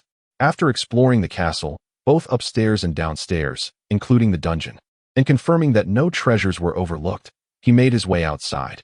This place was not one to linger. It was akin to a hell on earth, especially the dungeon, where the horrors within defied description. Even he, accustomed to bloody scenes, felt an overwhelming sense of oppression. It could only be said that in this apocalyptic age, life was worse than that of a dog. Suyu deeply regretted allowing the Crimson Witch to die so swiftly. If future copies are to be of this apocalyptic nature, he deems it essential to study the art of punishment. Only upon reaching the foot of the mountain, bathed in the resplendent sunlight, does his mood begin to ease somewhat. Are you all right? Emma dashes into his embrace, exclaiming, I just sensed a horrifying presence. I was utterly terrified. I am fine. Suyu buries his nose in her crimson locks, greedily inhaling the mingled scents of lilac and blackcurrant. How delightful. As night falls on the following day, Suyu reclines against the headboard, toying with a scroll slightly longer than his palm. Lord Scroll, territory type item, inactive, quality, B. Item description, upon activation. It grants a private territory. This is a reward for the ultimate quest. He has attempted to activate it, but was informed he must first return to the fallen city. He can only return to study it further. A private territory? He wonders what purpose it might serve. Chapter 57, Settlement and Return. Emma quietly curls up beside him, as serene as a kitten. She understands that Suyu is about to depart. Typically, she clings to him like an octopus, yet today she exhibits an unusual compliance. Over the past few days, they have galloped across nearly the entirety of Demon Island, now known as Whalefall Island. To Suyu's astonishment, there are still many survivors on the island. Over 200 have been discovered thus far, nearly half of whom are children. In the face of calamity, humanity is undeniably fragile, yet there are always those who, like resilient weeds, manage to endure. They await hope. Most of these individuals have chosen to follow Emma, while a small number have opted to leave this sorrowful land by boat. It is worth noting that perhaps due to the demise of that cow, the remaining zombies on the island, including the aquatic creatures, swiftly perished and began to decay. The survivors stumbled upon a relatively intact village and commenced the reconstruction of their homes. Despite each person bearing the grief of lost loved ones, laughter gradually began to resonate within the village. A message appeared on the panel. 10 minutes remain until return. Please prepare accordingly. If there are items you wish to bring back, please store them in your inventory or pack them in your personal bag. Suyu retrieved his backpack from the bedside, containing the rather enigmatic egg. He wondered if it could hatch and perhaps surprise him. Is it time? Emma gently inquired. Indeed. Suyu felt an inexplicable complexity in his emotions. He suddenly perceived himself as somewhat callous. Damn it. I swear I won't involve myself with women in the next instance. He resolved. You need not be this way. I am genuinely happy, Emma replied, sitting up to embrace him tenderly, her eyes shimmering with a hint of longing. I envision that when I grow old, I shall lie upon the grass, basking in the sunlight, slowly reminiscing about the moments we shared, and I will undoubtedly be grateful that fate allowed me to meet you in the prime of my youth. Suyu. Commencing final settlement. Number of team survivors 2, earned evolution points 200. Current health status 100. Reward evolution points 500. Number of zombies killed, 834, including C grade 2, D grade 49, E grade 783. Evaluation A, reward evolution points 5,000. The completion of tasks amounted to 5, comprising 1 D-level task, 3 C-level tasks, and 1 B-level task, resulting in an evaluation of C and a reward of 500 evolution points. The exploration of the map reached 86, granting an additional 580 evolution points. The overall evaluation was rated A, which awarded 6,000 evolution points. Due to the successful completion of the final task in this instance, the rewards were doubled. The total rewards amounted to 160 evolution points. Congratulations on the promotion to Second Lieutenant, 130,032,000, unlocking B-level permissions. The bittersweet emotions of farewell were significantly softened by this impressive array of numbers. Over 40,000 points. Including the previous rewards, his available evolution points now soared to a staggering 109,000. This does not account for the 10,000 spent on upgrading Blackblade and throwing weapon mastery. When factoring in Holy Fighting Chi, Giant Sword, 2 upgrade scrolls, as well as rings and necklaces with D-level attribute points, his haul from this journey was certainly worth no less than 200,000. Moreover, there was an egg and a Lord Scroll, the purpose of which remained uncertain. Suyu exhaled deeply. The toil of the past days was undoubtedly worthwhile. Why were so many reluctant to engage in this endeavor before crossing over? It was simply a matter of disproportionate effort and reward, lacking cost-effectiveness. However, here, well, the existence of a golden finger certainly played a part. He recalled the Minotaur, and his excitement waned considerably, although it was dispatched with a single blow by 7J. The sense of oppression it instilled in Suyu was one of profound helplessness and despair. He couldn't help but wonder if this return would bring him closer to the divine. It is likely just a drop in the bucket. Never mind. I shall take it step by step. The familiar sensation of dizziness returns. Upon opening his eyes, he finds himself back on that platform. Today, only a handful of spectators linger at a distance, hesitating to approach him despite their curiosity. Suyu wears a stern expression, but inwardly he chuckles, realizing that his previous show of force has proven quite effective. This time, I have amassed over 3,000 evolution points. How splendid. Beside him, Steven appears exhilarated. This time, I can fully allocate the E-level attribute points. Congratulations, congratulations, Suyu responds with a smile, acknowledging that the points likely stem from health and map exploration, considering he hasn't dispatched many zombies. To Suyu, this figure seems laughable, yet it stirs considerable interest among the others. This fellow is impressive. He has garnered over 3,000 points in the second dungeon. TCH, impressive my foot. Didn't you see who he was standing with? Indeed, it must be 1024 backing him. Regardless, over 3,000 points should suffice for his development. Damn, why didn't TI encounter a big shot back then? Steven relishes the attention, approaching with a look of envy, whispering, you must have surpassed 10,000, right? Heh, something like that. Suyu smiles. Is 10,000 the limit of your imagination? Nevertheless, this lad is quite astute. By loudly proclaiming his earnings of over 3,000, he seeks to capture the audience's attention, thereby enhancing his leverage in joining the team. Yet, when questioned, he speaks in hushed tones, both to maintain discretion and to subtly highlight their camaraderie. No matter how astute one may be, it remains simply that. For Suyu, he is merely a transient. Suyu leaped from the platform and made his way to the reception area. Where are you headed? Steven inquired from behind. To the reception, Suyu replied. Aren't you going to rent a place? Steven asked, perplexed. What's so appealing about the reception? It's all self-service stations. It makes no difference where you are. He gestured towards the edge of the platform, where a row stood. Self-service stations? Suyu blinked in surprise. I thought there would be someone inside. You've never been, have you? Steven chuckled. There's no one there. In this entire fallen city, it's just the 100 of us. I heard from the elders that there used to be no reception, It only appeared recently. They all wondered why they bothered with such a thing. Suyu frowned. They all wondered? Indeed. Suyu smiled. Well then, I must go and see for myself.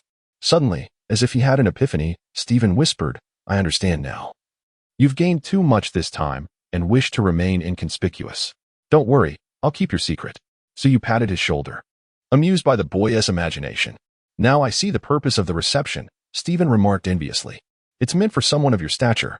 Suyu chuckled awkwardly and asked, Are you coming along? He was curious whether Stephen's presence would summon 7J. I think I'll pass, Stephen replied, shaking his head. What is the worry about being seen with thousands of evolution points? He actually prefers to be noticed. Suyu did not force himself and made his way to the reception area. As he walked, he sent a message to 7J. I'm back. Welcome back. Second Lieutenant Suyu, 7J replied instantly as always. Chapter 58. What a great deal. Upon entering the reception area, 7J was already waiting at the door, looking as lively as ever. Suddenly, a ridiculous thought surged in Suyu's mind. Could this reception area have been constructed solely for me? But why would she choose to create an AI girl resembling herself? Is she not afraid of my frivolity? Last time, he had even asked her whether she was realistic. What a reckless thought. Second Lieutenant Suyu, shall we start by renting a house this time? 7J greeted him with a bright smile. Yes. Suyu replied, shaking his head to cast aside the myriad thoughts swirling in his mind. Never mind, I'll just treat it as before. If she doesn't mind, then why should I? This time, I want to see a villa. Following 7J into the VIP room, Suyu noticed that it had changed since his last visit. It was not only much more spacious, but also adorned with numerous decorative items. Particularly, the large sofa that could easily serve as a bed, whereas it had only been a chair last time. Without hesitation, Suyu reclined on it, the soft feedback against his back eliciting a satisfied sigh. 7J sat beside him and activated a virtual projection. This is the villa area of the fallen city. Suyu's eyes lit up. Clearly, this was a distinct region centered around a lake, with mountains to the south, a forest to the north, and flat grassy plains surrounding the rest. Just gazing at the projection was a delight to the senses. I'll rent it. The ordinary residence he had rented last time, although pleasant, always felt like it lacked something. Now I understand the environment. The private area of the villa spans 800 square meters, and within this space, no one can enter without your permission.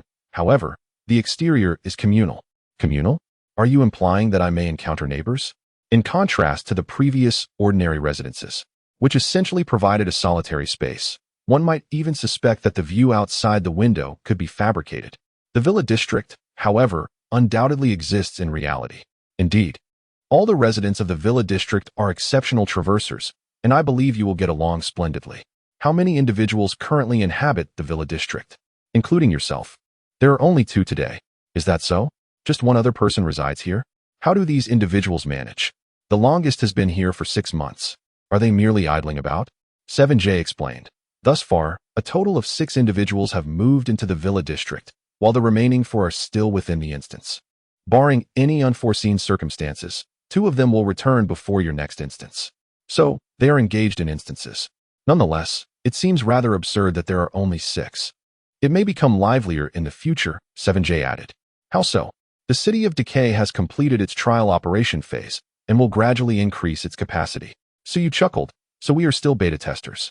It is rather amusing to consider that in such a vast city, only 100 individuals reside here.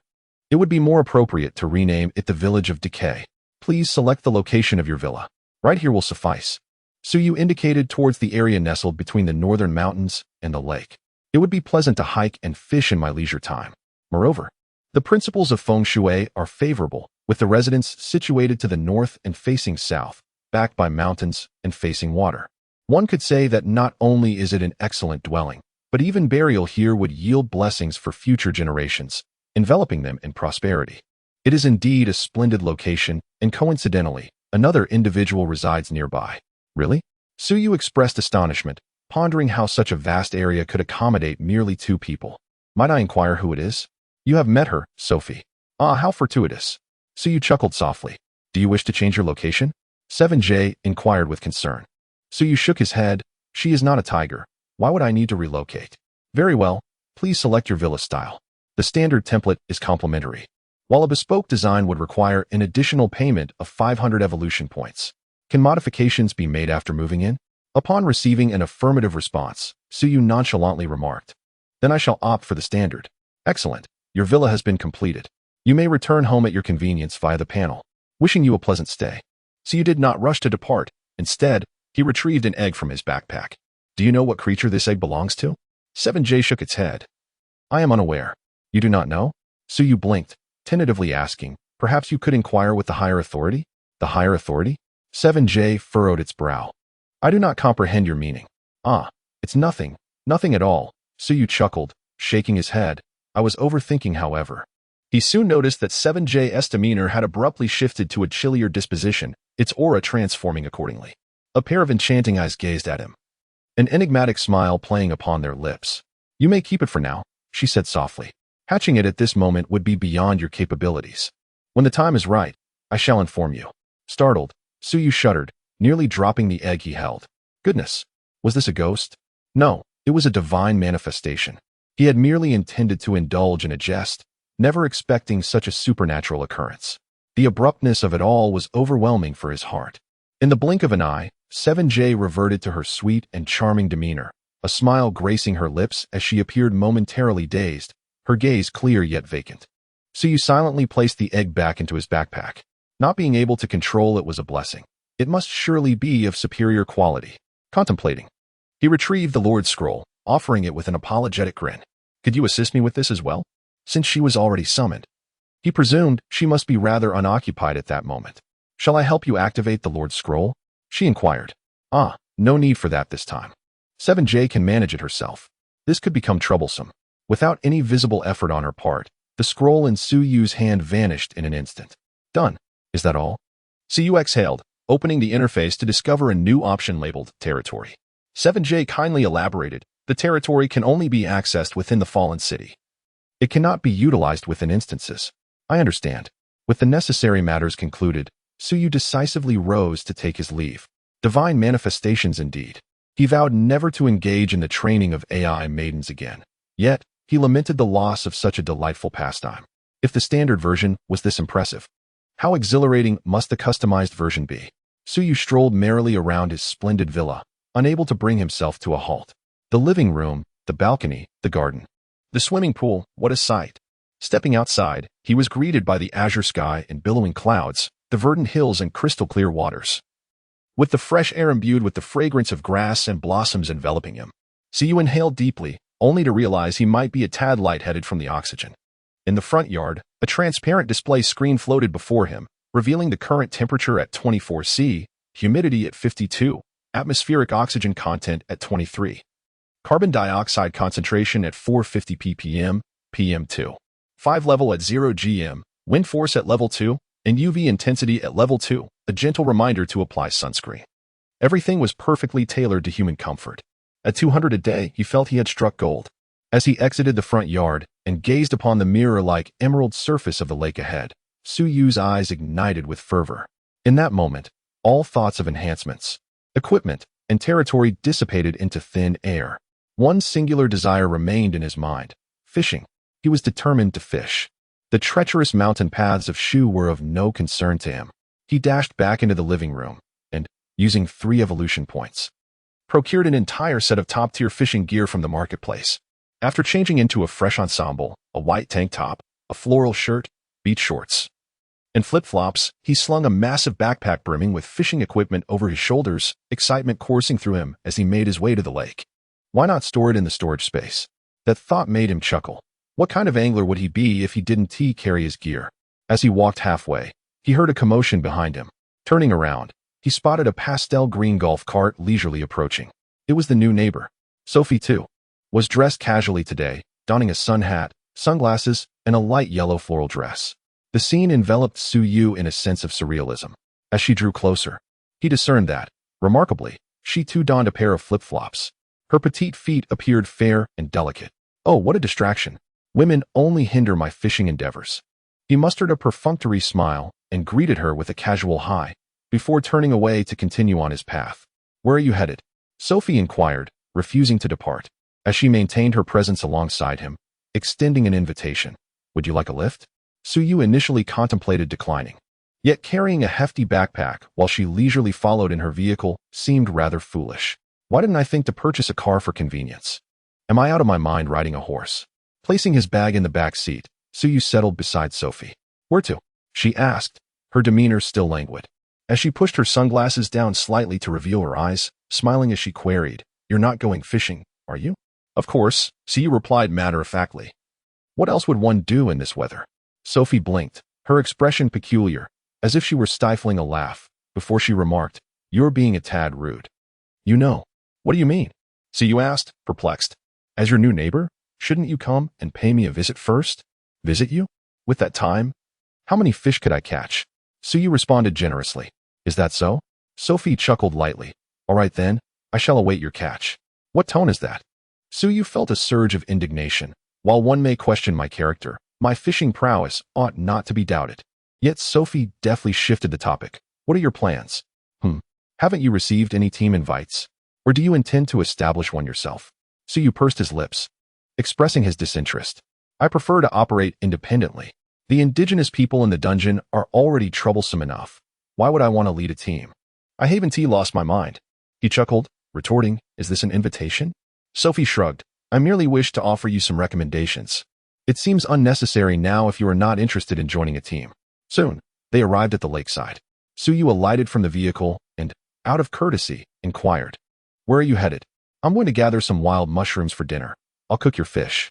Sophie teased as the vehicle turned a corner and drove away into the horizon. Time passed into the afternoon. As the sun continued to shine, a layer of mist rose from the flat lake surface, creating a picturesque scene reminiscent of a fairyland. However, Suyu's expression was far from pleasant. After several hours, he had changed fishing spots 5 or 6 times, scattered 7 or 8 pounds of bait, and tried worms, lures, and everything in between. Yet, not a single fish had been caught.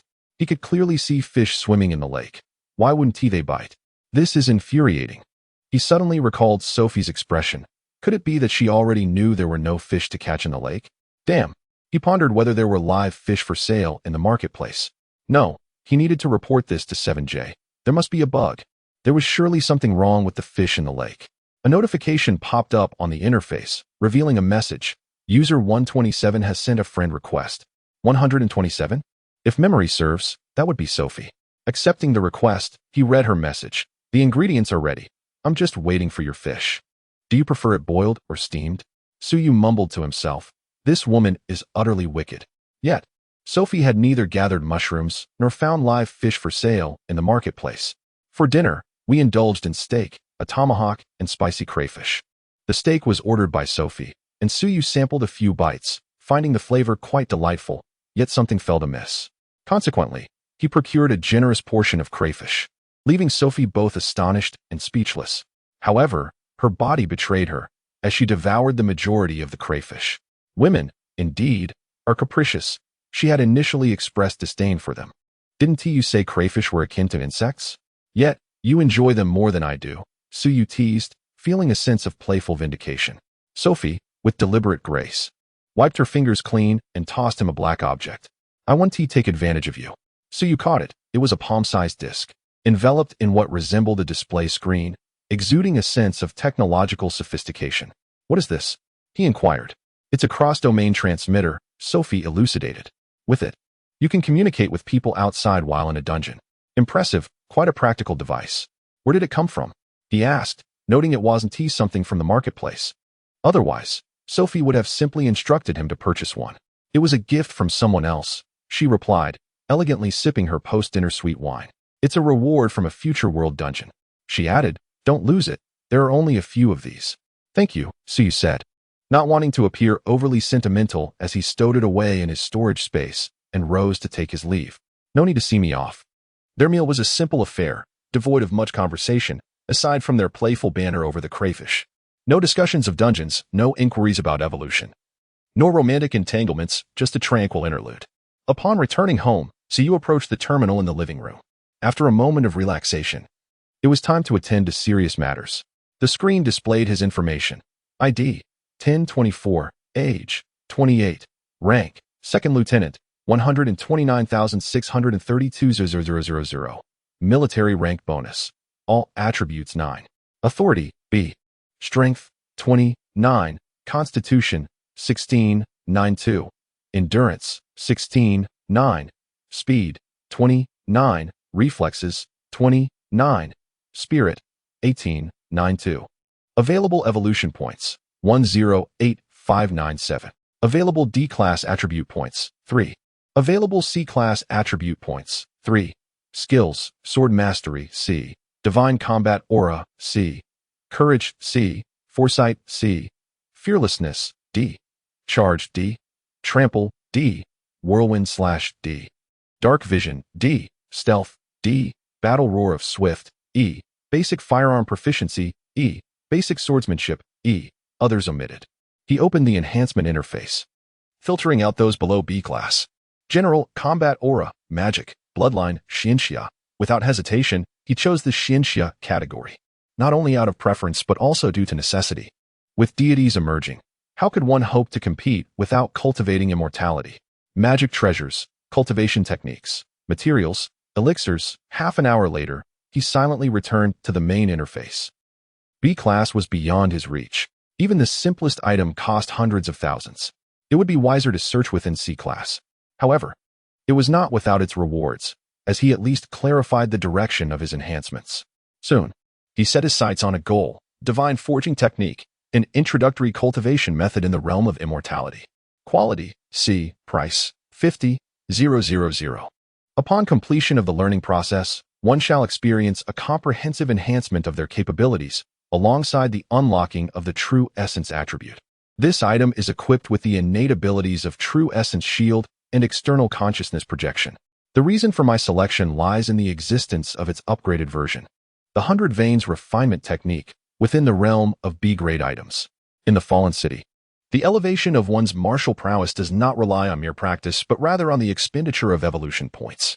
Without subsequent techniques, the intensity in later stages will inevitably fall short, rendering any invested evolution points a futile endeavor. Are you certain you wish to purchase? Yes. Congratulations on acquiring the refinement technique. I extend my heartfelt gratitude to the esteemed destined to be alone for the grand certification.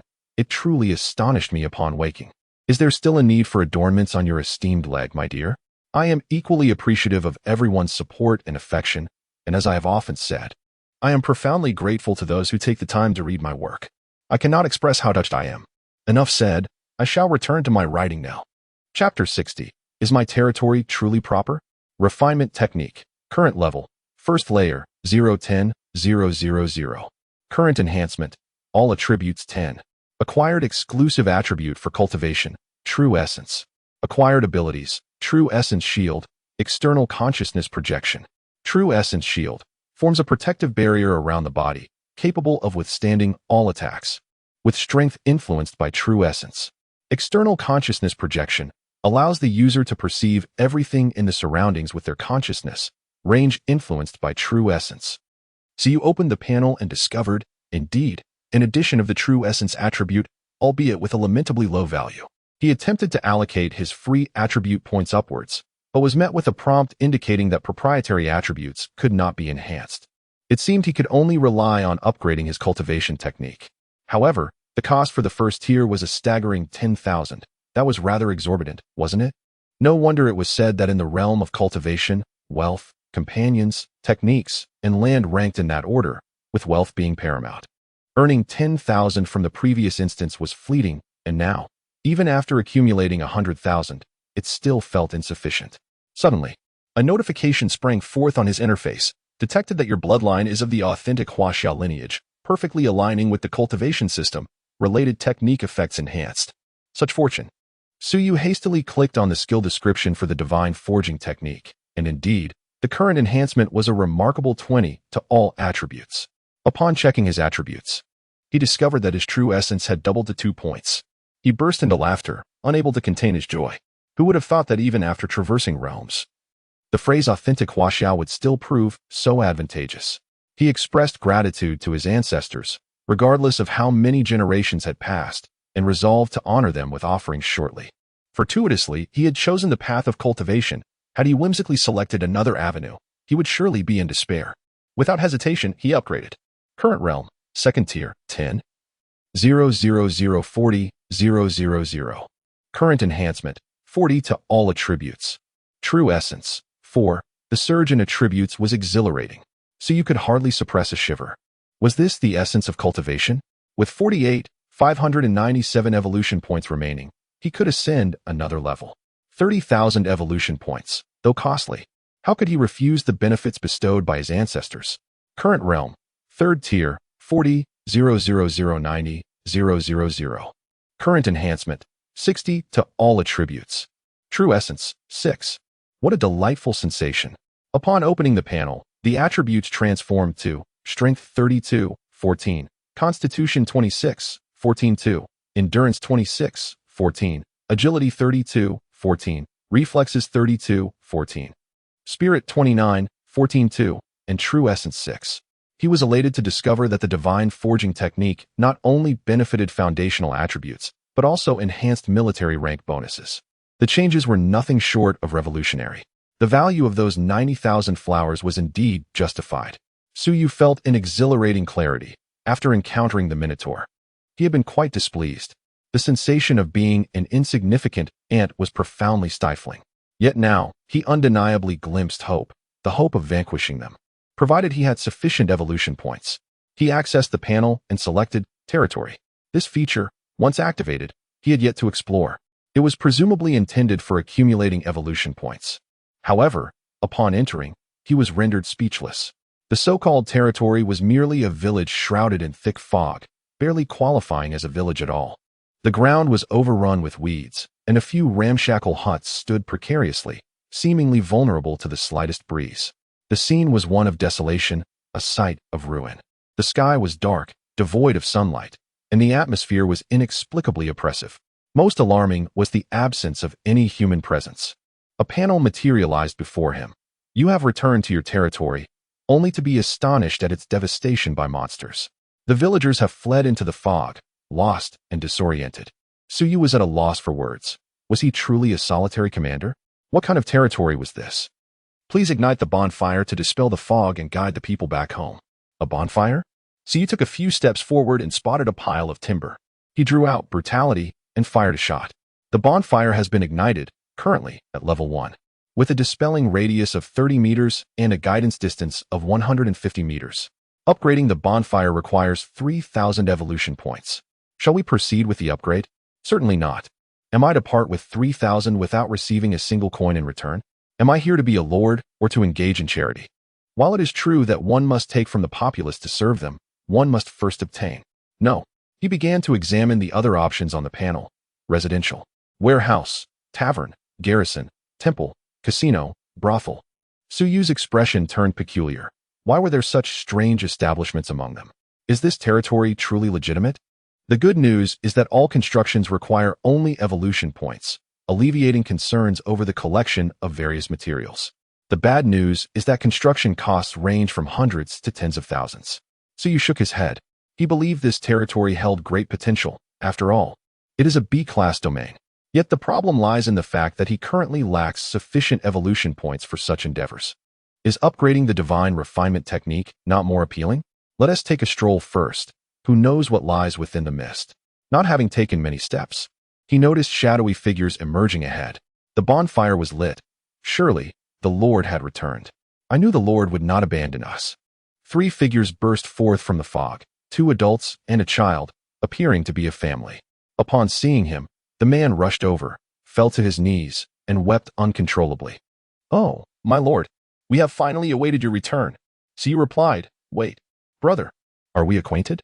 What is the situation here? The man cried out. A monster invaded the village while you were away. We could only flee into the mist, and we became scattered and lost. If it weren't for your kindling of the bonfire, we might never have returned. A woman stood timidly to one side, holding a child, gazing at him with a mix of curiosity and reverence. The child, a girl of perhaps 5 or 6 years, had a slightly dirty face, yet she appeared quite endearing. So you approached to tease her. What is your name? I am Su Ernyo, the girl replied with a bright voice. Oh, you share my surname, he exclaimed. Sir, everyone in our Su family village is named Su, the man interjected, kneeling. Do you not remember me? I am Sandan, Su Sandan.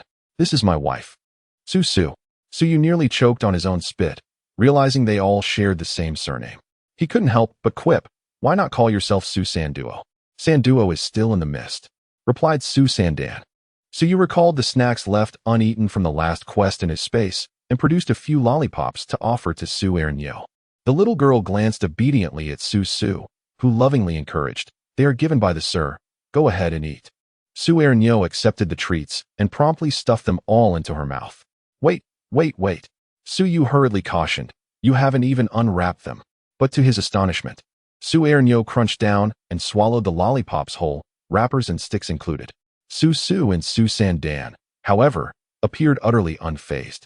Su Yu swallowed hard, contemplating the absurdity of ingesting plastic sticks. Could she possibly be a monster? So sweet, he thought.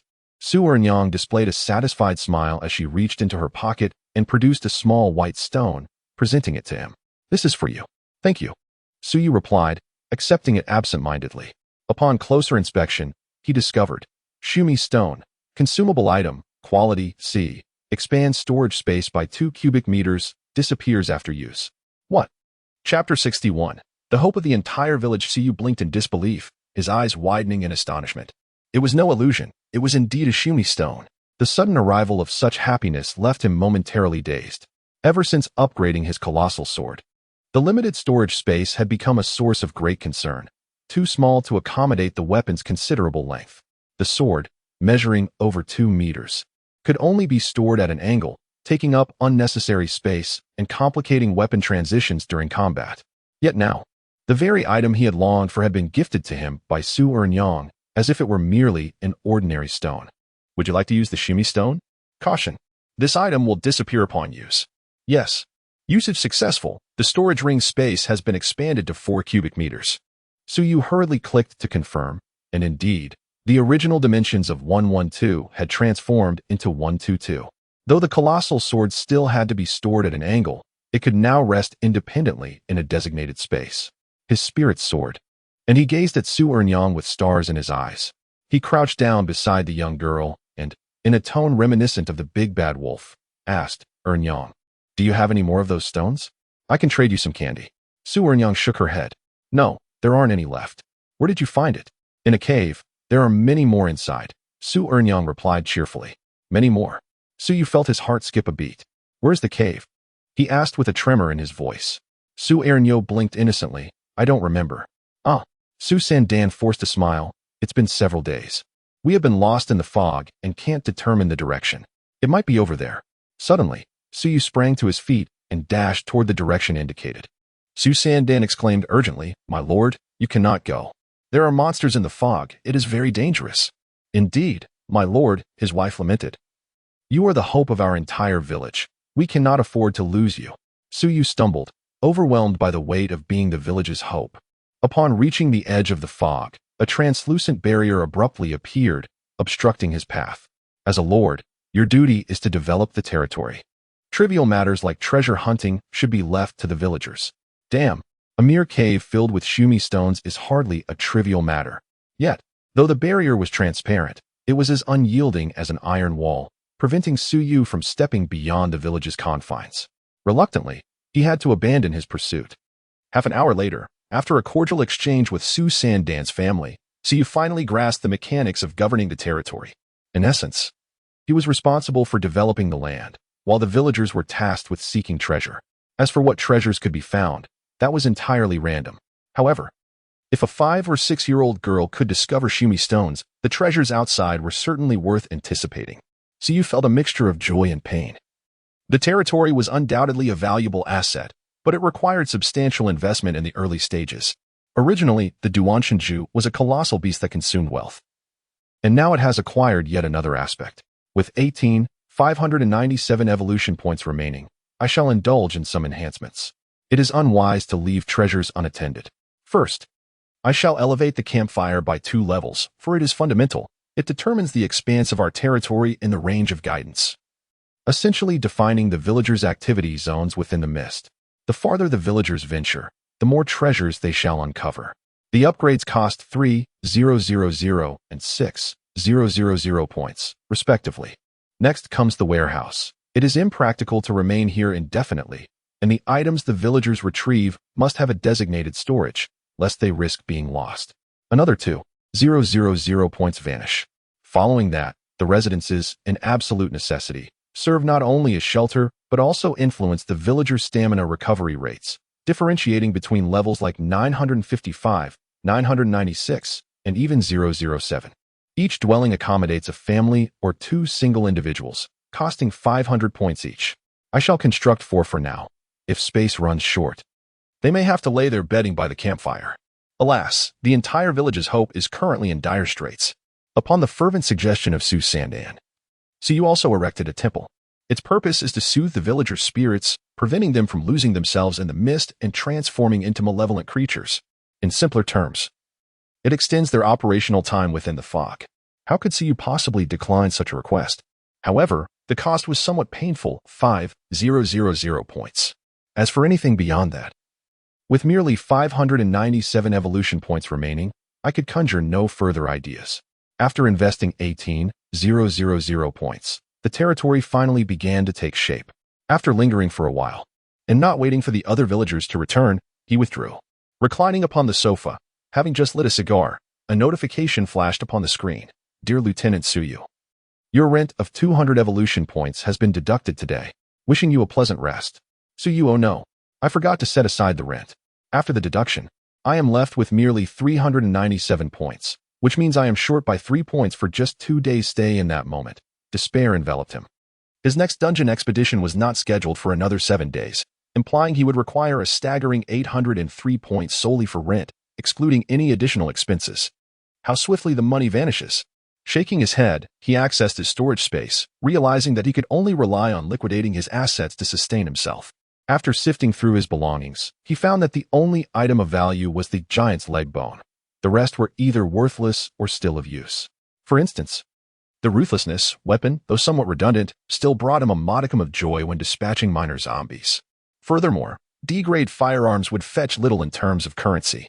Unfortunately, the fallen city lacked an auction house, and he was too apathetic to engage in negotiations at the trading market. Hence, he opened the chat interface with Sophie and forwarded the attributes of the giant's leg bone. Giant's leg bone, bludgeoning weapon, quality, C-. Attached skill, pressure, passive skill. Effective upon equipping. Effect, slightly reduces the speed and reaction of surrounding zombies. Range, 5 meters radius. Effects, D-grade and below. Do you have any leads for selling this? Sophie responded promptly. You're selling a C-grade item? How impoverished. Spare me. I'm not seeking a loan from you. I assure you, I inadvertently overspent. I can barely cover my rent. Very well, allow me to inquire for you. What is the psychological price? Perhaps around 20,000. The average price for C-grade items in the marketplace is 30,000. However, the giant leg bone is classified as C-.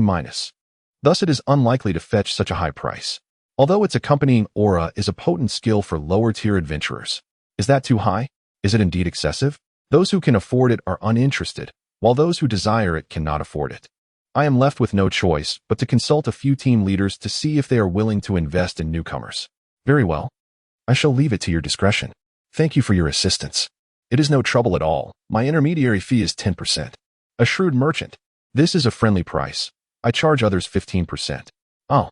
So you pondered for a moment and sent her another message. Are you familiar with Sumi Stone? Do you possess any?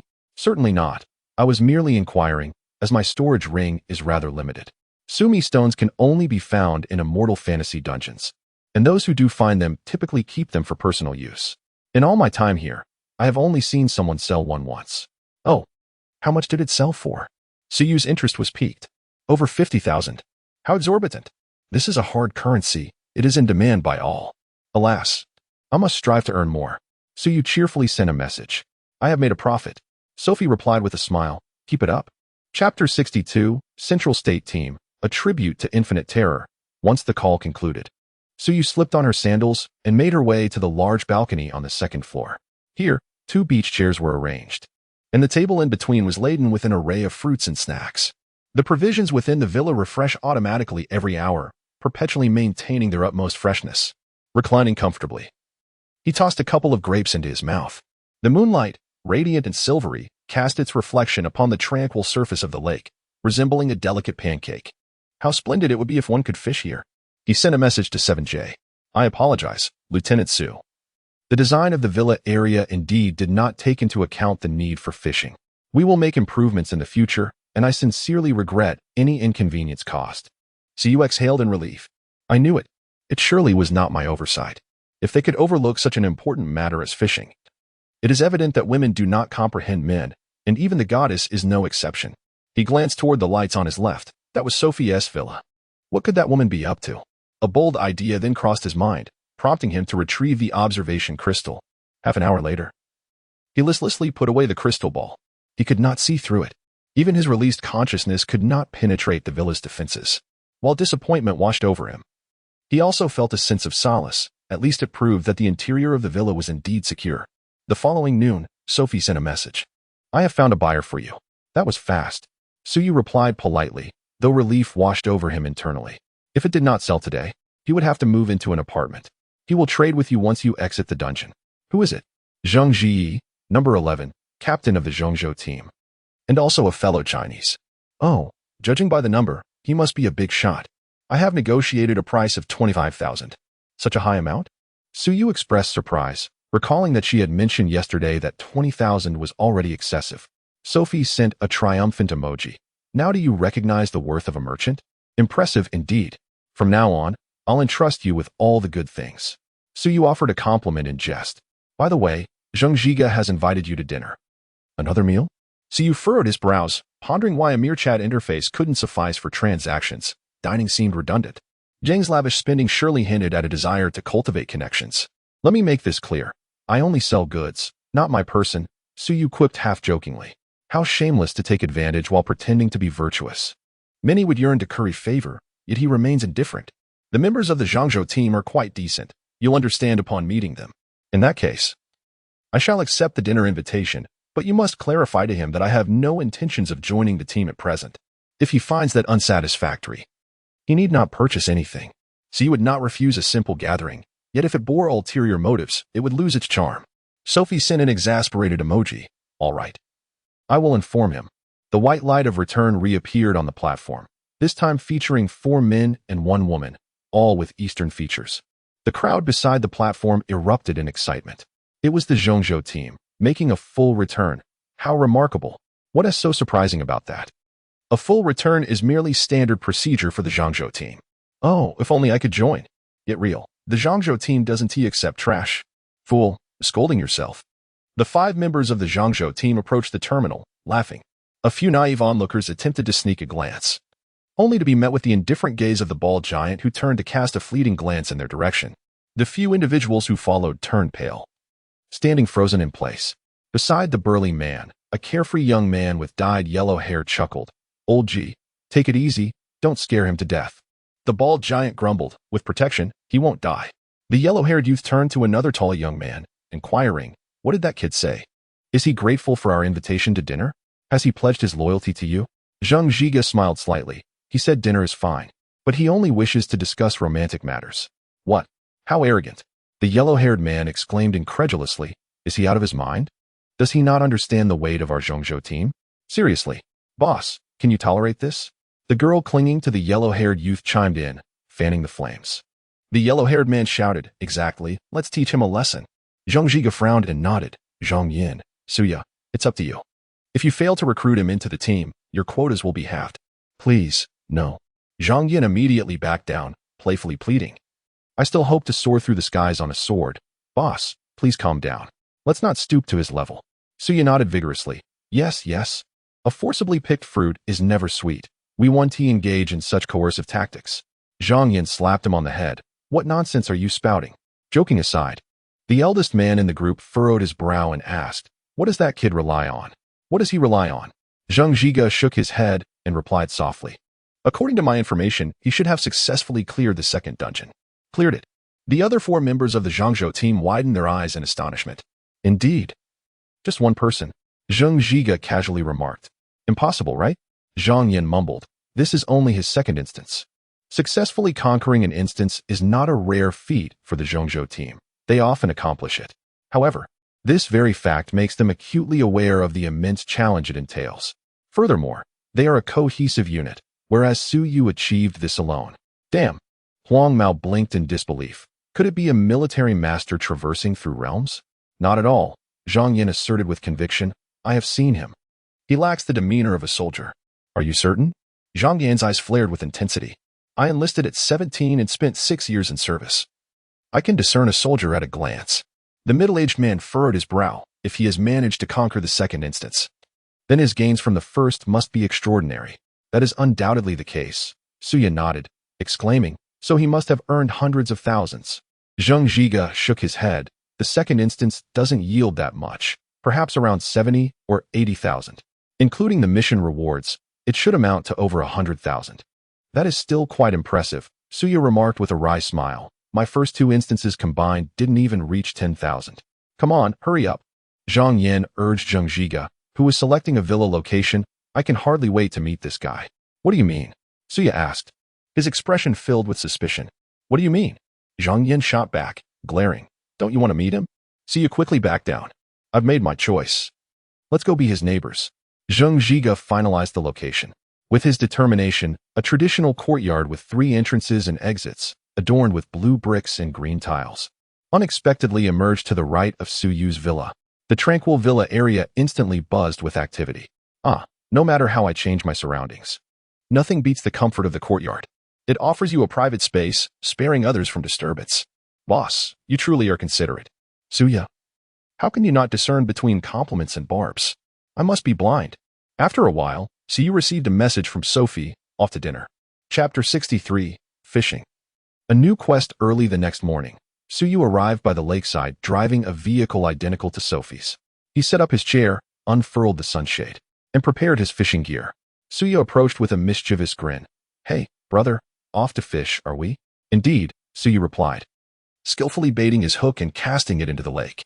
The previous day's feast had lasted from noon until midnight, and Suya had already started to refer to him as a brother. Such is the simplicity of friendship among men. Suya rolled his eyes, adopting an expression of eager anticipation. Let me tell you, my yin has an unparalleled skill in cooking fish, far superior to what you find in the market. If we catch a few more, we can enjoy some drinks together tonight. Sounds good, Suya chuckled. Today, the fish will be plentiful. Suya patted his shoulder, stifling laughter as he squatted beside him, plotting how to appease him and coax him into catching more. After all, the longer they fished, the greater the risk of coming up empty-handed. He had previously experienced this with Zhang Ji. Despite the captain's typically serious demeanor, he was rather cunning. Suddenly, he noticed the fishing float bobbing on the water's surface seemed to move slightly. His eyes widened in disbelief. It moved again, this time more distinctly. The float plunged downwards abruptly before springing back up. Suya tightened the rod. The fishing line snapped taut, bending the rod in response, and soon a crucian carp, slightly longer than his palm, broke the surface of the water. The fish thrashed about, its silvery scales glistening brilliantly in the sunlight. Wow, just wow, Suya exclaimed, dumbfounded. How did you manage to catch that? Suya casually removed the carp from the hook and tossed it into the fish basket, replying, just like this. As you can see, early that morning, 7J had informed him that the bug had been fixed. He chuckled at the thought of Suya's embarrassment. No way. Suya suddenly sprang to his feet. Earlier I can't believe it. Another one. This carp was significantly larger than the previous catch, weighing a solid half kilogram. The fishing gear from the mall was of exceptional quality, making the task effortless, requiring no net at all. Zhang remained dazed for a few seconds before snapping back to reality, shouting as he dashed towards the courtyard, Boss! Lao Ji! Brother Chun! The fish are biting. We can fish in the lake now. Half an hour later, 5 men sat in a row by the lake, laughter and cheer filling the air as they reveled in the unique joys of camaraderie. The following days unfolded in a pleasantly mundane manner. Of course, there were occasional dissonant notes. For instance, a villa magnate who was supposed to return remained forever trapped in the instance, leaving the Zhongzhou team somewhat disheartened. And then there was Suya, if you dare to go fishing again tonight, I'll break your rod. Suya, return. Do you hear me? I am the master of the Shu Road. Time fast forwards to the morning 7 days later. Suyu is in his villa, bidding farewell to the members of the Zhongzhou team who have come to see him off. Sophie had entered the instance 2 days prior. Suya affectionately leans in, insisting on giving him a hug.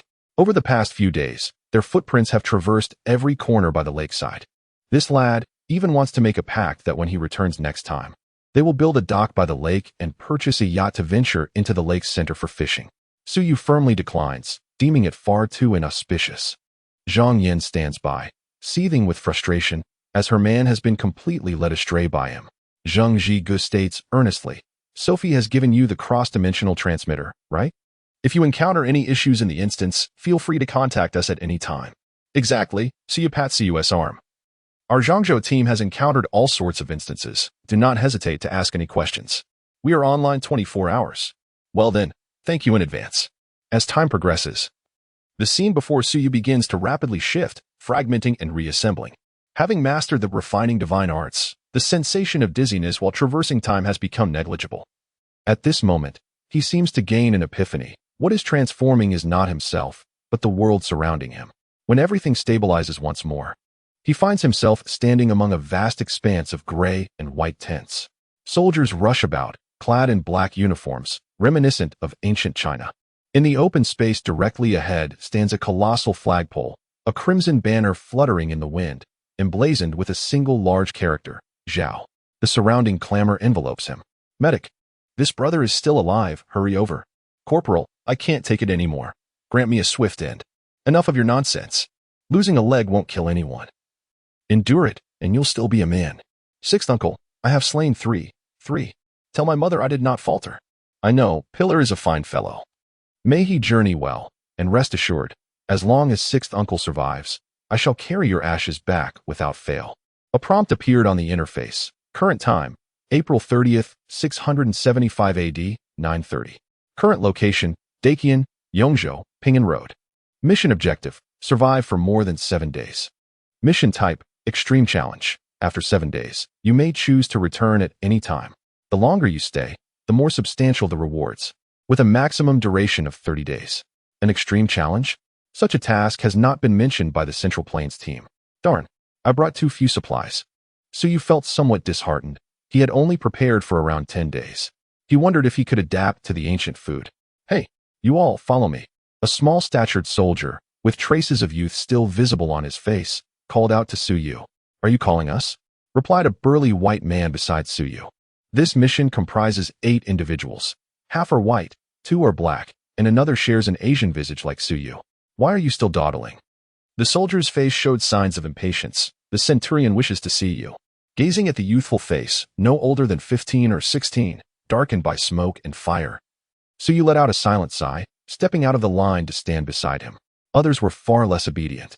A burly white man chuckled as he addressed the group. It seems the system has assigned us identities this time. But why are we in a military camp? This hardly resembles a post-apocalyptic world. Don't speak too soon, another Asian man replied gravely.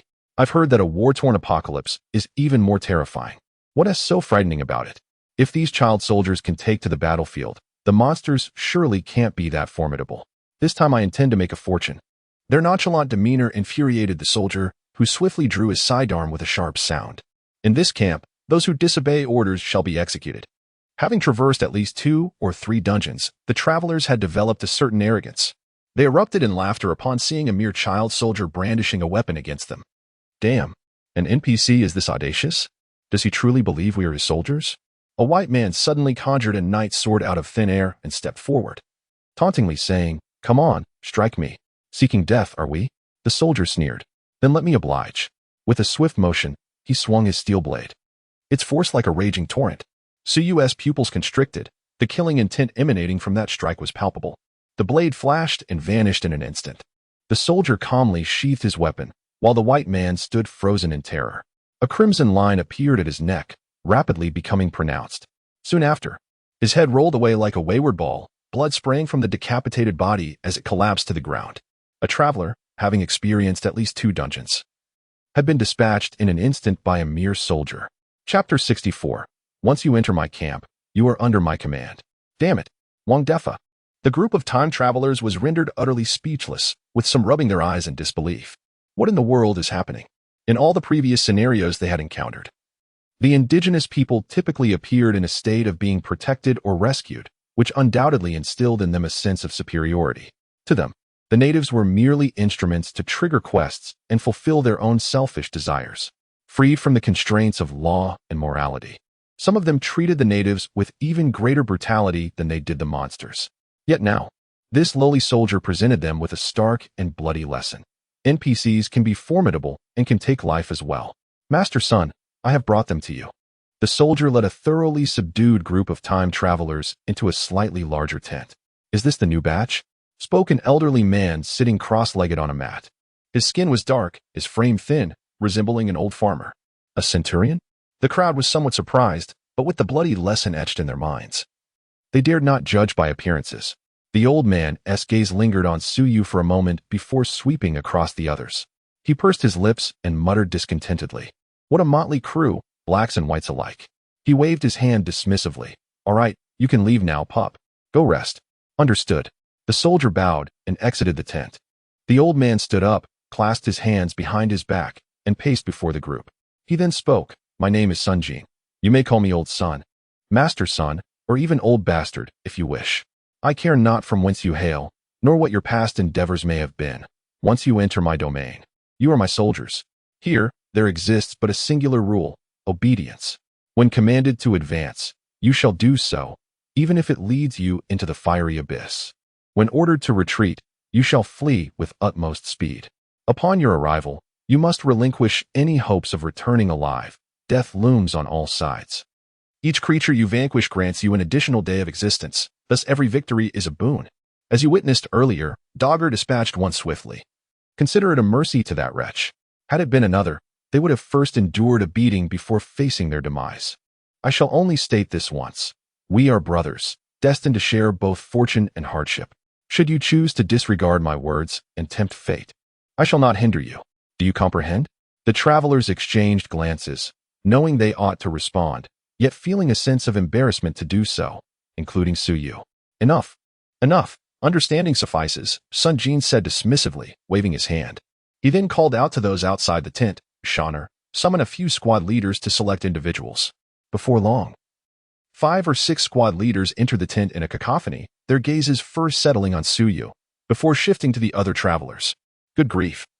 The higher-ups are rather dismissive of us, aren't they? And what are 2 of them doing here, Kunlun slaves? Have they been neutered? One individual could no longer contain himself and exclaimed, You are being racially discriminatory. Ah, look at that. One squad leader laughed mockingly. He can even speak. Sunjin, in a fit of irritation, delivered a sharp kick to the man's backside, exclaiming, Enough of this nonsense. Make your choice quickly. One of the leaders pointed at Suyu and declared, Get lost. Another leader retorted, I saw him first. You didn't even speak up? What of it? I'll take him regardless. What, do you want to fight? The 2 leaders clashed as they exchanged heated words. Sunjin stepped forward and effortlessly separated them, stating, Stop arguing. This fellow is with me. Hey, Lao son, that's rather unfair, one protested. You old scoundrel, you snatched the last dog I had my eye on. And now you're doing it again. Get lost. Sunjin rolled his eyes and replied, You wretched man, take a good look in the mirror. Do you think you can command him? The leaders paused, taken aback. They had assumed Suyu was formidable, but the implication that he was beyond their control shifted the dynamics. The leaders gathered around Suyu with newfound camaraderie. I knew there was something about you that appealed to me. What was it they say? Young and promising. Brother, let us grow closer from now on. Sunjin, growing impatient, interjected, All right, that's enough. There will be plenty of time for camaraderie later. Choose your men and depart swiftly. The leaders each selected a couple of individuals and left in a chaotic flurry. Sunjin returned to his mat, a fleeting expression of pain crossing his face. He gestured towards a nearby chair. Have a seat. What's your name? Suyu, came the reply. Sunjin chuckled. The military camp is just like this. A bunch of brawlers, living for today with no thought of tomorrow. Trying to instill rules among them is utter nonsense. These rascals only respect those with prowess. Yet, they are all stalwart men. Once on the battlefield, you can trust them with your back. I understand, Suyu nodded. Who did you learn your skills from? Sunjin removed his shoes, scratched his foot, and raised his hand to his nose, inhaling deeply with a look of sheer enjoyment. I learned it on my own. He replied dismissively. Not wishing to delve further, he asked, How many brothers do you have at home? Just me, Suyu replied. An only child? Sunjin furrowed his brow. Have you fathered any children? Suyu was puzzled by the old man's inquiry. I'm asking if you have any offspring, Sunjin clarified. Suyu shook his head. No, isn't that a reckless folly? Sunjin scolded. If you die, your family line will come to an end. What? Suyu laughed in disbelief. Are you hoping for my demise? Get lost. Sunjin retorted disdainfully. There are 3 forms of filial piety. And the greatest is to have heirs. You're no longer young, and you're quite handsome. Why haven't you fathered even one child? I just haven't had the chance, Siyu replied with a smile. You still find that amusing? Sun Jin glared at him and pondered for a moment. Here's the deal. If you survive this ordeal, I'll take you to the city to find a few suitable widows. You can lend a hand and strive to ensure the Su family line continues.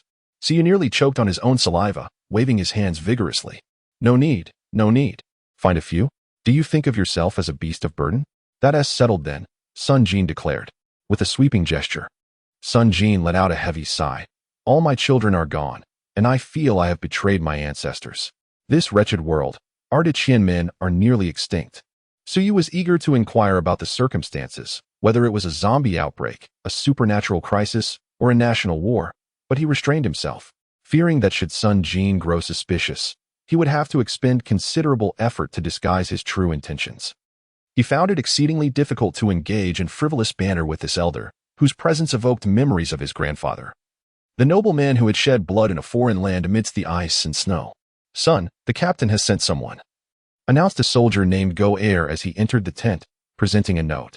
Chapter 65. Damn it, mercy does not command the troops.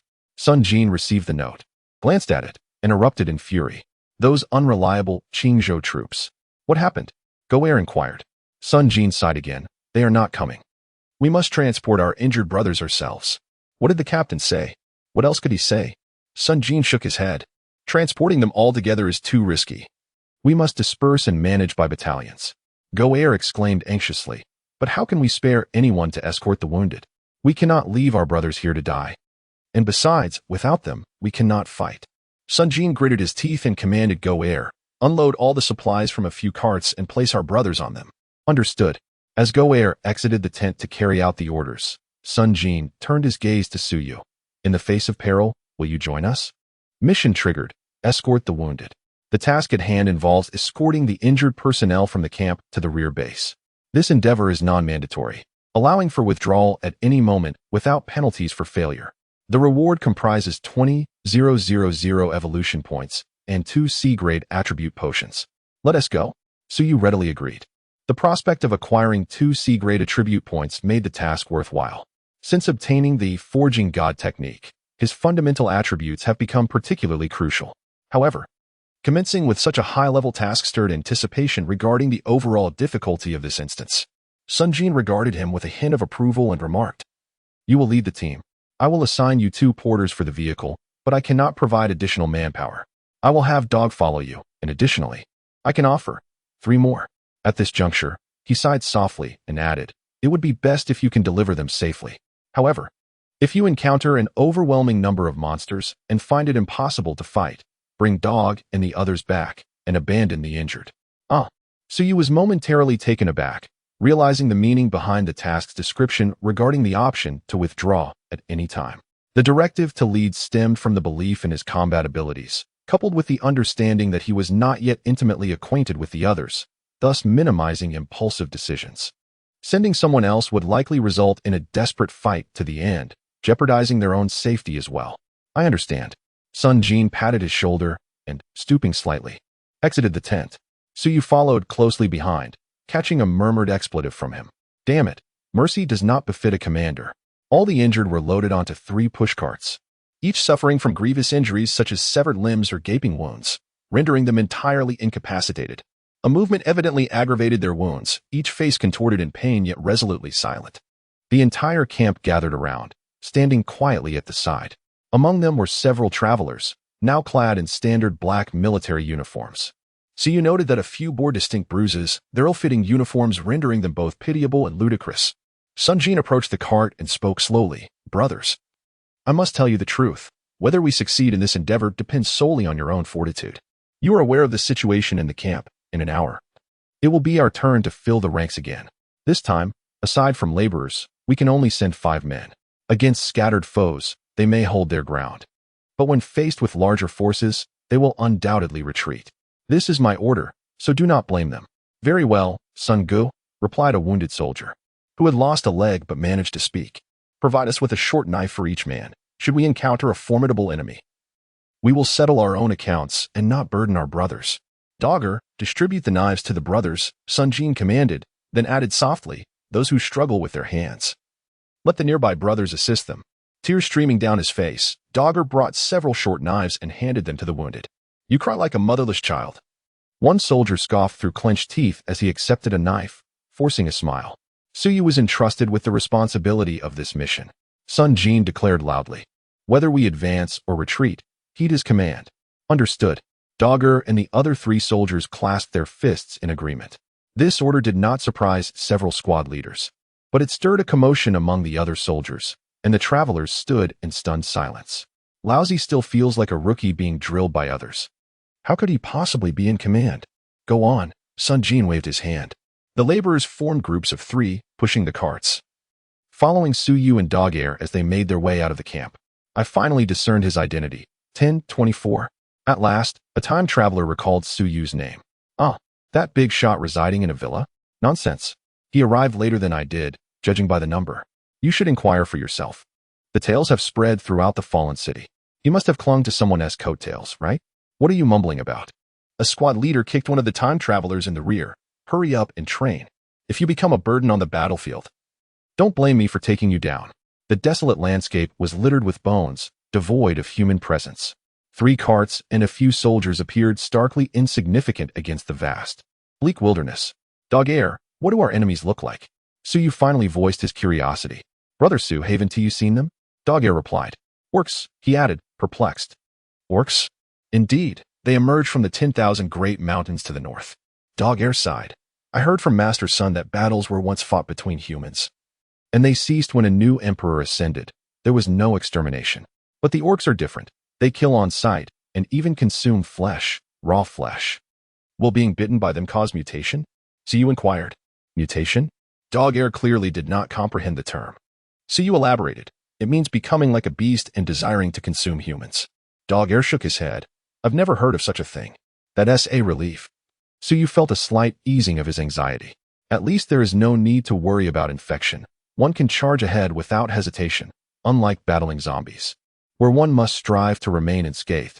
The wooden cart trudged laboriously along the dilapidated dirt road, as the injured could scarcely endure the jolting, causing the procession to advance at a sluggish pace. The camp lay approximately 30 miles away, and Suyu estimated that reaching it before nightfall would be a considerable achievement. After traversing a short distance, a frown creased his brow. Stop. What is it? Dogger asked, casting a vigilant glance around while gripping the hilt of his blade. Something felt amiss within the nearby forest. Suyu's spiritual awareness now extended beyond 500 meters, allowing him to sense an otherworldly presence lurking in the woods. How did I miss that? He murmured to Dogger. You all wait here. I will investigate. Understood, Dogger replied succinctly. Once Suyu ventured further away, a soldier quietly queried. He doesn't want us to follow. Could it be he intends to sneak off alone? Don't speak nonsense. Sugu is not that kind of person. Dogger frowned in response. How long have you even known him? I trust old Sun. He wouldn't misjudge him. As Suyu approached the forest, he concealed himself within the shadows. Advancing cautiously, he finally laid eyes on the adversaries of this particular quest. Indeed, they were orcs. A total of 6 creatures, 2 with the heads of pigs, 1 resembling a bear, and 3 snakes. Chapter 66.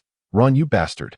Describing them as orcs seems somewhat forced, as they appeared exceedingly atypical, leaving Suyu perplexed regarding the logic of their mutations. The pig-headed creatures with human bodies were one thing. After all, they were more agile than their porcine counterparts. But what purpose did it serve for a perfectly normal bear to have its forelimbs mutated into human hands? Have you discarded the most valuable bear paw? And what about those 3 serpents, as thick as a thigh, exceeding 5 meters in length, devoid of any human resemblance, yet peculiarly sporting 2 additional heads beneath their 7-inch mark? The front of their bodies bulges with 2 lumps, while their tails split into 2. If they were to stand upright, one could barely consider them a matchstick figure. The 3 serpents entwine with one another, twisting in a manner that is both repulsive and oddly enchanting. Nearby, a pig and a bear lie lazily, hands pressed beneath them, grunting softly as drool drips from their mouths. Suyu draws forth the weapon known as brutality, aims at the pig's head, and pulls the trigger. The gun fires. The pig's head tilts violently, a spray of blood exploding from the back, followed by a furious roar as it shakes its head in anger. Damn! Suyu grimaces in pain. If he cannot penetrate the knight's armor, one could argue it is enchanted. Yet now he finds himself unable to pierce even the skull of a pig. This clearly indicates a vendetta against firearms before divinity. It must have endured its fair share of gunfire. Cursing under his breath, Siyu stows away brutality, resigning it to the role of a mere lighter henceforth. The pig-headed creature raises a hand to extinguish the flames on its head, snorts a few times, then turns its head, glaring menacingly in Suyu's direction. Clearly having caught his scent, with a fierce roar, it charges forward. It is displeased, and Suyu is even more so, twisting his wrist. He wields a massive sword over 2 meters in length, raised high above his head. Think your head is tough? Let us see if my colossal sword can cleave it. To his astonishment, he observes a look of dread manifest upon the pig's face as it suddenly topples sideways, dragging its rear across the ground and leaving a deep mark. It comes to a halt. Suyu was astonished. How could he possibly feel fear? The other creatures responded as well, with 3 serpents cunningly surrounding him in a triangular formation. Only the bear monster roared and lunged forward. The colossal sword swung down, effortlessly cleaving the bear monster in 2 from the crown of its head, blood and entrails spilling across the ground. Kill the orc scout bear monster, degrade. Gain evolution points 700. The pig-headed creature let out a startled roar, scrambling to its feet and hastily retreating to the side, the 3 serpents quickly writhing after it. Not only could it feel fear, but it could also flee. Suyu scoffed, collecting the luminous orb that the bear monster had dropped, and pursued after it. Run, you scoundrel! The distant roars of the pig and bear echoed, startling the party that remained behind. Su's predictions proved true. There were indeed monsters within. The dog, filled with admiration, then expressed some concern. I'll go take a look. You all keep an eye on the wounded. He drew his blade, and, just a few steps away, spotted the pig-headed monster and 3 serpents bursting forth from the thicket, charging towards him at great speed. The dog's expression hardened, and he swiftly retreated. Form up. The remaining 3 soldiers simultaneously drew their swords, stepping forward to form a line alongside the dog, shielding the cart carrying the wounded behind them. The porters pulling the cart also grabbed their spears, positioning themselves at the soldiers' flanks, faces filled with panic. Yet their grip on the spears remained remarkably steady. Under the military regulations of the Dacian army, porters were not required to engage in combat, but in such an unexpected skirmish, they had no other choice. After all, orcs would not spare or assimilate them like human armies would. I wonder how Su is faring. The dog mused, frowning. As soon as the words fell, Suyu dashed out from the woods. Without any discernible action, the first beast, resembling a pig's head, suddenly burst apart, its headless body propelled forward by inertia before collapsing softly to the ground. Following this, a snake was inexplicably split in 2 from its tail. It was only at this moment that the dog began to discern a spectral figure swirling around Suyu like a wraith. The second, third. The wilderness fell into silence once more, leaving behind the lifeless forms of 3 serpent-like creatures twitching on the ground. Amidst the astonished expressions of the dog and others, Suyu returned to the group, flashing them a grin. What are you standing there for? Let's go? Bear gallbladder. Material for cultivating immortality, quality D. Can be used for alchemy, lacks relevant formulas. Demon pill. Material for cultivating immortality, quality D. Can be refined and absorbed, lacks relevant techniques. The 6 monsters had granted him 200 evolution points for demon pills, 1 bear gallbladder, and 1 D-level attribute point. Aside from the attribute point, all were materials related to the path of immortality. This greatly uplifted Suyu's spirits. He was determined to linger in this dungeon until the very last moment. Brother Su, are you a sword immortal? The dog inquired softly. Suyu's eyes sparkled. Have you ever seen a sword immortal? The techniques and formulas in the marketplace are prohibitively expensive. If there were cultivators in this dungeon, forging connections with them could yield delightful rewards. The dog shook his head. I heard from grandfather's son. He claimed to have seen one. Really? Not merely boasting, I hope? Not at all. Grandfather's son said that the sword immortal even taught him some skills, but he was too dull-witted to learn them. Is this truly the case? So you decided to turn back and inquire with the old man. He produced a demon pill, asking, have you seen this before? The dog recognized it immediately, expressing envy. This is indeed a rare item. Rare? With 4 out of 6 monsters. What is so exceptional about it? Do you know its purpose? It can be exchanged for military merits or absorbed, but one must first master the military techniques. There are techniques in the military? Indeed, but they must be exchanged for military achievements. The dog explained, After each battle, the centurion reports everyone's merits. My demon subduing blade technique was obtained through military achievements. I see. Suyu nodded with a smile, finding this quest increasingly intriguing. The group continued onward, encountering only minor skirmishes with orcs, which Suyu detected in advance and dealt with quietly. As they approached the camp, the tension eased among the group. The wounded on the cart even began to jest, for who truly wishes to meet their demise when survival is at hand? The dog assessed the terrain. Noting they were merely 10 miles away, being so close to the camp, there should be no significant forces of orcs. Brothers, let us endure a little longer. A soldier encouraged the laborers, let us reach the camp before nightfall, and perhaps we will enjoy a warm meal. Indeed, it is truly a pleasure to accompany Su Gu on this mission. The soldier praised Su Yu, with others eagerly chiming in. It is no wonder they are elated. To prevent discord among comrades due to competition for merit, the military achievements in the Great Qian dynasty are calculated collectively, except for the foremost accomplishments such as slaying generals and seizing flags. This means that as long as they can transport the wounded, each of them earns a share of the credit. This is far more advantageous than risking one's life on the battlefield, in contrast to the ease felt by others. Suyu's expression bore a weight of seriousness. This should not be the case, given the system's nature.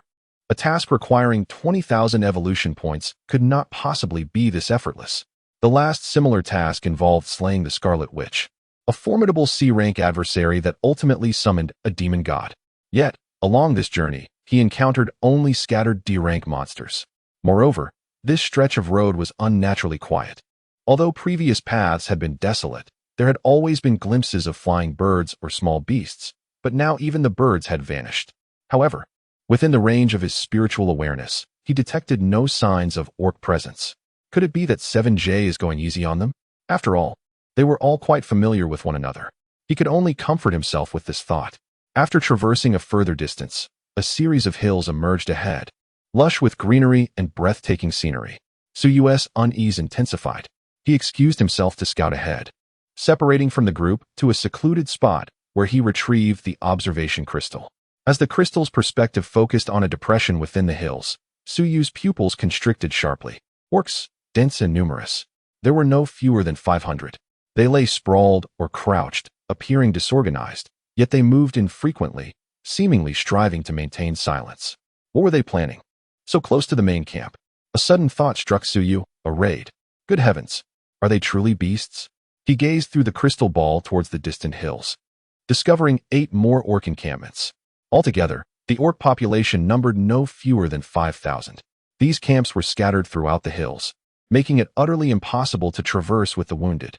Suyu shook his head in dismay, furrowing his brow as he exclaimed, "The commander is utterly incompetent." The orc ambush lay a mere 7 or 8 miles from the main camp, yet no scouts had been dispatched to survey the area. Were they jesting? Even a novice like Suyu understood that whether in march or in establishing a camp, scouts should be sent at least 30 miles ahead. Throughout their journey, he had not seen a single shadow of a scout, whereas the orcs had already claimed numerous lives with their own scouts. How could the commander of Deqian commit such a fundamental error? It was simply inconceivable. On the way, he had heard from Goair that the commander of this camp was Baijan, a man of noble lineage who had risen through the ranks from a common soldier, earning immense respect within the military. Prior to the beast calamity, he had been appointed as a guard general and awarded the purple sash and golden seal. However, he was later dismissed after offending a powerful relative, the Empress Dowager's younger brother, only to be reinstated following the beast disaster. Was there an underlying story here? Nevertheless, the commander's strategies were of no concern to Suyu. He was solely focused on his own mission. Having come this far, giving up was not an option, for that would mean sacrificing 20,000 evolution points and 2 C-grade attributes. Moreover, considering the sheer number of orcs, how many evolution points could that possibly yield? If he let this opportunity slip, would he not be ridiculed by Tomato's readers? Yet, given their overwhelming numbers, even if he stood there motionless for them to strike, it would surely exhaust him. After much contemplation, only one solution emerged: to lure them towards the main encampment. Unfazed, I resolutely believed that upon reaching the entrance, they could not simply stand by and do nothing. With unwavering determination, Suyu returned to inform the dogs of the situation, instructing them to find a secure hiding place. He then set off towards the nearest orc encampment, ready to make a bold move. Approaching with unwavering confidence, he activated both True Essence Shield and Courage, creating a dual barrier that would render him impervious even to sea-level monsters. He charged into the ambush point with a mighty roar, announcing his arrival. The orcs within the camp turned their gazes towards Su Yu, their expressions gradually blankening. Upon realizing that he was alone, astonishment morphed into palpable rage. The sounds of furious roars echoed as a dark tide of beasts surged toward him. Su Yu stood nonchalantly, hands clasped behind his back, waiting until the horde drew near before flashing a wicked grin and unsheathing his colossal sword. The faces of several orcs shifted dramatically, attempting to halt their advance, but were shoved forward by those behind them, leaving them no room to stop. In an instant, they felt a chilling sensation at their waists, the world spinning around them, only to find themselves mercilessly trampled by their own comrades. It was only then that they realized they had been cleaved in two by a single stroke. With a swift twist of his body, Su Yu unleashed Whirlwind Slash. Empowered by the attributes and the enhancement of True Essence, this version of Whirlwind Slash had transformed from a mere slow-cutting tool into a genuine tempest. Wherever it passed, it obliterated all in its path, sending blood and severed limbs flying. Ecstasy surged within him as he bellowed in exhilaration, for this was the true purpose of Whirlwind Slash. The whirlwind swept from the front of the camp to the rear, and just as Su Yu prepared to engulf the entire encampment in his tempest, his body jolted violently. His massive sword had unexpectedly been halted. It was a colossal and formidable battle axe, gripped by a towering bear exceeding 3 meters in height. Despite the blade having sustained a deep gash from a giant sword, it ultimately remained undeterred. The monstrous bear let out a thunderous roar, exposing its vicious fangs, clearly indicating its own distress. Subsequently, it lowered its head, and a disturbingly human-like cruel grin emerged on its bear-like face. Yet, in the blink of an eye, that sinister smirk was abruptly frozen in place, rolling away along with its head. The black blade had severed its neck. Kill the orc leader, sea level. Gain evolution points 3,000. Su Yu pocketed the golden orb that had fallen, then turned to bellow at the horde of beasts. Who else dares? The remaining orcs in the camp took a synchronized step back. A mournful horn sounded from a corner. Su Yu turned to see a goat-headed creature clutching a massive bull's horn. Ah, I was waiting for you to summon reinforcements. The sound of the horn, though seemingly faint, resonated far and wide, soon echoed by similar calls across the hills. The roars of beasts surged like a tsunami, causing the ground to tremble. If one were to gaze down from above at that moment, they would witness a dark swarm of orcs pouring forth from every hill, converging into a relentless torrent rushing towards Su Yu's position. 7 miles away, in the main camp. Report. A soldier shouted as he burst into the central tent adorned with the general's flag. To the commander, we have detected that all ambushing orcs have mobilized and are converging on a point 7 miles away. What? The commander of the eastern route of Deqian, General Baijan, furrowed his brow. 7 miles away? Affirmative. It appears an entity has inadvertently stumbled upon their ambush, compelling the entirety of the Orcish forces to converge in reinforcement. Baijan's eyes gleamed with a sharp intensity. Whose contingent is it? The soldier lowered his head, replying, unknown. Sir. A hint of displeasure flickered across Baijan's countenance as he gritted his teeth. Investigate further.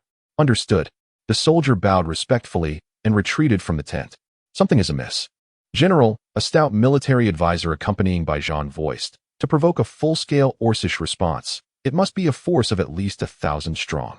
Who else of that size could be operating in our vicinity? Another lanky advisor furrowed his brow.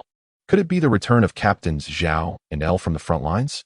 Impossible, Baijan refuted, shaking his head. They would not move without my explicit command.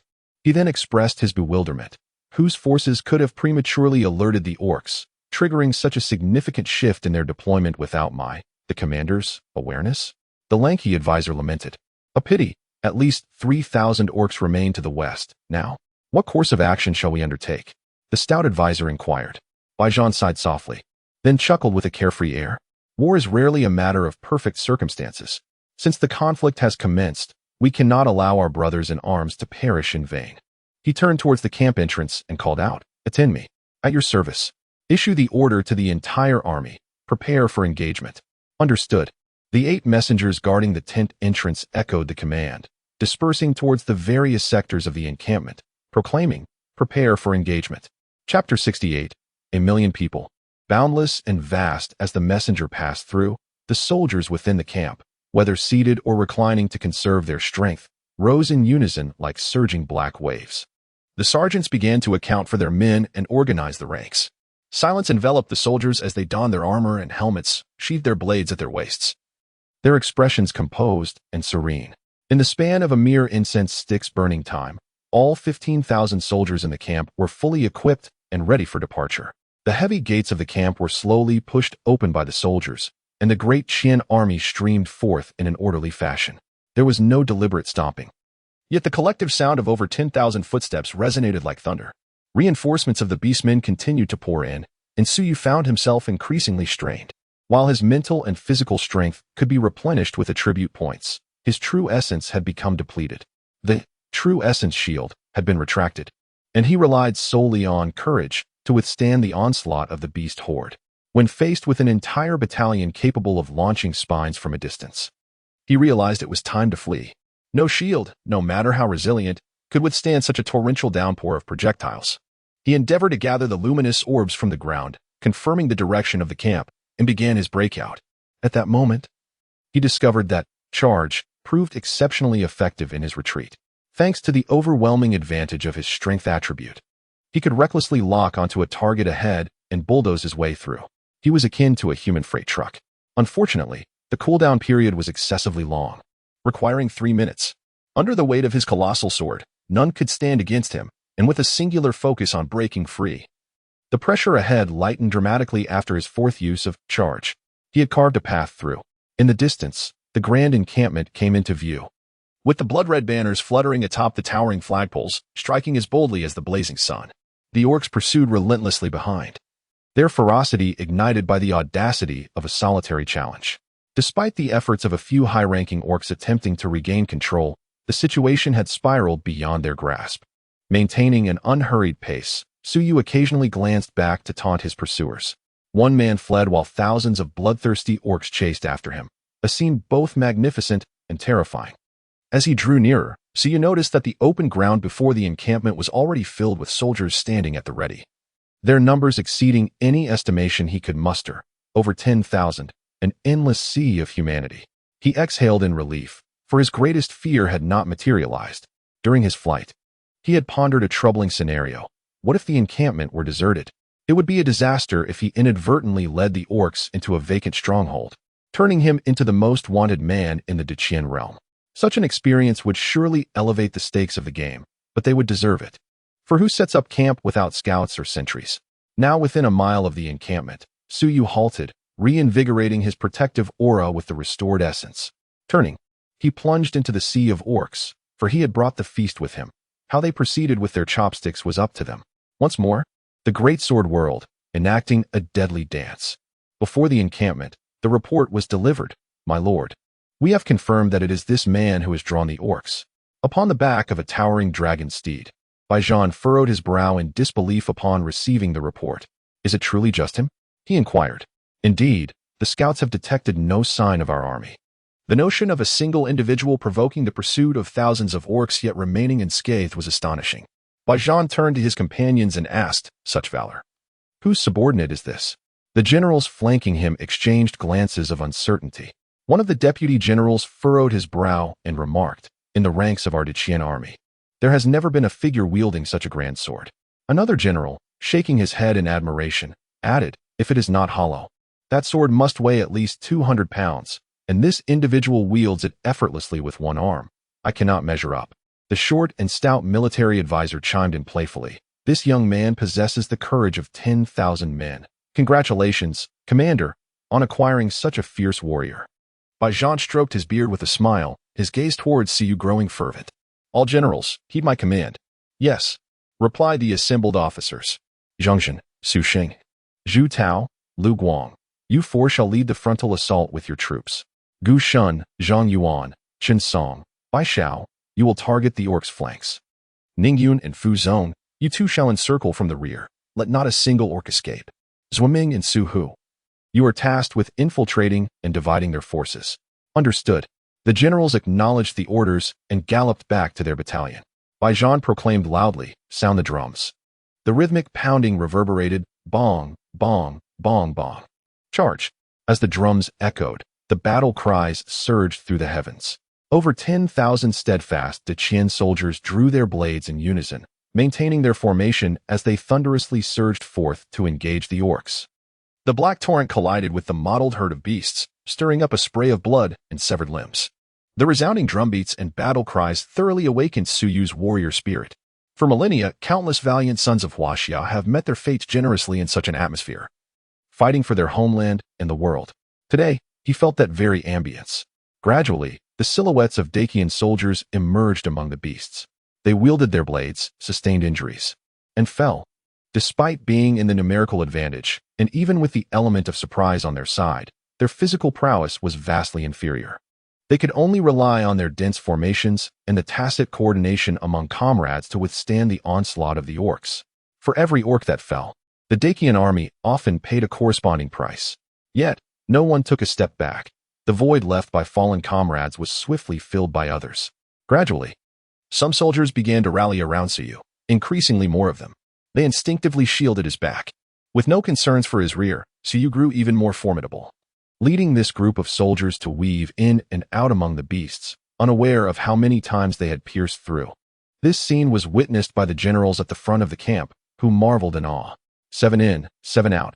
A true valiant general. The emergence of such a warrior was indeed a blessing for our Dacian. The slaughter continued until darkness fell. Over 5,000 orcs lay vanquished, their bodies strewn across the battlefield. Though it was a resounding victory, the atmosphere on the battlefield was quiet and oppressive, devoid of any cheers or fervor. The soldiers worked silently, transporting the injured, carrying the bodies of their fallen comrades, and dismembering the orcs. Heads were severed to construct the jingguan, while hearts, livers, spleens, lungs, and various organs, including skins and furs, were swiftly removed while still fresh. The battlefield instantaneously transformed into a colossal slaughterhouse. However, it is evident that such a task requires a particular expertise, and those skilled in this art are few and far between. Fortunately, the scarcity of capable individuals allowed Suyu to remain occupied, diligently seeking out the orcs that were not yet fully deceased to deliver the finishing blows. Each kill netted him several hundred evolution points. Such opportunities are rare indeed.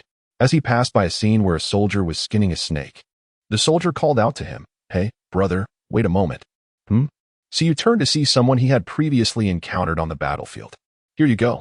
The soldier tossed him a dark, fist-sized object. Suyu caught it. Snake gallbladder, a universal medicinal material known for its efficacy in dispelling wind, enhancing vision, detoxifying, and alleviating rashes with a quality rating of E. It turned out that what had been extracted was merely of E quality.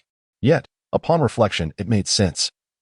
Defeating a D-class creature yielded several hundred points, while D-class items in the marketplace commanded thousands. The entrails of a pig could hardly be worth more than the whole animal. Chapter 69. Cleansing the battlefield within the command tent. Baijan scrutinized the collated battle reports, his expression a tapestry of complex emotions. There was a sense of solace. Yet predominantly, he felt profound sorrow. Over 700 had perished, and 1,200 lay severely wounded. Beside him, the lanky advisor murmured, "It is already a significant improvement compared to before. Previously, even the most elite troops of Dacian suffered casualties at a ratio of nearly 1-to-1 against the orcs, while the ragtag forces fared even worse." Despite this reassurance, Dacian was rapidly exhausting its pool of available soldiers. Baijan sighed. "In the past, we refrained from conscripting only the only sons. Now, we cannot afford such considerations. Just recently, I sought 3,000 recruits from the Ministry of War, and now we have lost more than half of them." He lamented, "Alas, it is fortunate that the individual had drawn the orcs earlier. Had we adhered to the original plan, our losses would have increased by at least 3,000, and the outcome might have been uncertain." At this point, Baijan forced a smile, remarking that after a lifetime of military service, he had still failed to escape the folly of impulsive decisions. The counselor offered consolation, stating that the general sought to achieve victory in one decisive battle, hoping to then extricate himself to rescue General Meng. Baijan sighed, gazing into the western horizon, his brow furrowing as he lamented that General Meng had been trapped for 3 months, leaving uncertainty about how much longer he could endure. The atmosphere within the tent grew tense. The stout counselor cleared his throat and chuckled, noting that having slain over 5,000 orcs and gained a fierce warrior was, after all, a cause for celebration. Only then did Baijan's expression soften slightly, and he raised an eyebrow, inquiring about the delay. Meanwhile, a breathless messenger finally located Su Yu amidst the battlefield, nearly on the verge of tears from his search. Su Yu, however, chose not to return to the main camp for rest, instead darting around the battlefield, his movements erratic and unpredictable, surrounded by corpses while others would avoid the carnage. He reveled in the chaos. "General? Have him wait. I will find him once I finish my tasks," Su Yu replied. His thoughts were solely focused on delivering the final blows, for the orcs exhibited a resilience far superior to that of humans. Within the span of an hour, he discovered 7 or 8 orcs still clinging to life amid the pile of bodies. He had no time to engage in idle chatter with any general. The back and forth would only result in the ones not fully dead slipping away. Moreover, there were hundreds of specialized soldiers vying for the same grim task, competing for the bounty of life. The general's interest in him was likely merely for the purpose of bestowing rewards. To Su Yu, wealth held no allure. And as for a rank, he would return home in no more than 30 days, rendering it inconsequential. The only thing that piqued his interest was the military's martial arts. However, that could wait. He would seek it out once he completed his current duties. "Brother, let those who are not yet dead be handled by others. You have slain enough today, and the commander is still awaiting." The messenger followed him, exasperated. So you could not be bothered to respond. The messenger, frustrated yet amused, thought to himself, in the entire army, who does not rush to heed the commander's call? Yet here he is, treating it as mere background noise. Logically, disobedience to the commander's orders warrants immediate execution. However, given this man's unparalleled bravado, who among us could dare to confront him? Nevertheless, the messenger also had his pride and retorted, "Fine, fine, fine. I've delivered the message. You may continue your slaughters at your leisure." "Wait, hold on." So you called out to him. The messenger turned with a sardonic smile. "What is it? Have you come to your senses? I have a few comrades. About 8 miles away. Could you send someone to fetch them?" "Comrades? Who are they?" "Under Lieutenant Zhao Yan. They are subordinates of Sun Baifu. For men with several carts of the wounded." "I cannot assist with that," the messenger replied coolly. "You might as well speak to the commander yourself." Su Yu waved his hand dismissively. "If not, then so be it. The orcs are all slain. I will retrieve them once I am done." Just then, a delighted voice called out from the side, "Brother Su, what brings you here?" Su Yu turned to see Goer and his companions. He exclaimed in delight, "What a coincidence. I was just about to fetch you. How did you arrive here?" Goer leaned in and whispered, "That commotion earlier was caused by you, wasn't it? You managed to lure thousands of orcs all at once." Another soldier expressed his gratitude, saying, "If it weren't for you this time, we would all be doomed. Your kindness is beyond words." Su Yu chuckled and patted his shoulder, replying, all right, quickly escort the brothers inside." "What about you?" Goer inquired. "I have a few matters to attend to. I'll find you once I'm done." Goer and his group continued to lead the wounded forward, while the messenger furrowed his brow and followed suit. "Congratulations on completing the mission. Escort the wounded. Reward: Evolution points 20,000. Class C, Attribute Potion 2. Upon seeing the information on the panel, Su Yu shook his head in amusement. Who could have anticipated that escorting a wounded individual would stir such commotion? "What? He refuses to come?" Baijan blinked, momentarily taken aback. It was surprising that even this great commander had moments when he could not summon someone. The messenger remarked, "He is busy finishing off the orc, so he asked you to wait." "Busy finishing off? Why?" Baijan turned to look at his companion. The stout advisor pondered for a moment before responding. Someone saw him wielding a flying sword. He may well be associated with the Taoist sect. Could this be linked to his lineage? The tall and lean advisor nodded, acknowledging the possibility. Indeed, many hidden sects engage in peculiar practices. A few years ago, I encountered a nefarious monk who had a penchant for drinking women's sunflower water. Baijan's throat bobbed in disbelief as he stammered, "This is simply bizarre." The messenger, noticing their conversation veering off course, realized that the matter had escalated beyond his control and interjected, "I have gathered information regarding his background. He is under the command of Sun Jin and Sun Baifu, having just arrived today for the purpose of escorting the wounded." "Soldiers of Sun Jin?" "Today, upon arrival." Baijan was momentarily taken aback and turned to inquire, "Are we reinforcing our ranks today?" The officer addressed merely shook his head. "How peculiar. Could it be that disciples from a hidden sect have emerged for training and fortuitously encountered Sun Baifu? It would suffice to ask him directly. Bai Zhan instructed the messenger, "Go once more and inform them that Bai awaits with open arms." The messenger was taken aback. He realized this implied treating the individual as an esteemed guest. Recalling his prior demeanor towards Siyu sent a chill down his spine. "Why are you dawdling?" Bai Zhan admonished. "Yes." The messenger hastily exited the main tent. Meanwhile, Siyu was occupied, not due to his swiftness, but rather the abundance of competitors vying for the spoils. It must be said that those specialized soldiers adept at scavenging the battlefield possessed remarkably keen eyes, able to discern life from death with a mere glance, which filled him with vexation.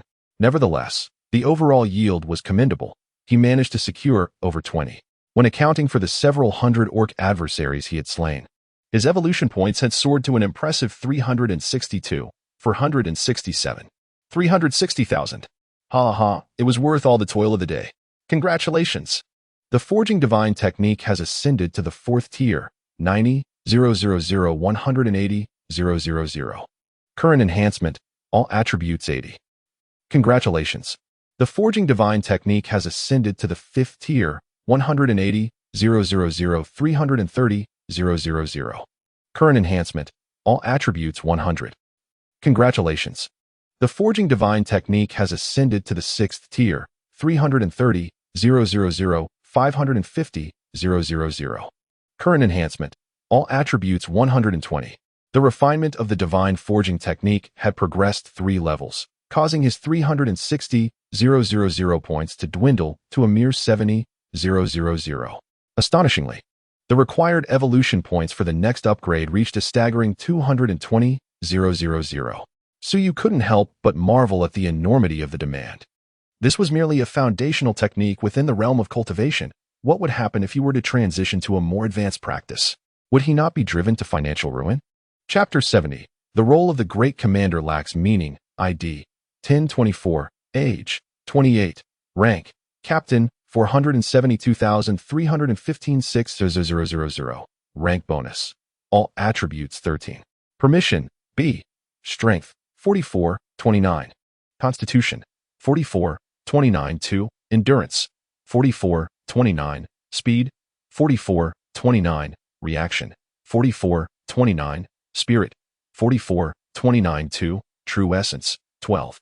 Note: the numbers in parentheses indicate the bonuses from rank and accessories. Available evolution points 72,467. Available C-class attribute points 5. All D-class attributes had been fully allocated, and any excess attribute potions were forcibly reclaimed by the system at a mere fraction of their worth, a mere 1/5 of the original price. A true merchant of deceit. The rank had ascended directly to captain, and with the cumulative effects of his rank and the divine forging technique, his attributes had nearly doubled compared to their initial state. However, Suyu understood that this was merely the initial windfall of the cultivation path. Any future advancements would not come so easily. He had gathered over 200 demon cores and amassed hundreds of D-class materials, not only parts from the defeated monsters, but also various herbs and minerals. The eclectic assortment was too vast to scrutinize in detail, so he hastily stored everything in his spatial pouch, intending to conduct a thorough examination once he acquired the appropriate recipes. The most significant gain appears to be 3 Class C items, 2 Source Stones, and 1 Jade Bone. The Source Stone serves as a universal enhancement material of quality C, capable of being integrated into weapons to provide a slight boost to their performance. The Jade Bone, likewise a universal enhancement material of quality C, can be infused into armor to marginally increase its strength. This seems to be what is referred to as enhancement stones. Suyu attempted to place one of the Source Stones onto his great sword, laboring over it for an extended period without any discernible reaction. He would have to return to the Fallen City for further investigation. It is rather frustrating that he only managed to secure 3 Class C monsters, with the rest having been dispatched by the Deqian army. Remarkably, there are a few formidable generals within the ranks, who, though not quite his match, can swiftly eliminate ordinary orcs and engage Class C monsters in a fair exchange. There is a reason why Deqian has managed to endure thus far. Incidentally, prior to his entry into the dungeon, several villagers from his territory returned, bringing with them a considerable amount of debris, including 2 pieces of the coveted Misu stone. His storage space has now expanded to 8 cubic units. While he was organizing his space, the voice of a messenger once again reached his ears. Are you finished now? The messenger, devoid of his previous arrogance, now addressed him with respect and wore a faint smile. Almost done, Suyu replied as he closed the panel. That's great to hear. The messenger sighed in relief, cautiously smiling as he continued. The commander has been waiting for you in the tent for quite some time. Wait a moment. I must check on a few companions first. Suyu paused again, wondering how Dog and the others were faring and whether the injured brothers had received treatment. Brother, sir, is it not acceptable for me to address you as sir? The messenger, with a sorrowful countenance, implored, I beg of you, if you do not return this time, I shall be punished. Once you have met with the commander, you may see whomever you wish, and I shall accompany you. Suyu glanced at him and shook his head, conceding, very well, very well. Following the messenger, they traversed the grand encampment. The soldiers of the Great Qian, upon seeing him, halted and offered respectful gazes. The more spirited among them hailed him as a hero, while the more reserved simply smiled with innocent warmth. Such is the simplicity within the military, merit earns respect. Upon reaching the central tent, Suyu was finally introduced to General Baijan, the commander of the Eastern Army of Great Qian. He was a middle-aged man, in his 40s, donned in a light blue robe, with a long beard and a demeanor reminiscent of a scholar, fitting the archetype of an ancient Confucian general. Upon seeing Suyu, he greeted him with a broad smile. At last, Brother Su has arrived. I appreciate your efforts. Please, come in and rest. There is no wine in the camp, so I can only offer you a pot of tea. I hope you will forgive this humble hospitality. Amidst the camaraderie, Suyu replied with a smile. I apologize for keeping the commander waiting. Baijan responded graciously, not at all. If it were not for you, our casualties would have been far greater. Today's battle shall be credited to you, Brother Su. As he ushered Suyu into the tent, Su noticed a table laden with a dozen plates of meat and vegetables, perhaps cold from waiting too long. This was the sole advantage of battling the beastmen. Baijan gestured toward the table with a self-deprecating chuckle. No need to fret over military provisions. Come, taste these fresh offerings. Suyu had been busy all day and was indeed famished. Without hesitation, he took a seat and picked up a piece of meat, the origin of which he could not discern. After a couple of bites, he was astonished by its exquisite flavor. Baijan also began to eat, sighing as he did. It is fortunate that this meat has sustained the Great Qian until now. Oh, how so? Suyu inquired, playing the role of an attentive listener. The short, plump counselor chimed in. It seems that this meat possesses certain properties. Over time, the soldiers have experienced a remarkable increase in strength. I see, Suyu replied, suddenly enlightened. No wonder the soldiers here exhibited qualities far surpassing the ordinary. Even the dogs could slay a time traveler with a single strike. It turned out to be due to their meat consumption, although he himself had not sensed any particular effect. The lanky counselor chuckled. Initially, the dignitaries in the court spoke of the beasts as being unworthy of consumption, claiming it was against common principles. The commander suffered numerous reprimands for this. However, once they learned of its benefits, they were practically clamoring to send emissaries to the front lines daily. And did you comply? Suyu asked with a smile. The lanky counselor's grin faded into a wry smile. Even if we wished not to, we must acquiesce. Otherwise, those individuals would spare no effort in undermining the commander. Suyu, puzzled, queried. They cannot control the military rations. What could they possibly do to undermine him? The short, plump counselor shook his head. There are also military salaries and troop supplies to consider. Besides, one cannot survive on meat alone. There must be some vegetables, fruits, and grains to accompany it, especially concerning troop supplies. The lanky adjutant lamented. When our Eastern Route army embarked, we boasted a formidable force of 300,000 soldiers. Now, we are reduced to a mere 20,000. While conscription is indeed challenging, one can't help but suspect foul play. Indeed, had that illustrious figure not arrived to seize glory, we wouldn't have been deprived of the last 3,000 men. Let us dine, White Exhibition interjected, his brow furrowed, cutting them off. Suyu cast a sidelong glance at him, shaking his head inwardly, realizing that his role as commander was rather insignificant. I wonder, Brother Su, what are your plans? White Exhibition inquired with a smile. Suyu articulated the prearranged explanation. My sect dispatched me for experiential training. I must return within a month at the most. However, my purpose here is to slay as many beastmen as possible. Is that so? A flicker of disappointment crossed White Exhibition's eyes, but he quickly recovered, chuckling, in that case. Brother Su, let us interact as friends, addressing each other informally. If you seek to slay beastmen, there is no shortage of opportunities here. Very well, a mutually beneficial alliance. White Exhibition was evidently unaccustomed to such contemporary parlance. He paused, bemused, before echoing, a mutually beneficial alliance. By the way, Suyu extracted a demon core and inquired. I have heard that the military possesses techniques for refining this object. A demon core? White Exhibition questioned, his brow furrowed. Do you intend to refine it? Is there a problem with that? White Exhibition hesitated before responding. The military does possess corresponding techniques. They were dispatched to the front lines by the National Preceptor after the Beast Scourge, but there is also a National Preceptor? Suyu asked, intrigued. But what? When the National Master delivered it, he specifically cautioned that this technique possesses some sinister qualities and must be practiced with moderation. In the military, there have been instances where individuals lost their sanity and became akin to beasts. You already possess the valor of 1,000 men. There is no need to take such risks. Is that not so? Suyu grinned. I am merely curious. Very well. Baijan turned to the short and stout advisor, saying, please retrieve the techniques and, bring everything else as well, allowing Brother Su to choose freely. The short and stout advisor, named Zifu, acknowledged and turned to fetch a Zeton wooden box from behind the screen in the large tent. All the techniques sent by the National Master are contained within this box. Suyu opened it to find several thin booklets.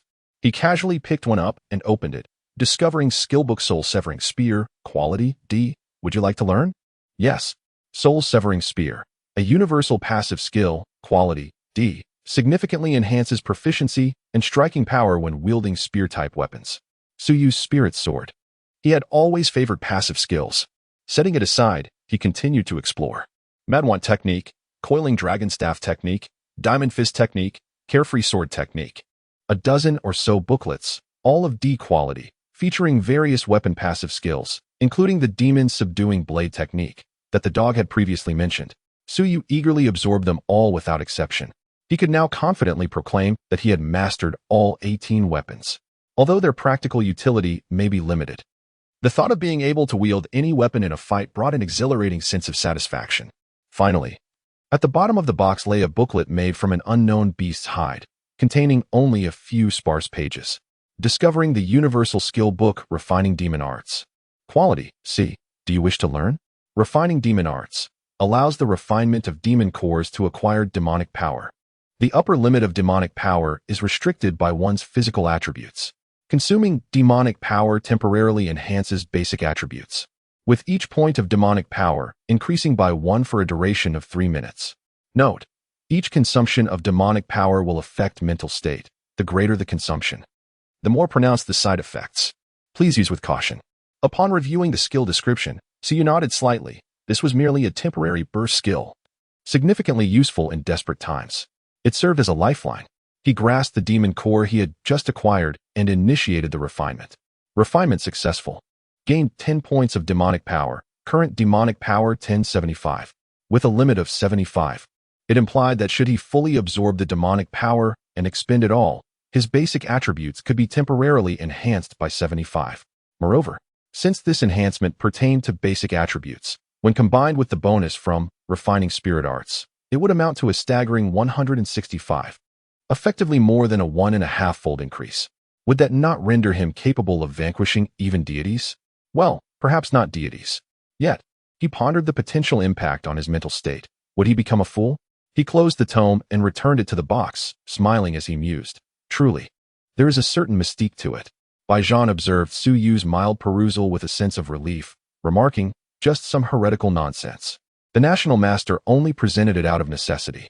Hearing this, Suyu could not help but develop a profound interest in the National Master of the Deqian Kingdom.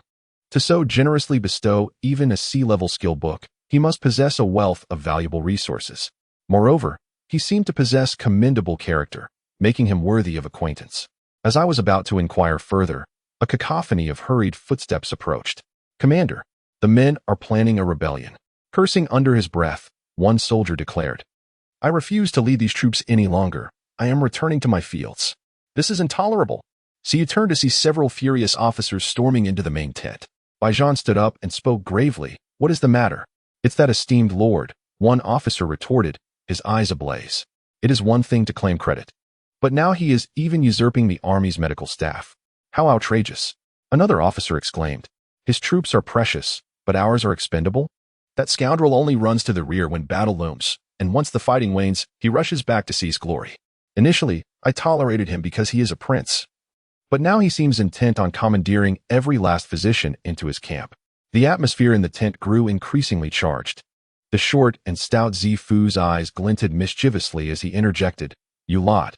He is the current prince, the direct descendant of the empress. Your incessant foul language is a grave disrespect." The officer retorted, "Respect him? If it weren't for our relentless efforts at the front, the great Qian would have perished long ago. This battle is infuriating. A group of scoundrels only knows how to plot from the safety of their quarters while we fight tooth and nail. Commander, if it weren't for you, we would have long since abandoned this." "Silence!" Baijan thundered, and instantly the tent fell silent. He stepped forward, casting a fierce glare at Zifu, then turned to address the assembled officers. "I understand the situation. You all may return for now. I shall handle the matter of the medical staff." The commanding officer, who had been the most vociferous in his criticisms, was silenced with a swift kick from Baijan, sending him sprawling to the ground. "Return," he ordered. "Understood." The assembled generals, albeit reluctantly, bowed and withdrew. "Wait," Baijan called out, prompting them to turn back. With a chilling tone, he warned, "Should anyone dare to speak disrespectfully of His Majesty or the Queen again, I shall enforce military law without hesitation." "Understood." Once the generals had receded into the distance, Baijan exhaled deeply and approached Zifu, coldly stating, "Conceal your petty schemes. Should there be a next time, we shall sever our ties." Zifu bowed his head in silence, his eyes flickering with uncertainty. Meanwhile, Siyu, seated nearby, took a sip from a bottle of ergot he had retrieved from his storage space, savoring the unexpected delight of witnessing such a spectacle amidst their meal. Baijan sighed, "I apologize for the disturbance, my brother." "No matter, no matter." Siyu replied with a smile, waving his hand dismissively before raising the bottle. "Would you care for a drink?" Baijan, with a wry smile, shook his head and clasped his hands in respect. "You heard the matter at hand. It concerns the lives of our soldiers and cannot be delayed. I must take my leave." Indeed, as Baijan exited the tent, Siyu cheerfully patted Zifu on the shoulder. The latter sighed, shaking his head with a rueful smile. After a satisfying meal, Siyu strolled out of the tent. Baijan had arranged for a separate small tent to be set up alongside the main one, with guards stationed at the entrance. Upon entering, he noted that despite the military's limited conditions, the furnishings were adequate, with tables, chairs, and bedding all present. Truly, as a commander, his hospitality left no room for criticism. Siyu approached the entrance of the large tent once more and sought out the messenger he had encountered earlier, requesting him to lead the way to find Go-Air. He had no intention of returning to Sun Jin. A letter was necessary to convey their circumstances. Upon arrival, he was met with a heartbreaking scene. Go-Air sat on the ground, tears streaming down his face, and the other soldiers and civilians bore expressions of profound grief and indignation. The moment he laid eyes on Siyu, Go-Air cried out, "Brother Su, we have waited so long for the army doctor, but Uncle Chang is gone." "What?" Siyu's countenance shifted dramatically. Uncle Chang was the very individual whom Sun Jin had dispatched, unwilling to endanger their injured comrades. Suyu's eyes widened as he gazed into the depths of the tent. "Damn it! After all my efforts to bring people here, you worthless scoundrel." Chapter 72. Utterly unreasonable, Your Highness. Today our army has suffered over 1,200 severe injuries, not to mention countless minor ones, all awaiting the army doctor's assistance. If we do not release them promptly, the morale of the troops will be severely compromised. Baijan humbly addressed a young man adorned with opulence. This area was a separate encampment in the northwest of the main camp, its tents markedly larger and more spacious. Chaos reigned within. Over 100 army doctors tended to an almost equal number of wounded soldiers. "Blast it, be gentle. Don't disfigure my face," one soldier exclaimed. "Ouch, it hurts. Quickly, bring me more of that Mephisan." "What? Too precious? Damn, nothing is more precious than my own life. Those mud-stained ruffians can endure it. Hey, don't leave yet. Can't you see the bruise on my leg? Hurry and fetch some medicinal liquor to rub on it." Observing the army doctor's expressions of frustration and helplessness, Baijan maintained a calm demeanor, though his hands, concealed within his sleeves, were clenched into fists. "Commander Bai, I too have my own difficulties," he lamented. The fourth prince of the great Qian, Fu Jiao, sighed and shook his head, saying, "You are well aware that my troops are all descendants of esteemed nobility, each bearing significant responsibilities. It would be one thing to perish on the battlefield, but if one were to succumb to injuries, those aunts and uncles would drown me in their words. Baijan furrowed his brow and replied, "But with merely 100 or so injured, is such an abundance of military physicians truly necessary? According to military regulations, a 100-man battalion requires only one physician, and a 1,000-man unit may have 2 or 3 for emergencies. Yet, in this battalion of 500, there are 10 physicians allocated. It is already quite ample. Yet they have summoned a significant portion of the entire camp's physicians." "Commander Bai, bear with it," Fu Jiao chuckled. "Every one of these individuals has at least 10 or 8 attendants at home. Were it not for my insistence, they would have left not a single physician behind. Rest assured, once they have completed their work, I shall not only return all the physicians, but also send out those from my battalion as well." Baijan clenched his jaw, feeling helpless. While he was indeed the commander, his counterpart was a prince. Having spent a lifetime in the tumult of war, he had encountered such trivial matters far too often. The great Qian had historically favored civil over military affairs, treating warriors with the same suspicion as thieves for centuries. After the outbreak of the beast calamity, over half the territory was occupied by beastmen within 3 months, and the population had plummeted by 70%. Only then did the court finally deem it necessary to bring the warriors out from under the bed. Including himself, a multitude of previously dismissed military generals were reinstated. And after a bloody 6-month struggle, they managed to stabilize the situation. With the passage of time, the status of martial warriors has undeniably ascended. Although they remain under the watchful eye of the emperor and are often manipulated by the civil officials, their presence has become indispensable. Meanwhile, the perceptive royal relatives have begun to devise schemes to send their offspring to the front lines, not with the intent to slay foes, but rather to acquire a modicum of merit and prestige. When the calamity of beasts subsides, this will serve as their ticket to ascendancy. As for the intentions of the 4th prince, he neither wishes to speculate nor concern himself with them. "Your Highness," Baijan patiently advised, "matters must be prioritized. The military is in dire need of physicians. Lives are lost daily, and these individuals are the elite of the army. Seasoned veterans who form the bedrock of our Grand Qi." "Enough, enough." Fu Jiao dismissively waved his hand, his gaze towards Baijan tinged with exasperation. This man indeed possesses remarkable prowess in battle, yet his intellect seems woefully lacking. No wonder he was cast aside by the emperor in the past. In this camp, one need not mention the lineage of his own descendants. Even his soldiers are backed by formidable factions. Were it another, one could only imagine the sycophancy that would ensue. When he visited the western camp, on the very night of his arrival, Commander Zhang Ying personally brought forth over 1,000 women to bolster the morale of the troops. He had merely mentioned, in passing, that he had heard of a particularly enchanting new concubine, and by the 3rd day, she was delivered to his bedchamber post-haste. What was the outcome? The Western army faced repeated defeats, losing ground and abandoning cities. Although the emperor was furious, he could not withstand the backing of powerful figures from both the previous dynasty and the imperial harem. Not only did he land safely, but he was also elevated in rank and title. Now that is what one calls astute. Upon reflection, this individual merely employed a few military physicians. Yet he incessantly prattles on, truly an annoyance. He speaks of the great foundation of the Qin dynasty, a band of simpletons, if one perishes. Another shall arise in due time. As Baijan was about to speak further, Fu Jiao raised his hand, chuckling, "The battle has just ceased. I imagine there must be a multitude of affairs within the military, so I shall not keep you, Commander Bai." This was nothing short of an expulsion, which irked Baijan, leaving him at a loss. Suddenly, a thunderous shout echoed from outside the camp. "Baijan, I curse your lineage. Who dares? This is a military stronghold. No unauthorized entry allowed. Halt! Get lost." Several soldiers were hurled into the camp, crashing heavily onto the ground, and then a tall, robust figure strode in nonchalantly. "Where is Baijan?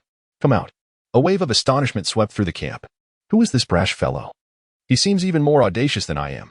I've never seen him before. How dare he insult Baijan? Is he from the palace? There's no one like that from the palace. Could it be a descendant of the emperor left behind?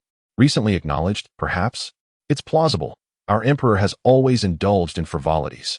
Baijan stood frozen, wondering how Su Yu had arrived. Was it also concerning the military physicians? But why the insult directed at him? He quickly realized that Su intended to extricate him from the situation. Overwhelmed with emotion yet slightly apprehensive, given Su's demeanor, it was clear he intended to stir up chaos. Bai Zhan stepped forward, about to speak, when he caught Su's glare, swallowing back the words, "Brother Su. What brings you here? What brings me here?" Su sneered, pointing at himself. "My brother has suffered to death out there." Ignoring the brothers outside and dispatching all the medics to tend to this group of useless individuals. "How can you, as the commander, behave in such a manner?" The camp erupted in chaos. "What did you just say? Who do you think you are?" The aggrieved individual seethed. "You've offended all of us. Your life is as good as over." Su turned and rolled his eyes, retorting, "To hell with you." Infuriated, the man attempted to rise but inadvertently aggravated his wound, eliciting a pained cry. "Ouch. Do you know who my mother is? How dare you mock her? Mark my words. You're doomed." "Calm down," Bai Zhan interjected, hoping to quell the turmoil. Yet Su seized his collar and forcefully hurled him out of the camp. "Get out of here." Despite appearing clumsy, Bai Zhan landed gracefully. Instinctively, he attempted to re-enter, only to be halted by someone pulling on his sleeve from behind. Turning around, he found it was Zifu, along with the other commanders in the camp. In a hushed tone, Zifu advised, "Commander, allowing Su to vent his frustrations might be beneficial. If we do not send these lords away, future battles will be impossible." Bai Zhan sighed with a wry smile, his expression tinged with concern. "I fear for his safety. The fourth prince has skilled fighters by his side." Chapter 73, Masters of Combat. Enough of this insolence. Fu Jiao barked, his face darkened with fury, exuding an unmistakable royal demeanor. "Bring him down." The royal guards swiftly unsheathed their swords, advancing toward Su. "You dare to lay hands on me?" Su grinned maliciously, charging forward like a tiger among sheep, the sound of his fists striking flesh resonating like the beat of a drum. In mere moments, over a dozen loyal guards fell to the ground, shrieking in agony, each having at least 2 bones shattered. Su, with his hands clasped behind his back, let out a cold laugh. "Is that all? Audacious." Fu Jiao's complexion turned somewhat pale, yet out of respect for the royal dignity, he continued to glare at Su, gritting his teeth. "Dare you defy the law with your martial prowess?" Su scoffed, "I defy your mother." The moment those words escaped his lips, silence enveloped the camp. He had the audacity to insult the mother of the fourth prince. That was none other than the revered empress of the Eastern Palace. Did he not fear being skinned alive? For a time, those nearby averted their gazes, deep in contemplation, pretending they had not heard a word. After a few breaths, one guard finally broke the silence, shouting, "Impudent! Do you even know who stands before you?" Su raised an eyebrow. "Who is it?" The guard, with an air of arrogance, declared, "This is His Highness, the fourth prince of Deqian, of noble birth and unparalleled status." Su rolled his eyes. "Spare me your flattery. I am not acquainted with his father." "You." Fu Jiao finally lost his composure, trembling with rage as he pointed at Su. "You audacious! Point at your mother." Su shot back, glaring, "Put your hand down. If you dare to point again, I shall break it." Were it not for the concern of implicating Bai Zhan and the Eastern Army soldiers, he would have long since eliminated these fools. "And you lot, a bunch of useless wretches, come, let me see where you were injured." He turned towards the so-called injured soldiers. "Oh, you've been grabbed on your back. That's what happens when you lag behind. Isn't it? How dare you call for a medic? Go outside and see which of your brothers has not been wounded in the front line. And you, why are you bare-bottomed? Did you fall and injure yourself? How did you end up on the ground? You should have been killed. Oh dear, what an eye-opener. This gentleman, how did you end up bleeding from such a sensitive area during battle? Were you assaulted by a bear?" Ha ha. Someone couldn't help but burst into laughter. The individual turned crimson, defiantly stating, "No, I have hemorrhoids. Curse it." Su spat in disdain and turned to the medics, shouting, "What are you still doing here? Get out. If you dare enter this camp again, I'll break your legs." Relieved, the medics hurriedly grabbed their medical kits and dashed outside, many wiping away tears as they ran. Brought to this place, the commander and his officers were anxious, and they too felt the weight of the situation. As military medics, how could they not worry about the brothers in the camp? They were comrades who had fought side by side. Yet, the circumstances were daunting. Each of these individuals had formidable backgrounds, proving more of a hindrance than a help. Even with the commander as protection, they had families to consider. A corrupt county magistrate or a ruthless governor could easily bring ruin upon their households with just a word. Upon exiting the camp, they encountered Bai Zhan and a group of commanders waiting outside, some of whom began to weep openly. "Commander, we feel so frustrated." Bai Zhan approached solemnly and said, "The fault lies with me. I, as your commander, have failed you, and you have suffered unjustly. Go quickly and tend to our wounded brothers. Enough, enough. The injured are waiting. Hurry along. A bearded commander urged the medics away and then turned to Baijan, asking, Commander, what shall we do now? Baijan Yin gazed intently at the unfolding situation, softly uttering, Summon the proficient warriors from the army, should the circumstances turn dire. Rush in and rescue the individuals.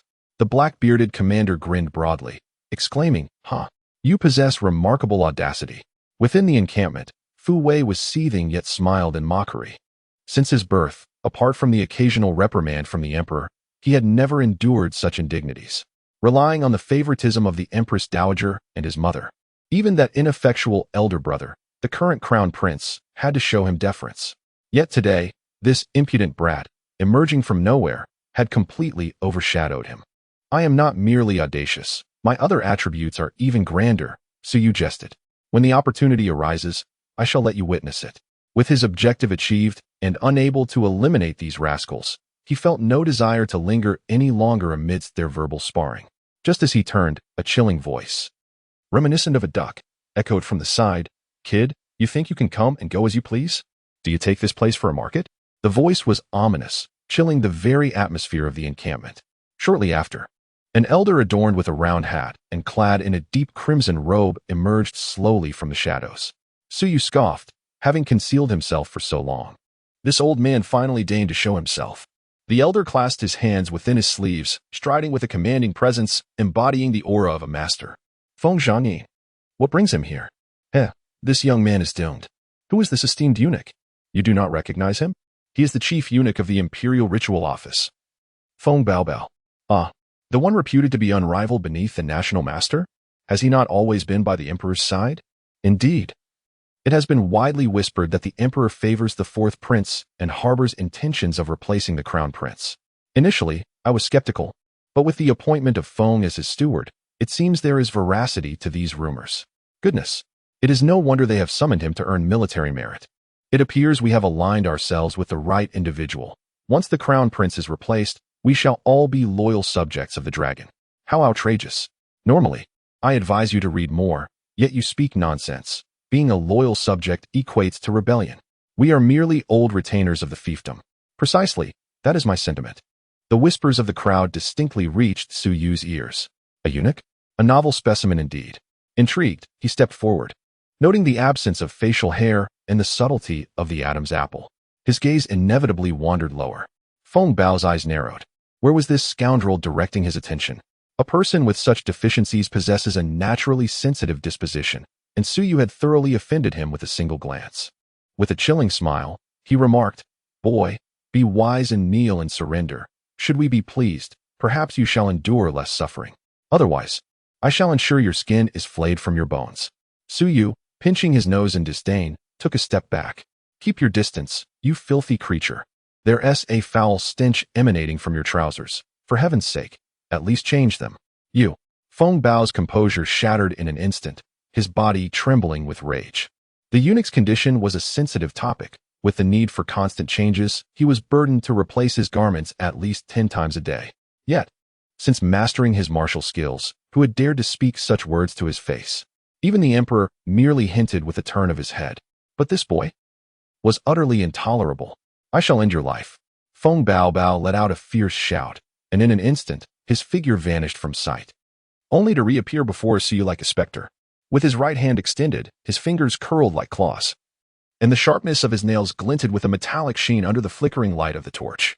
Then, slap, Su Yu struck him, sending him spinning through the air for 720 degrees, crashing to the ground like a lifeless fish, utterly silent. Damn, that wretched eunuch, drooling like a fool. Chapter 74. I cannot kill, but I can strike at the heart. Feng Baobao was not dead. After all, he was the foremost figure in the realm beneath the national master, with over 60 years of profound cultivation, truly formidable in strength. Cus slap merely rendered him briefly unconscious. Upon hitting the ground, he immediately regained consciousness, but his old visage was utterly disgraced, prompting him to feign death on the ground. He simply could not bear to fight back. It was impossible. He hadn't even caught a glimpse of how Su Yu had struck. To rise again would only further his humiliation. Moreover, in that moment of unconsciousness, he had also lost control.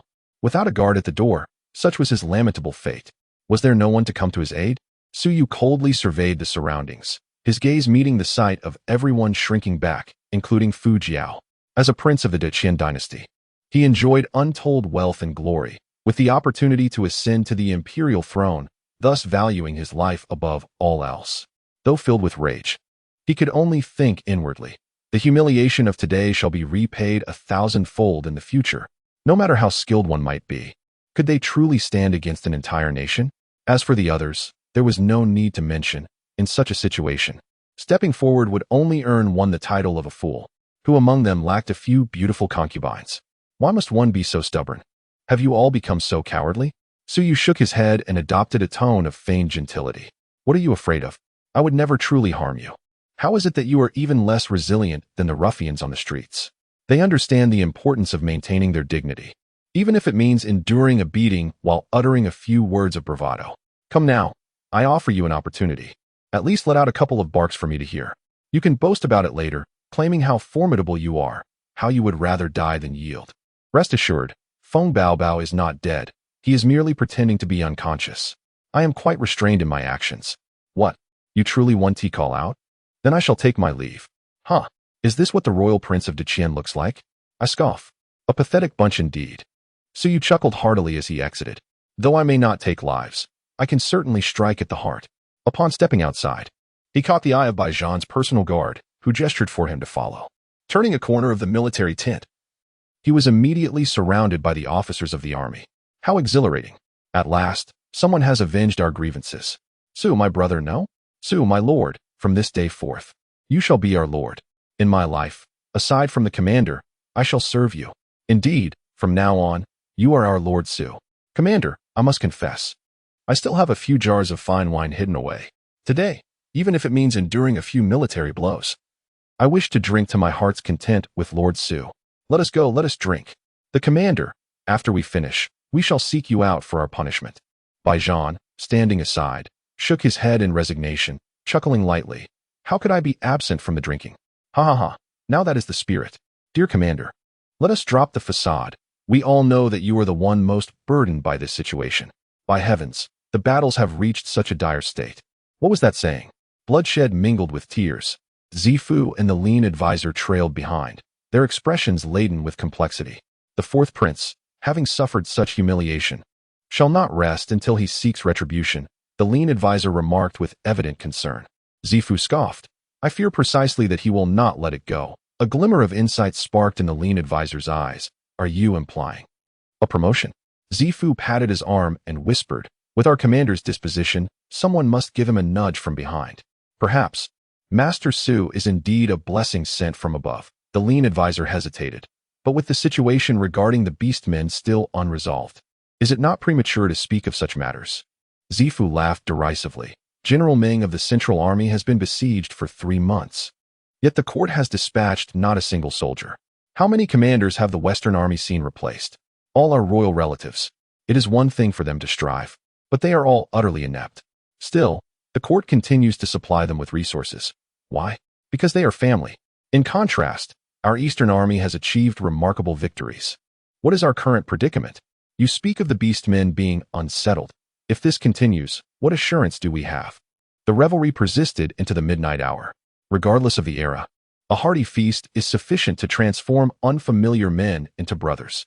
Moreover, both parties were eager to forge connections, and soon naturally became well acquainted with these generals.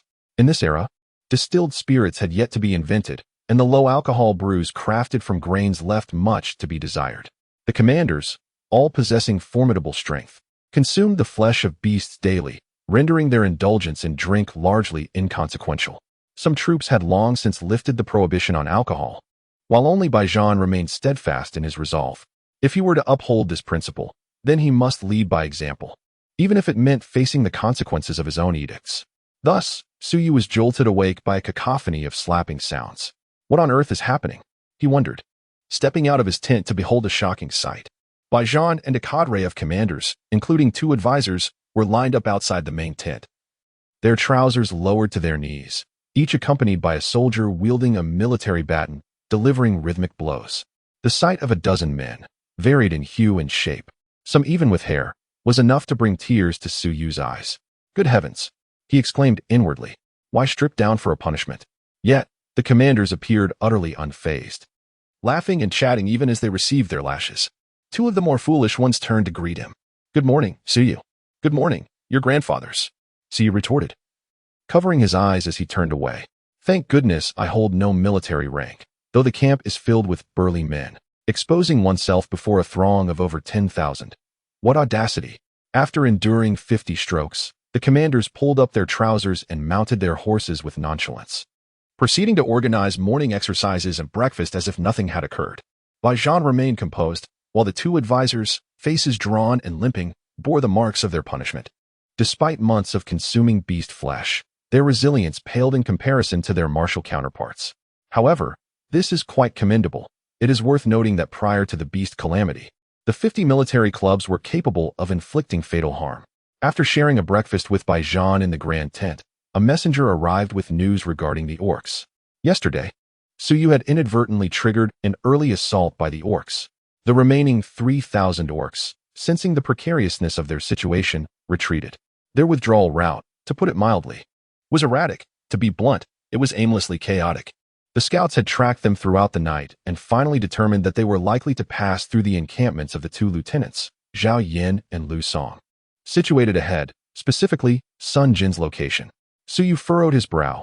The camp commanded by Zhao and Lu housed fewer than 2,000 men, tasked with holding a critical rout against the westward advance of the orcs, a position already fraught with difficulty. If they were to be confronted by an additional 3,000 orcs, the outcome would be dire. Nevertheless, he refrained from voicing his concerns. Baijan had his own strategies for rescue or retreat. Have they been informed? Baijan inquired of the messenger. The two lieutenants have been notified. They have already dispatched scouts.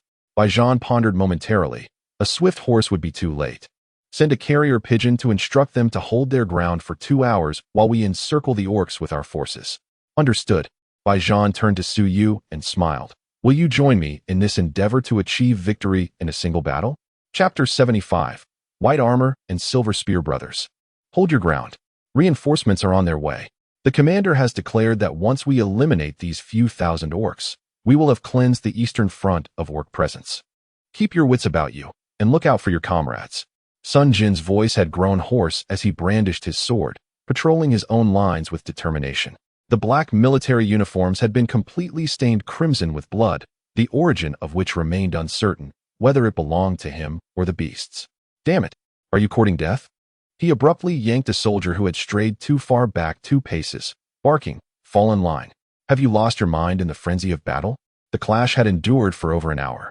Faced with an overwhelming number of orcs, Captains Zhang and El consolidated their forces, resolutely fortifying their position.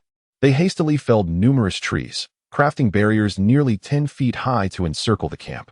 Soldiers were stationed behind, wielding extended spears to strike down foes. Yet, even the towering barricade could not wholly thwart the relentless advance of fierce orcs, who occasionally scaled over it. In such instances, the soldiers would retreat, leaving the confrontation to the centurions and seasoned warriors. In addition to the soldiers, all accompanying laborers joined the fray, as their task merely required wielding spears to thrust. Meanwhile, the time travelers assumed the roles of the laborers. The orcs, pierced by the spears, fell before the barricade, forming a wall of corpses that enabled further orc incursions. Their duty was to utilize long iron hooks to drag those bodies through the gaps in the barricade, stacking them in the open space behind. This task allowed them to remain low to the ground, significantly reducing their risk. For Sun Jin, having only arrived 2 days prior, and with the previous day's training being minimal, they had yet to see the front lines. The Eastern Army would never employ fresh recruits as mere cannon fodder. However, he found himself regretting his decision. Had he foreseen the current situation, he would have sent them to taste the bloodshed sooner. This arrangement, of course, was eagerly welcomed by the time travelers. Surrounded by thousands of D-class orcs, this hellish scene rendered all their previous dungeon experiences mere farces. Damn it, they could have simply killed us. Why create such a grand spectacle? Is it cost-free? The furious roar of Sun Jin echoed in his ears. What are you waiting for? Hurry and drag the corpses. They're piling up like a mountain. How is it that you can't even handle the work of common laborers? The barricade began to sway under the relentless onslaught of the orcs, threatening to collapse at any moment. Sun Jin's face turned ashen. If the barricade fell, they would be forced into close combat with the orcs. At that point, he wondered how many of his comrades would survive. For himself, nearing 60, death was an acceptable fate, but those young lads had yet to even experience the touch of a woman. Damn it, the heavens are merciless. Suddenly, a cheer erupted from the left flank, followed by a deafening battle cry that soared into the sky. Reinforcements had arrived. Accompanying them was a black torrent, piercing through the sea of orcs like a sharp sword from an oblique angle. The momentum was unmatched, invincible, and unparalleled. A nostalgic smile crept onto Sun Jin's weathered face. Once upon a time, he too had been a part of that very sword. This was the most commonly employed field tactic of the Eastern Army: encircle the enemy completely, and then deploy the most elite troops to infiltrate. They would divide the enemy into smaller segments, creating a greater numerical advantage in localized areas, and then systematically annihilate them. In the past, the fiercest warriors leading the charge were the mighty generals, Zhuo Ming and Su Hu, under the command of the great general. Yet today, Sun Jin noticed something distinctly different. Those Zhuo Ming and Su Hu remained steadfast. A general in pristine white armor, brandishing a silver spear, now stood before them. Sun Jin's clouded eyes ignited with a sudden brilliance, a surge of warmth coursing through him, seemingly banishing all weariness. The commander, it was in this very guise, with a silver spear and white armor, that Bai Zhan had led from the front, long before he ascended to the rank of commander. It was a sight he had not beheld in many years. The soldiers behind the chevaux de frise, heartened by the sight of the white armor, roared their battle cries in unison with the main army outside. However, when the general relinquished the silver spear for a colossal sword that dwarfed a man in height, Sun Jin realized his error. Even the valiant commander could not wield such a massive blade. Then, his eyes widened once more. It is he. So you cleave the heads of 3 orcs obstructing his path with a single stroke of the great sword. Damn, this great sword is truly exhilarating. The armor he wore had been a parting gift from Bai Zhan, who said it was his former panoply, now gathering dust since his promotion to commander. Dragonscale bright armor. Armor, universal item, quality, D. Skill, rally. Wearing this armor into battle significantly boosts the morale of allied forces, limited to natives. Cloud-piercing spear. Spear. Universal weapon, quality, D. Skill, breakthrough. Wielding it in battle greatly enhances the ability of allied forces, limited to natives, to shatter enemy formations. The quality was merely passable, both being only D grade, but their flamboyant nature was undeniable. Donning them filled the soldiers with fervor. Alas, the spectacle was fleeting. While the spear was suitable for duels, it proved inadequate for breaking formations, requiring laborious extraction after piercing a gap. Unlike the great sword, which simply cleaved and left carnage in its wake, a weapon of utter destruction. Yesterday, I delved into a volume titled The Serpent's Reign. Otherwise, I would have merely wielded it as a blunt instrument. Nonetheless, the application of the thrusting spear was of little consequence, for the orcs lacked any semblance of formation. Today, as I led my troops, I needed to be mindful of those behind me, and thus I found myself unable to employ techniques such as whirlwind slash or charge, resorting instead to swinging my greatsword. However, to my delight, I discovered that the greatsword felt infinitely more nimble than before, truly as if I were lifting a feather, moving it with grace and precision. This newfound ease stemmed not only from a surge in attributes, but also from the skills acquired. My previous proficiency in basic swordsmanship was of a mere E grade, while the carefree swordsmanship I learned yesterday boasted a D grade, clearly surpassing the former. This enhancement extended beyond swordplay to include spear techniques, knife skills, and staff methods. Having learned extensively, I seemed capable of seamlessly integrating various techniques, wielding them with effortless finesse. The 200-pound greatsword was now wielded with remarkable agility. Left behind in astonishment was Su Hu, who could scarcely contain his shock. Just yesterday, we had surmised that while Su Yu was formidable, he was merely one realm beyond us. Today, however, we truly grasped the extent of his prowess. In the past, charging into battle had been a matter of life and death, with our combined scars exceeding 300. Yet today, was this truly akin to a leisurely stroll? With a single sweep of his great sword, he cleared a wide swath, leaving us with little opportunity to claim the finishing blows. Su Yi, would you care to take a moment to rest? I can take over, Su Hu called from behind. No need. Su Yu firmly rejected the suggestion. Those 2 rascals sought to snatch my prey once more. Just yesterday, I had watched them seize 2 C-grade creatures right before my eyes. Today, I scoffed. All of them are mine. As I beheld a serpentine creature exceeding 10 meters in length ahead, the two lesser beings had already morphed into humanoid forms, swaying with an unsettling grace. With a glimmer in his eyes, Suyu realized that it was unmistakably C. You two hold the fort for a moment. I shall return shortly. Chapter 76. Forced to go online, the roles of besiegers and besieged had been reversed, plunging the orcs into chaos. Some sought to break free, while others stubbornly attempted to breach the barricades. Nevertheless, the pressure on the defending forces significantly eased. However, before they could catch their breath, the hastily assembled barricades reached their breaking point and began to shatter one by one. A tide of orcs surged into the defenders' position. After a brief period of disorder, the commanding shouts of the centurions resonated throughout the battlefield. Form ranks. The shield-bearers raised their shields and advanced, while the rear ranks held their ground. The pikemen took their positions, ready to thrust. Slowly retreating, they maintained their formation, urging one another not to panic. As long as they withstood this wave, the orcs would be vanquished. Over 1,000 soldiers meticulously tightened their ranks, with shield-bearers in front and pikemen behind, effectively withstanding the orc assault. The time travelers at the back, still clutching the iron hooks used for dragging corpses, stood in bewilderment, their calves trembling uncontrollably. Their trepidation stemmed not solely from fear. The brutal melee of the cold weapon era felt incredibly distant and foreign to them. It seemed as if someone was screaming in agony and collapsing at every moment. They wished to flee, but found no escape. They longed to engage fiercely, yet were at a loss as to where to begin. Sun Jin rushed over and slapped one of them on the head. What are you dawdling for? Grab a spear. Oh, the time travelers, as if awakening from a dream, picked up the long spears from the ground. They formed ranks, resting their spears on the shoulders of their comrades in front, and chanted in unison, 1, 2, thrust. Yes, just like that. Do not think of anything else. Simply thrust forward without hesitation, as the bones are sturdy. Follow those around you. When they advance, you shall advance. And when they retreat, you shall retreat. Do not stray or disrupt the formation, lest you blame me for my ruthless actions. Indeed, after today, you shall be regarded as soldiers under my command, Sun Jin. In the realm of cold weapon warfare, the tasks assigned to ordinary soldiers are remarkably straightforward. Even a fool could manage them. This group of transgressors has encountered their share of zombies, and, after an initial bout of chaos, they swiftly found their rhythm. I killed one. A transgressor suddenly exclaimed. Damn it. 600 evolution points. I killed one too. 700. One after another, all the transgressors received their evolution points, each appearing invigorated, thrusting with increasing fervor.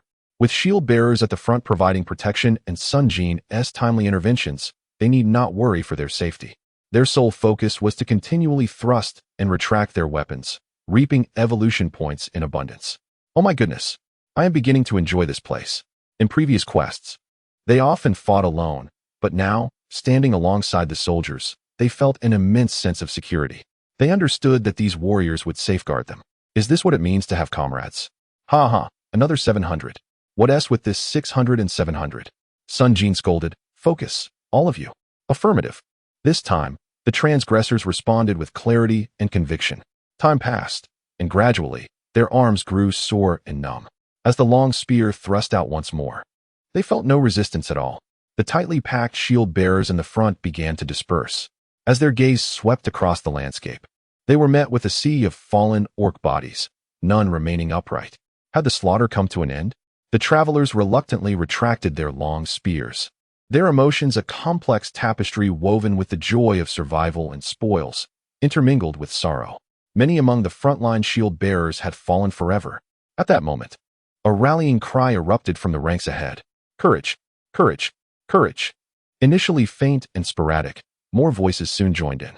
Gradually, the shout found its rhythm, accompanied by the sound of spears striking the ground and the clang of blades against shields. The cacophony grew louder, resonating with a thunderous intensity that shook the heavens. Boom!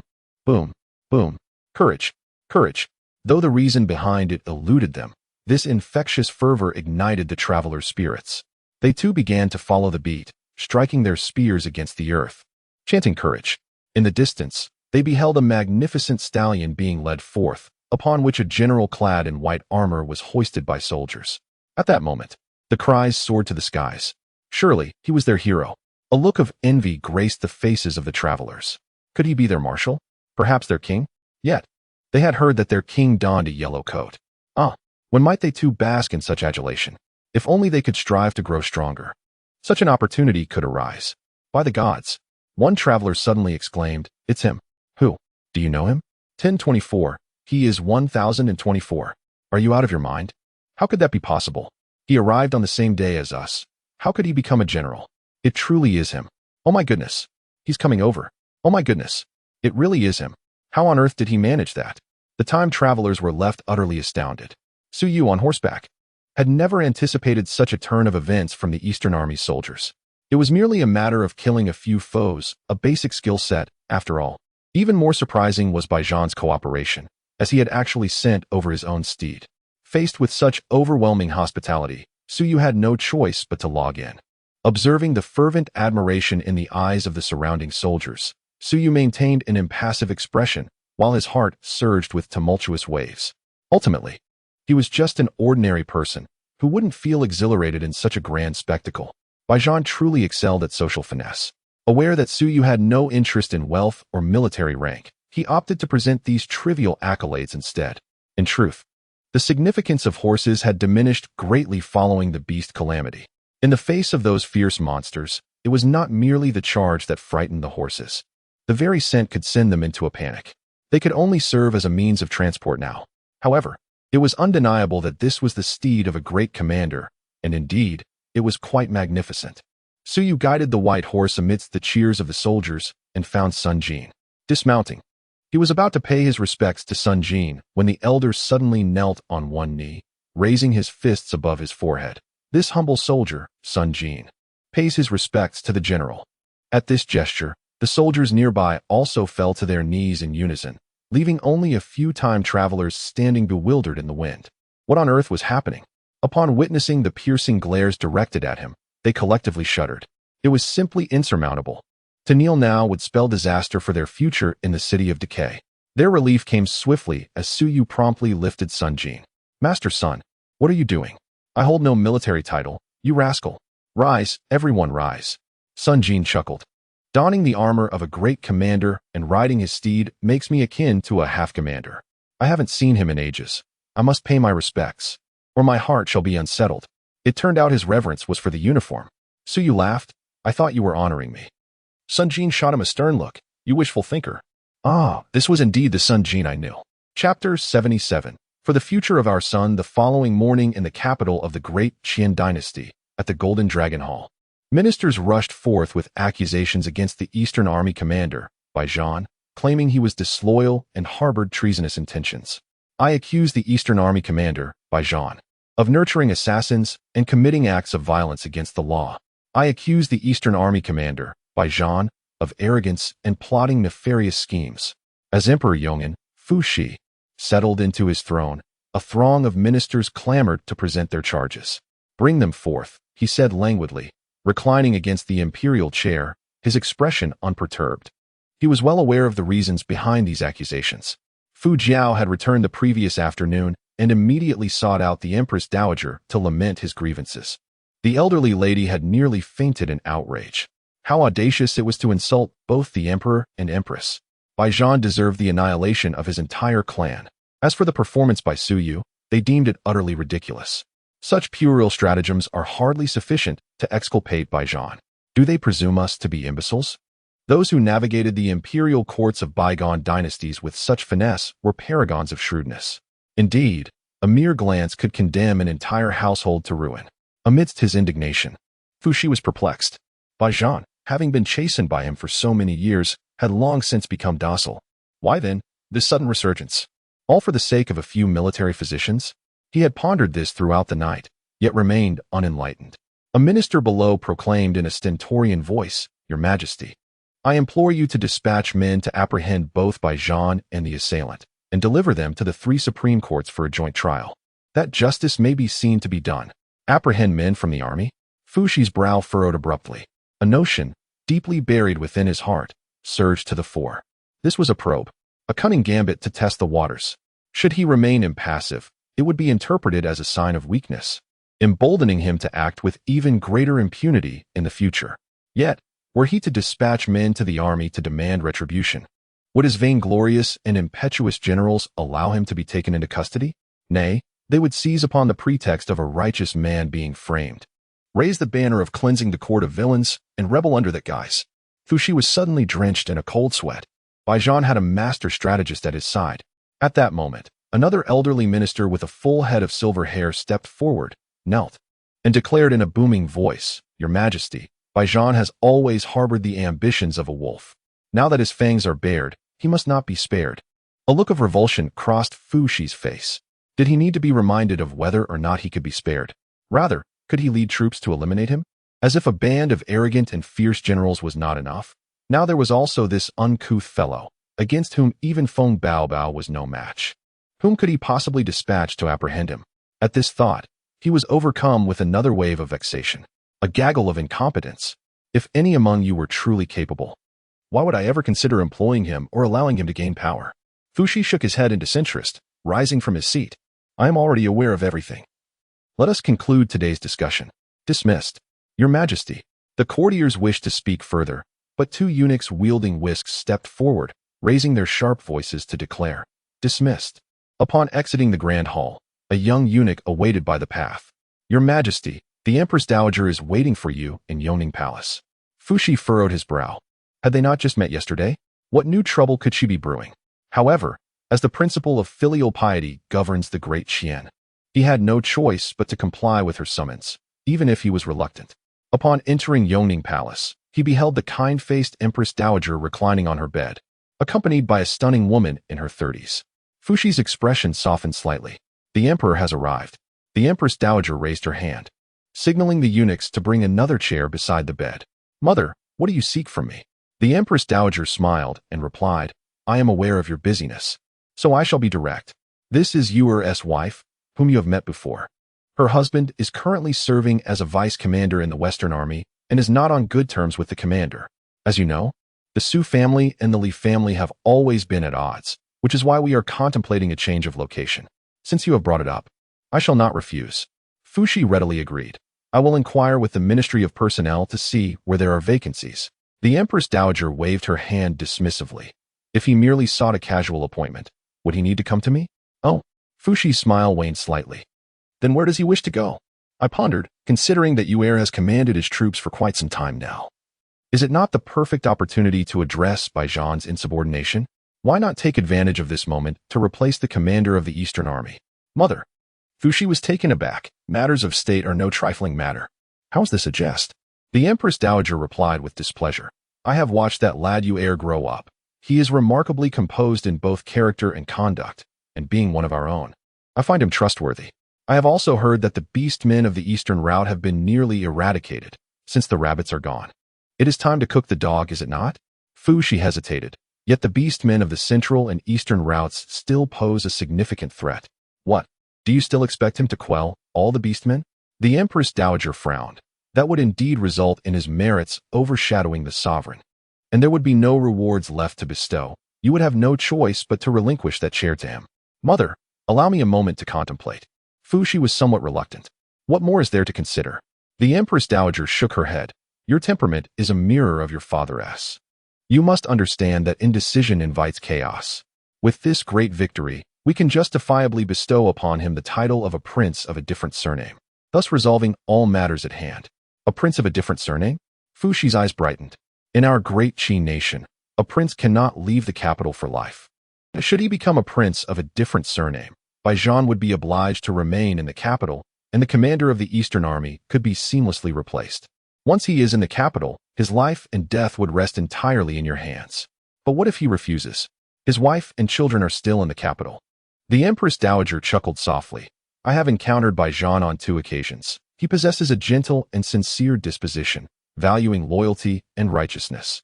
Thus he is incapable of committing acts befitting a bold hero. With a sigh, she continued, I have expressed all that needs to be said. Matters of state must ultimately rest in the hands of the emperor himself.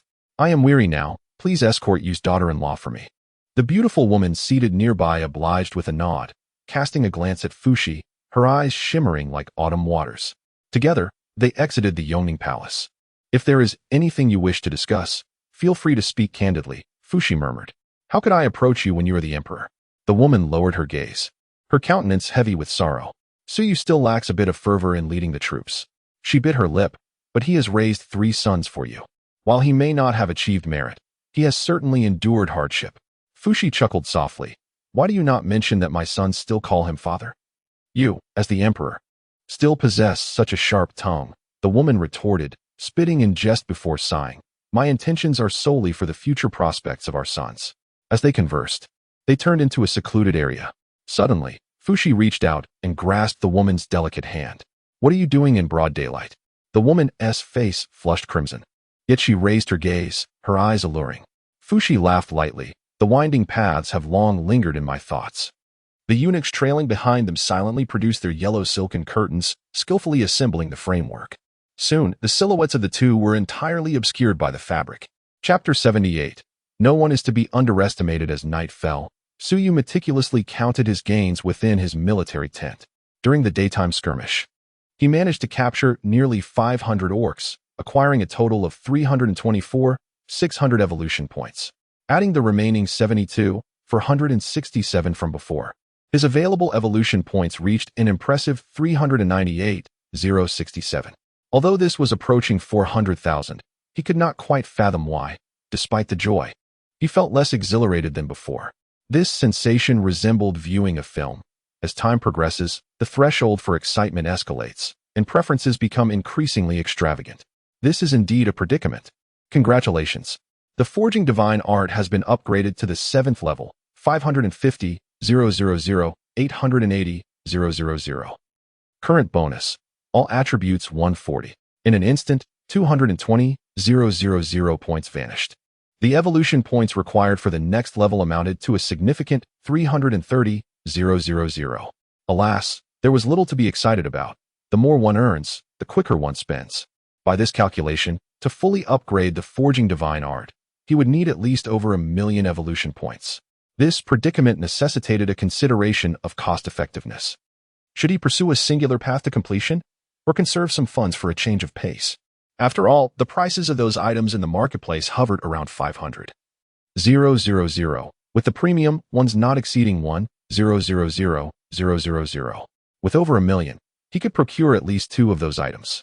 In addition to evolution points, he also obtained 3 source stones, 2 jade bones, over 200 demon cores, and various materials.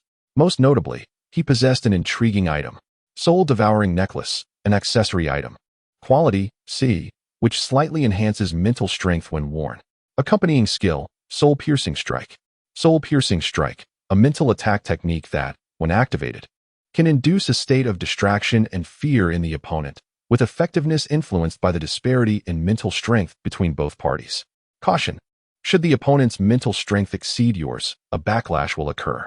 The necklace is entirely pitch black, its chain seemingly crafted from the polished bones of some creature, with a pendant resembling the head of a turtle, roughly the size of a finger. This item is undoubtedly of exceptional quality. The scaring spike, a term that evokes a sense of potency, may lack lethality, yet it possesses the ability to instill fear, making it sound quite mystical. However, the precise strength of his spiritual consciousness remains ambiguous, with no numerical value to clarify its potency. It is also uncertain where he stands within the hierarchy of the cultivation realm. It would be rather amusing if a mere glance could render him unconscious. Moreover, the design itself is rather embarrassing. Fortunately, it can be concealed beneath his garments. Regrettably, akin to a storage ring, only one necklace can be active at a time, leading to the honorable retirement of the previously used silver necklace. ID, 1024. Age, 28. Rank, Captain, 796,915 1000000. Rank bonus. All attributes 15. Authority, B. Strength, 48, 36. Constitution, 48, 36 2. Endurance, 48, 36. Speed, 48, 36. Reaction, 48, 36. Spirit, 48, 36. True energy, 14. Available C-level attribute points, 6. Available evolution points, 178067. Having attained the rank of captain, he is not far from advancing to the next level. If all goes well, upon returning, he might unlock a level authority. Yet, It seems that this would merely be a fleeting glimpse of grandeur, as even B level requires hundreds of thousands to achieve, while A level is likely a lofty aspiration. With these thoughts lingering, Ziyu let out a sigh, contemplating the vast sum of money required to reach such heights. He could not comprehend how others managed to live on mere thousands or tens of thousands from a single copy. In a moment of reflection, he noticed Zifu stealthily slipping into the tent. What was this old rascal up to? According to military regulations, once night fell in the camp, wandering about was strictly prohibited. Official business required at least 3 people to accompany one another, and even for something as trivial as relieving oneself, one had to rouse a sergeant to accompany them. If a soldier was found alone outside the tent, they would be treated as a spy. Observing Zifu making a shushing gesture, Ziyu warily asked, "What are you up to?" "I'm not interested in that sort of thing." Zifu paused for a moment, then chuckled, "Rest assured, Master Su, I have no inclination towards that." "Then what is your purpose?" Su inquired. Zifu immediately prostrated himself on the ground, lamenting, "I have come to implore Master Su to lend his hand and save the lives of 20,000 soldiers of our Eastern Army." Damn. Su was utterly bewildered by this turn of events. He stepped forward, helping Zifu to his feet and asking, "What are you doing?" "Master Su, please take a look." Zifu stood up, retrieving a paper rolled to the size of a cigarette end from his sleeve, resembling a message sent by carrier pigeon. Su took it, unfolding it to reveal 2 characters inscribed in tiny script, "Seal Wang." Su blinked. "What does this mean?" Zifu replied solemnly, "The Emperor intends to confer the title of Wang to the Grand Commander. Isn't this a good thing?" Su was perplexed. A title of Wang, bringing glory to one's ancestors, bestowing honors upon one's family. This is the ultimate dream of countless civil and military officials. Zifu sighed. "Master Su, you may not be aware, but according to the ancestral laws of Deqian, once one becomes a Wang, they must remain in the capital for life, never to leave its confines." "Oh, I see." Su finally understood. The Emperor appears to be intent on stripping Baijan of his military authority, preparing to abandon him once his usefulness has waned. In a tone of confusion, he inquired, "From whence did you acquire this information?" "Without concealing anything from you. It comes from within the palace." "Is it reliable?" "Absolutely reliable." Suyu chuckled and shook his head, realizing that this individual had already begun his scheming. The spark that ignited this situation seems to have been lit by the 4th prince, given his pace. He could not have returned to the capital any sooner than yesterday afternoon. By the time the Emperor reacts and makes a resolute decision, it would take at least half a day. Consequently, Zifu received the news later that evening. These individuals, indeed, are not to be underestimated. Frowning, he remarked, "You ought to consult your commander. Ultimately, he must make the decision." "Why come to me?" Zifu responded with a wry smile. "You know well the nature of our commander." Su, informing him would only provoke a counterproductive reaction. Suyu contemplated this, sighing softly. Would this be an instance of being sold while still assisting the seller in counting the profits? He then asked, "What do you wish for me to do? Assassinate the Emperor?" "That would be overkill," Zifu quickly countered. "Moreover, should you be the one to slay the Emperor, the situation would spiral out of control." "How so?" "Currently, aside from our 3 armies, various regions have established local militias to contend with sporadic incursions by beast men, with some numbering over 10,000. If the Emperor were to perish, the number of claimants to the throne would be unknown, and chaos would undoubtedly ensue. So, I seek your assistance in rescuing the families of the commander and the other generals." As soon as Zifu's words fell, a prompt appeared on the screen. Mission triggered. Rescue the hostages. Mission parameters: non-compulsory, refusal permissible, irrevocable upon acceptance. Mission objective: secure the safe return of Baijan's family and the Eastern Route Army's generals kin to the encampment.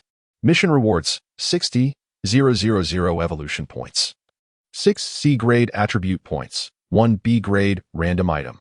Caveat: this mission will significantly influence the narrative trajectory of this instance. Success or failure will substantially impact the final evaluation. By Jove, a plot-triggering mission has been activated? This promises to be quite exhilarating. I'm in. Such an intriguing endeavor, even without the lure of rewards, is irresistible. Moreover, 7J has been exceptionally generous. As the adage goes, to transmigrate without inciting rebellion is akin to subjecting one's posterior to a power drill. While I may not ascend to the throne myself, orchestrating the rise of an emperor firsthand is an equally gratifying prospect. However, he inquired of Zifu, "Are you certain your commander is amenable to this?" Baijan is undoubtedly a capable military leader, but his proclivity for insurrection seems questionable. What if he proves to be an unwilling participant, rendering our efforts futile?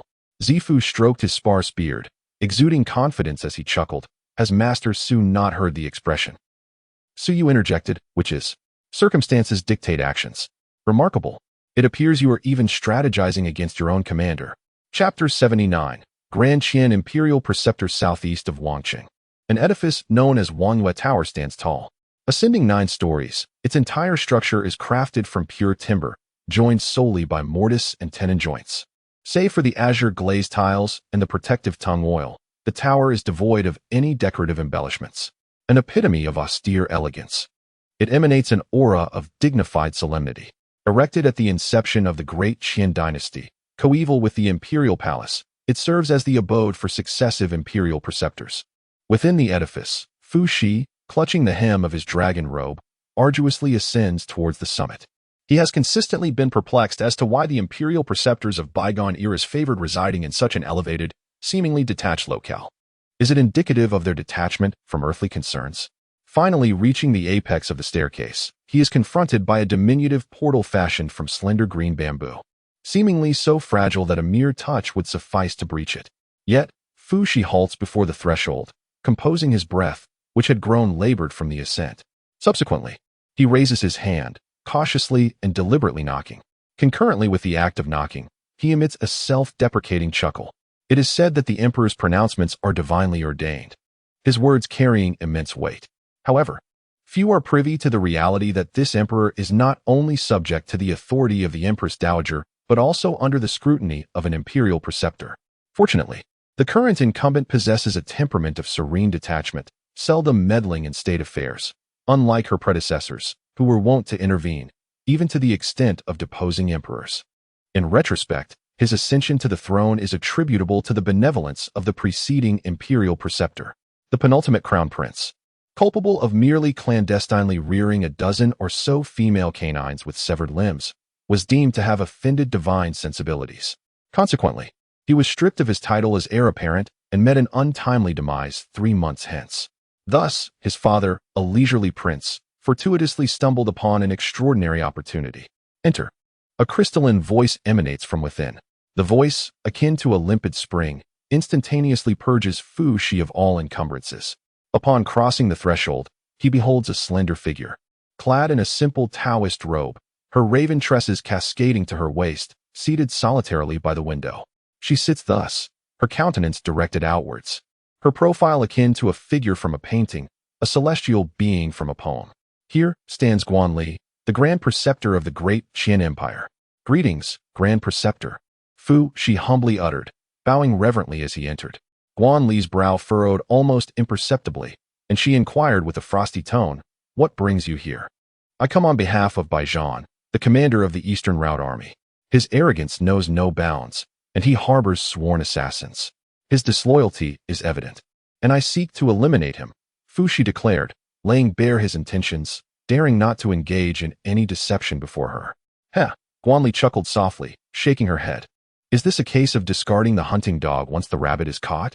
"Grand Preceptor, this man cannot be allowed to live," Fu Shi implored, his tone laced with urgency. Guan Li turned, a playful smile gracing her ethereal countenance. "The Eastern Route Army boasts formidable soldiers. Who among your great Qian can subdue them?" Fu Shi lowered his gaze, avoiding Guan Li's exquisite face, and whispered, "I intend to be crowned king." "And if he refuses to yield?" Fu Shi remained silent. Guan Li sighed softly, rising to her feet and pacing slowly. "He is a subject, and you are the sovereign. I neither meddle nor wish to meddle in the affairs between ruler and minister. However, the innocent must not suffer. You must not harm his family." "But," Fu Shi raised his head anxiously, only to meet Guan Li's dark eyes, as vast as the starry sky, and the words died in his throat. "The chief disciples of Hidden Lake have overseen the empire for generations, solely due to the oaths sworn by our founder. It was never decreed that we must ensure the eternal prosperity of your great Qian." Guan Li's tone carried a hint of self-mockery. "If you wish to destroy yourselves, I, in truth, would be delighted to see it happen." Inclining his head, Fu Shi remained taciturn, fully cognizant of the derision laced within Guan Li's words. However, having arrived at this juncture, retreat was neither his desire nor his recourse. After a brief pause, he intoned somberly, "Baijan has acquired a formidable expert who incapacitated Feng Bao Bao with a single move. I am deeply concerned. Guanli responded with glacial detachment. I am present in the capital. I am grateful, Imperial Preceptor. Fu Shi offered another obeisance, exhaling with relief. His paramount apprehension lay in Baijan's potential desperation, leading him to dispatch an assassin to the capital. His visit was solely for the purpose of securing Guanli's assurance. As for Baijan's family, while the Imperial Preceptor forbade their demise, confinement was not prescribed. By detaining them within the capital, Baijan would be rendered susceptible to his manipulation. If there are no further matters, you may depart. Guanli dismissed him. As Fu Shi exited the star-picking tower, a court eunuch greeted him with deferential bows. Your Majesty, what did the Imperial Preceptor say? Fu Shi responded with a subtle smile, addressing the eunuch, dispatch men to surround the Bai residence. I desire to ensure that not even a fly can escape. As you command. You intend to depart? Within the grand tent, Baijan's countenance reflected astonishment. So you had arrived early that morning to bid him farewell. The orcs here have been decimated. Remaining in the camp, bereft of both wine and women, is exceedingly tedious. Suyu remarked with a smile. Upon hearing this, Baijan offered a self-deprecating chuckle, stating, Then I must request that brother Sutari for a moment. With that, he turned and proceeded behind the tent screen. Zifu blinked and exclaimed audibly, Our army will soon advance to rescue Marshal Meng. Surely, Master Su will not miss this opportunity? Rest assured, I shall be present. Excellent. Behind the screen, Baijansong exhaled a sigh of relief.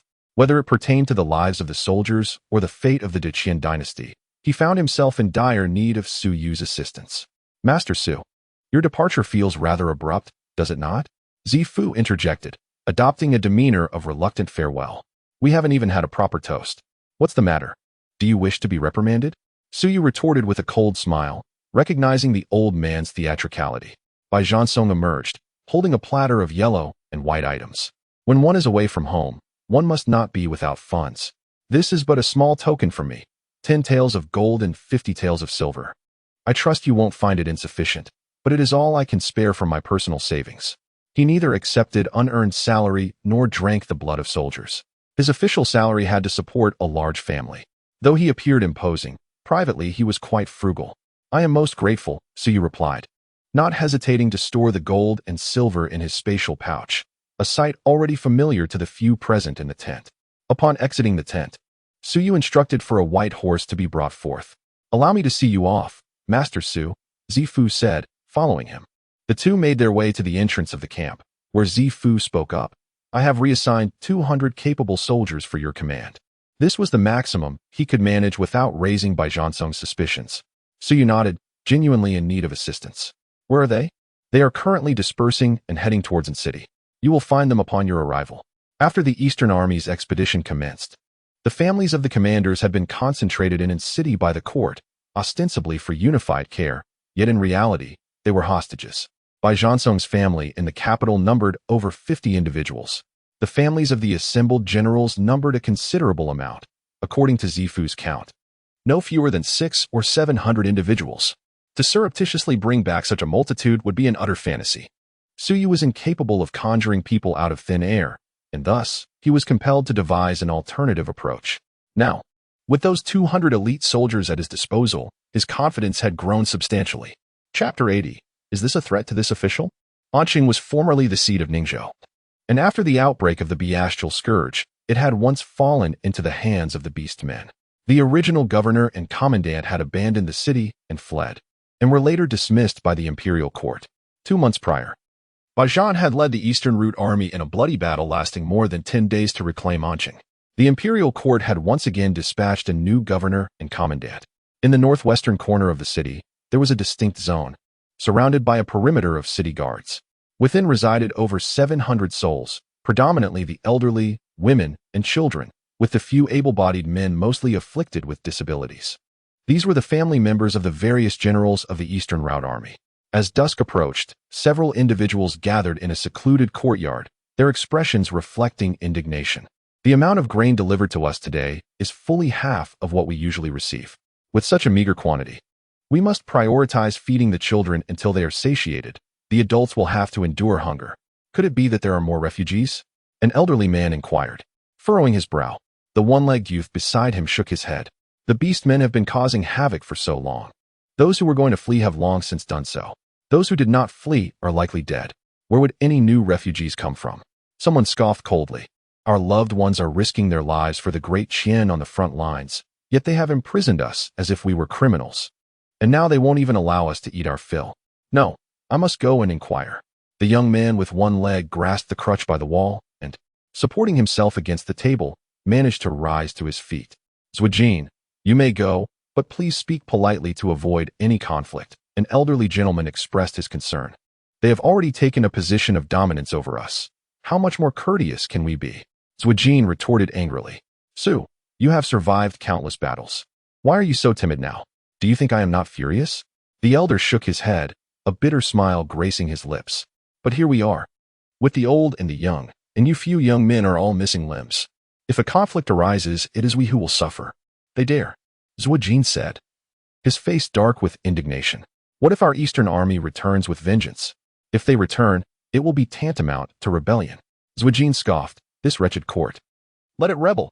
The elder hastily cautioned, do not speak such nonsense. With a resigned sigh, Zwajin donned a smile. Rest assured, Su, I have matters well in hand. With the crutch in hand, Zwajin traversed a narrow alleyway. Just as he reached the intersection, several soldiers encircled him, obstructing his path. Zwajin glared at them coldly. What do you want? The soldiers, evidently recognizing him, responded with forced smiles. Zwa, we have no choice in this matter. Orders have just come down from above. From today onwards, no one is permitted to leave. Zwajin's countenance grew increasingly grim. Previously, although there were restrictions, a few individuals could still venture out, provided they remained within the city limits. But now, they were not even allowed to step outside here. What did this mean? Were they truly being treated as prisoners? At that juncture, a robustly built centurion, clad in resplendent armor, hastened forward and murmured deferentially, Lord Zwa. These are the magistrate's explicit orders for today. We are merely acting under command. Pray, do not make things difficult for us. The magistrate's personal decree? A glint of shrewdness sparkled in Zwajin's eyes, as if contemplating a hidden motive. Very well, I shall not inconvenience you. However, you must convey a message to Su Shou on my behalf. Convey a message to Magistrate Su? A look of reluctance crossed the centurion's countenance. He was keen to avoid such entanglements. I am not in a position to speak to the magistrate. What? You refuse to deliver a simple message? Zwajin scoffed. The residents within hold ranks no lower than commandant, and there are half a dozen generals among them. Do you truly wish to incur our lethal displeasure? Please, reconsider your words. The centurion was visibly shaken. The Eastern Route Army's cohort was not only ferociously combative, but also notoriously temperamental. To be marked by them would be a calamity. Zwajin's elder brother, Zwaming, was the foremost general under Baijan, the commander of the assault battalion, holding the official title of General of Zealous Valor. The centurion forced a smile. What message shall I convey, Lord Zwa? Inform him that if he refuses to let us leave, he must at least provide the provisions due to us. If people starve to death, do you believe we will not resort to mutual destruction? And what reaction do you think the Eastern Route Army will have then? To incite a mutiny of an entire army, does Su Shou possess enough heads for the emperor to sever? What is the meaning of this? Is he threatening me? The magistrate of Ningzhou, Su Shou, slammed his hand on the table in the reception hall, incensed. He presumed the Eastern Route Army possessed but a few days more to persist? Utterly preposterous. The adjutant counseled, My lord, I dare say there is some validity to his words. Any soldier plucked at random from the Eastern Route Army is a valiant warrior of this era. Even should the court indeed capture Commander Bai, those beneath him may not acquiesce. Should they then elevate another chieftain, or even disperse in disarray, establishing themselves as warlords, it would pose a grave and abiding menace. Upon hearing this, Su Shou furrowed his brow in silence. Secrets are seldom contained within the capital, no matter how stringent the control. The leaks are as numerous as honeycomb cells. The Empress Dowager herself had spoken. The emperor intended to infect Baijan as a prince of the realm. Su Yu, that cuckolded king, was to assume command of the Eastern Route Army, and the emperor had sought counsel from the imperial preceptor. Such rumors had spread like wildfire throughout the city yesterday, carried by various channels to the provinces, though the common folk remained in ignorance. Officials of even modest rank had received the tidings. Hence, Su Shou dared to embezzle the rations of the Eastern Route Army's families. In these tumultuous times, the price of grain had inflated more than 20-fold. The provisions for over 700 souls were no trifling matter. To withhold half and sell it through his own granaries would yield several hundred taels of silver. In a single day, his stipend as prefect amounted to a mere 500 taels per annum. At that rate, when would he ever recoup the funds he had expended to secure this position? Yet, might he inadvertently incite them to rebel prematurely? That would jeopardize the emperor's grand design, and his own head would scarcely suffice as recompense. Very well. Su Shou sighed with a pang of regret. Increase their allocation by 20%. Would 20% be insufficient? The adjutant ventured hesitantly. He harbored a deep-seated contempt for the actions of the governor. It was only natural for officials to seek financial gain, yet resorting to such base means was utterly disgraceful. One could only hope that he would not raise a son lacking in virtue. As long as they did not starve, it would suffice. Su Shou glared fiercely, instructing. Inform them that it was the court that reduced their rations. The surplus they received was painstakingly extracted by this official. Upon seeing the school officer depart, Su Shou spat disdainfully and turned towards the rear courtyard.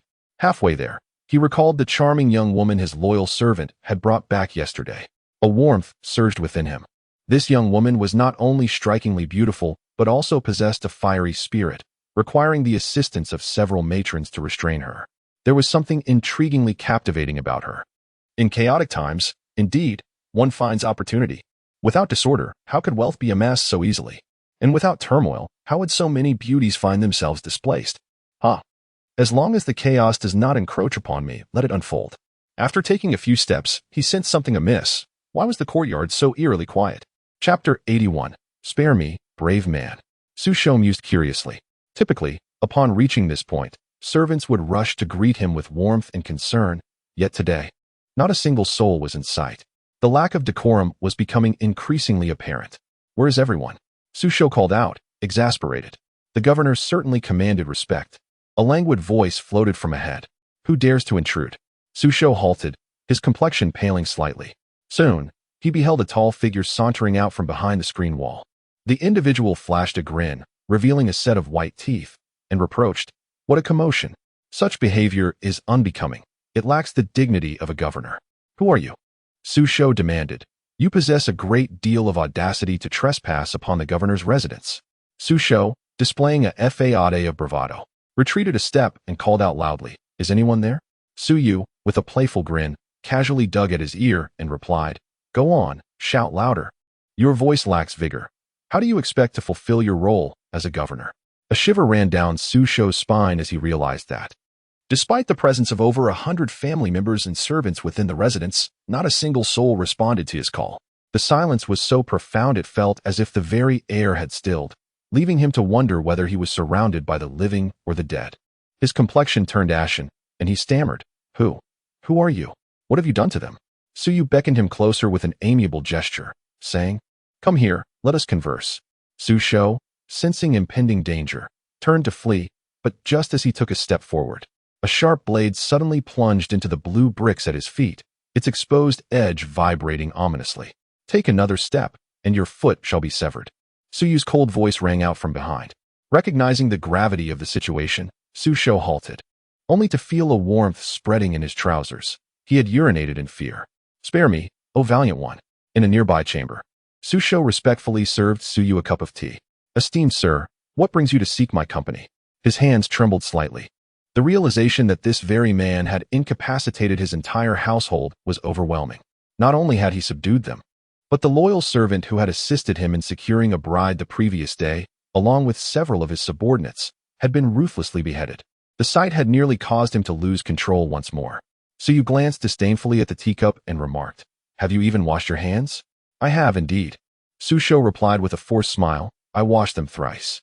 He had just changed into a clean outfit moments ago, displaying an impressive feat. He discerned my every action within these walls, a seemingly divine ability. Naturally, I declined his tea, opting instead to tap the table with my fingers as I inquired, "Tell me, what are the court's directives regarding the families of the Eastern Route Army?" Su Shou stammered, taken aback. "You've come on their behalf?" I retorted with a glare. "Spare me the superfluous words." Yes. Su Shou hastily replied. "His Majesty instructed me to keep them under strict surveillance, ensuring that none escape." "Nothing more?" "Nothing," Su Shou affirmed, glancing up at me before recoiling in terror, shaking his head vehemently. "Truly nothing." Thwack. My palm struck his face with considerable force. "Then why, You son of a bitch, are you embezzling their rations? Su Shou immediately prostrated himself, weeping profusely. This official, I was momentarily blinded by greed. I'll never dare to do it again. Have mercy, hero. Have mercy. I regarded the Grand Qian prefect with disdain, coldly stating, surely, you now comprehend my expectations? Ah. Su Shou paused. Then comprehension dawned upon him. He remained kneeling, lamenting, hero, even with 100 measures of courage. I wouldn't dare to release them. That's a crime punishable by the extermination of my entire clan. Now, let's not be so dramatic, I said, flashing him a cordial smile. If the court can condemn your entire family to death, surely I am capable of the same? Upon hearing this, Su Shou's face turned ashen. Inwardly, he bemoaned his fate. What sins did I commit in a past life? I barely managed to exhaust my family's wealth to purchase this official position, only to end up in this predicament. Su Yu continued, the court has pronounced your sentence. You may still seek connections and employ wealth to transform a death sentence into a lesser punishment. However, such tactics are futile in my presence. Do you not agree? Therefore, consider your options carefully. Su Shou's countenance fluctuated between shades of crimson and pallor. After a brief moment, he gritted his teeth and declared, I have come to a realization. From this moment forth, I shall heed your commands without question. The breach of integrity is a minor concern compared to the safety of my life and family. The appearance of this individual signified that the Eastern Army had indeed recognized the situation and commenced action. Should those arrogant and fierce soldiers truly rebel, who among the entirety of Deqian could stand against them? Damn it. At worst, I could side with the Eastern Army and perhaps even elevate my status as a loyal minister. Contemplating this, Su Shou's face took on a ghastly hue, his eyes igniting with fervor. I shall rebel too. Observing his expression, Su Yu could not help but smirk inwardly. Given Su Shou's nature, he deserved nothing less than to be dealt with ruthlessly. Yet, with Baijian's family still in the capital, and to avoid alarming the emperor into desperation, he could not yet remove the individuals from Anqing. Thus, he had no choice but to placate Su Shou for the time being. Once he had resolved matters in the capital and returned to retrieve them, it would be the end for this scoundrel. Anyone bold enough to withhold rations from military families deserved nothing less than execution. Unbeknownst to him, the already condemned Su Shou rubbed his hands together and, somewhat hesitantly, said, to be frank, the one guarding my family is indeed my trusted confidant, but the power in Anqing lies with Colonel Zhang Quan. I am but a man with intentions and no means. Zhang Quan, you say? Ziyu rose to his feet. Take me to him. Huh? What? What do you mean? What? Let us pay a visit to your colleague. Very well. Allow me to escort you. Su Shou rose, stepped aside, and gestured for Su Yu to lead the way. Damn it. How can one embark on rebellion without securing a few accomplices? Half an hour later, in the rear garden of the commandant's residence, Su Yu, the prefect Su Shou, and the commandant Zhang Quan sat around a stone table, engaged in lively conversation. The atmosphere was so harmonious that, if one were to disregard the bruises marring Zhang Quan's face and the corpse nearby, still oozing with blood, the scene could easily be mistaken for a long-lost reunion of father and sons. Su Yu was the father, while the two others were the sons. The officials of the Great Qian indeed possessed a certain aptitude. Once subdued, their filial piety was only slightly less pronounced than that of a dog missing its tail. Su Yu raised a hand. Zhang Quan and Su Shou instinctively recoiled, for the sight of that hand now struck fear into their hearts. A slap to the face would be excruciatingly painful. 5 days, Su Yu declared. At most, I shall return in 5 days. By then, I will bring the person back. As for your plans, you may address them directly to Baijian. However, as long as you ensure the safety of their families, it will be a significant achievement. The entire Eastern Army will remember your kindness. Should the grand scheme come to fruition, you shall have your pick among the 3 dukes and 9 ministers. Su Yu casually painted an enticing picture, for even a donkey at the mill must be tempted with a carrot. Yet, Su Yu's demeanor shifted. He spoke coldly. I must lay this out plainly. If I return to find that any harm has befallen them, you too, along with your entire families, shall pay the price. Chapter 82. Do you know who my father is? On the following night, Su Yu arrived at the outskirts of the capital. Accompanying him were 100 elite soldiers from the Eastern Army, while another 100 were stationed in Anqing. Among them, 50 were assigned to oversee the families, with a few individuals discreetly placed beside Su Shou and Zhang Quan to serve as monitors. The remaining 40 or so were dispersed across various city gates. Thus, should Su Shou and Zhang Quan harbor treasonous thoughts, These men would be poised to respond at the earliest opportunity. Stopping 5 li from the capital, Suyu instructed the centurion leading the group to conceal his men nearby while he proceeded alone to the capital. The great Qin dynasty had flourished for over 3 centuries, and after years of expansion, the capital now sprawled to a size comparable to a medium-sized city from a bygone era, with a population exceeding 5 million. And taking into account the influx of refugees seeking shelter from the recent beast calamities, the total numbers had swelled to no less than 7 million. Though it was still night, the city gates had been closed, yet outside the walls, a throng of people surged, an endless sea of dark figures. These were refugees from various regions, unable to enter the city without permits or the aid of relatives. They could only gather outside, awaiting the benevolence of the affluent to bestow upon them a meager bowl of life-sustaining gruel. Their faces were gaunt, their bodies barely clothed, presenting a pitiful sight. There were also merchant caravans waiting for dawn to enter the city, huddled together at a distance. Their guards, brandishing gleaming steel blades, kept a vigilant watch over the desperately hungry refugees. Soldiers loitered in small groups, appearing lethargic and yawning incessantly. Suyu navigated through the crowd, seeking a relatively secluded corner by the city wall. With a surge of energy, he leaped onto the towering ramparts. As he stood upon the wall and gazed into the city, the sight of countless lights momentarily astonished him. I had previously assumed that this ancient city lacked a vibrant nightlife. To my surprise, it is quite bustling.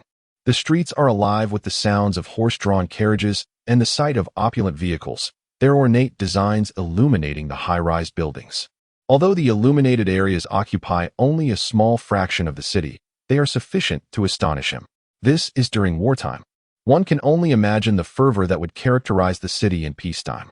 Upon entering, Suyu first followed the directions provided by Zifu to reach the Bai residence. As he approached, his brow furrowed, for the area was heavily fortified with sentinels and guards. A cursory count revealed that there were no fewer than 500 soldiers stationed to oversee the Bai residence. Their demeanor and spirit appeared markedly more vigorous than those of the soldiers he had encountered earlier. With only a little over 50 individuals residing in the Bai household, the emperor had dispatched 10 times that number for protection, and this was merely a single shift. When considering the rotations and rest periods, the total could easily amount to 1 or 2,000. Such an investment is indeed remarkable. Extending his consciousness, he discovered that most of the residents of the Bai house were asleep, with only a few night owls either reading or lost in thought, all seemingly in good spirits. This realization provided Suyu with a sense of reassurance. He turned and made his way toward the flickering lights in the distance. Skillfully evading several sentry posts set along the streets, he found himself amidst an increasing throng of people. They were adorned in exquisite attire, exuding an air of confidence, clearly belonging to the affluent. After a few more steps, gilded signs came into view: Ziyu Tower, Haiding Pavilion, Xiaoxiang Hall, Zuihua Garden. At last, Suyu comprehended the source of the lively atmosphere. This entire area was replete with brothels of all sizes. The proprietresses welcomed and bid farewell to guests at the entrance, while the young women leaned from the upper floors, waving their sleeves. Wealthy young scions reveled in extravagance, lavishing their fortunes without restraint. The strains of instrumental music, lyrical ballads, playful laughter, and heavy breathing painted a scene that even Suyu, fresh from a landscape of corpses and carnage, could only greet with a disdainful sneer. Utterly reprehensible. Farewell, young Master Zhao, a voice called out. Do visit us again soon. Zhao Lei, the second son of Grand Tutor Zhao of the great Qin dynasty, was assisted by servants as he laboriously boarded his carriage, collapsing onto the cushions like a lifeless hound. The twin sisters had been exceptionally attentive, leaving him unsteady on his feet. No matter, he thought, I shall consume an abundance of orc meat to replenish my essence and avenge this depletion on my next visit. As he savored the delightful ministrations of the sisters, he was startled to discover an unexpected occupant in his carriage. Before he could utter a word, his gaze met the eyes of the stranger, and his complexion turned ashen. In that instant, he seemed to perceive a boundless inferno, with countless demons roaring as they lunged toward him. Zhao Lei shuddered, his eyes rolled back, and he lost consciousness. Suyu was momentarily dumbfounded. He had merely intended to test the potency of his soul-shaking thorn, but the man had proven surprisingly fragile. I was holding back, he thought, extending his divine sense. He was relieved to find that the man had only fainted. If I accidentally kill him with a stare, I'll have to find another one. Once the carriage reached a secluded spot, Suyu subdued the coachman and the two attendants with swift strikes before slapping Zhao Lei awake. Zhao Lei, disoriented for a few moments, finally regained his senses and pointed at Suyu. Who are you, you ruffian? How dare you abduct me? Do you even know who my father is? Who might that be? Suyu inquired. To speak of it would send chills down your spine. It is none other than the esteemed Grand Tutor, Zhao Pu himself. If you possess any sense, release me post-haste, perhaps in my elation. I might reward you with 100 or 180 taels of silver. Otherwise, not even 10 heads would suffice for the guillotine. Suyu chuckled. Ah, so it is the second son of the Grand Tutor. My apologies for the oversight. I merely sought a coachman and guide, yet I have inadvertently captured a significant prize. Zhao Lei tilted his chin. Are you frightened? Suyu pinched his chin thoughtfully and inquired, as the second son of the Grand Tutor. You must be quite familiar with the capital, I presume? What do you mean? Zhao Lei's eyes darted, shaking his head. Not familiar. I seldom venture out. Not familiar. Then you are of no use. Suyu lamented, shaking his head. With a flick of his wrist, he produced a short blade he had found, plunging it into Zhao Lei's thigh with a swift thrust. Simultaneously, his left hand seized Zhao Lei's throat. Zhao Lei's face flushed crimson with pain, his eyes bulging as he struggled to cry out, beads of cold sweat visibly forming on his forehead. Suyu's grip on the hilt shifted slightly, causing Zhao Lei to convulse once more, tears and snot spilling forth uncontrollably. Suyu earnestly asked, I shall grant you another opportunity. Are you familiar or not? With his throat constricted, Zhao Lei nodded vigorously, akin to a chick pecking at grain. That's more like it. Suyu released his grip, smiling as he said, You see, I am quite reasonable. You may attempt to shout for help and wager whether your rescuer would arrive faster than my blade. How could I dare? Zhao Lei capitulated completely. Though he was a dandy, he was not foolish. Such a person who smiles while wielding a dagger is either utterly deranged or truly formidable. Regardless of which category this individual falls into, he can only accept his fate. Yet, with the blade still lodged in his thigh, he dares not remove it, nor even cast a glance at it. He can only endure the discomfort of the foreign object within him, on the verge of tears yet unable to weep. Chapter 83. Why don't you wait outside for a moment? You can drive, right? Suyu inquired of Zhao Lei. Of course. Zhao Lei, at that moment, dared not assert otherwise. This, however, was the truth. During the annual spring sacrifice and autumn hunt, the emperor would leave the capital, selecting scions of prestigious families to serve as his drivers. This was regarded as a tremendous honor. Thus, the young rakes of the capital were all adept at driving. Suyu retrieved a note from his pocket. You are well aware of where these individuals reside. Take me to them. Zhao Lei, suppressing his pain, unfolded the paper and, upon glancing at it, felt a jolt of alarm. These are all the commanders of the various military garrisons in the capital. What do you seek them for? You have quite a lot to say, Suyu retorted with a cold smile. Have you forgotten that there's a knife still embedded in your leg? Zhao Lei's face immediately turned woeful. Good sir, could you please first remove this knife? How can I drive for you with it stuck in me? Are you foolish? If you pull it out, the bleeding will only worsen, Suyu reassured him. Fear not, I am quite precise with my hands. I haven't severed any major arteries. A bit of blood loss won't be fatal. If you fear the pain, then just hurry. I thank you. Zhao Lei managed to force a smile that was more grotesque than tears, supporting his injury as he limped to the driver's seat. He turned back to ask, Who shall we seek first? Find whoever is closest, Suyu instructed. After a short while, the carriage came to a halt beside a grand estate. The residence of the commander of the left Golden Armored Guard. Not bad at all, thought Suyu as he leapt from the carriage. Indeed, the driver handled the vehicle with remarkable speed and stability. Zhao Lei, wearing a forced smile, remarked, Well, my knife.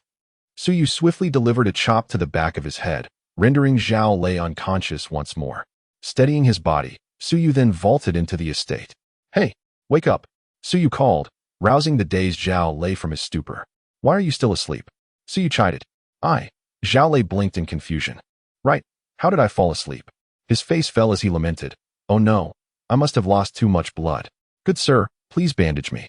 I was just drained dry by those sisters, and now this excessive bleeding has left me quite fragile. Suyu patted his shoulder reassuringly. Just hold on a bit longer. Let's move on to the next place. As the carriage departed, a few minutes later, a piercing scream echoed from deep within the estate. Help! The master has been attacked. Quick, someone, the master has been murdered. Inside the carriage, Suyu toyed with a palm-sized jade talisman, shaped like a tiger but with only half its body. For small characters, left golden armored guard, were inscribed in clerical script upon it. This was the crux of his plan. Here in the capital, operations could not proceed as they did in city. The Bai family, numbering over 50, consisted largely of the elderly and children, making it impossible for him to discreetly whisk them away. So many people must have alarmed the garrison. After much contemplation, he resolved to take decisive action. He would first eliminate all the commanding generals within the city. The garrison in the capital is divided into 1 army and 10 guards, with the army being the Imperial Forest Army. The 10 guards consist of the left and right Jinwu guards, the left and right palace guards, the left and right Shinyo guards, the left and right gate guards, and the left and right patrol guards. Their total strength exceeds 300,000. According to the laws of Deqian, any mobilization of 50 or more troops requires the command of the main general. To mobilize the entire army, an imperial envoy must be dispatched bearing the other half of the Tiger Tally. By eliminating the main general and seizing the Tiger Tally in a short span of time, these 300,000 soldiers would be left leaderless. At that point, he would likely encounter only small factions of enemies, significantly increasing his chances of success. Moreover, Suyu believed that, compared to the escape of the Bai family from the capital, this leaderless army would instill even greater fear in the emperor. After all, the Eastern Army was still more than 100 miles away, while these soldiers were right at his doorstep. If any cunning individual were to exploit this situation, inciting a rebellion would be all too easy. To regain control over them, the emperor would need to appoint new generals.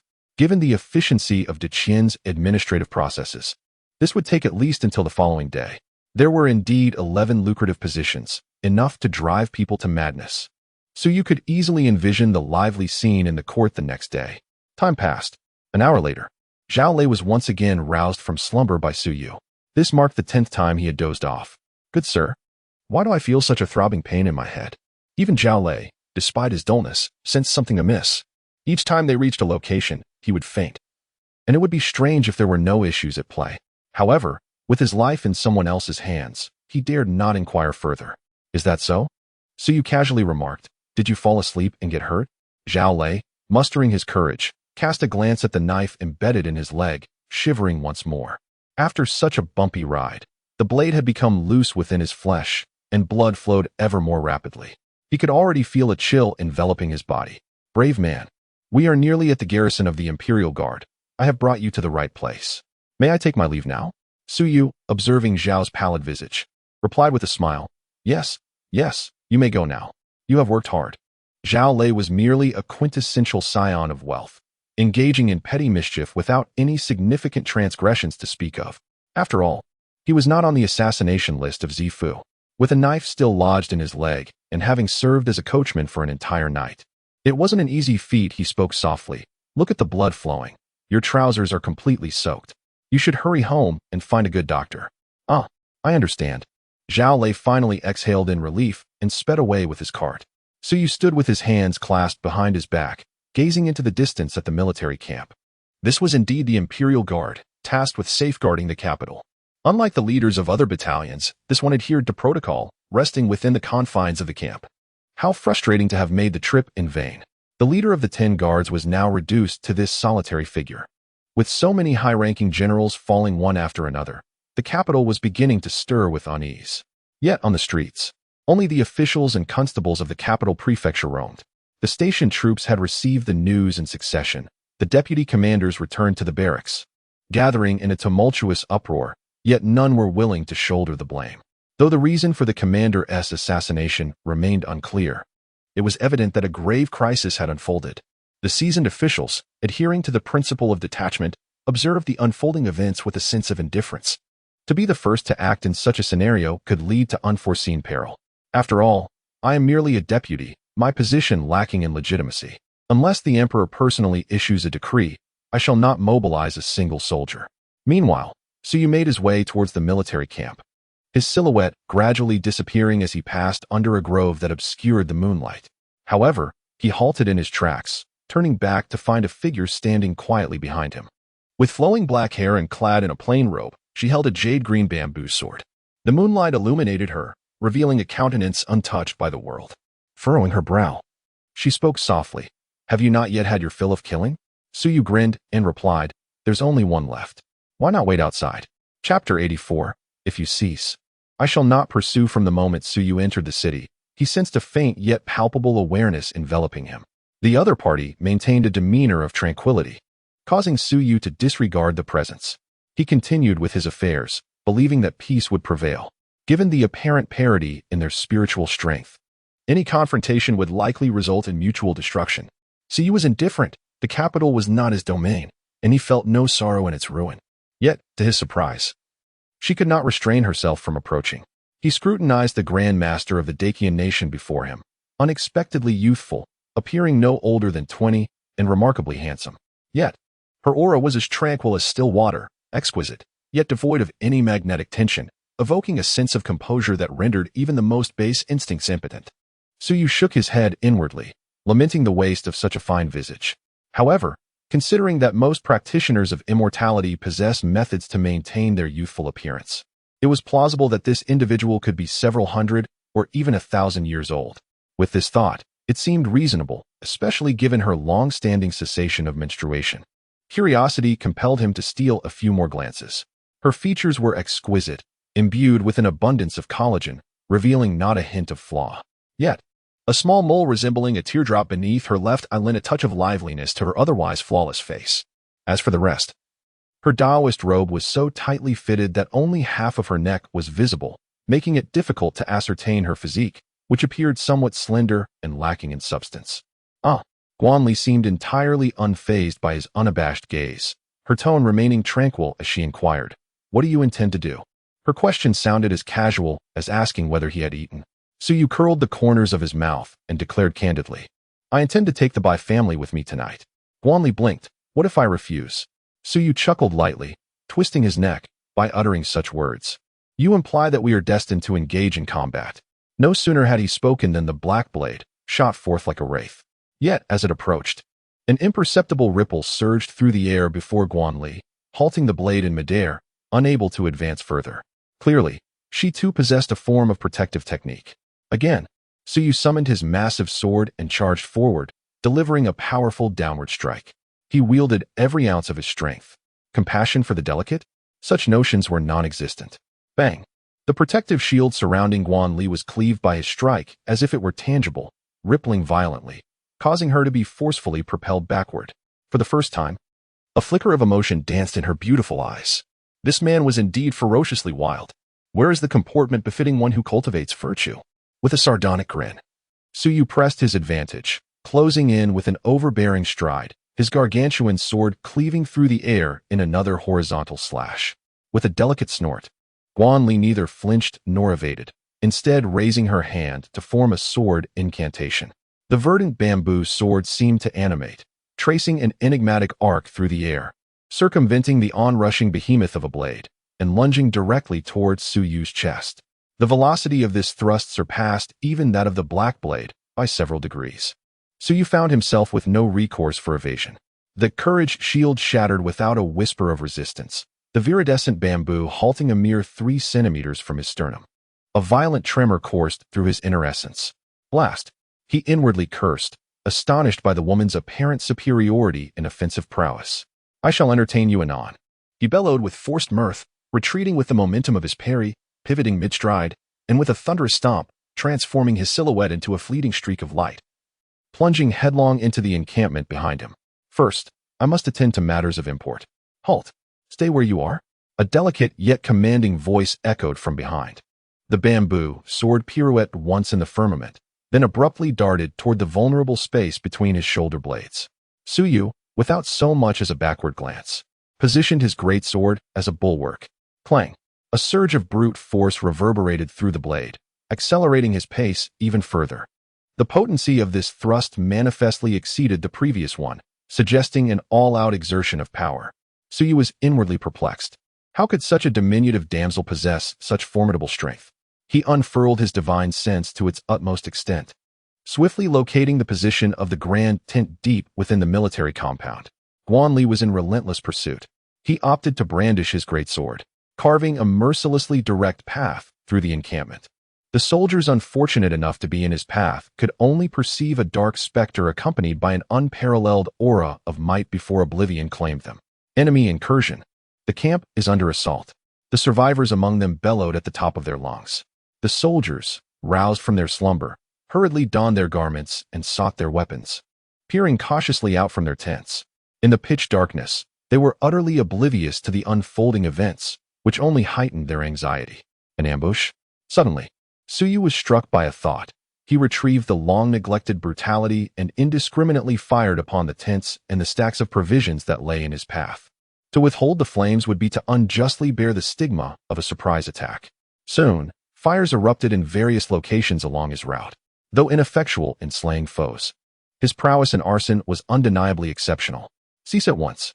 Guan, trailing behind, was evidently agitated, shouting furiously, "If you intend to kill, then kill. Why set fire to everything? I take delight in it." The sound of gongs echoed through the military encampment. "The water has spilled. Hurry, extinguish the flames. Bring forth the water hoses." Some attempted to douse the fire, yet the flames raged uncontrollably, rendering their efforts futile. Chaos ensued among the soldiers. Initially skeptical of any ambush, after all, this was the capital. How could there be an enemy incursion? The glaring flames now conveyed a stark reality. The enemy had indeed breached their defenses. Panic set in. Guan's composure unraveled entirely. In a crucial military stronghold, how can one act so recklessly? Are you not a practitioner of the martial arts? Who says I am not? Suyu laughed heartily as he cleaved the massive flagpole that held their colors, charging into the main tent and decapitating several officers who were issuing commands. "The commander is dead. You all should flee for your lives." His thunderous voice echoed throughout the encampment. "What? The commander is dead? The flag has fallen." The flames raged uncontrollably. The barracks echoed with the shouts of soldiers. The cacophony of tens of thousands combined resembled a stampede of wild horses.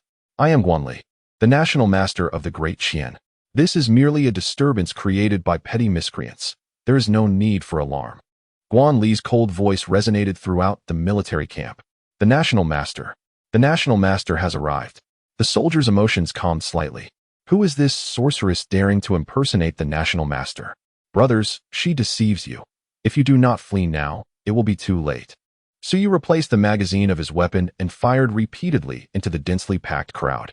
The magnum bullets, ineffective against the monsters, proved more than sufficient against these ordinary soldiers. One shot could pierce through several, and coupled with incendiary effects, chaos engulfed the barracks before he had even emptied a single magazine. "Cease at once, or the camp will explode." Guan Li's tone held a hint of desperation. "Then why do you continue to pursue me? If you halt, I shall cease my chase." "Ha, too late." The soldiers in the barracks began to scream in a frenzied manner. The collective roar of tens of thousands rendered everyone momentarily deaf. Officers wielded their blades in a final, desperate effort, yet it was evidently too late. Chapter 85. One is enough. The crowd surged outward like a tsunami, ensnaring everyone in its tumult. The camp is exploding. Over 50,000 Imperial guards descended into madness. They trampled upon one another, shouting and desperately pushing forward, obliterating everything that stood in their way. Some swung their blades, striking down former comrades. The military tents lay in ruins, the walls toppled, and soldiers surged forth like a tide of ants, rushing from the camp towards the capital. The ground was littered with corpses, most of whom had been trampled to death. This scene left Suyu, the instigator, momentarily speechless. Is this what they call a camp explosion? Indeed, it is quite a spectacle. No wonder Guan Li is so agitated. Are you satisfied now? Guan Li's face was pale, her chest heaving with unrestrained agitation. Tens of thousands of uncontrollable soldiers have stormed into the city. Do you have any idea how many innocent lives will be caught in the crossfire? Is this what you intended? Suyu shrugged nonchalantly. First, this was an accident. How was I to know that the Imperial Guard would be so poorly disciplined that a mere fright would lead to chaos? Second, had you not followed behind to stir up trouble, I would have quietly dealt with the commander, and this situation would not have arisen. Third, if you insist on placing this blame on me, so be it. Just tell me what you wish to do about it. Guan Li retorted angrily. You scoundrel. All right. Calm down, Suyu replied, donning a playful grin. Given the circumstances, we must look to the future. Let me put it this way. I will certainly take the Bai family with me today. If you do not obstruct me, I will leave quietly. And all will be well. But if you insist on getting in my way, do not blame me for causing a scene within the city. You may indeed be slightly stronger than I, yet your strength has its limits. If I truly wish to act, you cannot stop me, can you? Guanli coldly responded. In doing so, how are you any different from those beasts? Cease with your grandstanding. Siyu rolled his eyes, instantly turning hostile, and retorted with a cold laugh. How much better are you? The people of the capital are your subjects of the great Qian, but what of those outside? You pretend not to see, do you? The Eastern Army, boasting 300,000 soldiers at the outset, has since seen an additional 30,000 reinforcements. And now, fewer than 20,000 remain. And what of the 31,000 valiant souls who perished? Do they not count as subjects of the great Qian? Outside the city, at least 500,000 disaster-stricken souls languish in hunger, dying by the minute. Do they not count as subjects of the great Qian? Since the beast calamity began, millions have been devoured by those creatures. Do they not count as subjects of the great Qian? The national master, huh? The entire court is rife with corruption, indulging in luxury while the orcs remain unvanquished. The emperor plans to discard his loyal steed after the labor is done. Pray tell, how do you justify your position as national master? Guanli's breath gradually steadied, her lips pressed together in silence. What, no words now? Siyu sneered. I stand by my words. Today, I shall rescue the Bai family. Should you obstruct me, it will merely result in more casualties. Furthermore, if any harm befalls them, I will storm the palace and slay the emperor. Do you understand? Guanli gazed at him, momentarily taken aback, and surprisingly nodded slightly. This left Suyu momentarily stunned. Yet, he was disinclined to engage in further banter with her and continued his stride toward the Bai residence. However, after a short distance, he realized Guanli was silently following behind him. He abruptly halted, turning to her with a cold demeanor. Do you still intend to stop me? As he ceased, so did Guanli, shaking her head in response. I will not impede you. Then why are you following me? Guanli blinked, her lips sealed in silence. Suyu furrowed his brow, pondering whether this woman had been rendered foolish by the insults hurled at her. Nevertheless, he dismissed her from his mind. The capital was engulfed in chaos, with the imperial guards completely unrestrained, committing acts of murder and arson throughout the city. Suyu, naturally, had no inclination to intervene. In fact, he preferred the turmoil to escalate. He casually dispatched a few individuals who displeased him, yet Guanli remained unresponsive, silently trailing behind him. Before long, the pair arrived at the Bai residence. In stark contrast to the surrounding pandemonium, this place exuded a peculiar calm.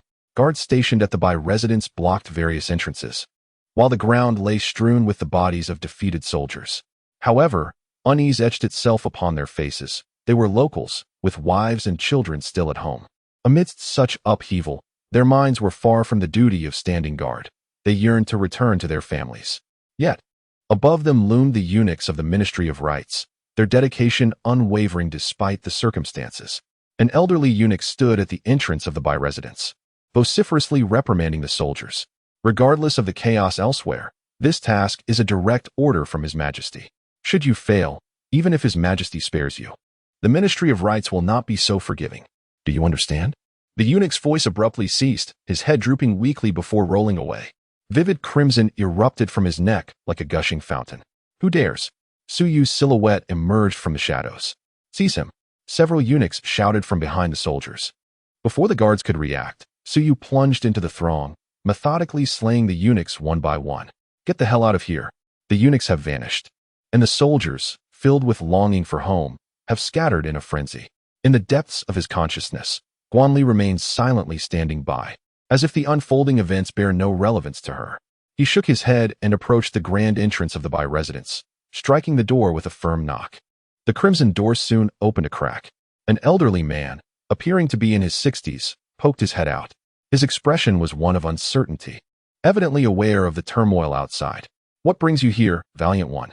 Feeling the weight of over a dozen scrutinizing gazes from within, Suyu smiled and replied, I have come to escort you out of the capital. The old man gasped, Just you alone? Suyu nodded. One is sufficient. Please, enter. Upon entering, Suyu noticed that Guanli had not followed, remaining instead in the shadows by the door. In the main hall of the Bai residence, the family had gathered. Did my son send you? Spoke an elderly lady in her 70s, surrounded by others, bearing a resemblance to Bai Zhan. Suyu smiled and said, If I claimed otherwise, would you depart? The elderly lady shook her head, offering a wry smile. If you said yes, I certainly would not. Indeed, a mother knows her child best. The elderly lady furrowed her brow. Are you truly intent on rebelling? The arrow is nocked, and it must be loosed. After a moment of silence, she sighed deeply. My Bai family has been loyal for generations. I never imagined we would be forced to take this step in the end. Fushi, why must you endure this? Can't you wait until this old woman closes her eyes first? Having spoken, the elderly lady rose and sighed to the Bai family. Let us depart. Do not dwell on those treasures. There is no need to bring anything. In just a few days, we shall return. Chapter 86. Are you aware of your excesses? The Bai family, true to its martial lineage, governed its household with military precision. At the behest of the matriarch, the entire household, young and old, was ready to embark within the span of a mere tea's brewing. They carried with them only a modicum of provisions and their weapons, leaving everything else behind with resolute detachment. Once outside, they marched in military formation, each person armed, even the children of 6 or 7, wielding specially crafted short blades. The matriarch shared 3 carriages with a few elderly and expectant women, while the guards, led by Su Yu, forged the path ahead, with the scant male members flanking the sides. Su Yu extended his consciousness, enveloping a radius of 200 meters. Any suspicious movement, be it soldier or civilian, would be met with the swift execution of the Black Blade. With the capital in such disarray, who would dare roam the streets? Those approaching were either spies from the Imperial Ritual Office or rogues seeking to take advantage of the turmoil. Better to err on the side of caution than to let an enemy slip away. The procession advanced swiftly, the city gates coming into sight. The entire operation unfolded even more smoothly than he had anticipated. The only source of his vexation was the persistent presence of Guan Li, trailing neither too far nor too close. This woman, has her wits gone awry? Your Majesty, Your Majesty. Outside the Qianqing Palace, Feng Baobao knelt at the entrance, softly calling out. Deep down, he was reluctant to rouse Fushi. The emperor was notorious for his mourning temper, and since his ascension, countless eunuchs and palace maids had met their demise due to it. Yet, the capital had descended into utter chaos. The mutiny of 50,000 imperial guards, the assassination of all commanders of the 10 divisions overnight, and the escape of the Bai family. Such momentous events compelled the Grand Eunuch of the Directorate of Ceremonial, the foremost eunuch of the inner palace, to report them without delay. According to the eunuchs who fled from the Bai household, the assailant was none other than that brute who had once struck him unconscious with a single blow. Feng Baobao was both alarmed and terrified. How had this personage arrived in the capital and caused such a commotion? Did they truly believe this to be their private garden? A veritable progenitor of upheaval. Where had Baijan discovered such a character? By protocol, the Grand Eunuch of the Directorate of Ceremonial was obligated to personally address such matters, as they concerned the emperor's safety. Yet, he dared not. Your Majesty, Your Majesty. Feng Baobao continued his measured summons. There was a delicate art to this. Too soft a voice would be ineffective, while too loud a call would startle the emperor and invite punishment. Only a select few within the palace possessed the finesse to strike the precise balance. After a full incense stick's duration, movement finally stirred from the dragon bed. Fushi turned over, roaring with vexation. Who is howling outside? This old servant, Feng Baobao, has urgent matters to report to Your Majesty. You are a veteran of the palace. How can you still be so lacking in discretion? Fushi was consumed with ire. Tonight, he had spent half the night coaxing the most dignified consort Zheng in the harem to completely let loose, staging a charade of a dragon and phoenix with 2 young eunuchs, which had caused his blood to surge, claiming the virginity of 3 palace maids in succession. Exhausted, he had just fallen asleep when this old coot awakened him. How could he not be enraged? I expend a considerable fortune to maintain your services, expecting you to alleviate my burdens, not to compound them, he uttered icily. You had best have a matter of grave import. Your Majesty, a calamity has indeed befallen us. Feng Baobao prostrated himself before the threshold, his forehead striking the ground. Speak. The Bai family has absconded. What? Fushi exclaimed, jolted into full wakefulness. Discarding all pretense of decorum, he leapt from the imperial bed, stark naked. What is the Directorate of Ceremonial doing? Can you not even keep watch over a few dozen souls, young and old? Feng Baobao wept. Your Majesty, their savior is none other than the formidable personage who humiliated the 4th prince. This old servant attempted to pursue them, but alas, I am no match for such a puissant adversary. That person has entered the capital? Fushi started, his gaze instinctively drawn towards the direction of the observatory.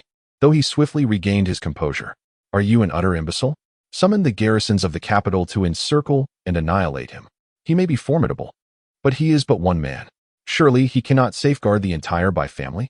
Alas, the commanding officers of the garrisons have all been slain by his hand. The deputy commanders, lacking the imperial seal, are powerless to mobilize the troops. What are you saying? Fu Shi inquired incredulously. The 10 guards and the single army of the capital, all 11 commanding officers, are dead by his hand? Indeed, your majesty. Furthermore, the imperial guards encampment was subjected to a nocturnal assault, resulting in a mutiny. The 5 myriad soldiers are now wreaking havoc upon the capital. This. Fu Shi felt a wave of dizziness wash over him, his body swaying precariously. 2 palace maids hastened to support him, only to be met with a resounding slap from each hand, sending them sprawling. Quick, go and summon the imperial preceptor. Attend me, clothe me. I shall seek the counsel of the imperial preceptor. Your majesty, the imperial preceptor has vanished without a trace. Feng Baobao wept. I suspect that this villain has caused great harm. Fu Shi felt his legs weaken and collapsed onto the ground, bare and exposed. The Empress Dowager has wronged me. The ministers have wronged me. Fu Shi was utterly devastated. Su Yu's mood was also somewhat discontented. It was not due to the act of rescuing someone. Rather, the process had unfolded with remarkable ease. At that moment, they had reached 5 miles outside the city, uniting with 100 elite warriors who awaited them. The endeavor of saving had essentially succeeded. Throughout their journey, they encountered only minor resistance at the city gates. After Su Yu cleaved through the gates with a few strokes of his sword, the guards scattered in disarray. Once they exited the city, tens of thousands of refugees surged in like a tidal wave. The capital had become more lively than during the New Year festivities. Faced with such a chaotic situation, Su Yu felt a twinge of concern for Fu Shi. How long would it take to clean up this mess? Have I gone too far? Su Yu mused to himself while gazing at the capital with a smile. You are aware of your excesses? A cool voice interjected from the side. What is it to you? Su Yu retorted angrily. You, of all people, should assist in restoring order in the capital instead of following me around. This girl was truly unwell. Ever since receiving a scolding, she had transformed into a specter, haunting him like a ghost. No matter how Su Yu provoked her, she refused to leave. What do you truly desire? He inquired. Guanli pursed her lips, remaining silent. Su Yu scoffed. Do you understand what it signifies for a girl to follow a man in such a manner? Guanli replied nonchalantly. I have my own reasons. How you choose to interpret it is your concern. Shi Yu approached her, his gaze unabashedly sweeping over her form, and with a raised eyebrow, he remarked. Do you believe I could claim you? Guanli scoffed. You wouldn't be able to defeat me. Shi Yu waved his hand dismissively. Step aside. I need to relieve myself. Guanli, puzzled, replied. Don't you practice fasting? You have no backside. I meant the fasting pill, she corrected, revealing a vibrant green pill in her palm, stating earnestly. Consuming this will alleviate many troubles. Is this what you rely on? Shi Yu mocked. No wonder you're so thin, like an airport. What is an airport? She inquired. It means lacking in curves. I advise you, as a girl, to consume more meat, eggs, and dairy, or you may find yourself alone in the future. As Shi Yu moved behind a large tree, Guanli cast her eyes downward, contemplating her less than ample figure, lost in thought. Chapter 87. Have you both dined well? 100 elite soldiers, seasoned by countless battles, were an enigma in the rear of the great Qian. Moreover, with the presence of the Reaper Shi Yu, the capital was in utter disarray. Even if Fu Shi wished to dispatch troops for pursuit, he could spare no resources. On the 3rd day at noon, the group arrived safely at An City. Governor Su Shou and Captain Zhang Quan had received word the previous day and had mobilized the entire city to cover the roads with yellow earth. Accompanied by numerous subordinates and local gentry, they had set up a pavilion 10 miles outside the city, standing by the roadside in eager anticipation. This display was the standard for welcoming a sovereign. Upon sighting Shi Yu, the two hurried forth with great enthusiasm. Venerable Master Su, your journey has been arduous. We have been longing for your return. I, Su, have heard tell that you, single-handedly, appended the entirety of the capital, an unprecedented feat of valor. Your courage is truly unparalleled. Su Shou and Zhang Quan, having lavished praise upon Su Yu, solemnly adjusted their attire and knelt before the carriage of the venerable Madame Bai. Your humble servant, Su Shou, Zhang Quan, extends greetings to the esteemed Madame Bai, wishing her longevity, joy, and well-being. We have prepared a modest repast to welcome you and cleanse the dust of your journey. This display of obsequiousness amused Suyu greatly. No wonder they have ascended to the positions of prefect and commandant. They are truly men of talent. What is the meaning of this? Madame Bai inquired. Drawing back the carriage curtains, her brow furrowed. My son has not yet raised the banner of revolt. Why do you treat me as an empress dowager? Su Shou raised his head and declared with righteous indignation. Fuxi is licentious and tyrannical, unjustly harming the loyal and virtuous. The realm has suffered under his rule for too long. Now, the people yearn for Commander Bai as they would for rain after a prolonged drought. Enough, enough. Madame Bai interrupted, impatiently lowering the curtain.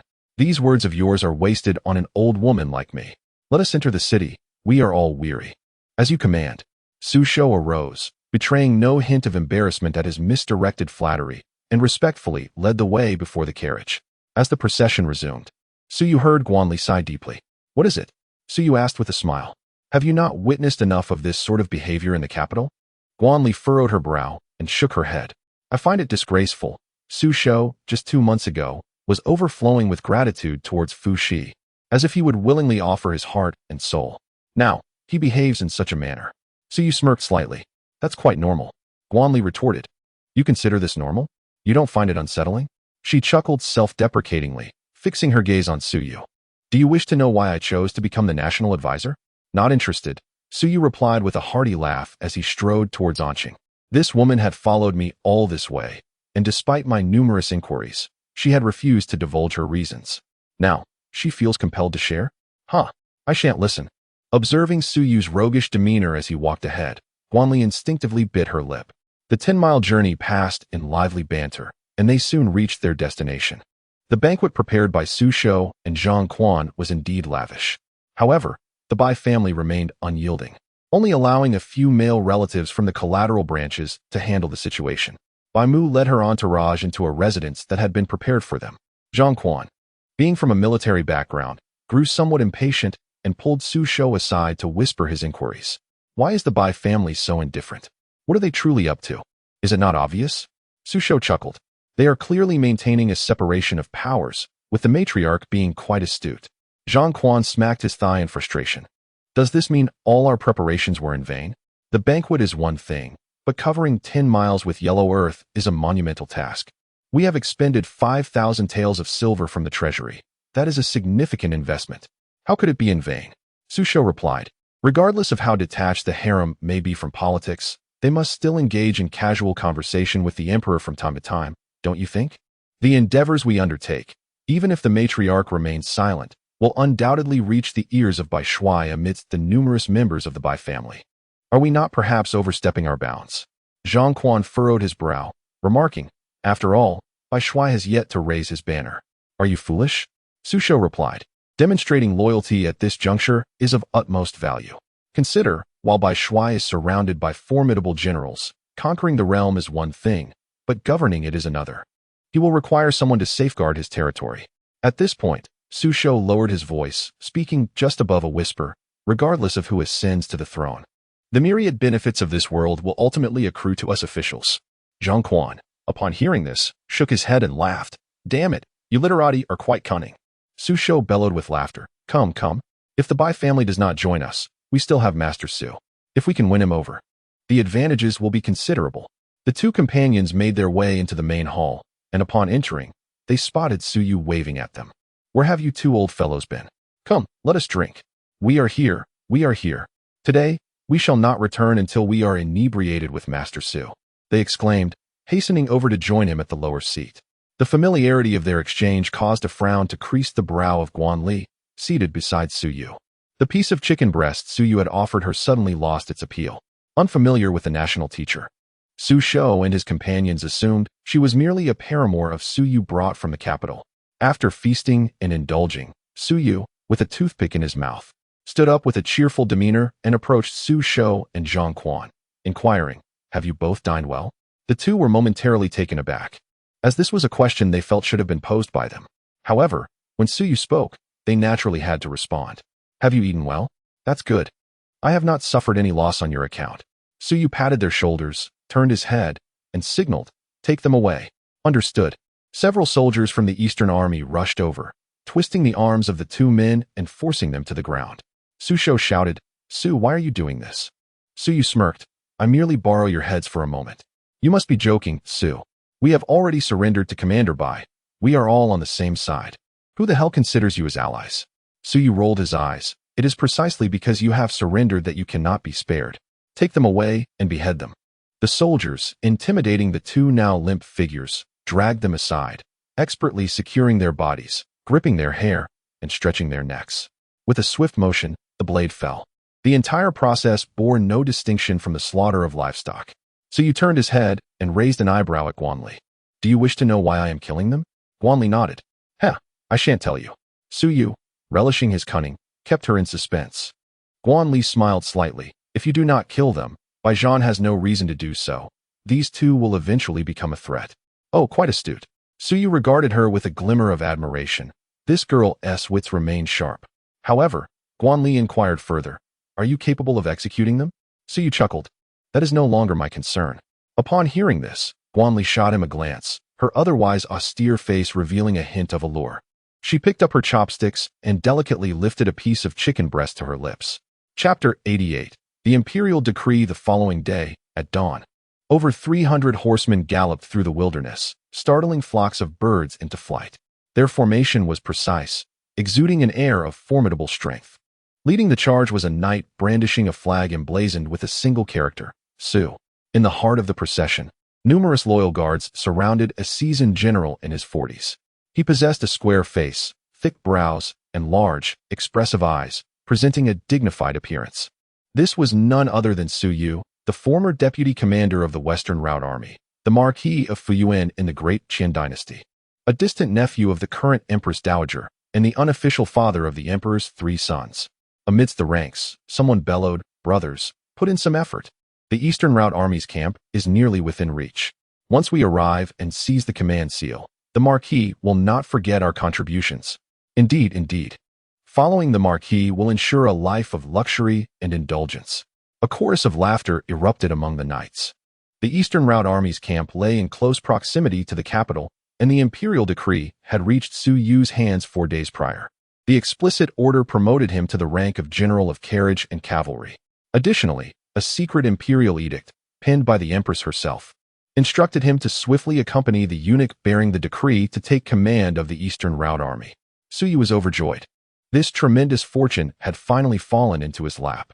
It was well known that the beastmen of the Eastern Route had been nearly exterminated by Baijan, and now, seizing the opportunity would be akin to plucking ripe fruit. Once the beastmen were subdued, the prospect of attaining a dukedom or even a princely title was not beyond reach. All those years, he had treated the Emperor's 3 illegitimate sons as if they were his own. Though everyone mocked him as the cuckolded king, in his heart, he secretly reveled in the role he played in the Emperor's life. The myriad charms of the winding paths linger in the Emperor's thoughts. Yet he himself has long grown weary of them. He and the Emperor are merely kindred spirits on a shared journey. Indeed, it is not solely the hat that matters. One must remember that over 20 years ago, the Empress Dowager still possessed her captivating allure. Of course, this is a matter he dares only to keep to himself. Yet it suffices to embolden him to face the multitude with defiance. What do you common folk know of it? The procession halted 8 miles from the Eastern Army's camp. According to protocol, Su dispatched a messenger to inform Baijan to prepare to receive the imperial decree. The others dismounted to rest and groom themselves. For as envoys of the imperial edict, they must not tarnish the dignity of the royal presence. Once they had sufficiently refreshed themselves, one of his subordinates approached with concern and inquired, My lord, do you think Baijan will willingly surrender his military authority? Before Su could respond, another interjected. He must comply. Does he dare defy the Emperor's command? After all, his entire family remains in the capital, firmly in the Emperor's grip.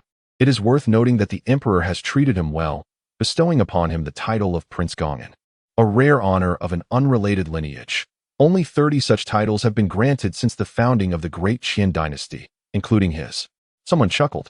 Of those 30 princes of different surnames, 28 met unfortunate ends, and the remaining 2 died prematurely as well.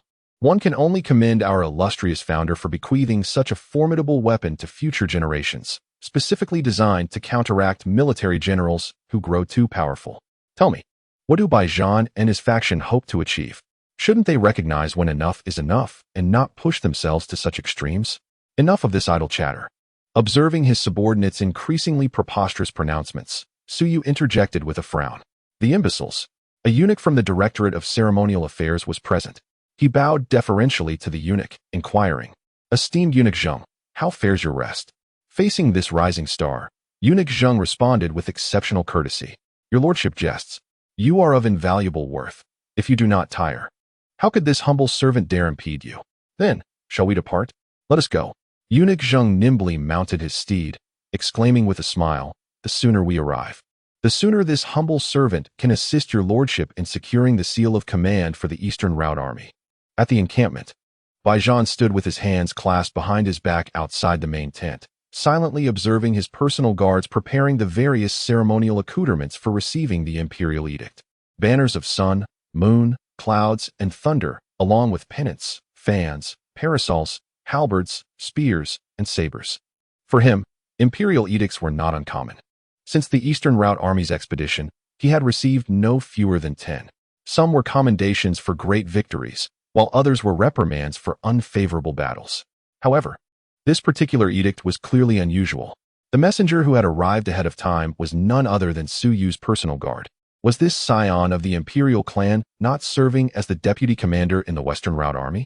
How had he come to this side to proclaim an edict? Considering his previous offense against the Fourth Prince and the near extermination of the beastmen on this front, Baijan chuckled wryly to himself.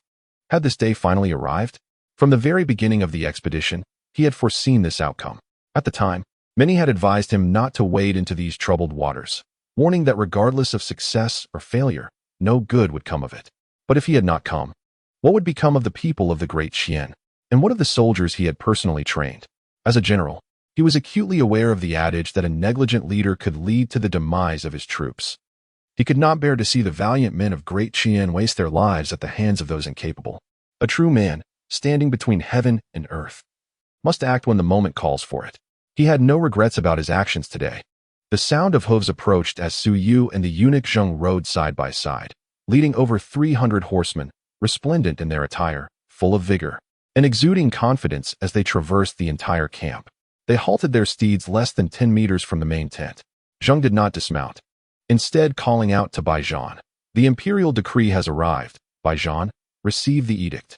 Faced with such an exceedingly disrespectful act, Baijan's cheeks twitched slightly as he maintained a stoic expression, kneeling alongside his fellow generals. "I, Baijan, respectfully welcome the imperial decree. In accordance with the heavens, I hereby proclaim, since the onset of the beast calamity, General Baijan has displayed exceptional military prowess and unparalleled bravery, leading the Eastern Army to rescue our Great Qian from disaster. I am deeply grateful for this. Such remarkable merit cannot go unrewarded. It is essential to quell the voices of the realm and soothe the hearts of the loyal. Therefore, I hereby confer upon Baijan the title of Duke of Gongan.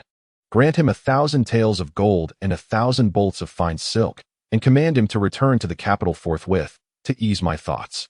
Furthermore, the command seal of Baijan shall be transferred to Marquis Fuyuan, General Suyu, effective immediately. Thus it is decreed." The generals kneeling behind Baijan suddenly lifted their heads, their gazes filled with murderous intent directed at Zheng the eunuch. What did this conferment of nobility, the transfer of command, and the order to return to the capital signify?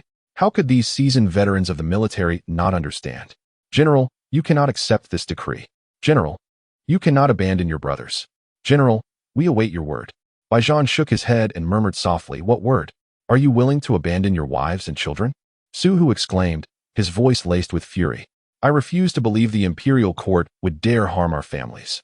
If they initiate such treachery, should they not anticipate retaliation in kind?" Silence.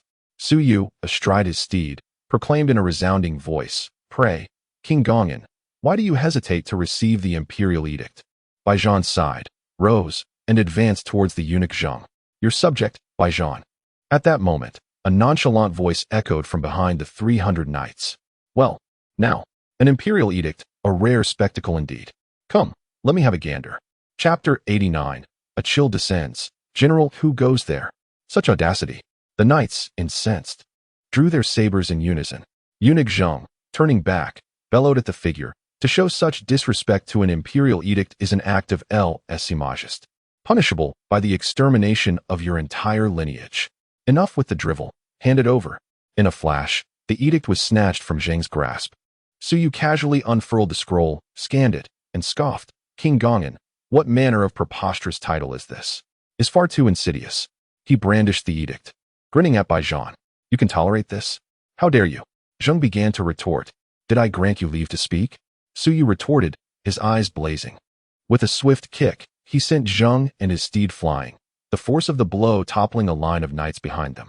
Instantly, the heraldic procession was thrown into utter disarray.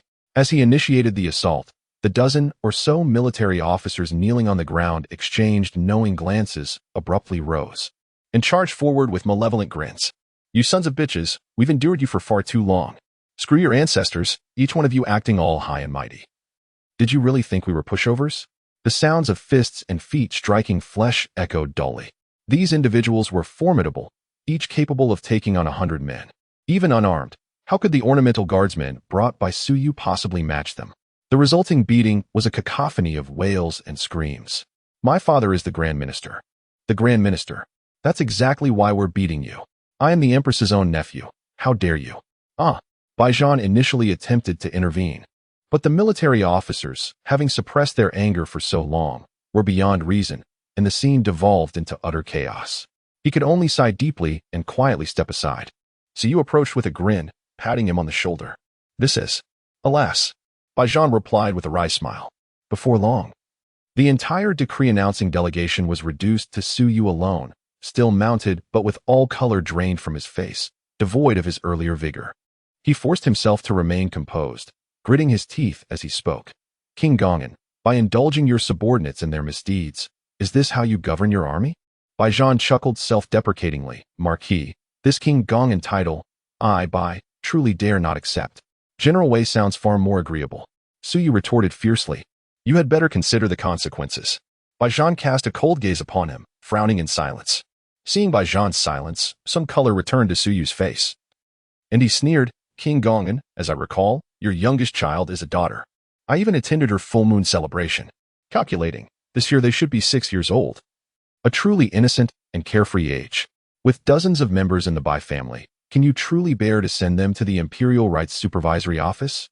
To subject them to the 36 torturous punishments, rendering them unable to live or die? Oh, by the way, your venerable mother is now over 70. I wonder if her health remains robust. Thanks to the Marquis for your concern, my old body is still quite vigorous, a voice, aged yet full of vitality, resonated within the military camp. The carriage carrying Bai's mother entered the encampment, followed by a throng of family members of the generals who had retreated from Anqing. This is. Laughter erupted as the generals, overjoyed, rushed to embrace their wives and children. So that's why Lord Su left so suddenly. Mother, Baijan exclaimed in surprise as he approached the carriage. What brings you here? Bai's mother cast a cold smile at Su Yu and retorted, if I had not come, our son would have been bullied to death. Turning to Baijan, she continued, do not be so sentimental. Since the founding of the Great Qian, our Bai family's ancestors, including your father, number 38 who perished on the battlefield, we owe it to the Fu family. Su Yu, standing nearby, completely lost his composure, his face as pale as paper, swaying slightly before collapsing from his horse to the ground. In that moment, despair engulfed him. He had thought he was merely here to reap the rewards, but little did he know. A sudden thought struck him. Could it be that the emperor intended to employ him as a pawn? But what purpose would that serve? If one truly cherished that winding path, they could simply take it. Is it related to the Empress Dowager?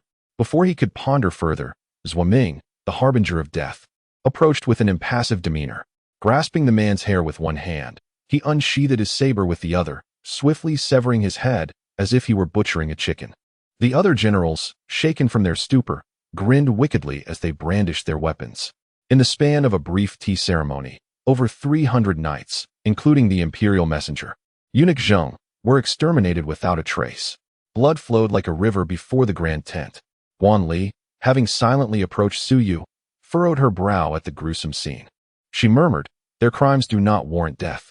Su Yu rolled his eyes in disdain, uninterested in her sentiments, and hurried off to find Zifu. On behalf of the Eastern Route Army, I express my deepest gratitude for your life, Lord Su.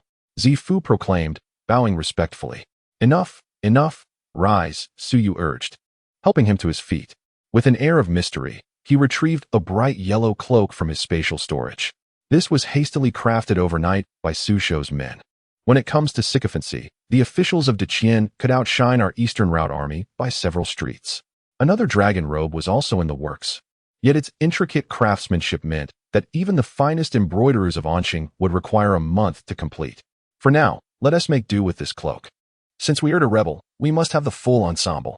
A classic scene such as donning the yellow robe cannot be overlooked.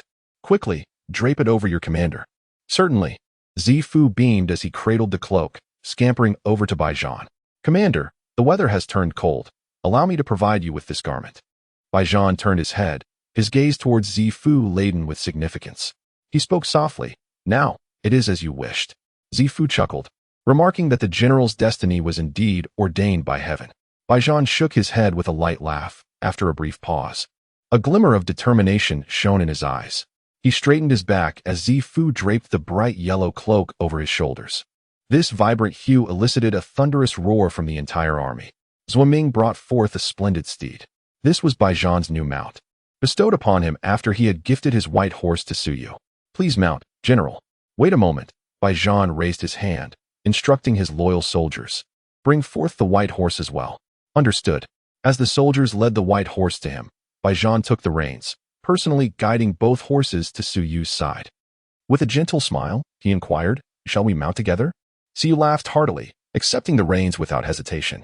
The two men mounted their steeds and stood side by side. The 20,000 soldiers of the Eastern Route bowed in unison, their voices resounding with cries of victory. On the 7th day of May in the year 675 AD, General Baijan of the Dacian Guard, commander of the Eastern Route army, slayed the envoy of the heavens and proclaimed himself King Zhao, enumerating the 30 grave offenses of Emperor Yong'an. He issued a decree to the realm. He also appointed the extraordinary Su Yu as King Yen, standing alongside him as equals. Chapter 90. What thoughts linger in the mind? That night, Su Yu lay within his tent, toying with an emerald jade ring.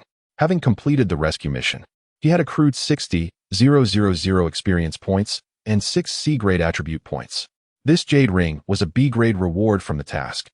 Kuan Jade Ring, a defensive artifact of the cultivation system, quality B. When worn, it can autonomously resist all forms of attack, including but not limited to physical, magical, spiritual, and mental assaults. Defensive strength rated at B. Note: it will only take effect after storing True Essence. Current True Essence reserve is 1430. A B-level defensive item. Undoubtedly a remarkable treasure. It would fetch no less than several 100,000 in the marketplace. With this, as long as the stored True Essence remains unexhausted, any attack below B level will be rendered ineffective against it. Truly a fitting reward for a storyline quest. This certainly boosts one's confidence in future endeavors. Undoubtedly, this is the greatest gain from the current dungeon thus far, justifying the 5 or 6 days spent. Moreover, its design perfectly complements his present identity. One must ponder, which prince does not adorn himself with a few signet rings? This is precisely the aesthetic desired. ID: 1024, age: 28. Level: Captain, 856,915 10000000. Rank bonus, all attributes 15. Permission: B. Strength, 48, 36, Constitution, 48, 36 2, Endurance, 48, 36, Speed, 48, 36, Reaction, 48, 36. Spirit, 48, 36, True Essence, 14. Available C-level attribute points, 12. Available evolution points, 238067. He has been conserving the C-level free attribute points without allocation, and now has accumulated 12. After a brief contemplation, he decided to allocate 3 points each to Strength, Speed, and Reaction, while the remaining 3 points would remain reserved for health and mana potions. The numerical figures presented above are merely for amusement. Loyal readers who have followed the narrative thus far will likely discern my ineptitude with numbers, often erring even with the aid of a calculator. Outside the military encampment, bursts of jovial laughter echoed intermittently. Today was undoubtedly a day of great jubilation for the Eastern Route army. Baijan, with considerable thoughtfulness, had lifted the prohibition and procured a copious supply of fine wine for the troops to enjoy to their heart's content.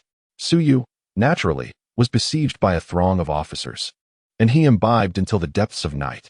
It must be said, Being addressed as Your Highness by everyone was an exceedingly gratifying experience. However, even copious amounts of the unrefined wine failed to intoxicate him, and besides, he was surrounded solely by a company of rugged men. How does the saying go? Awake, wield the power of the world, inebriated, recline upon the lap of a beauty.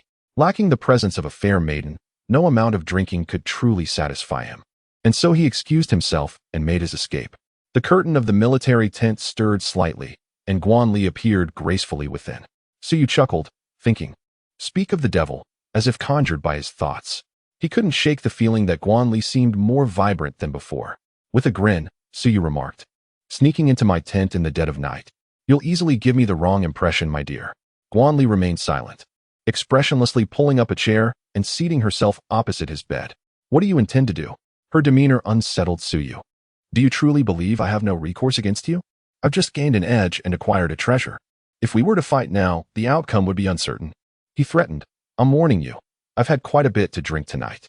You should know that wine can incite one to licentiousness."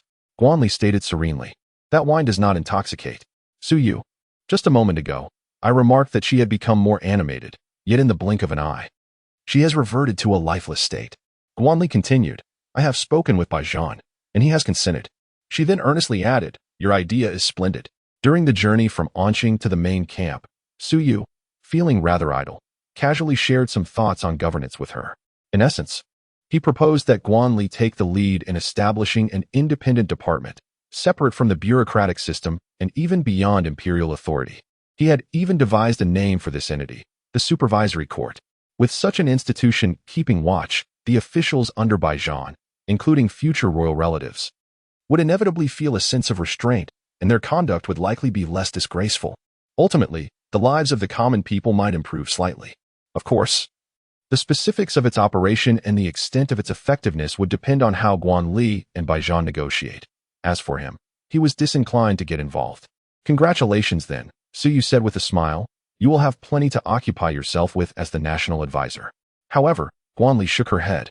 "I shall no longer serve as the national advisor.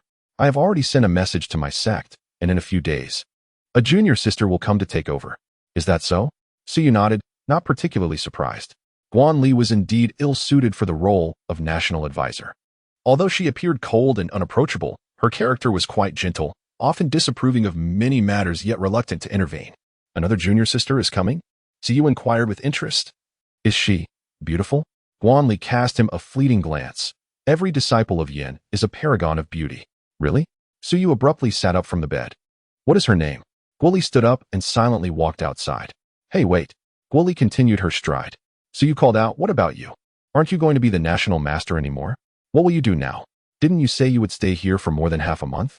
Guo Li turned back and replied earnestly, "During this period, I will remain by your side." "Ah." Suyu was taken aback. "I mean, why are you following me?" Yet Guo Li had already exited the tent. Suyu was perplexed. What on earth was this woman thinking? The next morning, the Eastern Route Army began to dismantle their camp. Since they had raised their banner, it was only natural to march southward directly toward the capital. How could Baijan, the Prince of Zhao, rightfully ascend to the throne without exterminating the entire Fushi family? The army's first destination was Anqing. When Suyu arrived, he had left 100 elite troops in the city. Yesterday, Baijan urgently dispatched another 2,000 soldiers. And now Anqing was entirely under the control of the Eastern Route Army. However, there were no evolution points awarded for killing, nor did 7J issue any corresponding missions. So Suyu, as the king of Yin, had no intention of joining in. It would be too burdensome for Fushi. Such matters should be resolved by them alone. He planned to assist the Central Route Army, which would allow him to slay beastmen for profit while also liberating the renowned General Meng Shu, who shared a profound bond with Baijan, thus achieving a dual purpose. After bidding farewell to Baijan and the other generals, Suyu set off from the main camp alone, without a single soldier in tow. Well, there was still a little shadow following him. In the wilderness, the two riders galloped side by side. If observed from a distance, Suyu, clad in black, appears as a striking figure, reminiscent of a jade tree graced by the wind, radiating an air of heroism. Today, Guan Li has donned a dress of soft yellow, her hair elegantly styled in an updo, resembling the delicate blossoms of early spring, gracefully swaying. They seem like a pair of celestial lovers. However, upon closer inspection, Their conversation lacks the enchantment one might expect. If you covet my beauty, why not express it openly? I would not deny you. This ambiguous pursuit leaves me quite anxious. Yet, I must admit, your attire today is rather endearing, though I wonder if your expression could convey a hint of emotion. By the way, you have yet to reveal your junior sister's name to me. What is her temperament like? I hope she isn't as wooden as you are. Hey. Don't run off so swiftly. Chapter 91. The Back Courtyard of the Wang Residence, Historical Records. On the 9th day of the 5th month in the year 675 AD, the king of Yin, accompanied by the national master Guanli, achieved a decisive victory against the 20,000 beast men besieging Yingqing. The central army subsequently emerged from the city to launch a surprise attack, leaving a field strewn with corpses. The waters of the Weihua River, downstream, remained clear for over a month. On the same day, General Zhua of Deqian, Commander Meng Shu of the Central Army, led 10,000 soldiers to pledge allegiance to the Zhao King. On the 13th day of the 5th month in the year 675 AD, the Zhao King arrived at the capital, Wancheng. Zifu dispatched spies to infiltrate the city, inciting a riot among the tens of thousands of disaster-stricken citizens, resulting in chaos within the capital. The following day, the gate guards and patrols mutinied, colluding from within and without, flinging open the city gates. The Zhao King seized the capital without shedding blood. On that day, he granted the execution of the former Empress Dowager and the concubines, ordering them to be buried alive. Thousands of royal relatives and former officials were condemned by the newly appointed national master Wei Rou. On the 15th day of the 5th month in the year 675 AD, the Yin King, accompanied by Guanli, stormed into the vast mountains, annihilating the remaining orcs. On the 19th day of May in the year 675 AD, the Yin King returned to the capital. The Zhao King, along with military and civil officials, went out 30 miles to welcome him. The capital was a sea of people, with millions of residents vying to catch a glimpse of the Yin King's splendor, resulting in countless tramplings. It is said that for years thereafter, numerous women succumbed to melancholy. On the 28th day of May in the year 675 AD, the Zhao King ascended the throne, declaring the national title as Wu. His eldest son, Bai Sun, was appointed as the crown prince, and the Yin King was honored as a father figure. That night, within the Yin King's residence, "Sister, why must you endure this? Knowing he is to depart, why still surrender yourself to him?" spoke a girl slightly younger than Guanli, her figure and beauty rivaling her own. Yet, her eyes sparkled with a liveliness that contrasted with Guanli's demeanor. This was none other than Wei Rou, the current national master of the Wu dynasty and head of the Supervisory Institute. Despite her seemingly innocent appearance since assuming her role, she had personally ordered the execution of over 1,000 heads, earning herself a notorious reputation in the bureaucratic circles of the Wu dynasty. At this moment, her delicate face was etched with a sense of frustration at unfulfilled potential. Guanli chuckled softly, shaking her head. "You do not understand." Wei Rou curled her lips. "While I may not have experienced matters of love, I have not been sheltered from the tales that abound. Besides, those novels and stories abound with their lessons. In the end, are we not the ones who suffer? You simply have not encountered it yet. When you do, you will realize that many matters, despite knowing the outcome, cannot be evaded." Guanli smiled faintly, followed by a soft sigh. "Since my infancy, I have been brought to the mountains by my master. Until the age of 16, I had never encountered an outsider beyond those within our sect. When my master permitted me to select a cultivation method, I chose the Taishang Huaqing Dao. I initially believed that with no worldly attachments, my cultivation would flourish effortlessly. However, the path proved to be fraught with challenges. I inquired of my master, who responded, "If you do not even comprehend what emotions are, how can you hope to forget them?" Thus, I descended the mountain to assume the role of this so-called national master. Over the years, I have indeed gained a broader perspective, for the myriad desires and emotions of humanity are astonishingly intricate. Yet, those sentiments seem ephemeral to me, save for the affection between men and women, which I have never experienced. Wei Rou furrowed her brow. "So you attempted it with him?" "Indeed," Guanli replied, her lips curving into an involuntary smile. "This world is filled with sordid men, yet he is truly intriguing." Wei Rou pursed her lips. "And thus, you invested yourself in him?" Guanli smiled radiantly. "I willingly did so. What will you do if he departs?" "I shall have no regrets," she declared. Wei Rou shivered, unable to reconcile the image of her esteemed senior sister with that of a lovesick girl. Rising in disdain, she said, Leave. Wait a moment," Guanli implored. "You should return soon. Let us share a midnight meal. No need. I am fasting, Wei Ro firmly declined. Guanli earnestly advised, fasting is not good for women. Wei Ro blinked. What is the reasoning behind that? Guanli replied with utmost seriousness, it does not promote weight gain, and men do not favor it. Wei Ro was instantly taken aback, clutching her hair and exclaiming, Senior sister, how have you transformed so drastically? It must be his influence. In a huff, Wei Ro stormed outside, only to collide with Su Yu, who had just returned from outside. She wrinkled her nose, catching a whiff of alcohol mingled with the scent of cosmetics. Where have you been? Wei Ro demanded fiercely. Su Yu rolled his eyes and replied, Why should I account for my actions to you? With his words, the prince's imposing presence radiated authority, drawing attention even after being surrounded for so long. This young lady had always been disdainful since their first encounter, and she had persistently tried to thwart his relationship with Guanli. How foolish of him to have previously found her intriguing. So you wish to flaunt your princely airs, do you? Wei Ro placed her hands on her hips and declared, I am the national master of the Wu dynasty and the head of the supervisory court, having executed no fewer than 10 former royal lords. As a prince of the realm and the crown prince's father figure, you ought to set an example for all officials. How can you so carelessly frequent places of vice? Do you dare to challenge me? Go away, you little brat. Off you go to play. So you said dismissively, pushing her aside gently. Infuriated, Wei Ro stamped her foot and retorted, Is this how you honor my senior sister? So you chuckled, taking a few steps before pausing. Hey, let us have a late-night snack together. Upon hearing this, Wei Ro recalled Guan Li's words, and her cheeks flushed inexplicably. I don't want to eat. Fine. If you don't want to eat, then so be it. So you proceeded to the rear courtyard, where Guan Li had already sent someone to bring out the late-night meal upon hearing the commotion. Osmanthus wine, steamed pigeon, sot-ed chicken breast, tenderloin in a pouch, and 5-flavor paste, a table brimming with delicacies. The culinary skills of the chef sent by Baijan are simply exquisite, with their mere presentation enough to tantalize one's appetite.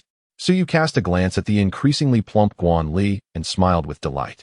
Once seated, he explained, That rascal Su Hu has been appointed as the governor of Shuzhou and will take office tomorrow. Today he insisted on dragging me out for a feast.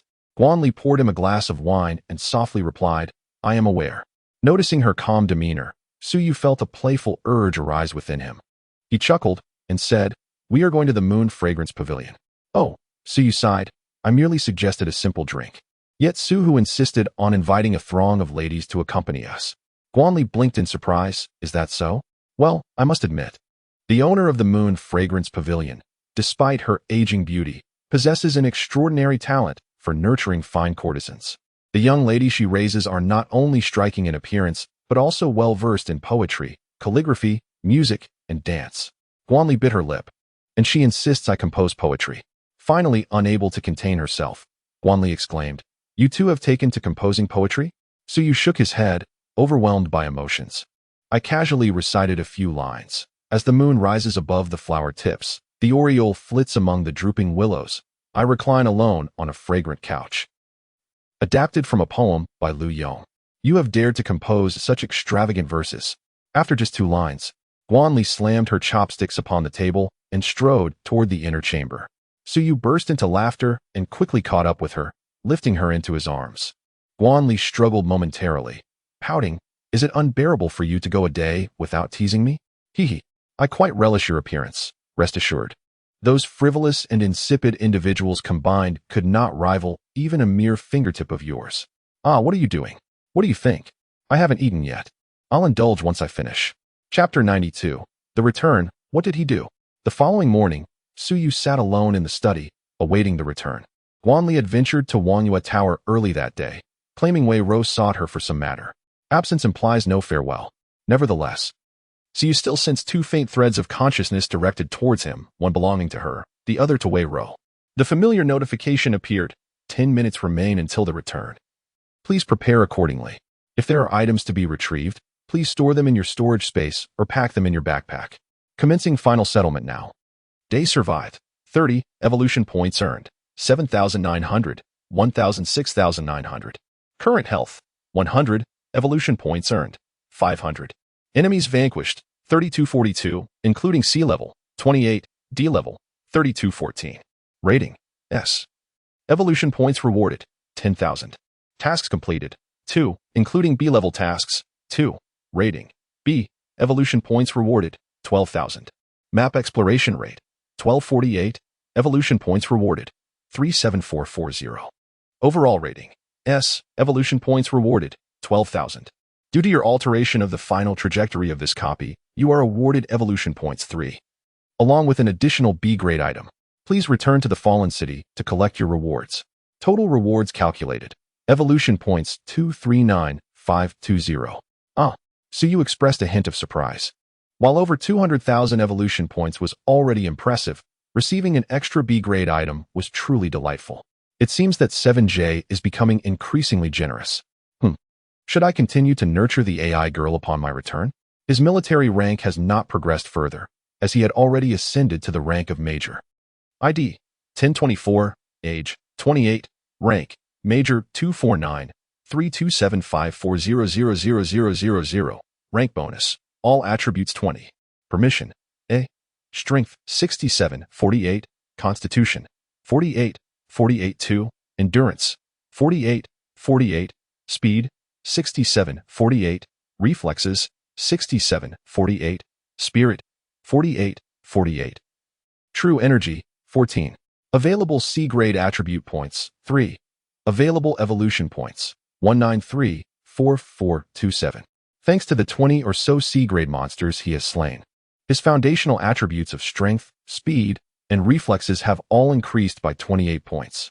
Considering the military rank and the 140 enhancement from the 7th layer of Forging the Divine, these attributes easily exceed 100. With his current physique, it is no exaggeration to say that, were it not for Guanli being a cultivator, she would scarcely withstand his exertions. Speaking of combat, Guanli is now entirely outmatched by him. He has been patient with his evolution points, preparing for a grand endeavor upon his return. He does not yearn for an exquisite A grade, yet surely he must strive for a remarkable B. Time has arrived. The surroundings begin to swiftly shatter and reform. Siyu reappears on that platform once more. Soon, a chorus of exclamations fills the air. Oh my god.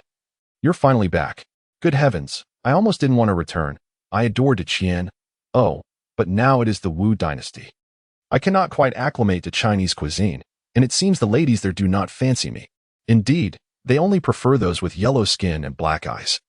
Unlike us now, who are so well-liked. Speaking of which, we have witnessed a significant chapter in history. The very individuals who create history stand beside us. Thanks to our troublemaking ancestor Su Yu, the difficulty of this instance has plummeted, allowing the travelers to survive until the final day. Except for that foolish one at the beginning. They only fought for a day, and the remaining time felt akin to a leisurely vacation. Although they did not slay many orcs, the final tally of map exploration was sufficient to astonish them. Your Highness, the Prince of Yan. It is an honor to have fought alongside you. A black man bowed to Su Yu. The other travelers followed suit, bending at the waist in unison. This gesture was undeniably heartfelt.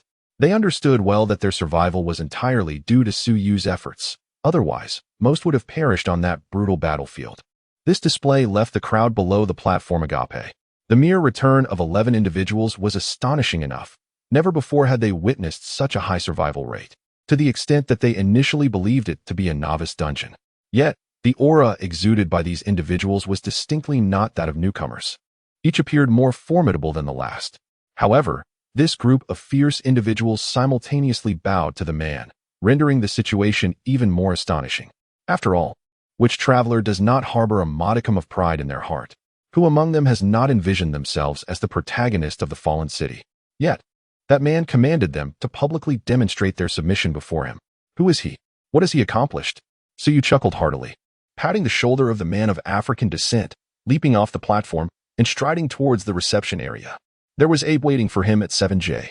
As he walked, he noticed that Fallen City had transformed somewhat. The population had evidently increased. Just along the way, he had already encountered over 200 individuals, most of whom were unfamiliar faces.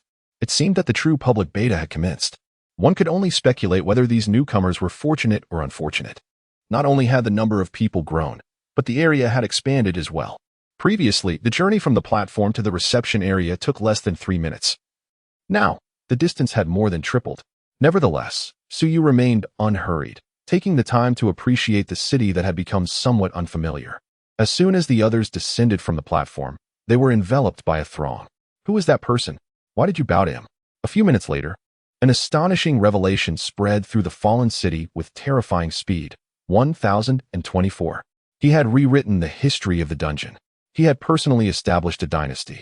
He had become a prince of the highest rank, a title that could stand shoulder to shoulder with the emperor. He has also become the godfather of the crown prince. Most importantly, he has won the heart of the most beautiful and noble lady in that world. This is simply such a disparity between individuals. Halfway through, Suyu's panel began to flicker incessantly. Suyu exclaimed, "No? Brother, what are you doing? How did you become a prince? Come on. How could you keep such an exhilarating event from me?" Suyu replied, "It's just a basic achievement. There's no need to make a fuss about it." Su Fei interjected, "The servant greets His Highness, the King of Yen, wishing the prince good fortune." Suyu responded, "Reward her." Zheng Zhigu remarked, "We have 2 days left before we return, and you are." Sigh, "I was hoping for a peaceful time. But hearing your commotion makes me want to take bold actions as well." Suyu cautioned, "Hey, safety first. Don't let things go awry." "Welcome back, Major Suyu." Upon entering the reception area, the long-missed 7J appeared just as vibrant as ever. Gazing at this delightful AI maiden, Suyu was suddenly filled with a wave of nostalgia. It had indeed been a long time since their last encounter. He opened his arms and smiled. "May I have a hug?" 7J blinked with a hint of humanity. "Is this a matter of etiquette?" "Of course. Then I am honored." With heartfelt joy, after parting, Suyu was left wondering if it was merely his imagination, but he felt that 7J's cheeks seemed a bit flushed. This left him somewhat astonished. Has she truly become this intelligent? Chapter 93, Egg, Lulu. Moments later, 7J's expression returned to normal, smiling as she said, "You have a reward item here. Do you wish to claim it now?" "Certainly." Suyu's spirit soared instantly, to the extent that he scarcely noticed the subtle shift in 7J's address from to. That was a significant change. After all this time, he had only managed to acquire 2 items, a Lord Scroll and a Kunya ring, both undeniably precious treasures. "Follow me." Upon re-entering the VIP room, Suyu's gaze immediately fell upon the egg resting on the table. This was the very item he had stored with 7J prior to embarking on the dungeon. Under the auspices of fortune-telling, the egg continued to emit a flickering glow of treasure. However, after observing it for a while longer, Suyu discerned a difference. The white light had vanished, leaving only hues of yellow, blue, green, and orange. This was undoubtedly a positive sign, indicating that the egg's quality was improving. He pondered whether this change was a result of its own evolution or if 7J had intervened in some manner. Next to the egg lay a scroll, radiating a distinctive blue treasure glow indicative of its B-grade status. It was likely the item he had anticipated. Picking it up, he read the inscription, "Initial refinement, an auxiliary skill for cultivation, quality, B, capable of refining and enhancing items of B grade and below. Would you like to learn it?" Yes. How fortuitous that his desires had manifested. This time, after slaying thousands of orcs. He had amassed a plethora of materials alongside the demon cores, cluttering his storage space to the brim, just as he was fretting over how to manage it all. This opportunity presented itself. 7J had indeed become increasingly considerate. Retrieving the enormous sword from his inventory, he found that the option for enhancement had indeed appeared on the interface. "Thank you," he said with a gleeful smile as he stowed the great sword away, planning to delve deeper into it later. 7J flashed him a sweet smile, saying, "This is what you deserve. Oh, and there's more." She pointed again at the egg on the table, suggesting that the demon essence within him could be fed to it. Suyu exclaimed in surprise, "Can I really feed it demon essence? This substance is far more abundant than materials, and to me, it is quite redundant. The side effects of the demon refining technique are exceedingly severe. Previously, when I ventured into the 10,000 Great Mountains, I attempted to use it once, and it nearly resulted in disaster. I completely lost my rationality and could not stop the slaughter. It was only through Guan Li's unconventional methods that I regained my senses. Although this led to the shattering of the last barrier between us, I have no desire to relive that experience. Fortunately, there were only beastmen in the 10,000 Great Mountains, and thankfully, Guan Li possessed a life-saving treasure. Otherwise, the consequences would have been unimaginable. Therefore, I should avoid using the demon refining technique unless absolutely necessary. Yet, I have over 2,000 demon essences stored in my spatial compartment. Amidst my delight, I cannot help but feel a tinge of concern. Will feeding it to the egg have adverse effects? Absolutely not. 7J shook her head. It is inherently a demon. So you produced a demon essence. How should I feed it? Simply place it beside it. Then I shall give it a try. Indeed. As soon as the demon essence approached the egg, Suyu felt the contained demonic energy begin to overflow, swiftly drawn in by the egg. Within mere seconds, the essence lost all its luster. Then, a faint voice echoed in Suyu's mind. Hungry, hungry, want, want. The voice, sweet and innocent, was indistinguishable in gender and sounded utterly adorable. He exclaimed in joy, I heard it speak. 7J nodded. It has established a mental connection with you. He chuckled, ah. It's true that one who possesses milk is akin to a mother.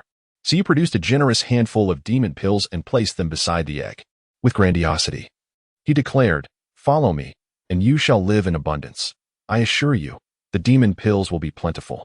He then distinctly observed a slight tremor emanating from the egg. A wave of emotions, tinged with joy and warmth, radiated from within. Suyu found himself inexplicably moved by this sensation, a smile of affection unconsciously gracing his features. Gazing at the egg's fossil-like shell, he felt a pang of sympathy, murmuring, look how famished this child is. One can only wonder how long it has been buried. Surely it has endured great suffering. Minutes later, the egg consumed all the demon pills, and a contented burp resonated within Suyu's consciousness, reminiscent of an infant who has just finished nursing. Then, silence ensued. Is that all? He thought, there is still so much left. It appears to be quite weak. 7J smiled and explained, its appetite will grow increasingly substantial in the future. Increasingly substantial? A sense of urgency surged within Suyu. Could it be that he wouldn't be able to afford its care? Yet, he quickly dismissed this concern. If he couldn't even sustain an egg, how could he hope to raise a chick? Having completed all necessary affairs, Suyu arranged a room with 7J and carried the egg back to the villa district. He chose the same location as before. The Zhangzhou team and Sophie were engaged in the instance, leaving only one neighbor in the villa district, Lulu. Originating from the African savannah. Designated as number 03, he was a prominent figure from the first phase, akin to Zheng Jie. If one merely considered the numbers, he was the first to succumb to corruption.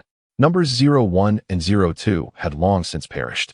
However, this individual was renowned as a lone wolf, never engaging in conversation with others, whether in the city of corruption or within instances.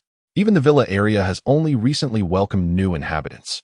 Suyu discovered that the distance between them was not considerable, merely 600 or 700 meters.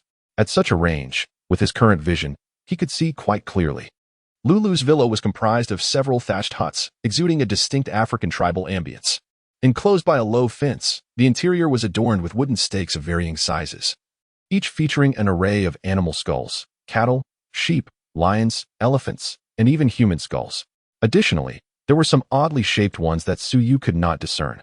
Such items are not available in the marketplace, suggesting they were likely retrieved from dungeons. One could only say, it exhibited a certain taste. Suyu easily spotted him, a slender black youth, currently kneeling before a towering, over 3-meter-high statue of a male phallus. His expression was solemn, and he appeared to be muttering incantations. This was quite shocking. Although Suyu had heard of tribes in the African savannah that maintained such primitive worship, witnessing it firsthand was still somewhat jarring. The statue was crafted with such realism that it resembled an exaggerated version of himself, complete with lifelike veins. Suyu extended his consciousness, intending to greet this new neighbor. However, as soon as he made contact with the outer fence, Lulu abruptly raised his head,